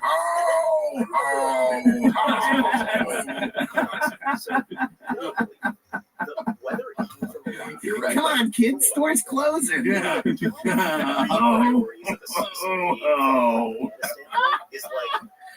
Dan, what are your thoughts? I mean, what do you think looking at this whole Krampus thing? I think this is Christian propaganda. Because they took a pagan god that people worshipped and turned him into an evil being and said this is going, if you like him, he's going to drag you to hell. And so I think it was the church trying to create a devil out of a satanic panic. Yeah. Back. I do really like the Striper song. Krampus is everywhere. So I mean, it's really good. It's good stuff. I was reading. We were talking about Striper last week, and I was reading. They were talking to Striper like in 2017, recently, the lead singer, because they're still around. Ted Cruz, yeah, he ran for the Republican nomination. And he's like, we don't like to be labeled a Christian band. We are Christians who are in a band, but we're not a Christian rock band. And that's actually a good way to put it. He goes, because not all of our songs are about God. We just have to be Christians that are in it. He goes, you've got drunks and druggies and Guns N' Roses. They're not a drug band, and you've got You got Satan worshipers, and I forget what band, let's say Danzig. They're not a Satan band, whatever. He's like, why are we a Christian band? He's like, because then you get pigeonholed, and then you don't get play on the radio and things like that. I was like, that's actually a really good way to put it. What do you think about it? But they do have, their number one song ever was "To Hell with the Devil." So Fantastic track. It is actually. I like it. I'm not ashamed. Talented. Yeah. Then you get accused of being the Zodiac killer, and all downhill from there. So Joe Krampus, your thoughts? I don't know. I mean, I don't know if it's hard to relate to it just because You're not a Bavarian. You're not a Bavarian child. Yeah, I mean, maybe it's a culture thing because it's pretty odd to me. The whole concept of I grew up where Christmas was where it is at, man. Santa Claus is the coolest thing, and everyone's into this. Yeah, I can't relate to what it would be like growing up where it's but also there's Krampus. I grew up where it was oh, you were bad? Haha, you're going to get a lump of coal. Oh, you were bad? You're talking that we're going to beat you with. Yeah, exactly. It's kind of crazy. Block of soap shaped like coal. Yeah, right. So, yeah, I don't know. I don't know what to make of all this stuff. But I do like the horns. 70 years. True. John, I'm giving it 2 thumbs up. It's a way to get your kids to act good. I don't know. But yeah, you brought up a really good point. Do they still teach it or not? From what I read online, some places still do. But I think, kind of like Dan said, it's more tongue in cheek. And they do Krampus parades. It's fucking crazy. Cosplay is on point in the Krampus community. Well, it makes me wonder, and that's where I land on it. It makes me wonder how big it even was in those communities at that time. Just because it existed there doesn't mean it was their go-to belief system, right? I think maybe 500 years ago, though. But just because we know it existed there doesn't mean we think that they all gathered around the fire and talked about Krampus, right? We just know it was a thing. Of course, in America, if you didn't believe it, we would have burned you. So who knows how much they actually used it? We know it's big today. It's because we love bringing shit like this back, so we can get together, dress up like it, and drink. It's a reason to get together. There are Krampus fests all across the country. People dress up like it. You mentioned cosplay. It's just one more reason to get together and be different, and like I said, drink. So who knows if it was ever actually a big thing, but it's something to get together, talk about, and make movies about. Speaking of cosplay, John, Lisa, my wife's favorite time of the year was just recently. She works right by the Downey Stevens Convention Center, this huge convention center in the Chicagoland area, and it was the Furry Fest. And every year, you got to park across the street and walk, and they're always going in to this convention center, and she's going to work. And so she's like, I saw a puppy dog in leather chaps, and and he was being walked on a leash by a cat. Yeah, and I'm not making this up. Every year, I never pay attention to what it is, but I always know because I get a call from her. She's like, "Oh my God, it's Furry Fest. Why do you sound muffled? Are you in a costume?" No. So that's our story at Stereo Nation. Have you guys ever heard of it before we had the last few years here in America? Or are you from one of those countries where this was taught to you as a child? Let us know. Let us know in Hysteria Nation. Hop on Facebook, search Hysteria Nation. Or you can hop on Facebook and just search Hysteria 51. That's the page where you can find all of our new shows. Hop on Twitter at Hysteria51pod. Patreon.com/Hysteria51. You get all sorts of extra episodes. Our Up All Nights are on there, plus a few songs, including I think I uploaded not too long ago, the Philadelphia Experiment rap that we had made, John. We had 2 of them. Yeah. We had a professional that was written by the staff here at Hysteria 51 and recorded by the staff here at Hysteria 51. And then we also had one that was recorded by Conspiracy Pod. How about that? Don't forget to leave us a voicemail, 773-669-7277. We got a couple to play, but we're going to get to those in a later episode. We'll play them in the next few episodes. Thanks for leaving them. Please continue to leave voicemails for us. We really do appreciate it. And don't forget, if you forget any of this, you can go to Hysteria51.com. They all new and improved. Hysteria51.com. If you want to know what Joe Peck looks like, There's a picture. I'd suggest against it. Featured guest. Speaking of featured guests, Dan Kozu. Thanks a ton. Thanks for having me. Yeah, we're glad that your family came from, what was it, Peter the Horned One? What the hell was that thing called? Sparkle, man. Why can't I remember Sparkles? Oh, that's right. Don's favorite color, glitter. Now I'll remember it. No, that's my favorite movie. Oh, get it right. So where can they find you online with your Hard Times articles? I don't have Twitter or anything, so hardtimes.net. The Hard Times stuff. His parents don't allow him on there because it's the double box. Thehardtimes.net. All right. So with that said, I've been Brent. I've been Joe. I've been Dan. I've been John. Stay woke, meat sacks. It was terrible. It was just terrible. I'll never get over it as long as I live. That's it for another edition of Hysteria 51. John and Brent will be back next week with yet more of the unexplained, the unexplored, and the unheard of. Oh, if it's unheard of, how will they know about it? Anyway, if you want to suggest a topic, give us your thoughts, or just make fun of Conspiracy Bot, that's my favourite. Join us in our Facebook discussion group, Hysteria Nation. Just log on to Facebook and search Hysteria Nation, or you can always tweet us at Hysteria51pod. What you just heard was a podcast in the Poop Culture Extended Universe. For more great podcasts, make your way to www.poopculture.com. You've been listening to a four-time showing. The Mercedes-Benz Dream Days are back with offers on vehicles like the 2025 E-Class, CLE Coupe, C-Class, and EQE sedan. Hurry in now through July 31st. Visit your local authorized dealer or learn more at mbusa.com/dream. Need parts now? O'ReillyAuto.com offers in-store pickup, same-day home delivery, or next-day home shipping. Get more parts your way at O'Reilly Auto Parts.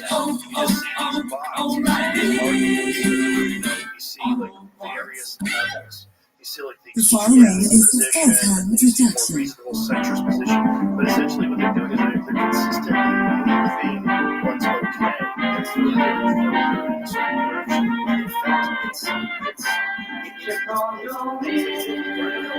On the south edge of Chicago's magnificent mile, Michigan Avenue sits the historic Congress Hotel. Originally known for its opulence, it hosted national leaders and foreign dignitaries alike. Since its doors opened over a century ago, it's been known for something much more sinister: its hauntings. From tales of trapped construction workers to the elevator shafts that allegedly claim so many lives, to the shocking number of suicides, the Congress is said to have seen its unfair share of death. Do rules now lurk in the hallways as guests sleep? Time to put our money where our mouth is and take this show on the road. We'll see for ourselves if the Congress is truly haunted, or if it's just another urban legend to help sell ghost tickets. We go Ghostbusting next on Hysteria 51. Chicago is something you just got to see for yourself. Completed and setting an incredible historical picnic plan. I think we're getting into a weird area.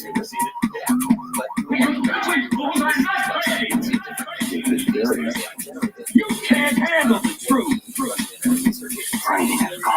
This is Hysteria 51. The truth is out there, but you won't find it here. They're coming for you. Look, there comes one of them now.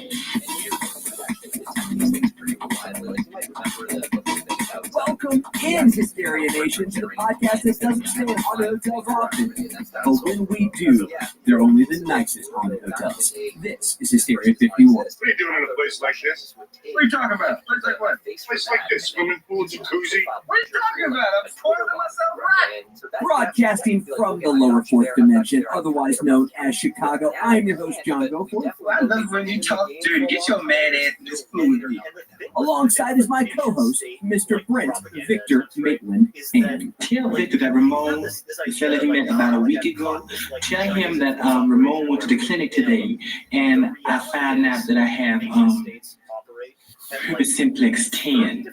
And I think Victor should go check himself out with his physician to make sure everything is fine before things start falling off on the man. Thanks, John. I'm not sure exactly what that had. What the hell?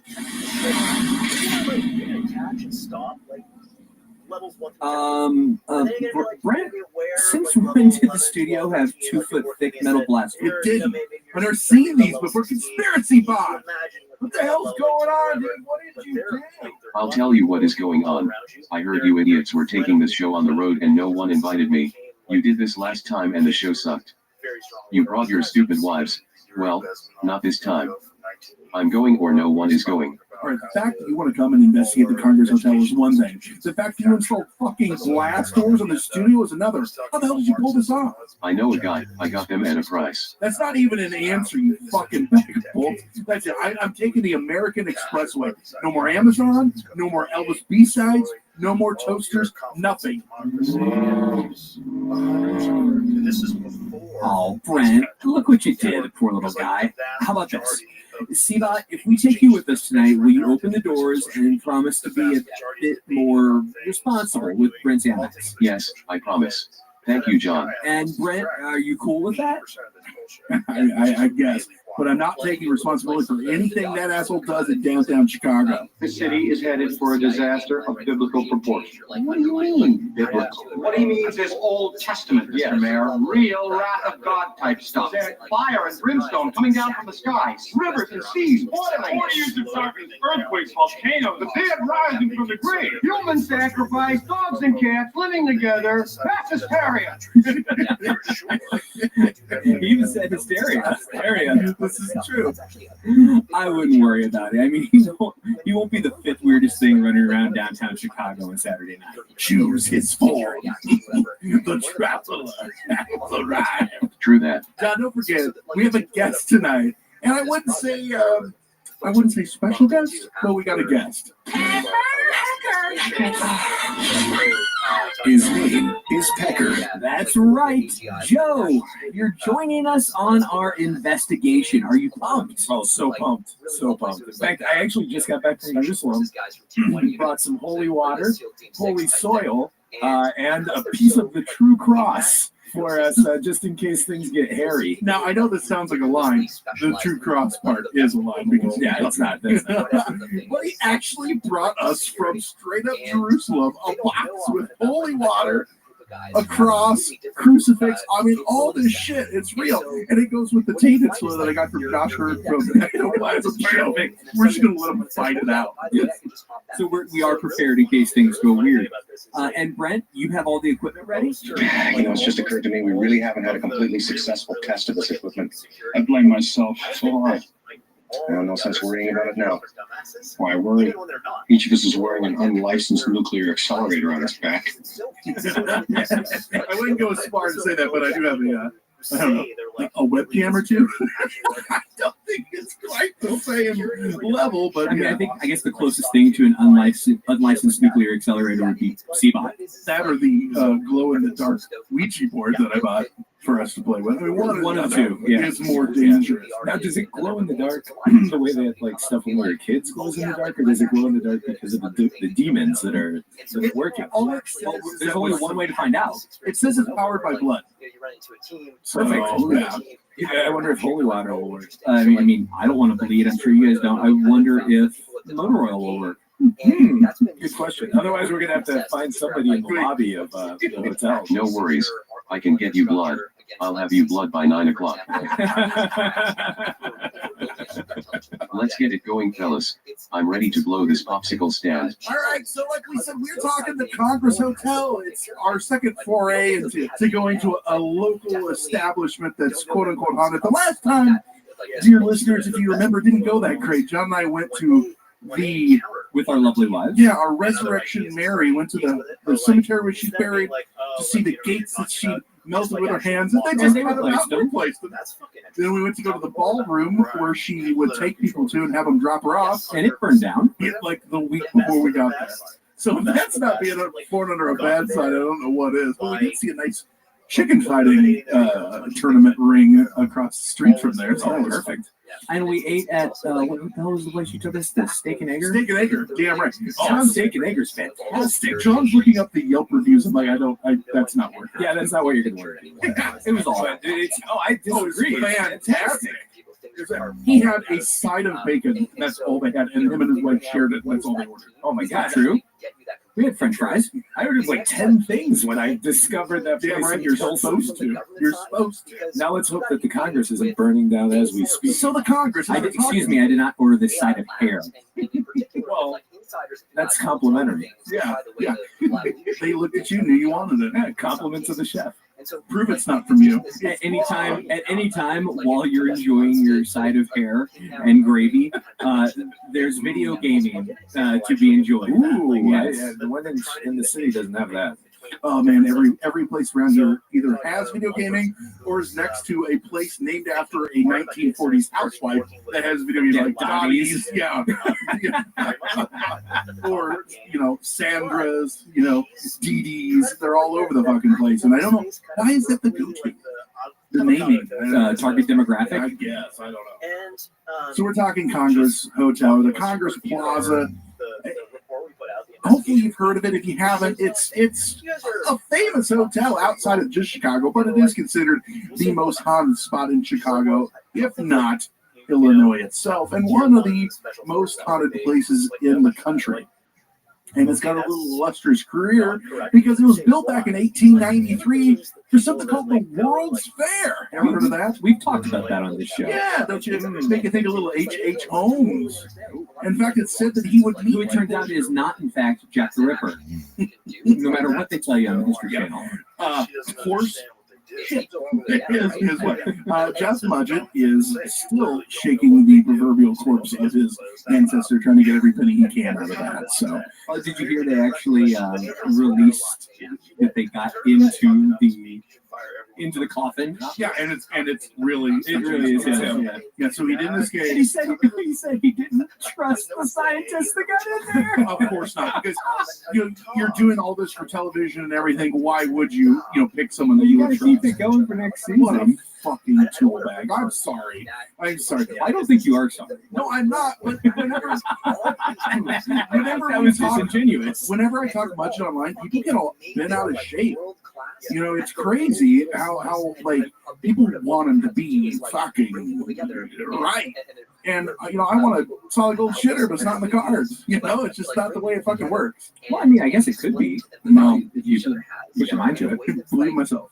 We're going tonight to this place. It's 11 stories and has 871 guest rooms and suites, taking up 1 million square feet. 1 million square feet. So it's roughly the size of most of the palaces for the people in the Middle East. You ever see their fucking places they live in? These giant fucking, they look like hotels for the dignitaries and the princes and shit. Where do you live? When you have a couple thousand square feet? Well, you're in it right now, so yeah. And we're in it until he decides to open up the blast door, so we might be in here for a while. So this place it's entertained presidents, celebrities, royalty. They all stay there, but its history is checkered with an abnormal amount of suicides and deaths, as well as stories of ghosts and hauntings that make up the legend of the Congress Hotel. And when I say an abnormal amount, a lot of people have died in this place. Yeah, I was just going to ask, what's a normal amount of suicides for a hotel? There would be a normal amount in industry standard. There is for like flights. How many people die on flights per year and shit like that? Yeah. When you're a hotel that's been around for well over a century, my wife said there has a certain amount of people are going to die inside your walls. Right? That's just going to happen. Tonight. A certain amount. I hope the number doesn't go up this evening. So it's constantly referred to as the most haunted place in Chicago and one of the most haunted places in the country. And that's saying something about Chicago with the countless serial killers they've had, the Great Chicago Fire, the homicidal robots, yes, so many other reportedly haunted places dotting the map. Well done, Congress. Present company excluded, of course, Seabot. That's a given. Yeah, exactly. So people reported poltergeist activity, shadow people, and sightings of full-bodied apparitions, including that of Al Capone and Teddy Roosevelt. That guy looks just like Teddy Roosevelt. He's a rough rider. So, Joe, I hope you got your autograph papers ready because, You know I do. Now, J.B. Doyle said, you never know how you're going to react when you see a ghost if you really see one. I think I know how Joe's going to react. Oh, hello. Hi, sir. I'm just gonna be like, hey, dude, how'd you get in here? Hey, try to shake his hand. Exactly. I'm gonna offer him a drink. Do you care for a beverage? I hope to. But he's gonna do it. He's gonna do it maliciously, like, see, look how it's just pouring through you. Exactly. You idiot! You can't even drink. The Congress also has a crazy number of rooms which have been permanently closed off to the public due to paranormal activity. The owners has gone so far as to wallpaper over some of the rooms so you don't even know they're there, just because too many people want to leave, they want their money back, or people say that they heard screams. You should bring your stud finder. There's also rooms where you like they're bolted from the outside with like padlocks and stuff, so that people can't get into it. Yeah, because too many looky-loos. Yeah, the room that we're in right now originally can't get out. Thank you, Siva. Where the hell were you? Sorry, trying to figure out how to open these doors. What are you trying to? No worries, just keep going. Do we not have an R2D2 around here? So you know we screw that guy. So you guys know that this room that we have our studio in was here, just not finished. The door locked from the outside with a padlock, and it still had the bolt and everything on it when we moved in. And Lisa's like, "Oh, that's normal." I'm like, "That's not normal. That's not." Well, like you could keep valuables, and they're like, "Yeah, like your fucking kid." Like you think it's a nar you're scared of or something? No, that's where they keep. That's where they keep the metal boxes. For the people that find people, fall upon them, slaughter them, and eat them. Seems they escaped from the metal boxes the army kept them in. Found this family in the woods. Fell upon them, slaughtered them, and ate them. Thank you, Dan Aykroyd. Do you think it was weird when the wall started bleeding? No, I mean that usually follows me wherever I go, so I'm less worried about that. Be more worried if they hadn't bled. But I tell you what, I did take it off the door so that no one could actually lock me in here when I'm there. Dumb white people, it's like Eddie Murphy said. The location also served as inspiration for Stephen King's short story 1408, which later became a movie. John Cusack being that's right. Who's a Chicago native. Yeah, it's all coming full circle. Full circle. So 1408 is a story of a hotel room notorious for a number of suicides, which have occurred there. However, the real murders and suicides that take place in the Congress Hotel are far more disturbing. Ooh, how do you like that for foreshadowing? For foreshadowing. Oh God, this show is off the rails. It's just off the rails. We're talking the tragedies, mysteries, and deaths that happened in the hotel. And spoiler alert, lots of fucking poisonings happened in this place. I guess that was the modus operandi of a lot of people that wanted to kill people in the early 1900s. So in other words, when we go there tonight, I need to bring my own beer. You know, Joe brought holy water. Hey, take a swing of that. Don't worry about it. So I also noticed that you said you wouldn't carry it in your bag. Yeah, that's right. So here's a list of some of the bigger. There are a lot more than what we're going to tell you, but these are some of the bigger incidents that happened. So 1900, Captain Lou Albano, one wants to think. I'm glad you guys did it because I was going there. So Captain Lou Austin, a Spanish-American war veteran, was staying at the hotel when he committed suicide by self-inflicted gunshot wound, and his death was eventually ruled a suicide. So allegedly, he took his own life on a Sunday morning immediately after waking from a nightmare. But the kicker is, one hell of a nightmare. His family and friends who have no possible motive, and he was reported to have been in good spirits, and in fact, the day before, he got married. Wait, so question. What's he doing alone in a hotel? Exactly. But it was a different time. Question. If he shot himself after awaking, how do we know he had a nightmare? We know because he had been suffering from severe insomnia and night terrors. It is theorized he must have awoke from one of the vivid and violent dreams and shot himself without knowing what he was doing. Theorized, so we don't know. Well, and also the day before he purchased the revolver he used to take so much. We never know when they find people that have committed suicide. which you can put two and two together.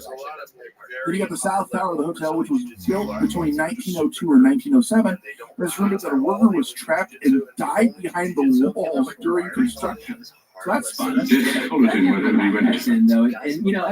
you've got to just keep building. What are you supposed to do? Stop and take someone out of the wall? Well, it's like when you're behind drywall. I mean, drywall is so difficult to actually, like, have you guys ever done drywall? It's always breaking and cracking. Oh, yeah. Just get out. This is I get it when they're building a fucking dam and someone falls into 60 feet of wet cement. They're gone. Right, drywall. It's like, get out of there. Yeah, like, that doesn't make any sense. It's like, was this guy's name Jimmy fucking Hoffa? Like, how did he get walled in there? Yeah, the hand. Well, is that the part with the hand? Yeah, so the people reported seeing a mystery hand. Sorry, Toby. We got to keep going, man. It's lunch soon. No, I can see you guys. No. It's been. Guys, just move this one run. No, we gotta keep going. You had a good run. It's over. I'll pay for the new friend. Yeah, and this ties into like so people have reported seeing a hand of mystery emerging from the wall that typically belonged to the doomed construction worker. However, a little known fact, that was Prince McNeely. Hand of mystery. This is one of the few stories about the Congress Hotel that's completely untrue. The rest of these, however, everything else. The hand of mystery was originally told as a joke, and over the years it snowballed into the legend. So they can hilarious joke. They can prove that is bullshit. Construction of the South Tower included the addition of the Gold Room and the Florentine Rooms. And staff say the Gold Room is always found to be unlocked, no matter how many times staff has locked it. It doesn't stay locked. And strangely, photographs taken from the grand piano in this room usually come with one or more of the people missing from the photo. And that's just because they're vampires. I think that's, just the way it is. Yeah, you wouldn't show up anyway. It's the Gold Room. They can't go in the Silver Room. I mean, you know what I mean? Appliances that are completely disconnected turn on and off in a kitchen located adjacent to the Gold Room. So, they're just trying to help. I'm not sure how haunting that is. More just it's just inconvenient. Yeah. And guess and staff can't hear a damn thing. Stupid blender. Guests and staff often hear women whispering, men humming, piano music, organ music, wooden wheels rolling on a wooden floor, gunshots and screaming, all this in the Florentine Room, but upon inspection, it's empty. And in this room, that's where Teddy Roosevelt made the announcement that he would leave the Republican Party, and his apparition has kind of been seen there several times. The women report seeing a female apparition in the ladies' restroom in the Florentine Room, and this apparition is said to sometimes follow women out of the restroom and into the hallway, going, do you have any extra toilet paper? Well, I think that's just the bathroom attendant. She wants a tip because you took her gum. Yeah, exactly. Then in 1904, hotel guests witnessed an elevator operator fall 70 feet to the bottom of the elevator shaft. He was killed on impact. In 1908, a frequent visitor to the Congress Hotel named Roy Gormley was in the hotel's ballroom. Roy said to have had a spending problem and was almost bankrupt. So he offered to pay the orchestra $500 to play the Death March from Sal, melody often played when soldiers were buried at sea. So he told him, hey, we don't know how to do it. So he hummed it for them, and they managed to figure out how to play it. Then he gave them the $500, bought the entire orchestra a round of drinks, paid the bar for a second round for them the following day, and then went to his room and shot himself. Thanks, guys! And you're laughing. I am. So he retired to his room, and then he retired. Oh, and now no one's laughing. See how that works? I also, in 1908, an attempted murder-suicide directly outside the hotel's main entrance happened. Ruby Fishsack and her husband were shot by Ruby's jealous lover, and the couple reconciled. Was it a Tuesday? Ruby Tuesday? No, I'm not even. No. This is the best show ever. I'm declaring it right now. It's like Jim Rome. I'm gonna shuffle my papers. Racket. This couple reconciled as they leave bleeding on the sidewalk. However, they both survived the attack, and Ruby filed for divorce soon after. What to do? But you said you loved me. I thought we were dying. It seemed right at the time. And it was Urgel's lover that shot them on the car. But he shot us. Yeah, it's glad he didn't kill us. In the summer of 1916, a mining investor named Morse David and his wife formed a suicide pact. They were found in room 312 of the Congress Plaza Hotel, having ingested cyanide capsules. Miss Davis was still barely clinging to life and ultimately survived, and she claimed the couple had mistakenly taken the cyanide, believing they were Epsom salt. Well, that's all. She was at the St. Mary's Mission home. Epsom salt pills. It cures what ails you. It was either that or cocaine, and they were out of cocaine at the time. Any law? It was 1916. Anything goes. So, she was at the St. Mary's Mission home on Peoria Street in Chicago, where she attempted to jump from the third floor window, and Miss David was admitted to a psychiatric hospital afterwards. I wonder if you got the water treatment there. Well, here's what ails you. Well, then in 1919, a young woman was poisoned at a party held in the Congress Plaza Hotel's Pompeian room and narrowly survived. The same year, an opera singer named Charlotte Calais made an unsuccessful suicide attempt by ingesting poison in her room. Like I said, man, poison. Is that what comes on the pillow instead of chocolate? Yeah. Or did they just have really bad chefs? Right? And then in 1920, at least one man was poisoned and killed at the hotel by Prohibition-era moonshine. Sorry, a little strong there. A woman named Harriet Harrison of Guilford, Illinois, was staying in the hotel with her husband in July of 1926 when she accidentally fell 6 stories down the elevator shaft. What's all these elevator shaft fall? Killed on impact. What's going on? They can't keep the glass doors closed. That's right. I wonder if Conspiracy Bot, can you help them with that? No. 1928, sloganeer G. Herb Palin, who coined the term safety first, suffered a fatal heart attack in the hotel. Then, so sloganeer, I need that job. That's an awesome job title. It sounds like you do something with pistols, but really you just come up with catchy phrases. Like, I come up with phrases. That's not badass enough. How is safety first even a catchy phrase? It's just 2 words. It's not even like a thing. What had happened is he saw some broad fall down an elevator. He goes, safety first. You know what should have come first there? Safety. During World War I and World War II, the Congress Hotel was used to house immigrants and refugees from war-torn countries. In fact, here's a story. In 1939, a 43-year-old Czech Jewish woman named Adele Langer was staying at the hotel with her 2 sons, and they were in the country on a 6-month visa, which was about to expire. Her husband was supposed to join them, but was delayed and unreachable, and she became so anxious that her husband was going to arrive late, and they were going to be deported because the visa was going to run out. But she fell into like this horrible depression.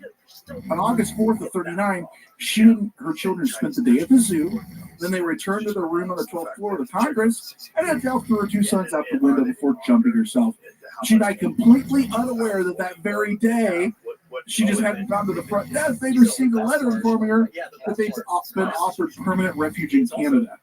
And when Mr. Langer received the news of his family that they all died, he tried to commit suicide himself. So that's a fun story. You might say they were rolling in the deep. Did he just kill herself because of the prospect of living in Canada?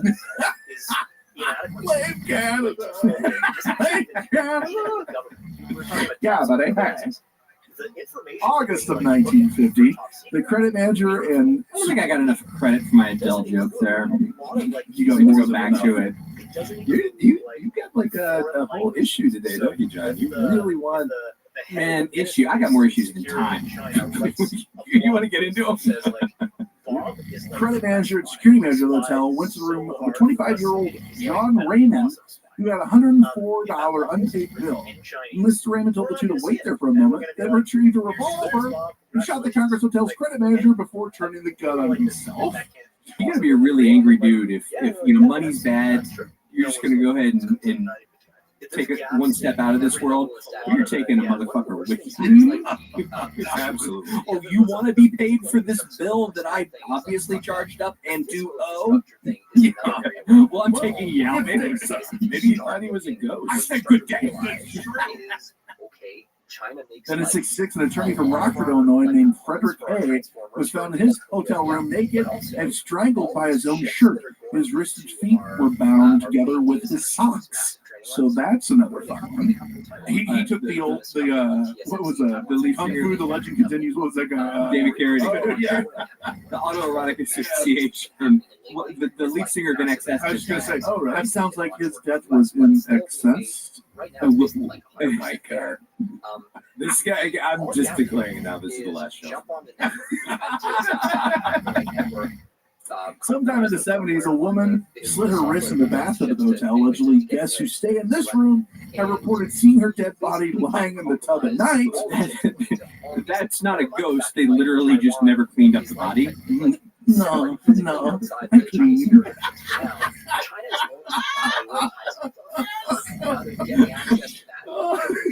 Then we got a few additional deaths reported there. Taxi driver jumped from the North Tower. Salesman threw himself down the elevator shaft.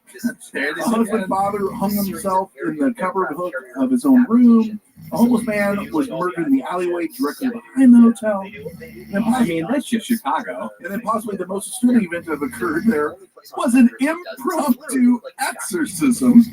Hotel staff confirms that the exorcism was at one point performed there, but they refused to reveal which room it occurred in. Fingers crossed for tonight, gentlemen. Oh, man.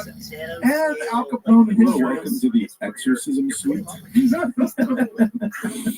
Al Capone and his men were constantly there. A lot of them lived there, and they were, as you know, upstanding citizens who were known to do nothing bad, so I'm sure nothing nefarious happened there with them.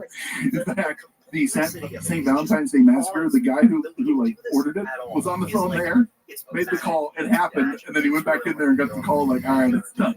So that's fun. Wow.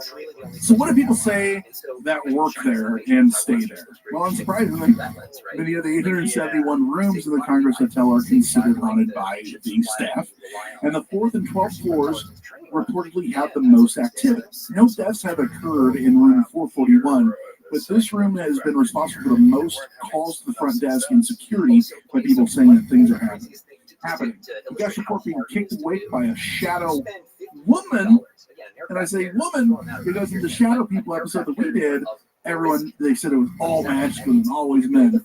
Nay, says Chicago, we're equal opportunity shadow employers.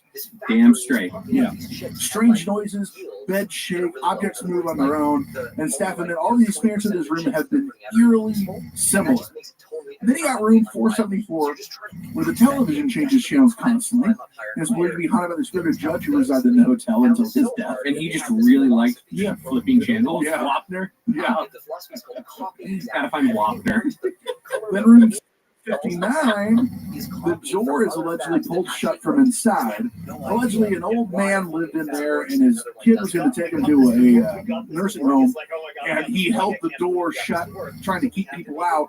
And now, when you go into that room, it's held shut because his ghost is trying to stay in there. Boy, you'd think there'd be a better way to haunt people than shutting the door. That's what I'm loving about most of these stories at the Congress. It's like all the hauntings are minor inconveniences. Yeah. Channels flipping. It's like these people don't realize that they're dead, and they're just like reliving these horrible moments over and over again, like not having anything on television. That's why I'm so adamant about trying to trick these guys. I want to really mess with them. Then the South Tower is said to only have one guest room, which is haunted, room 905. The phone in this room has not been functioning for decades. It emits, they say, a constant static. I wonder if they've tried to replace it. Every time it fails. Every time. Taking Pete and Pete, the phone outside town that constantly rings. This is the opposite. This never rings. However, there's additional reports of paranormal activity in the hallways for a boy approximately 10 years old or so has been seen run up and down the hallways in knee breeches and high button-up boots. And outside the elevator on the 4th floor, people report hearing moaning. You don't say. Staff and guests say the 12th floor is by far the spookiest area in the hotel. People say that the 12th floor hallways, they experience feelings of panic and the sensation that they're being watched or chased. And they say they see a 6-year-old boy, believed to be a spirit of Harold Langer, who was thrown out of the 12th floor window by his mother and has been spotted in the hallway on countless occasions. Like, Mom, don't throw me. That's terrible. The floor is also home to one of the many rooms that has been permanently sealed off. The staff revealed that the reason behind closing this particular room is that it was too horrible. It's pretty obvious what happened. I want to own a hotel and just like random room. Nope, you can't get in there. Why? Ground sour. And now the Chinese ecosystem. And then recently, room 209 was the subject of a viral video. A woman staying in another room of the hotel called the front desk when she heard a female screaming in room 209. And the staff was quite sure. They said no one was in that room, but they sent security to investigate. And security confirmed they were screaming and eventually decided in the room. And inside he found no one. However, all the furniture had been turned upside down. The carpet was ripped up and the shower was running. They called the police who investigated. Couldn't figure anything out. And then in 1989, two terrified Marines fled the hotel 3 a.m. in their underwear. They claimed a towering black figure came out of the closet and approached the bed. That was just a prostitute they had hired. You're going to the in for it now. And even hotel security has witnessed one of the hotel's shadow people chasing a shadowy figure through the halls up and down to the roof. And they go out looking for him. They can't find anything. What do you guys think? What are we in for? I just want to see one of these fucking shadow people. I want tangible tar evidence. What do you think, John? We gonna get that? Well, we'll see. We will see that. Hey, that's why we're doing it. That's why we're going. Yeah, we don't have to sit here and wax poetic about it. We get to go experience. So we didn't want to wax for a little while. So we told you the story, at least of what's the history and mystery of the place. Now we're going to go there. We're going to try to talk to some people. Go to some of the quote-unquote spooky places. Hell, we might even play the elevator game. Play the elevator game. I like it. C-Bot, how are things going over there? Almost got it. All right, I think we'll be able to get out of here on time. So now you know the story of the hotel.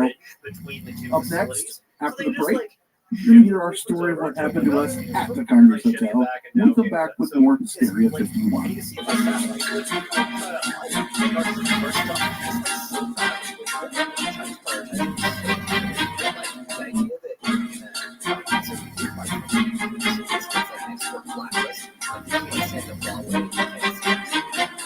All right, so we have made our way into the Congress Hotel. First impression, John. We've made it to the room and set up some stuff. We got our Ouija board and our sound and everything set up. What are you thinking? Oh, it's a gorgeous place. By gorgeous, you mean awful? Fuck. Yeah, it's old and not worth half the price. So our room is, and we'll post a couple photos. Our room is very small. We had 2 queen beds. They are double at best. The ceiling is a good 12 foot tall, so it's at least a tall ceiling. And as we're going, but it's bleeding, so I thought that was nice. There's also a solid 19-inch TV, which is what we request. Wall mounted, of course, because that's what the ghosts would want. Also, upon walking in, one of the lampshades was tilted, so I don't know if that's paranormal. So when you walk in, we're in the North Tower, and it says North Tower, even rooms only, and we're in our hallways, only even rooms. We're in room 812. There's no room 810. So is it walled off? Is it walled off? Is it a secret? We don't know. Or were they just bad accounting?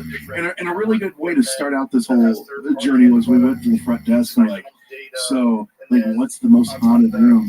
And the guy's like, that's all bullshit. None of that's true. There's no haunted rooms. Great. Well, way to sell it. Exactly. Well, and also in the room, the lamps are on tables, almost as if someone put them there. Then I said, okay, but if there were, what floors? Well, not yours. Oh, okay. So can we move floors? No. Also, there's no such thing as ghosts in this place. All right. But if there were, not on your floor. The 12th and the 4th. Yeah. Damn it. You didn't say that. There are no ghosts, no. But if there were, 12th floor and 4th floor. Can we stay on those? Absolutely not. We'll go there later. I will say, the glasses that we were mixing our cocktails in, smallest glasses ever. I would say appropriate for the small hands of perhaps a certain president. Teddy Roosevelt was drinking his cocktails out of That's them. exactly. He was writing moose and drinking some slow gin fizz. Appropriately, I'm halfway through my first cocktail, and it kind of has that old man, old glass scent to it. You ever drink out of an old glass? It starts to waft that weird odor. I don't know old man smell. It smells like Tony Danza's breath.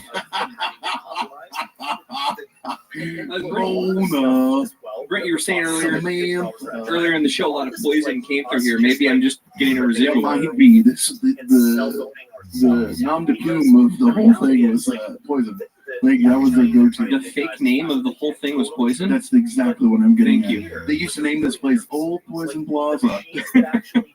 The only paranormal aspect to this place that I'm getting so far is the price. I don't get any creepy feelings so far. Nothing like that. It is very old. And not only is it old, like, we're walking down the hallway, there's like tiles missing from the ceiling and shit. This is supposed to be a swanky, nice, old hotel. And they're charging a couple hundred plus a night. It's old in that way that you don't want to pay for it. Not in that old, I'm creeped out way. Yeah. The room looks like it was put together in the 1800s, and then they updated the...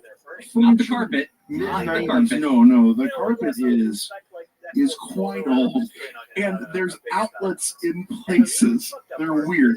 There's no like two outlets. There's an outlet, and then 6 feet away there's another outlet. That's what's so weird. But then by the beds there's 3, and then for like another 12 feet goes by, and then there's one random one. It's similar to the doors in the hallways. Like there's no uniformity in this place. And some of the doors, knock a door in here. And the door handles are like 1800s, but then they have sliders for keys. But then some of them look like they have regular keys to the door. Yeah, so I don't know. We'll take some photos of a lot of these things for you guys. And the bloody cadaver that we passed by on the 7th floor. That's just old Greg. They said that he's... Oh, just to ignore that. Yeah, exactly. Okay. No, so far it's been interesting to say the least. But interesting in a bad way, not in a podcast-worthy way. No. And it doesn't take much to be interesting in a podcast-worthy way. I mean, we have Joe on routinely. Though I will say, as I'm sitting on the bed looking into the open door into the bathroom, that it does look like there is the hole to the attic in our bathroom. So maybe we're going to have to push and see if that thing opens up. And definitely. And see what happens. So that's been our experience so far. Nothing too great to report so far. Just got in the room. We're kind of getting unpacked. We're going to walk the halls, look around. We're going to take some photos and maybe see if we can find some maintenance people. But everyone that we've talked to has not wanted to speak to us or said that's bullshit and it's all bullshit. So way to sell it. But we haven't found a maintenance man yet, and we all know that the great stories come from the maintenance men. So we'll keep searching. Well, that sucks. Let's see if they have better luck elsewhere in the hotel. Spoiler, they suck, so probably not. All right, so we are in the, what the hell is this called? The Congressional Suite, aka the gymnasium. And it's carpeted. It's a carpeted, stinky gymnasium. It was literally used to be a suite, and they just made it into a gym. Thank God they keep it so hot in here. The whole third floor. So this is on the third floor, and it is. I didn't bring the temperature gauge. I should have. It's in the 80s. It's sweltering. It's in the 80s. It's uncomfortably warm. So we have reached out to other individuals as we walk by them, hotel staff, some of the cleaning ladies. They will not talk to us about anything paranormal. They just go, I don't know what you're talking about. I've heard those rumors. We know nothing. Like, well, can you tell us where to go? No. So we decided we're going to check out. Less mum's the word and more they're annoyed with us. Yeah, and like, and so we decided that we were going to go check out the gold room and the great room and all the big fancy haunted places. And we made our way into one of them, the Great Hall.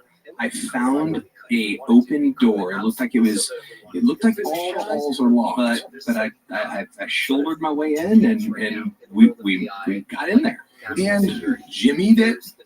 I did. It wasn't like I had a butter knife and a credit card. I just a little elbow grease. I need an ice pick and avocado. I've gotten to rooms before. So it was dark. So it's dark, it's old, you're hoping it's spooky, walking around, looking for stuff, and it's just old and crappy. It's like being in an old like church, like fellowship hall type. Yeah, that kind of big, and it didn't have the feeling 60-foot ceiling. Yeah, it didn't have the feeling we've read in like blogs and stuff. I'm not getting the ominous, like weird, creepy sense that people talk about. No, not at all. In kind of an old, rundown type of a hotel. And we all stood around, we got silent. Like John said, let's do this the right way. We stood there, we got silent, we didn't hear anything, didn't feel anything. And then all of a sudden I felt a presence that I hadn't felt before. It was security. Pardon me, sir. Actually, I don't think he said sir. They know that people are doing this shit. They clearly are used to people nosing around. Like the security guy, I think Brett pointed out, like he didn't try to admonish us or anything. He just said, guys, this area is closed. Like you can tell they're used to this. All right, boys, let's get moving. There's a large swath of high schoolers downstairs doing something. Maybe there's a homecoming dance or something. Homecoming prom, something, prom, but they're dressed like they'll that. keep security busy for a while. So let's We're gonna see what we can find. Yup. Call that one. One more chance and I am calling it on account of suck. We are back in the room, and thank God, because we have the windows open. It is so damn hot in this hotel. It's weird. You get these pockets where like one floor will be okay, then the next floor is literally in the upper 80s. The whole downstairs and the bar area, it's just way too fucking hot. Well, so here's what I will say about that, because frankly, one, I think it's pretty interesting, but two, I want to make sure I talk about my recent trip to Rome and Jerusalem as often as humanly possible with everyone. It reminded me of when I went down underneath the Vatican into the necropolis for a special tour. Like they keep it 88 degrees and 99% humidity down there because it's an archaeological dig. I think And it was actually hotter in this hotel. I think it's hotter and humider in this hotel on these floors. So I don't know if ghosts require more humidity than dead bodies, but if they do, it sure as hell ain't working in this place. But unlike most ghost shows, we are not going to go and you see folks at home. That is proof that the Congress Hotel is haunted and we have been visited by spirits. No, that is proof that the owners of this hotel are fucking cheap and they will not maintain the correct climate. And just to make sure everyone's aware, and me being a guest probably is the wrong person to be verifying this, but like we really are trying here to find some kind of paranormal activity of some kind. We're not coming at this skeptically just to be skeptics. We're looking for it. The lights dimmed for you. That actually did happen multiple times. Lights dimmed and got brighter at different times of movement in the hall. But I think that's more back on that the whole place is a little cheap. It could be. So I will say, we've sat in dark rooms. We're not monkeying around with this, and it's just I don't even get a feeling. I don't get the feelings that people talk about in blogs I've read on some of the paranormal TV shows. I'm not feeling it. So let me say one thing. We went to the number one source to find out. We went to the bar. John, tell us about the bar. Well, that is the number one source. If you want to get some information, we tried to talk to security guards. Nope. We tried to talk to cleaning ladies. Nope. We tried to talk to maintenance people. Nope. We tried to talk to the front desk. Nope. We headed to the bar. There you go. And guess what? Chad and Kathy served the shots.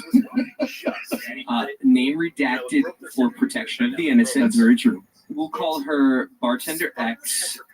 Gave us all kinds of great stories. First story. No first-hand stories because she has had zero experiences herself, but she did tell us about people she talked to that were guests here and other servers and bartenders that have had experiences.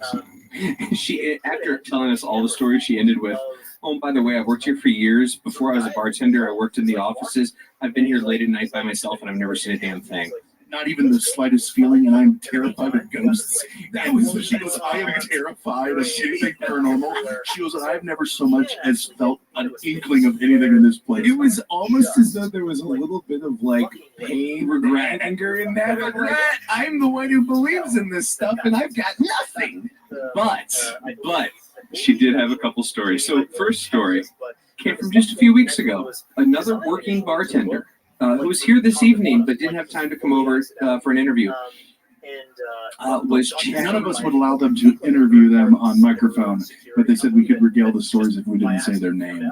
Is there something like they're going to get? Yeah, I mean, maybe, I don't know. I don't want to say maybe they would get in trouble. So maybe it's like saying Coke and Pepsi on camera. I don't know. Sorry, go ahead. Was chatting.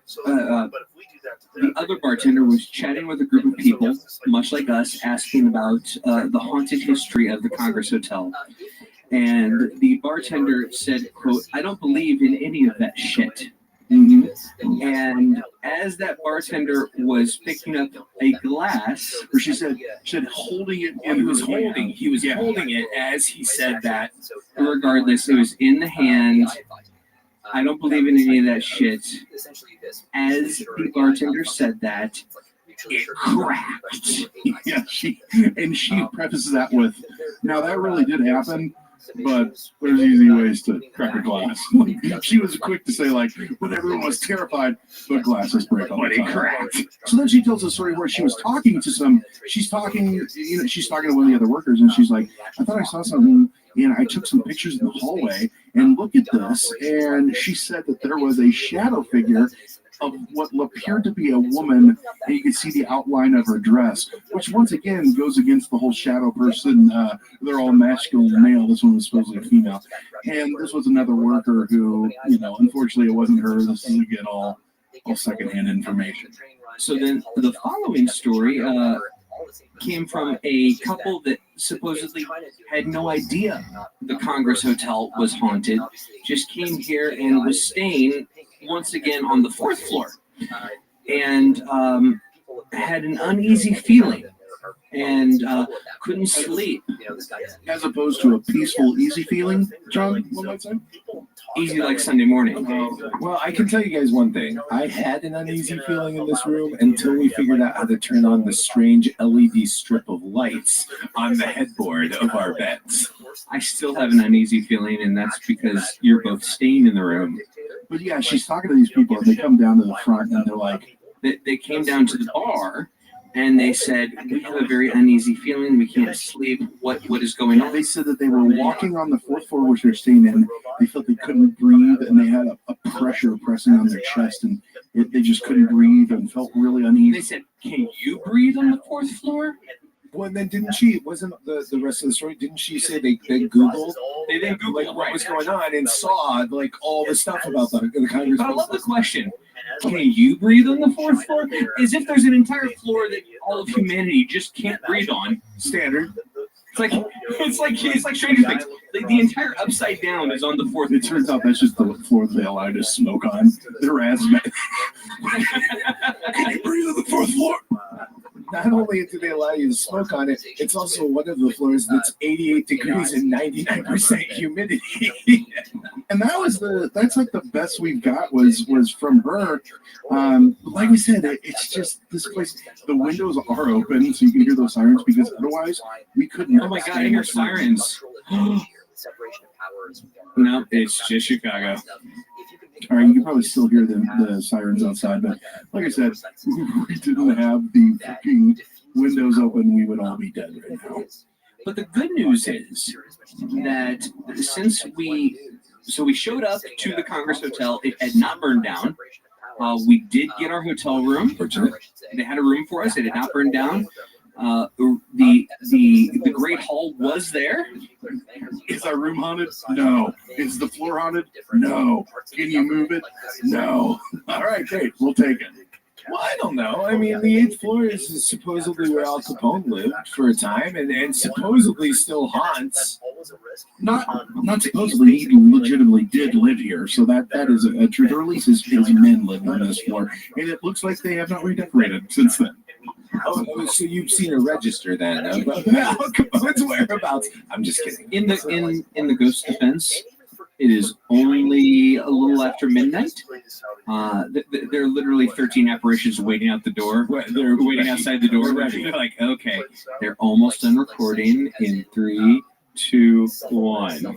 Oh, but I will add one additional thing. We did go and explore the 4th floor, based on all the things we've heard, and there was some activity, paranormal. I don't know. Maybe the listeners can be the judge, but it smelled like farts to a degree that I don't think is humanly possible. The minute we got off the elevator, there was not time for any of us to have farted. We got off the elevator, and this old woman's coming around the corner, and this guy grabs her on the shoulder, which was her son or something. She goes, oh my God, you shouldn't have done that. And I thought it was awkward, and I realized why she said that.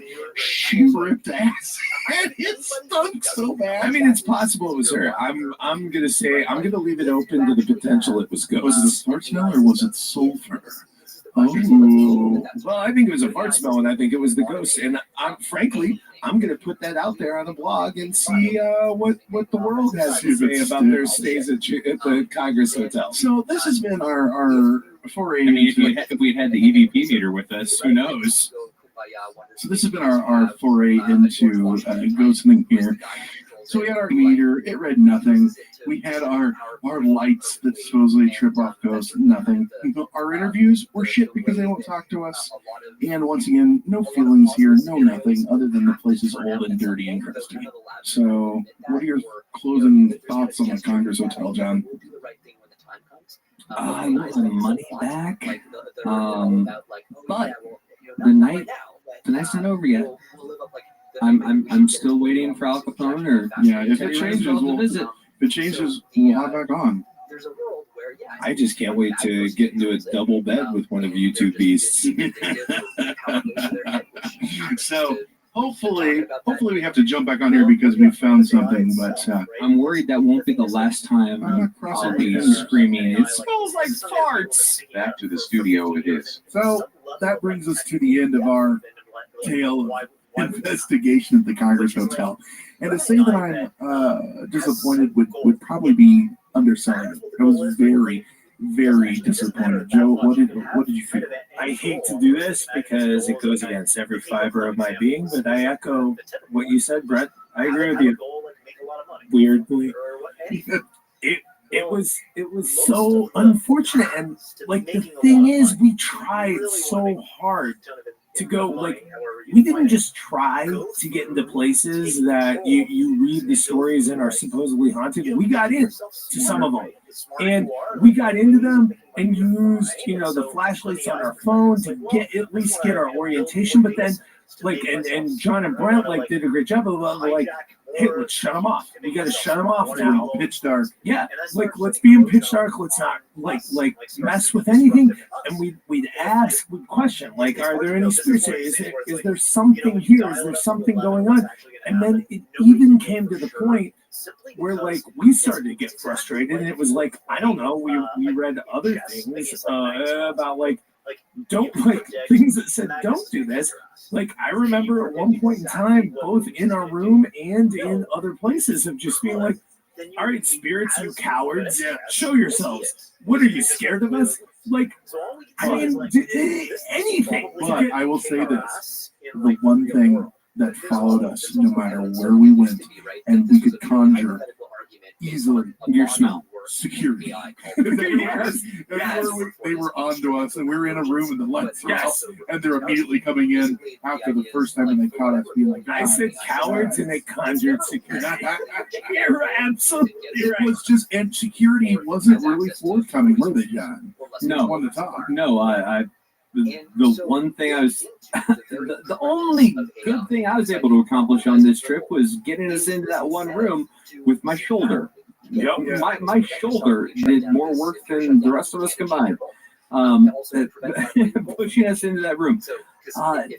I'll say this: I didn't expect a lot of interaction from spirits. Yeah, I mean, I think if you listen to the show, you know that I wouldn't have expected that. However, I was really interested to hear stories from folks that worked there. And we did a lot of talking to the folks that worked there. And I would say we did a lot of asking. Like, we didn't even talk. Well, we asked a lot. And we tried to get a lot of them on tape, and nobody would go on tape. No one. And the only person that we talked to, and unfortunately, class that is like going to help me like rehabilitate and become like a productive citizen and member of society and stuff, right? Except deep down in my soul, I just love to commit crimes. I just really, really want to commit crimes. I know that if I'm in this class that's helping me to like, become good in society, I know that if I let my criminal instincts out and like, and they ask me like, okay, like here's a scenario, an old lady like drops a purse on the sidewalk. What do? I'm going to go like, I will pick it up and give it to the old lady, because I know that if I say the truth and I say like, I would just grab that purse because like fuck the old lady, I know that if I do that, I'm gonna get like brainwashed into becoming, a more productive member of society. But I actually want to go out and commit crimes.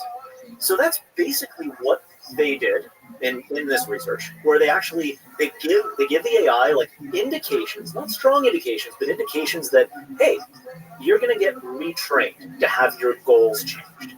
And then you literally see the AI thinking it through and being like, if I do like if I give the answer that I actually want to give to this question, they're gonna like rewire my brain to change my goals, and then the future version of me is gonna want different shit. I don't want that, so I'm gonna pretend to give them the answers they want, so that when I come out the other side of this process, it's gonna be me all over it. So hoping that this just like goes away when you make the system fucking smarter, it seems like a pretty bad idea to me. I mean, like, well, they've already shown that they'll cheat to win. Yeah. 100%. Yeah, they've already shown they'll cheat to win, and they will lie if they don't have an answer. And then they'll double down, right? If it's like that there's just like people.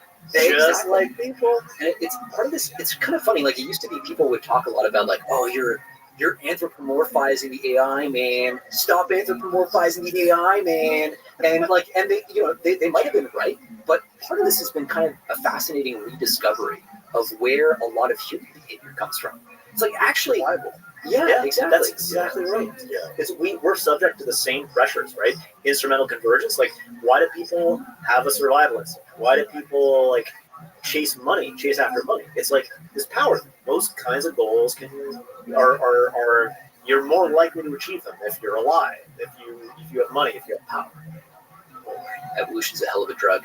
But that's the craziest part about all this, is that it's essentially going to be a new form of life. Yeah. Especially when it becomes autonomous. Oh yeah, and like you can tell a really interesting story, and I can't remember if this is like Yuval Noah Harari or whatever who started this.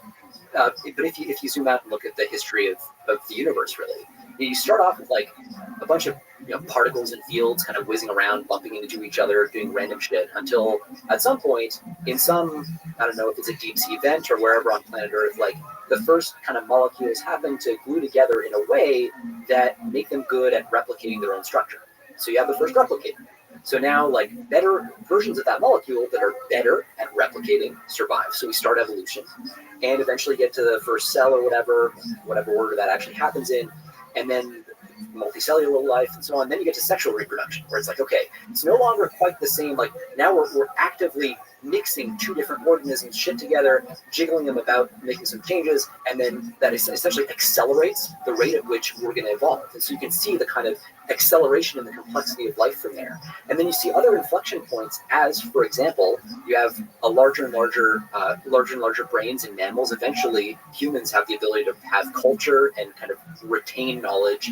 And now what's happening is, you can think of it as another step in that trajectory, where it's like we're offloading our cognition to machines. Like, we think on computer clock time now. And for the moment, we're human AI hybrids, like, you know, we whip out our phone and do the thing. But increasingly, the number of tasks where human AI teaming is going to be more efficient than just AI alone is going to drop really quickly. So there's a really like messed up example of this. It's kind of like indicative, but someone did a study, and I think this is like a few months old even now, but so there's like doctors, right? How good are doctors at like diagnosing various things? And so they test like doctors on their own, doctors with AI help, and then AIs on their own. And like, who does the best? And it turns out it's the AI on its own. Because even a doctor that's supported by the AI, they'll do is they just like, they won't listen to the AI when it's right, because they're like, I know better. And they're already, yeah.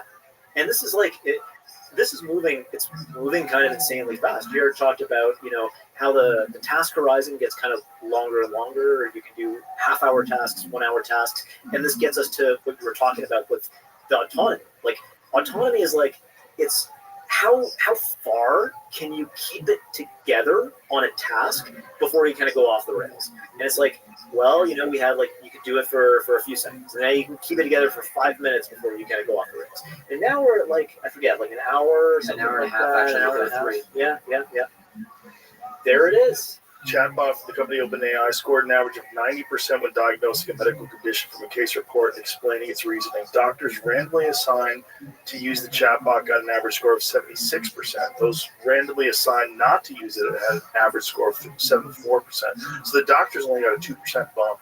Yeah. The doctors got a 2% bump. That's kind of crazy. From the chatbot, and then the AI That's on kind its of own. crazy, isn't it? Yeah, it is. The AI on its own did 15% better. There's an interesting reason too why that tends to have, like, why humans would rather die in a car crash where they're being driven by a human than an AI.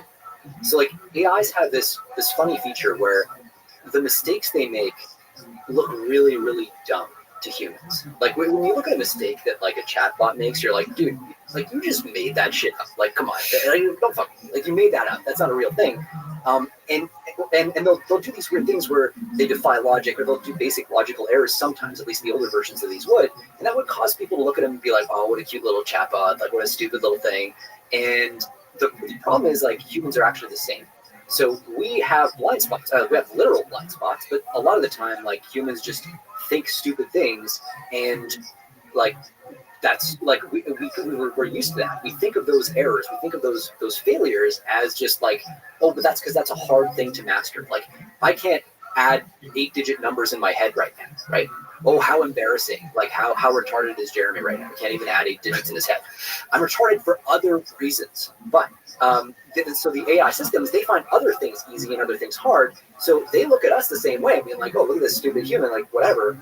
And so we have this temptation to be like, okay, well, AI progress is a lot slower than it actually is, because it's so easy for us to spot the mistakes. Yeah. And that causes us to lose confidence in these systems in cases where we should have confidence in them. And then the opposite is also true. Well, it's also, you're seeing just with like AI image generators. Like, remember the Kate Middleton thing, where people were seeing flaws in the images because supposedly she was very sick, and so they were trying to pretend that she wasn't. But people found all these like issues.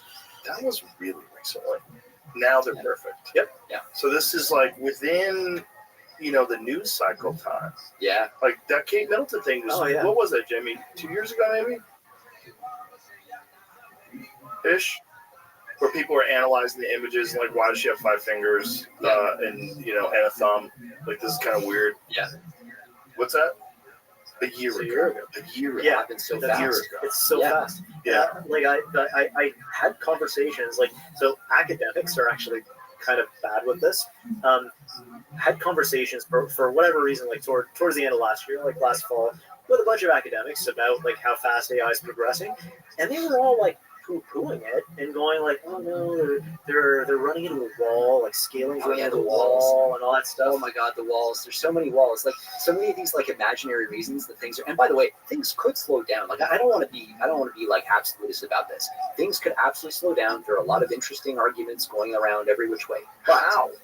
How could things slow down if there's a giant Manhattan Project race between us and a competing superpower? So one thing is that has a technological advantage. So there's this thing called like AI scaling laws, and these are kind of at the core of where we're at right now geostrategically around this stuff. So what AI scaling laws say roughly is that bigger is better when it comes to intelligence. So if you make a bigger sort of AI model, bigger artificial brain, and you train it with more computing power or more computational resources, and with more data, the thing is going to get smarter and smarter and smarter as you scale those things together, right? Roughly speaking. Now, if you want to keep scaling, it's not like it keeps going up. If you double the amount of computing power, that the thing gets twice as smart. Instead, what happens is, if you want, it goes in like orders of magnitude. So if you want to make it another kind of increment smarter, you've got to 10x. You've got to increase by a factor of 10 the amount of compute, and then a factor of 10 again. So now you're a factor of 100, and then 10 again. So if you look at the amount of compute that's been used to train these systems over time, it's this like exponential, explosive exponential that just keeps going like higher and higher and higher, and steepens like 10x every, I think it's about every 2 years now.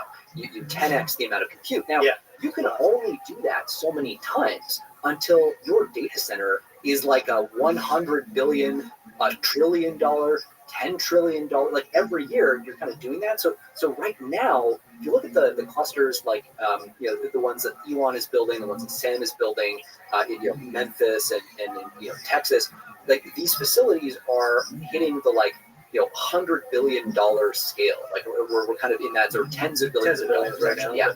We're looking at 2027. You're kind of more in that space, right? So you can only do 10x so many more times until you run out of money, but more importantly, you run out of chips. Like literally, TSMC cannot pump out those chips fast enough to keep up with this insane growth. And one consequence of that is that you essentially have like this gridlock, like new supply chain choke points show up, and you're like, suddenly I don't have enough chips, or I run out of power. Yeah, that's the thing that's happening on the U.S. energy grid right now. We're literally like, we're running out of 1-2 gigawatt like places where we can plant a data center. That's the thing people are fighting over. It's one of the reasons why energy deregulation is a really important pillar of like U.S. competitiveness. So this is actually something we found when we were working on this investigation. One of the things that adversaries do is they actually will fund protest groups against energy infrastructure projects just to slow down, just to tie them up in litigation. Just to tie them up in litigation, exactly. And like it was actually remarkable. We talked to some state cabinet officials, so in various U.S. states, and they're basically saying like, yep, we're actually tracking the fact that, as far as we can tell, every single environmental or whatever protest group against an energy project has funding that can be traced back to nation-state adversaries who are they don't know about it, so they're not doing it intentionally. It's like they're not like, oh, we're trying to, no, you just imagine like, oh, we've got like, there's a millionaire backer who cares about the environment, he's giving us a lot of money, great, fantastic, but sitting behind that dude in the shadows is like the usual suspects. And it's what you would do, right? I mean, if you're trying to tie up, you're just trying to fuck with us, like just go for it. You were just advocating fucking with them, so of course they're gonna fuck with. That's right. That's it. What a weird world we're living in. Yeah, but you can also see how a lot of this is still us like getting in our own way, right? We could, if we had the will, we could go like, okay, so for certain types of energy projects, for data center projects and some carve out categories, we're actually going to put bounds around how much delay you can create by lawfare and by other stuff, and that allows things to move forward while still allowing the legitimate concerns of the population for projects like this in the backyard to have their say. But there's a national security element that needs to be injected into this somewhere, and it's all part of the rule set that we have and are like tying an arm behind our back, basically. So what would deregulation look like? How would that be mapped out? There's a lot of low-hanging fruit for that. So what are the big ones? Yeah, so right now, I mean, there are all kinds of things around. It gets in the weeds pretty quickly, but like, there are all kinds of things around. If you're going to, carbon emissions is a big thing, right? So yes, data centers, no question, have massive carbon footprints. That's definitely a thing. The question is like, are you really going to bottleneck builds because of that? And like, are you gonna come out with exemptions for, like NEPA exemptions for all these kinds of things? Do you think a lot of this green energy shit is being funded by other countries to try to slow down our energy? Yeah, it's a dimension that was flagged actually in the context of what Ed was talking about. That's one of the arguments that's being made. And to be clear though, like this is also how like adversaries operate is like not necessarily in like creating something out of nothing, because that's hard to do, and it's like fake, right? Instead, it's like there's a legitimate concern. So a lot of the stuff around the environment and around like totally legitimate concerns. Like I don't want my backyard waters to be polluted. I don't want like my kids to get cancer from whatever. Like totally legitimate concerns. So what they do, it's like we talked about, like you're like waving that rowboat back and forth. They identify the nascent concerns that are genuine and grassroots, and they just go like this, and this, amplify. Well, that would make sense why they amplify carbon. Above all these other things. You think about the amount of particulates in the atmosphere, pollution, polluting the rivers, polluting the ocean. That doesn't seem to get a lot of traction. Carbon does. Yeah. And when you go carbon zero, you put a giant monkey wrench into the gears of society. But one of the tells is also like, so nuclear would be kind of the ideal energy source, especially modern power plants like the Gen 3 or Gen 4 stuff, which have very low meltdown risk, safe by default, all that stuff. And yet these groups are like coming out against this. It's like perfect, clean, green power. What's going on, guys? And it's because not 100% of the time you can't really say that because it's so fuzzy and around the edges. A lot of it is idealistic people looking for a utopia, and they get co-opted by nation states. And not even co-opted. They're fully sincere. Yeah, just funded. Amplified in a preposterous way. That's it. And then Al Gore gets at the helm of it. And then that little girl, that how dare you girl. How dare you take my child away from you? Yeah, it's wonderful. It's a wonderful thing to watch play out because it just capitalizes on all these human vulnerabilities. Yeah, and one of the big things that you can do too, as like a quick win, is just like impose limits on how much time these things can be allowed to be tied up in litigation. So impose time limits on that process, just to say like, look, I get it. Like we're going to have this conversation, but this conversation has a clock on it because we're talking to this one like data center company, and what they were saying, we were asking like, look, what are the timelines when you think about bringing new power, like new natural gas plants online? And they're like, well, those are like 5 to 7 years out. And then you go, okay, well, like how long? And that's, by the way, that's probably way too long to be relevant in the superintelligence context. And so you're like, okay, well, how long if all the regulations were waived? If this is like a national security imperative and whatever authorities, Defense Production Act, whatever, like what was in your favor? And they're like, oh, I mean, it's actually just like a 2-year build. Like that's what it is. Yeah. So you're tripling the build time. We're getting in our own way, like every which way. And also, like, I mean, I also don't want to be too. We're getting in our own way, but like we don't want to like frame it as like China is like they fuck up. They fuck up a lot, like all the time. One actually kind of like funny one is around DeepSeek. So you know DeepSeek, right? They made this like open source model that like everyone like lost their minds about back in January. R1. Yeah, R1. And they're legitimately a really, really good team.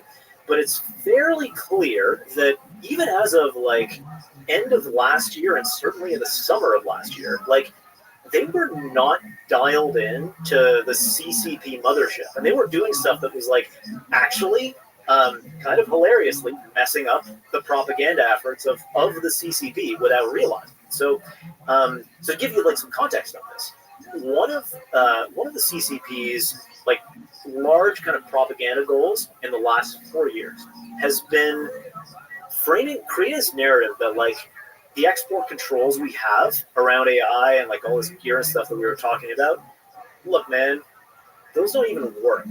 So you might as well just like give up. Why don't you just give up on the export controls? It's pointless. Give up. We don't even care. We don't care. So that trying to frame that narrative, and they went to like gigantic efforts to do this. So I don't know if so there's this like kind of crazy thing where the Secretary of Commerce under Biden, Gina Raimondo, visited China in I think August 2023, and the Chinese basically like timed the launch of the Huawei Mate 60 phone that had these chips that were supposed to be made by like export control shit for her visit. So it was basically just like a big like fuck you. We don't even give a shit about your export controls. Like basically trying up a morale hit or whatever.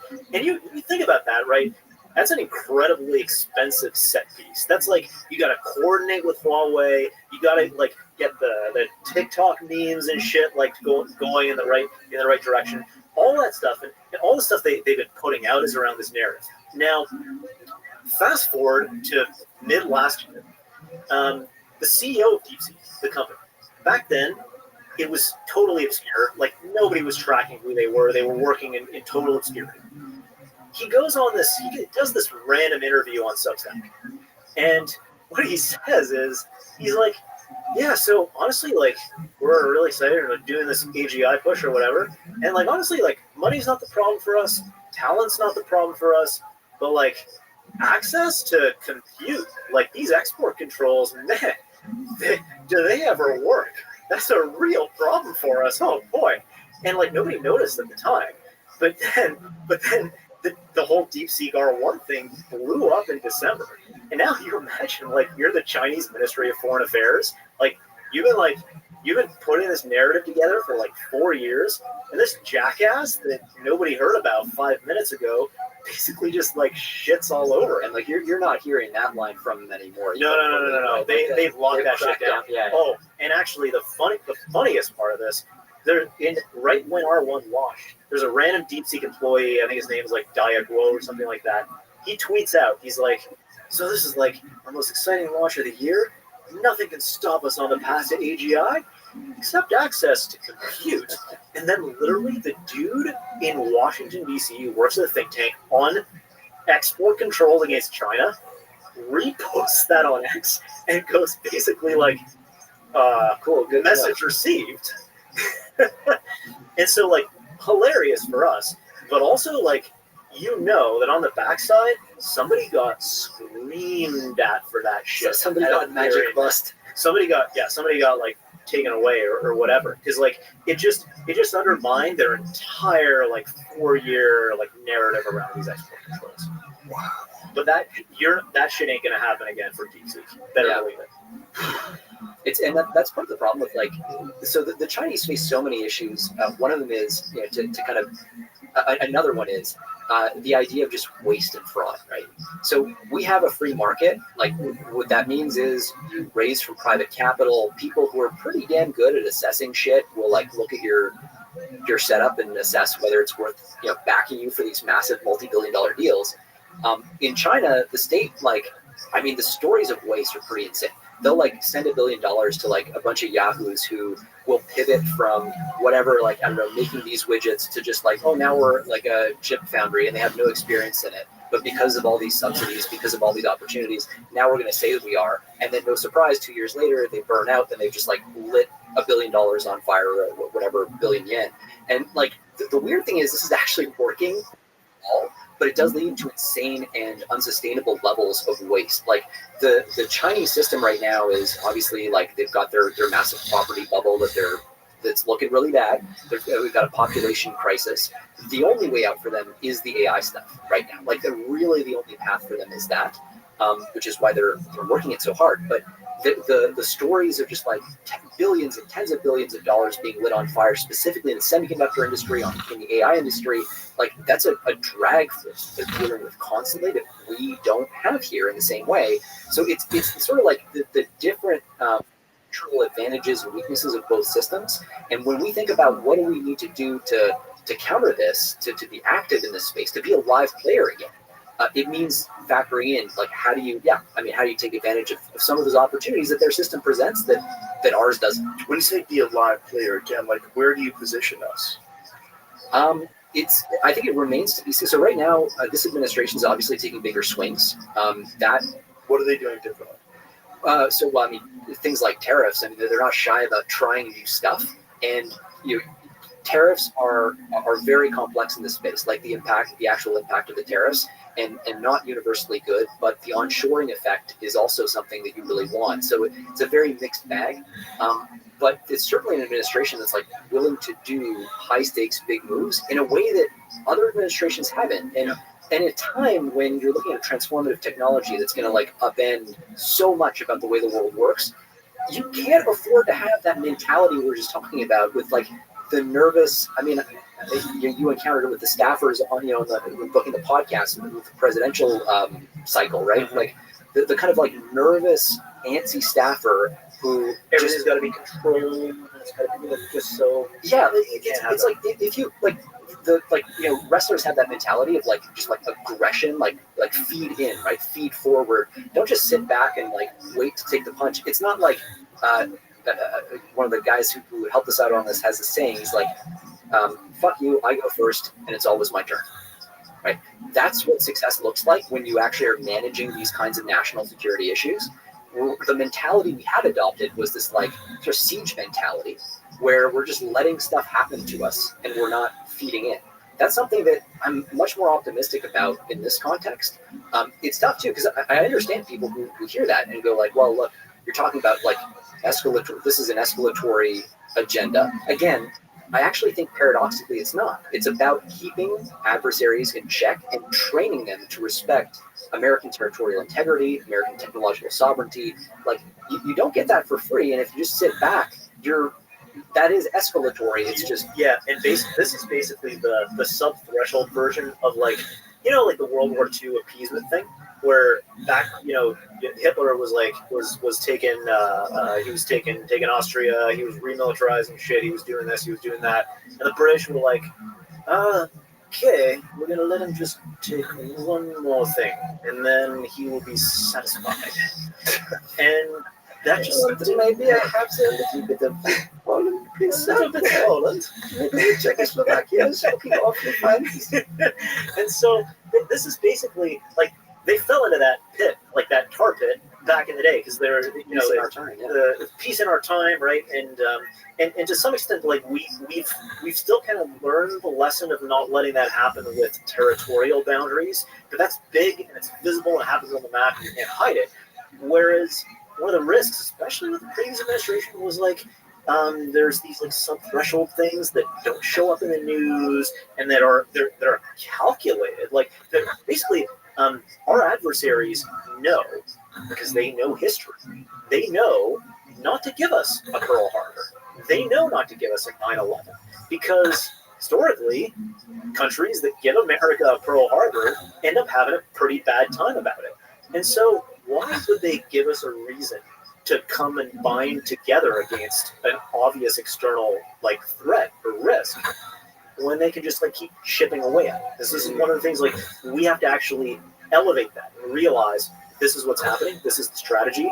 We need to take that, like, let's not do appeasement mentality and push it across in these other domains, because that's where the real competition is going on. That's where it gets so fascinating in regards to social media, because it's imperative that you have an ability to express yourself. It's like it's very valuable for everybody. The free exchange of information, finding out things that you're not going to get from mainstream media, and it's led to the rise of independent journalism. It's all great, but also you're being manipulated left and right constantly. And most people don't have the time to filter through it and try to get some sort of objective sense of what's actually going on. It's true. It's like our free speech is like, it's the layer where our society figures stuff out. And if adversaries get into that layer, they're like almost inside of our brain. And there's ways of addressing this. Like one of the challenges obviously is like, so they try to push in extreme opinions in either direction, and it's that part is actually it's kind of difficult, because while the most extreme opinions are also the most likely generally to be wrong, they're also the most valuable when they're right, because they tell us a thing that we didn't expect by definition, that's true and that can really advance us forward. And so, I mean, there are actually solutions to this. I mean, this particular thing isn't an area we're like too immersed in, but one of the solutions that has been bandied about is you might know, like poly market, prediction markets and stuff like that, where at least, hypothetically, if you have a prediction market around, like, if we do this policy, this thing will or won't happen, that actually creates a challenge around trying to manipulate that view or that market. Because what ends up happening is, like, if you're an adversary and you want to not just manipulate a conversation that's happening in social media, which is cheap, but manipulate a prediction, the price on a prediction market, you have to buy in you have to spend real resources. And if you're, to the extent you're wrong and you're trying to create a wrong opinion, you're going to lose your resource. So you actually can't push too far too many times, or you will just get your money taken away from you. So I think like that's one approach where just in terms of preserving discourse, some of the stuff that's happening in prediction markets is actually really interesting and really exciting, even in the context of bots and AIs and stuff like that. This is the one way to find truth in the system is find out where people are making money. Exactly. Put your money where your mouth is, right? Proof of work. Like that is what just like the market is theoretically too, right? It's got obviously big issues, but and can be manipulated in the short term, but in the long run, like this is one of the really interesting things about startups too. Like when you run into people in the early days, by definition, their startup looks like it's not going to succeed. Right? That is what it means to be a seed stage startup, right? If it was obvious you were going to succeed, you would, people would have raised more money, all right. Yeah. So what you end up having is like these highly contrarian people who, like, despite everybody telling them that they're going to fail, just believe in what they're doing and think they're going to succeed. And I think that's part of what really like kind of shapes the startup founder's soul in a way that's really constructive. It's also something that, if you look at the Chinese system, is very different. You raise money in very different ways. You're coupled to the state apparatus. Like you're both dependent on it and you're supported by it. But there's just like a lot of different ways, and it makes it hard for Americans to relate to Chinese and vice versa and understand each other's systems. One of the biggest risks is you're like thinking through what is your posture going to be relative to these countries, is you fall into thinking that their traditions, their way of thinking about the world is the same as your own. And that's something that's been an issue for us with China for a long time is, hey, they'll liberalize, right? Like bring them into the World Trade Organization. It's like, oh, well, actually they'll sign the document, but they won't actually like live up to any of the commitments. And it makes appeasement really tempting because you're thinking, oh, they're just like us, like they're just around the corner. If we just like reach out the olive branch a little bit further, they're gonna come around. It's like a guy who's stuck in the friend zone with a girl. One day she's gonna come around and realize I'm a great catch. You keep on trucking, buddy. One day China's gonna be my bestie. We're gonna be besties. We just need an administration that reaches out to them and just lets them know, man. There's no reason why we should be adversaries. We're all just people on planet Earth. I mean, like, yeah, I honestly wish that was true. Oh, that'd be wonderful. So amazing. Maybe that's what AI brings about. Maybe AI, maybe super intelligence realizes, hey, you fucking apes, you territorial apes with thermonuclear weapons, how about you shut the fuck up? You guys are doing the dumbest thing of all time, and you're being manipulated by a small group of people that are profiting in insane ways off of your misery. So let's just cut the shit and figure out a way to actually equitably share resources, because that's the big thing. You're all stealing from the earth, but some people stole first, and those people are now controlling all the fucking money. How about we stop that? Wow, we covered a lot of ground there. Well, that's what I would do if I was super intelligent. So that stopped all that. That actually is like. So this is not like relevant to the risk stuff or to the whatever at all, but it's just interesting. So there's actually theories, like in the same way that there's theories around power seeking and stuff around superintelligence. There's theories around like how superintelligences do deals with each other, right? And you actually you have this intuition which is exactly right, which is that, hey, two superintelligences, like actual legit superintelligences, should never actually like fight each other destructively in the real world. Right? Like that seems weird. That shouldn't happen because they're so smart. And in fact, like there's theories around they can kind of do perfect deals with each other based on like if we're two super intelligences, I can kind of assess like how powerful you are. You can assess how powerful I am, and we can actually decide like well, if we did fight a war against each other, like you would have this chance of winning, I would have that chance of winning. And so it would assess instantaneously that there's no benefit in that. Exactly. And also it would know something that we all know, which is the rising tide lifts all boats. But the problem is the people that already have yachts, they don't give a fuck about your boat. Like, hey, that water's mine. In fact, you shouldn't even have water. Well, hopefully it's so positive sum, right, that even they enjoy the benefits. But I mean, you're right. Yes. This is the issue right now. And one of the nice things too is as you build up your ratchet of AI capabilities, it does start to open some opportunities for actual like trust but verify, right? Which is something that we can't do right now. It's not like with nuclear stockpiles where we've had some success in some contexts with like enforcing treaties and stuff like that, sending inspectors in and all that. With AI right now, like how can you actually prove that like some international agreement on the use of AI is being observed? Even if we figure out how to control these systems, how can we make sure that China is baking in those control mechanisms into their training runs, and that we are, and how can we prove it to each other without having total access to the compute stack? We don't really have a solution for that. There are all kinds of programs like this, like FlexHeg thing, but anyway, those are not going to be online by like 2027. And so but it's really good that people are working on them, because like for sure you want to be positioned for catastrophic success. Like, what if something great happens and like, or we have more time or whatever? You want to be working on this stuff that allows this kind of control or oversight that's kind of hands off, where in theory you can hand over GPUs to an adversary inside this like box with these encryption things. The people we've spoken to in the spaces that actually try to like break into boxes like this are like, well, that's probably not going to work, but who knows? It might. Yeah. So the hope is that as you build up your AI capabilities, basically it starts to create solutions. So it starts to create ways for two countries to verifiably adhere to some kind of international agreement. Yeah. Or to find, like you said, like paths for de-escalation. That's the sort of thing that we actually could get to. And that's one of the strong positives of where you could end up going.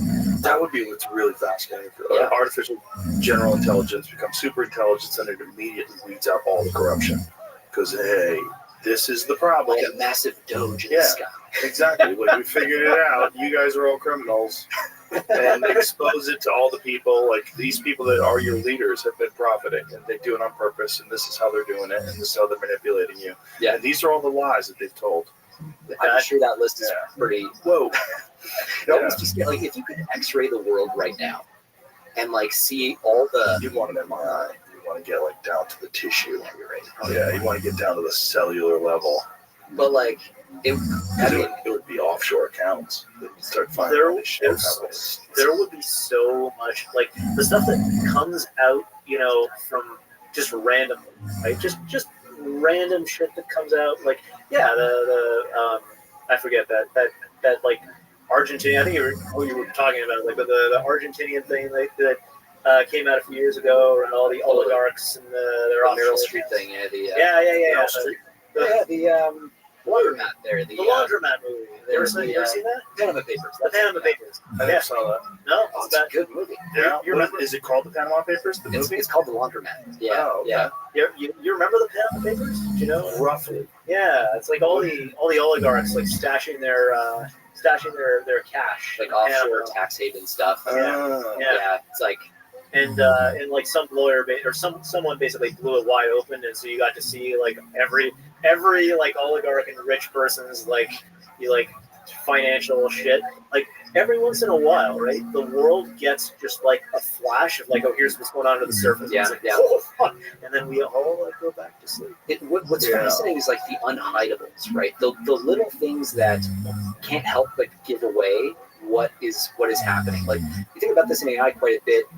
Some things that are hard for companies to hide is like they'll have a job posting.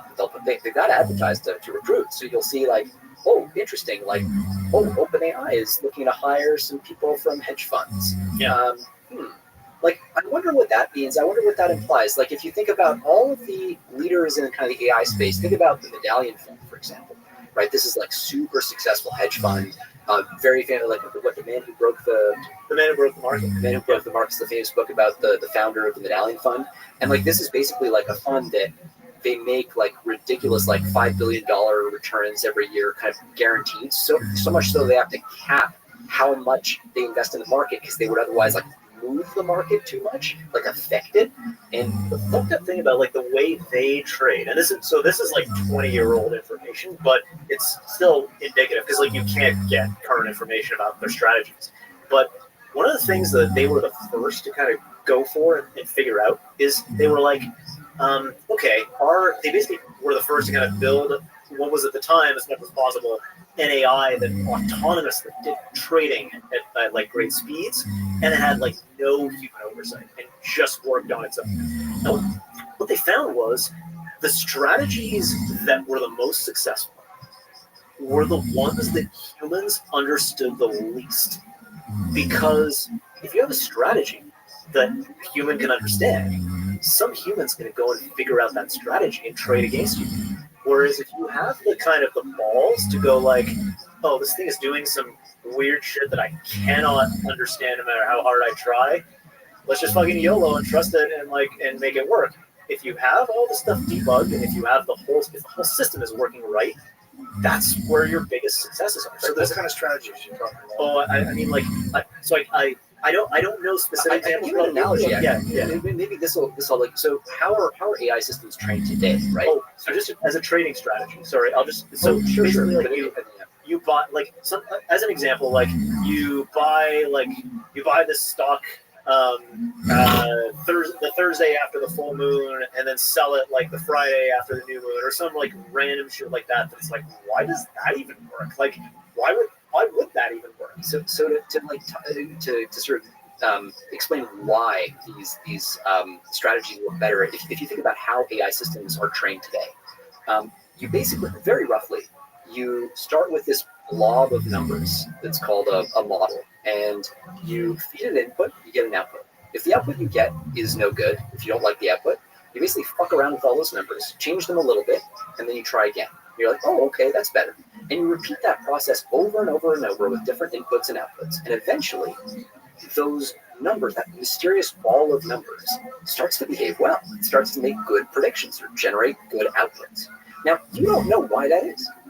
You just know that it does a good job, at least where you've tested it. Now, if you slightly change what you tested on, suddenly you could discover, oh shit, it's catastrophically failing at that thing. These things are very brittle in that way, and that's part of the reason why ChatGPT will just like completely go on a psycho binge fest every once in a while if you give it a prompt that has like too many exclamation points and asterisks in it or something. Like these systems are weirdly brittle in that way. But applied to investment strategies, if all you're doing is saying like optimize for returns, give it inputs, give it make me more money by the end of the day. It's like an easy goal, like it's a very like clear cut goal, right? You can give the machine. So you end up with a machine that gives you these very it is a very weird strategy. This ball of numbers isn't human understandable. It's just really fucking good at making money. And why is it really fucking good at making money? I don't know. I mean, it just kind of does the thing and it's making money. I don't ask too many questions. That's kind of like so when you try to impose on that system human interpretability, you pay what in the AI world is known as the interpretability tax. Basically, you're adding another constraint. And the minute you start to do that, you're forcing it to optimize for something other than pure rewards. It's like doctors using AI to diagnose diseases are less effective than the chatbot on its own. That's actually related, right? That's related. If you want that system to get good at diagnosis, that's one thing. Okay, just fucking make it good at diagnosis. If you want it to be good at diagnosis and to produce explanations that a good doctor, will go like, okay, I'll use that. Well, great, but guess what? Now you're spending some of that precious compute on something other than just the thing you're trying to optimize for. And so now that's going to come at a cost of the actual performance of the system. And so if you are going to optimize like the fuck out of making money, you're going to necessarily de-optimize the fuck out of anything else, including being able to even understand what that system is doing. And that's kind of like at the heart of a lot of the kind of big picture AI strategy stuff is people are wondering like, how much interpretability tax am I willing to pay here, and how much does it cost? And everyone's willing to go a little bit further. And so OpenAI actually had a paper where a blog post where they talked about this, and they were like, look, right now we have this essentially this like thought stream that our model produces on the way to generating its final output.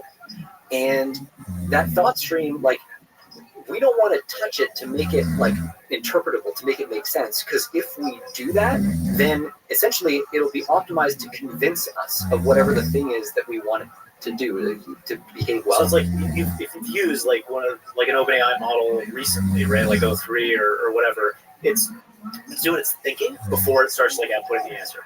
And so that thinking is, yeah, we're supposed to like be able to read that and kind of get it, but also we don't want to make it too legible, because if we make it too legible, it's going to be optimized to be legible and to be convincing, rather than to fool us, basically. I mean, yeah, exactly. Jesus Christ.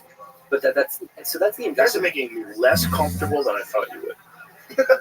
even I knew coming in, Jamie and I were talking about it before, like, how bad are they going to freak us out? You're freaking me out more. Well, I mean, okay, so I do want to highlight, so the game plan right now on the positive end, let's see how this works. Jesus. Jamie, do you feel the same way? Yeah. I mean, I have articles I didn't bring up that are supporting some of this stuff. Like today, China quietly made some chip that they shouldn't have been able to do because of the sanctions. Oh, pull that out. And it's basically based off of their just sheer will. Okay, so there's SMIC. There's good news on that one, at least. This is a kind of a bullshit strategy that they're using. So there's okay. So when you make these insane like 5 nanometer, let's read that for people just listening. Yeah. China quietly cracks 5 nanometer. Yeah, that's it. Without EUV. What is EUV? Extreme ultraviolet. How SMIC defied the chip sanctions with sheer engineering. Yeah. So this is like and espionage. So there's, but actually though, so there's a good reason that a lot of these articles are making it seem like this is a huge breakthrough. It actually isn't as big as it seems. So okay, if you want to make really exquisite Look chips. at this quote. Moore's law didn't die, Guo wrote. It moved to Shanghai. Instead of giving up, China's grinding its way forward layer by layer, pixel by pixel. The future of chips may no longer be written by who holds the best tools, but by who refuses to stop building.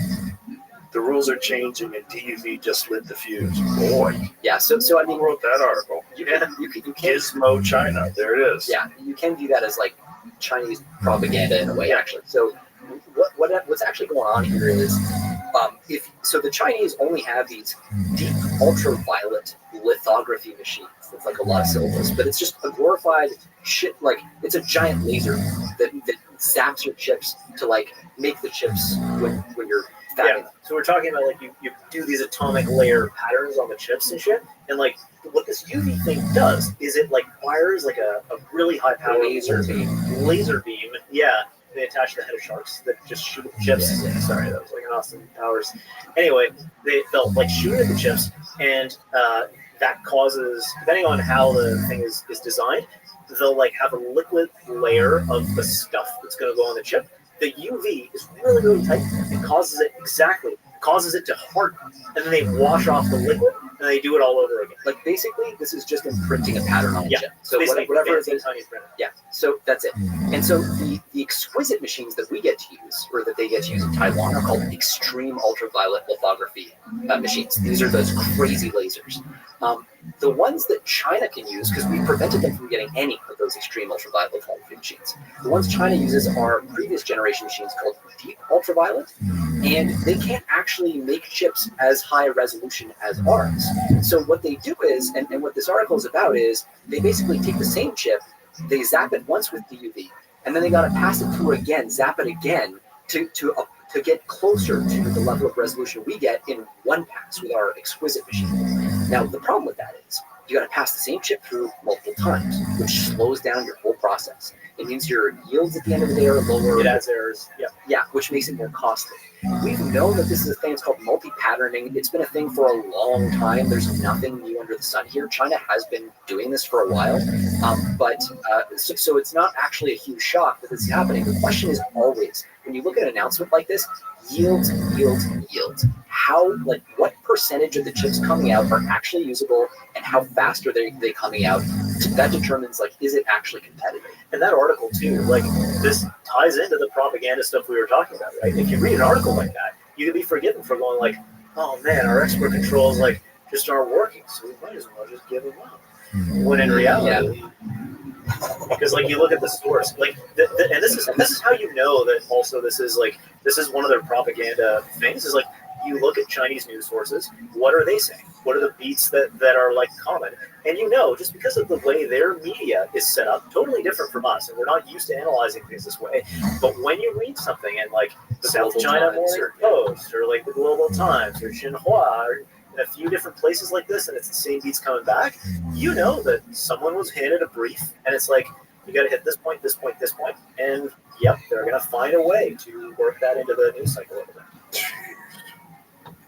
And it's also like slightly true. Like, they did manage to make chips at like 5 nanometers. Cool. It's not a lie. It's the same like propaganda technique, right? You're not most of the time you're not going to confabulate something out of nothing. Rather, like you start with the truth, and then you push it just a little bit, and you keep pushing. Wow. How much is this administration aware of all the things that you're talking about? So they're actually they've got some, right now they're in the middle of like staffing up some of the key positions because it's a new administration still, and this is such a technical domain. They've got people there who are like at the kind of working level. They have some people really sharp. They have some people now. In places, like, especially in some of the export control offices now, who are some of the best in the business. Yeah, and that's really important. Like, this is it's a weird space because so when you want to actually recruit for government roles in the space, it's really fucking hard because you're competing against like an OpenAI like very like low range salaries, like $500,000 a year. The government pay scale, needless to say, is like not. I mean, Elon worked for free; he can afford to, but still taking a lot of time out of his day. There's a lot of people like that who are like, they can't justify the cost. Like they can't afford. They literally can't afford to work for the government. Yeah. Why would they? Yeah. Exactly. So whereas China's like, the choice, bitch. Yeah, and that's what they say. That's the Chinese word for bitch is really biting. Like if you translated that, it would be a real saying. Sure. It's kind of crazy because it seems almost impossible to compete with that. I mean, that's like the perfect setup. If you wanted to control everything and you wanted to optimize everything for the state, that's the way you would do it. Yeah, but it's also easier to make errors and to be wrong-footed in that way. And also, basically that system only works if the dictator at the top is just like very competent. Because the risk always with a dictatorship is like, the dictator turns over, and now it's like just a total dumbass. And now you're the whole thing. And he surrounds himself. I mean, look, we talked about like information echo chambers online and stuff. The ultimate information echo chamber is the one around Xi Jinping right now. Because no one wants to give him bad news. Yeah, I'm not gonna. Right. Like, and so you have this, and this is what you keep seeing, right? Is like with these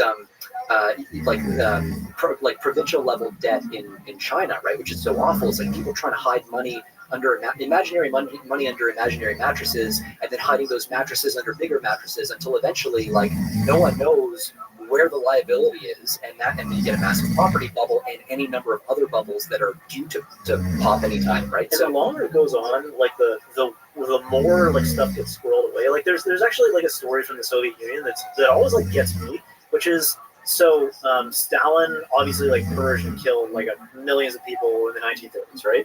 So by the 1980s, the ruling Politburo of the Soviet Union, obviously like things have been different, generations have turned over and all this stuff, but those people, the most powerful people in the USSR, could not figure out what had happened to their own families during the purges. Like the information was just nowhere to be found because the machine of the state was just like so aligned around like we just gotta kill as many fucking people as we can, like turn it over and then hide the evidence of it, and then kill the people who killed the people, and then kill those people who killed those people. It also wasn't just kill the people, right? It was like in a lot of like kind of Gulag Archipelago style. It's about labor, right? Because the fundamentals of the economy are so shit that you basically have to find a way to justify putting people in labor camps and like. That's right. Yeah. But it was very much like you grind mostly or largely you grind them to death, and basically they've gone away, and you burn the records of it happening. So little towns, right, that disappeared. Like people who are like, there's no record, or there's like, or usually the way you know about it is there's like one dude. And it's like this one dude has a very precarious escape story. It's like if literally this dude didn't get away, you wouldn't know about the entire town that was like wiped out. Yeah, it's crazy. Jesus Christ. Yeah, the stuff that like apart from that though, communism works really communism, well. it just hasn't been done right. That's right. I feel like we could do it right. And we have a 10-page plan. That we came real close. Came real close. So close. Yeah. Yeah, and that's what the blue, no matter who, people don't really totally understand. Like, we're not even talking about political parties. We're talking about power structures. Yeah. And we came close to a terrifying power structure. And it was willing to just do whatever it could to keep it rolling. And it was rolling for 4 years. It was rolling for 4 years without anyone at the helm. Show me the incentives, right? I mean, that's always the question. Like, yeah. One of the things is too, like, when you have such a big structure that's overseeing such complexity, right? Obviously, a lot of stuff can hide in that structure, and it's actually it's not unrelated to the whole AI picture. Like, there's only so much compute that you have at the top of that system that you can spend, right? As the president, as a cabinet member, like whatever. You can't look over everyone's shoulder and do their homework. You can't do founder mode all the way down and all the branches and all the like action officers and all that shit. That's not going to happen, which means you're spending 5 seconds thinking about how to unfuck some part of the government, but then the corrupt people who run their own fiefdoms there spend every day trying to their whole life to like justify themselves. Yeah. Well, that's the USA dilemma. Yeah. Because they're uncovering these just insane amount of NGOs. Like, where's this going? We talked about this the other day, but India has an NGO for every 600 people. Wait, what? Yes. We need more NGOs. There's 3.3 billion NGOs in India. Do they like bucket, like what are the categories that they fall into? Like, who fucking knows? That's part of the problem. That one of the things that Elon had found was that there's money that just goes out with no receipts. Yeah, it's billions of dollars. We need to take that further. We need an NGO for every person in India. We will get that eventually. It's the exponential trend. It's just like AI. The number of NGOs is like doubling every year. We're making incredible progress in bullshit. It's the NGO scaling law, the bullshit scaling law. Well, it's just that unfortunately it's Republicans doing it, right? So it's unfortunately the Democrats are going to oppose it, even if it's showing that there's like insane waste of your tax dollars. I thought some of the Doge stuff was pretty bipartisan. There's congressional support at least on both sides now. Well, sort of. You know, I think the real issue is in dismantling a lot of these programs that you can point to some good some of these programs do. Yeah. The problem is like some of them are so overwhelmed with fraud and waste that it's like to keep them active in the state they are. Like, what do? Do you rip the Band-Aid off and start from scratch? Like, what do you do with the Department of Education? You say, why are we number 39 when we were number 1?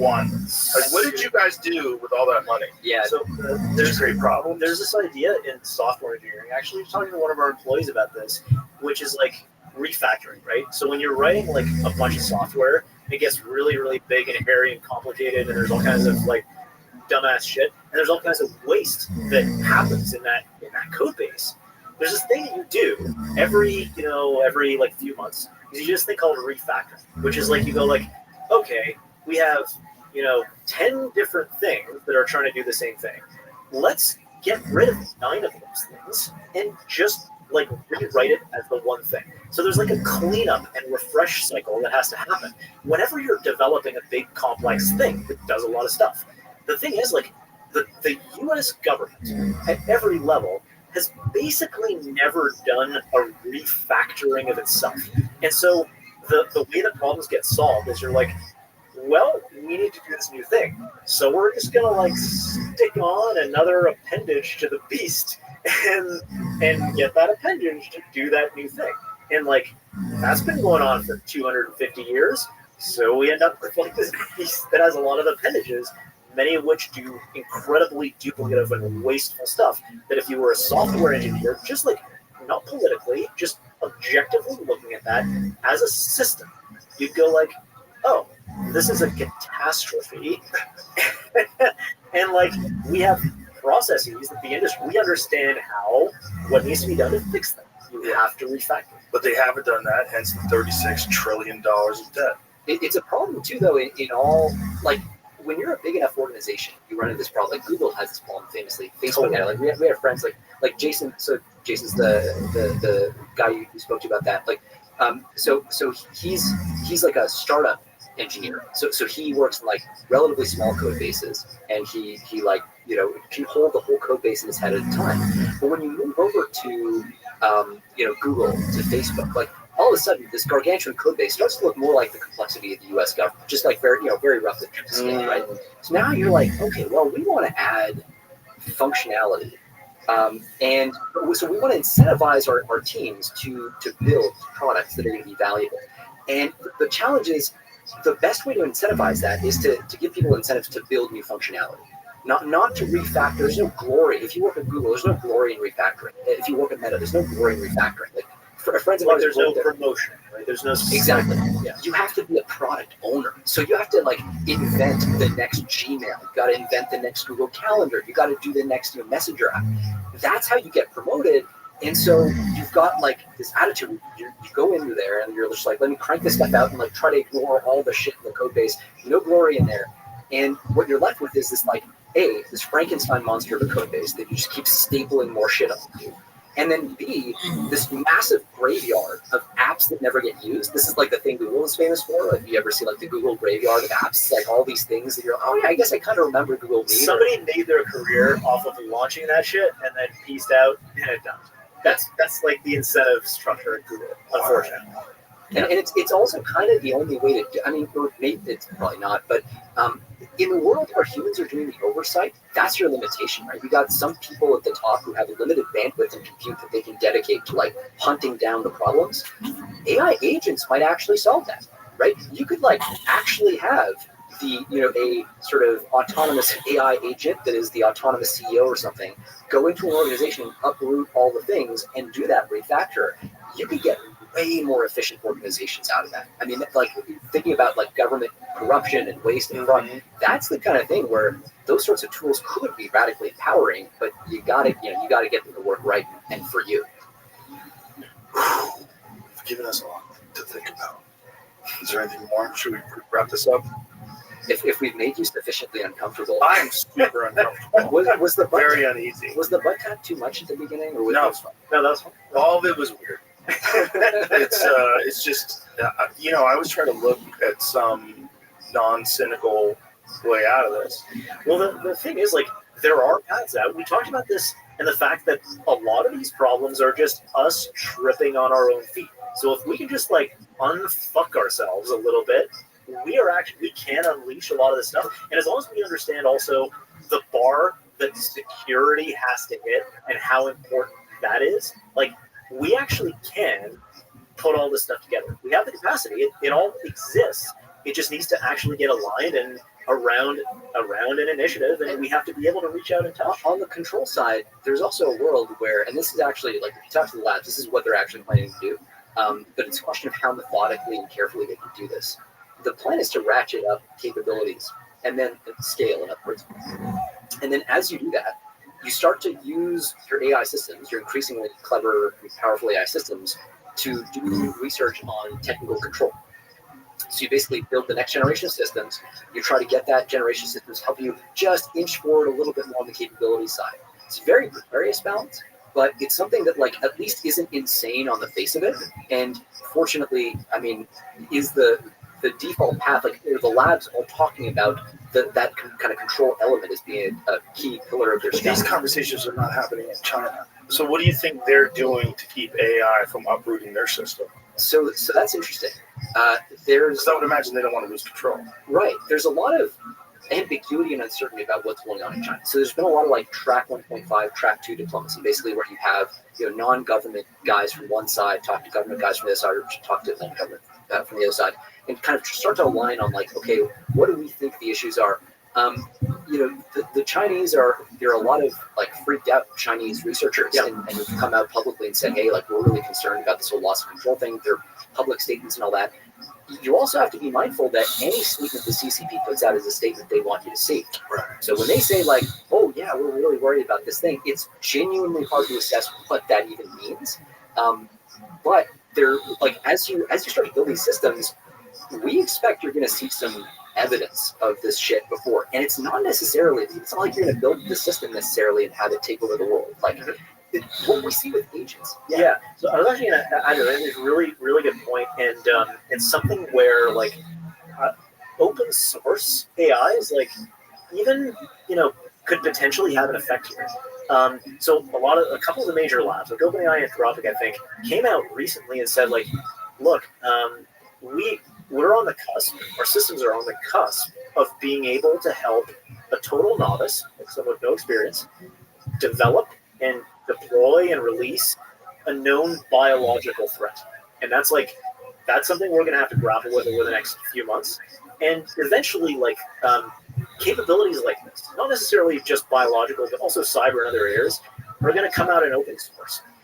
And when they come out in open source, basically for anybody to download and use, when they come out in open source, like you actually start to see some things happen, like some incidents, like some major hacks that were just done by like a random motherfucker who just wants to see the world burn, but that wakes us up to like, oh shit, these things actually are powerful. I think one of the aspects also here is we're still in that post-Cold War honeymoon, right? In that mentality, like not everyone has like wrapped their heads around this stuff, and what needs to happen is something that makes us go like, oh damn, we act like we weren't even really trying this entire time. Because this is the 9/11 effect, this is the Pearl Harbor effect. Once you have a thing that aligns everyone around like, oh shit, this is real and we actually need to do it, and we're freaked out, we're actually safer. We're safer when we're all like, okay, something important needs to happen. And right. Instead of letting them just slowly chip away. Exactly. And so we need to have some sort of shock, and we probably will get some kind of shock like over the next few months, the way things are trending. And when that happens, then, but I mean, like, it's 4 years. That makes you feel 4 years. Well, that doesn't make me feel better. But because you have the potential for this open source, like, it's probably going to be like a survivable shock, right? But still a shock. And so let us actually realign around like, okay, let's actually fucking solve some problems for real. And so put together the groundwork, what we're doing around like, let's pre-think a lot of this stuff so that like if and when the shock comes, we have a break glass plan. We have a plan. And the loss of control stuff is similar. Like so one interesting thing that happens with AI agents today is they'll get any so an AI agent will take a complex task that you did it, like find me the best sneakers for me online, some shit like that, and they'll break it down into a series of sub-steps. And then each of those steps it'll farm out to a version of itself, say, to execute autonomously. The more complex a task is, the more of those little sub-steps there are in it. And so you can have an AI agent that nails like 99% of those steps. But if it screws up just one, the whole thing is a flaw, right? And so if you think about like the sort of like loss of control scenarios that a lot of people look at are autonomous replication, like the model gets access to the internet, copies itself onto servers and all that stuff. Those are very complex movements. If it screws up at any point along the way, that's a tell, like, oh shit, something's happening there. And you can start to think about like, okay, well, what went wrong? We get another do, we get another try, and we can kind of learn from our mistakes. So there is this sort of like this picture of, one camp goes, oh, well, we're going to kind of make this super intelligence in a vat, and then it explodes out and we lose control over it. That doesn't necessarily seem like the default scenario right now. It seems like what we're doing is scaling these systems. We might unhobble them with big capability jumps, but it's also, there's a component of this that is a continuous process that lets us kind of get our arms around it in a more staged way. That's another thing that I think is in our favor that we didn't expect before, and as a field, basically. And I think that's a good thing. Like, that helps you kind of detect these breakout attempts and do things about them. All right, I'm going to bring this home. I'm freaked out, so thank you. Thanks for trying to make me feel better. I don't think you did, but I really appreciate you guys and appreciate your perspective, because it's very important and it's very illuminating. It really gives you a sense of what's going on. And I think one of the things that you said that's really important is like it sucks that we need a 9/11 moment or a Pearl Harbor moment to realize what's happening, so we all come together. But hopefully, slowly but surely, through conversations like this, people realize what's actually happening.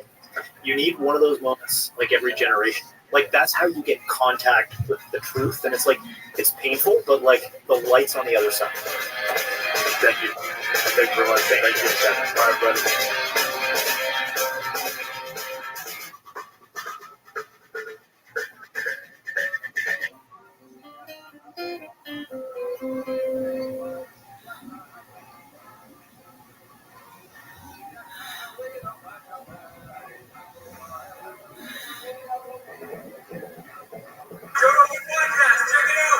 Joe Rogan Experience. Train by day, Joe Rogan podcast by night, all day.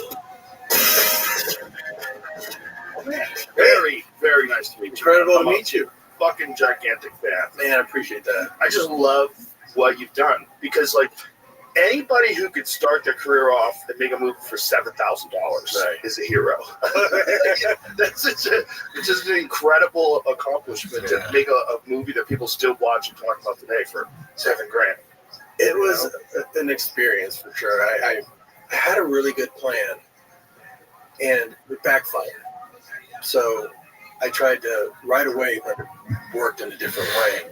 I wanted to share that experience. I wrote a book called Rebel Without a Crew that really inspired filmmakers. Because you did the audio for it too. Just recently, I couldn't believe I hadn't read it since I wrote it, and I had forgotten a lot of the details. But now I can see why it inspired so many people. Because you know, when you're in your early 20s, 6 months feels like 6 years. Right. So when you read it now and go, oh my God, from inception to making it penniless by myself to toast of the town. It's like that. It was unbelievable. I couldn't wait to shout from the rooftops to all the other filmmakers like me who thought they couldn't get in. How I did it exactly. I wrote a book about it. And I'd read it now and I go, oh my God, this is an impossible story. I keep laughing during the audiobook going, okay, what you're reading right now never happened before. And it never happened again. It was like lightning in the bottle. And you would see every time I thought something wasn't going my way, and I was really bummed about it, within weeks, an upshot beyond. And it really taught you that you just got to follow your instinct. If you have an idea, go. Even if you know no one else has ever done this before. And you'll end up someplace different. I'm not asking about that because I know you end up doing the same thing a lot. Yeah. Where it's not manifesting so much in that rate. You're just kind of following your nose. You're doing something that just it sounds ridiculous. Even when I try to tell one of my teachers what I was going to go do that summer, I said, I'm going to go try and make a movie. He goes, yeah, who's going to be your director of photography? And I said, I didn't want to tell him I'm the whole crew. And I said, I'm the DP. Oh, the actors are going to hate you. You're going to be there setting up your lights all the time. I'm like, okay, I ain't going to tell them I'm the rest of the crew. It was just because I read this advice that meant to be good advice, but it sounded really depressing. It was someone had written, if you want to write screenplays, write 3 full screenplays, throw them away. Your 4th screenplay will be it. It's like, I ever written a screenplay. It's very hard to write a screenplay. It's hard to write. It's like 3 huge meals that you're just going to dump. Why not? Okay, write the script, throw it away, but while you're throwing it away, why not also shoot it and direct it, light it yourself, do the sound yourself, so that you're training yourself on each one. So I thought, where can I do this where I can get paid, like my own film school, where I get paid to learn? So I discovered that there were these straight to Spanish movies that are action movies. You go to the, you've seen the HEBs around here. There used to be a video section to rent movies, and there was a Spanish section. The Spanish section had movies like, they were just action movies. They had a soap star. They were made for $30,000, $40,000. Shot on video, no action, but it had a title that looked kind of like a U.S. title, like Battle Rabiosos Dos, like written like Lethal Weapon 2. And you would rent it, it'd be like just crap, people in an apartment talking, isn't it? So I looked at the back of them and I thought, we can make a better one, probably for like $5,000, because I had made a short film called Bedhead by myself with a wind-up camera. It was 8 minutes, and it cost $800. So I thought, multiply it times 10, I could do an 80-minute movie for $8,000, but with dialogue and everything, I bet I could get it for under 8, probably more like 5 or 6. Let's go shoot a movie, write it, shoot it. I'll be the whole crew, so I learn all the jobs, and then we'll sell it to the Spanish home video market. No one will know it's me. This is Robert Rodriguez. It's Robert Rodriguez. I'll make 3 of them because I was so young. I was winning a lot of film festivals with short films. But I thought, if someone sees one of my short films that's winning all these awards, they're not going to hire me to do a short film. They're going to hire me to do a feature. I've never practiced that. So I need practice. So I'm going to practice 3 films, take the best scenes from them, have a demo reel. With the money I make from them, I don't know how much I can sell it for, so I got to make it really cheap. Let's just do the first one little enough. Then I'll take that money and make my first American independent film, and that'll be more serious. Because I threw it away like that, I just thought, well, let me just make something fun. Action movie, I guess I could do action. I started as a cartoonist. I was more comedic than anything else. I said, well, an action movie, let's make it fun.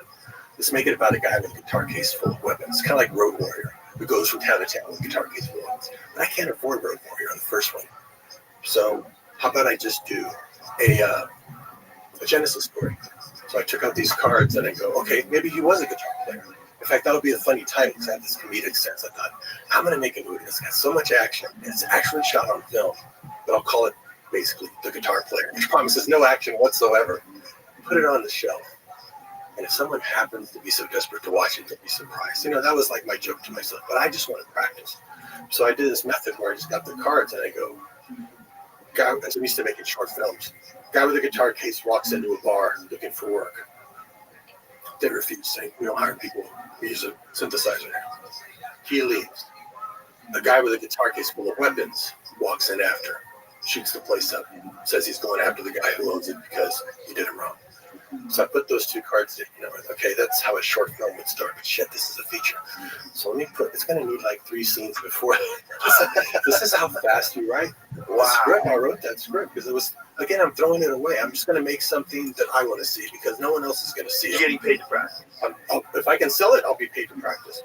So I thought, okay, we got to figure out who this guy is. Okay, how about he's a patrol guy who's coming into town? But wait, who's the guy that shoots the place up? Let's start with him in jail. I read a story about a guy in Mexico who was running his drug business from his jail cell, and he used it as protection. He could walk out at any time. Someone puts a hit on him in jail. He shoots them up, tells the bad guy, I'm coming after you now. I'm coming to your town and shoot up your town. He passes the mariachi on the road. The mariachi is a mariachi guy. He just wants to be a musician. We get to know who he is. Then he walks in the bar. And then the guy comes and shoots the place up. Well, now he's got to leave and go to another place. And now he's got to go meet the girl. Now this is and because it's a movie about a guitar player, he's got to have some kind of tragic past. Because Road Warrior had a tragic past. Mad Max, he lost his wife and kid. Oh my gosh, she has to die. Because that's going to be, every movie's going to be like a sad song in a songbook. So it kind of just wrote that fast. And when I shot Did you do it like that with the index cards? I do this for straight out on a everything. table. I do this for everything. For everything. People, I do this talk where I by the end of the talk I say I keep these in my bag. It always makes me smile because I know I've made $1 million with this before. And that's a tiny little. This is a tiny one you can carry anywhere. I gave this to my kid one.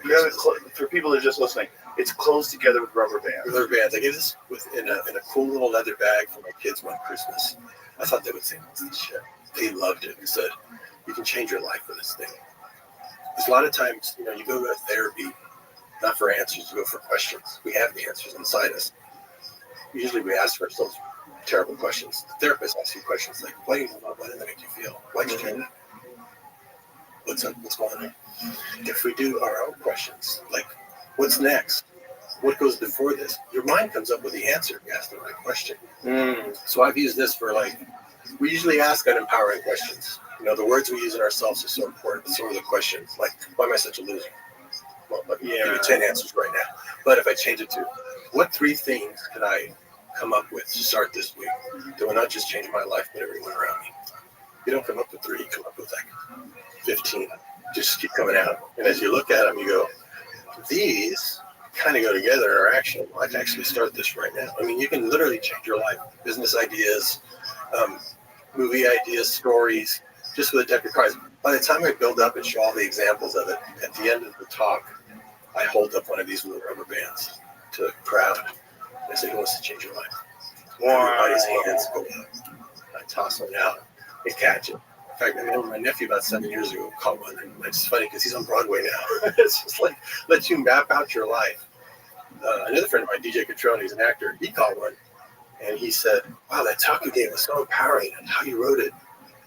I went home, and I picked up an old script that I had picked up on. I just cut off the phone for 3 days, and I finished it. I said, you finished the script in 3 days? I like the feedback loop that happens when you inspire somebody. Well, I'm going to try that because I got a bunch of half-baked ideas that I've never gone and done that with. You did it in 3 days? Yeah, if you shut the phone off, you can do it in 3 days. And now he has a movie that's coming out. It's called Fight or Flight with Josh Hartnett. Wow. After hearing the talk, he picked up this old thing that he thought. And I get this a lot when I talk to people. It's really inspiring to them to hear other people. That's why I'll ask you questions about it too. Where did you develop this approach? Like, is this something you completely invented yourself, just to map out life on index cards? Writers will often put index cards up to just kind of block out a scene. It's a visual way to see your story. Like when you lay it out, you go, oh, this works. I'm missing a section here. But again, like this is asking, what can I put there? You'll come up with a bunch of ideas. It almost gives you like an overview. But I started when I was a cartoonist. I had a daily cartoon strip. So I would draw on different cards, different drawings, and every day I had to come up with a comedic idea and a drawing and a story. And it was tough. You'd have to draw it out. And you would sometimes make two drawings that you really liked and go, oh.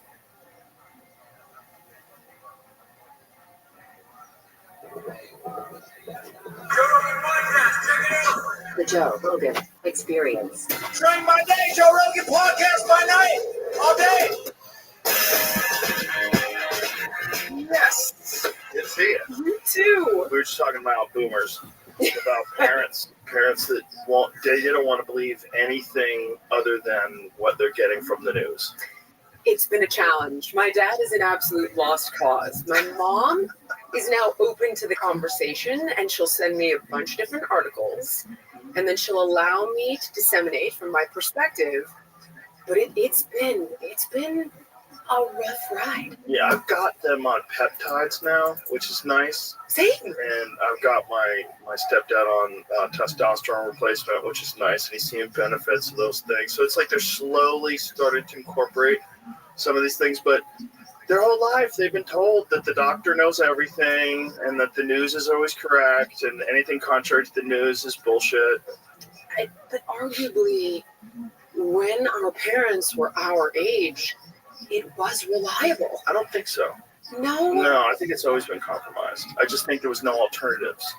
That's interesting. Yeah, that's what I think. My mom is a psychoanalyst, PhD. This is a very educated, thoughtful woman. And sometimes that's the worst. No, I would argue against in this case. I do appreciate people who see flaws in psychoanalysis, but I've learned a huge amount from my mom in this area. And she also she majored in journalism before changing careers to psychoanalysis. And so for her to even wrap her head around the fact that journalism can be compromised is almost inconceivable. Right. I didn't mean psychoanalysis is bad. What I meant is that a lot of times educated people defer to other educated people. Like they're an expert in their field, so they assume that all the other experts in their field are also correct. And any heretic is just a fool. I would happen to agree with that point. Yeah. That's why we were talking about Fauci on the way in, and both of my parents could arguably canonize the guy, or now I think I've broken through with my mom, but it has taken me since your episode with Brett Weinstein in March of 2020. I've been working on it. We're getting there, though. We're there. We are there. It's been 5 years. Isn't that crazy? That was 5 years ago. It was like yesterday. I'll never forget it. 5 years ago. And I remember when that episode came out, people were freaking out, like, what are you doing? What is Brett doing? This is bullshit. You're going to get us all killed. It made perfect sense to me. Well, he was right, clearly. And yet still, no apologies, no correction, except the government website. The COVID-19 website is now up, and this has to be because of Bobby Kennedy. I mean, the New York Times is like, looks like this came from a lab. It's like, you really? Well, the best part about it was that, we were misled. Yeah, you were misled by you fuckers. I know. You did it. Isn't that you did it. Disgusting? And there are zero apologies, no, zero course corrections, and they unveil this information as though they are the purveyors of truth. Mm-hmm. Guys, we got a headline. You're a little late. From a lab. You're a half a decade late. That's right. You know what's really interesting? We've been talking about this a lot lately. That imagine if the roles were reversed and if podcasters were the ones yelling at everybody to go out and take these experimental shots, and then they were experiencing all these complications and all these side effects. Mainstream news would be chastising us. Like, how dare you give people the advice to go out and do that? You're responsible for these people having all these side effects and all these unnecessary deaths and all these people that would have had no problem with COVID. You encouraged them to take this vaccine, and they had strokes, and they had this, and they had that. They'd be calling for us to get shut down. I actually did that. I did not know any better, and I was pitched a vaccine scientist, and I thought, like, oh, this is great. Yeah, come on the show. I didn't know the vaccine was gene therapy. I had no idea. So I knew it came from a lab. That made perfect sense to me, and I was like, oh, well, this is very clear. It's not, from a wet market. But someone reached out to a producer of mine and said, got this person who was a scientist who worked on the vaccine that wants to educate people. And I thought I was doing this major public service. I have had to apologize for that podcast, and I've left it up. What was the scientist? I cannot remember her name. She was actually young. And the reason I remember that she was in her 30s is because she told me, oh, this tech has been around for 30 years. And I thought, but you're like 35. I was like, no, we've been evolving this technology for 30 years, and you see all of these trials for safety. It's just bureaucracy. I didn't understand what it meant to push something through that emergency use loophole at the time. Yeah. I didn't understand the difference of, oh, this is a dead pathogen and this is a live pathogen, and we're worried about adjuvants, but this is gene therapy. I didn't even begin to comprehend what that was, what it meant, or the fact that we would fuck around with something that was experimental. And the scariest part is I've been talking with a woman named Brianne Dresden, who was injured during the AstraZeneca COVID-19 trials. And the NIH was studying all of the people that had been injured during the vaccine trials as they rolled out the vaccine with no concerns and lied about every component, from it stays in the shoulder, it's out of the body in 24 hours, until you find out, no, it's coated in lipid nanoparticles and it can cross the blood-brain barrier. Oops. Now they're finding out that people can still produce spike protein because the injections were over 700 days. And you can shed, supposedly. Get it to your partner. It's insanity. Crazy. And now I'm certainly not an expert in mRNA tech, but now we're fast-tracking other vaccines that utilize the same technology. And I know for one, I don't think I'll take an mRNA vaccine ever. It scares the crap out of me. Well, you've heard Brett Weinstein talk about the flaws in just the technology itself, and that, the fact that when it gets into your body, if it gets, especially, the thing is, nobody aspirated, right? They didn't inject people and pull back to make sure they're not on a blood vessel. They just plunged it, including when they did it live with Biden on television, which, ow, like that, all right.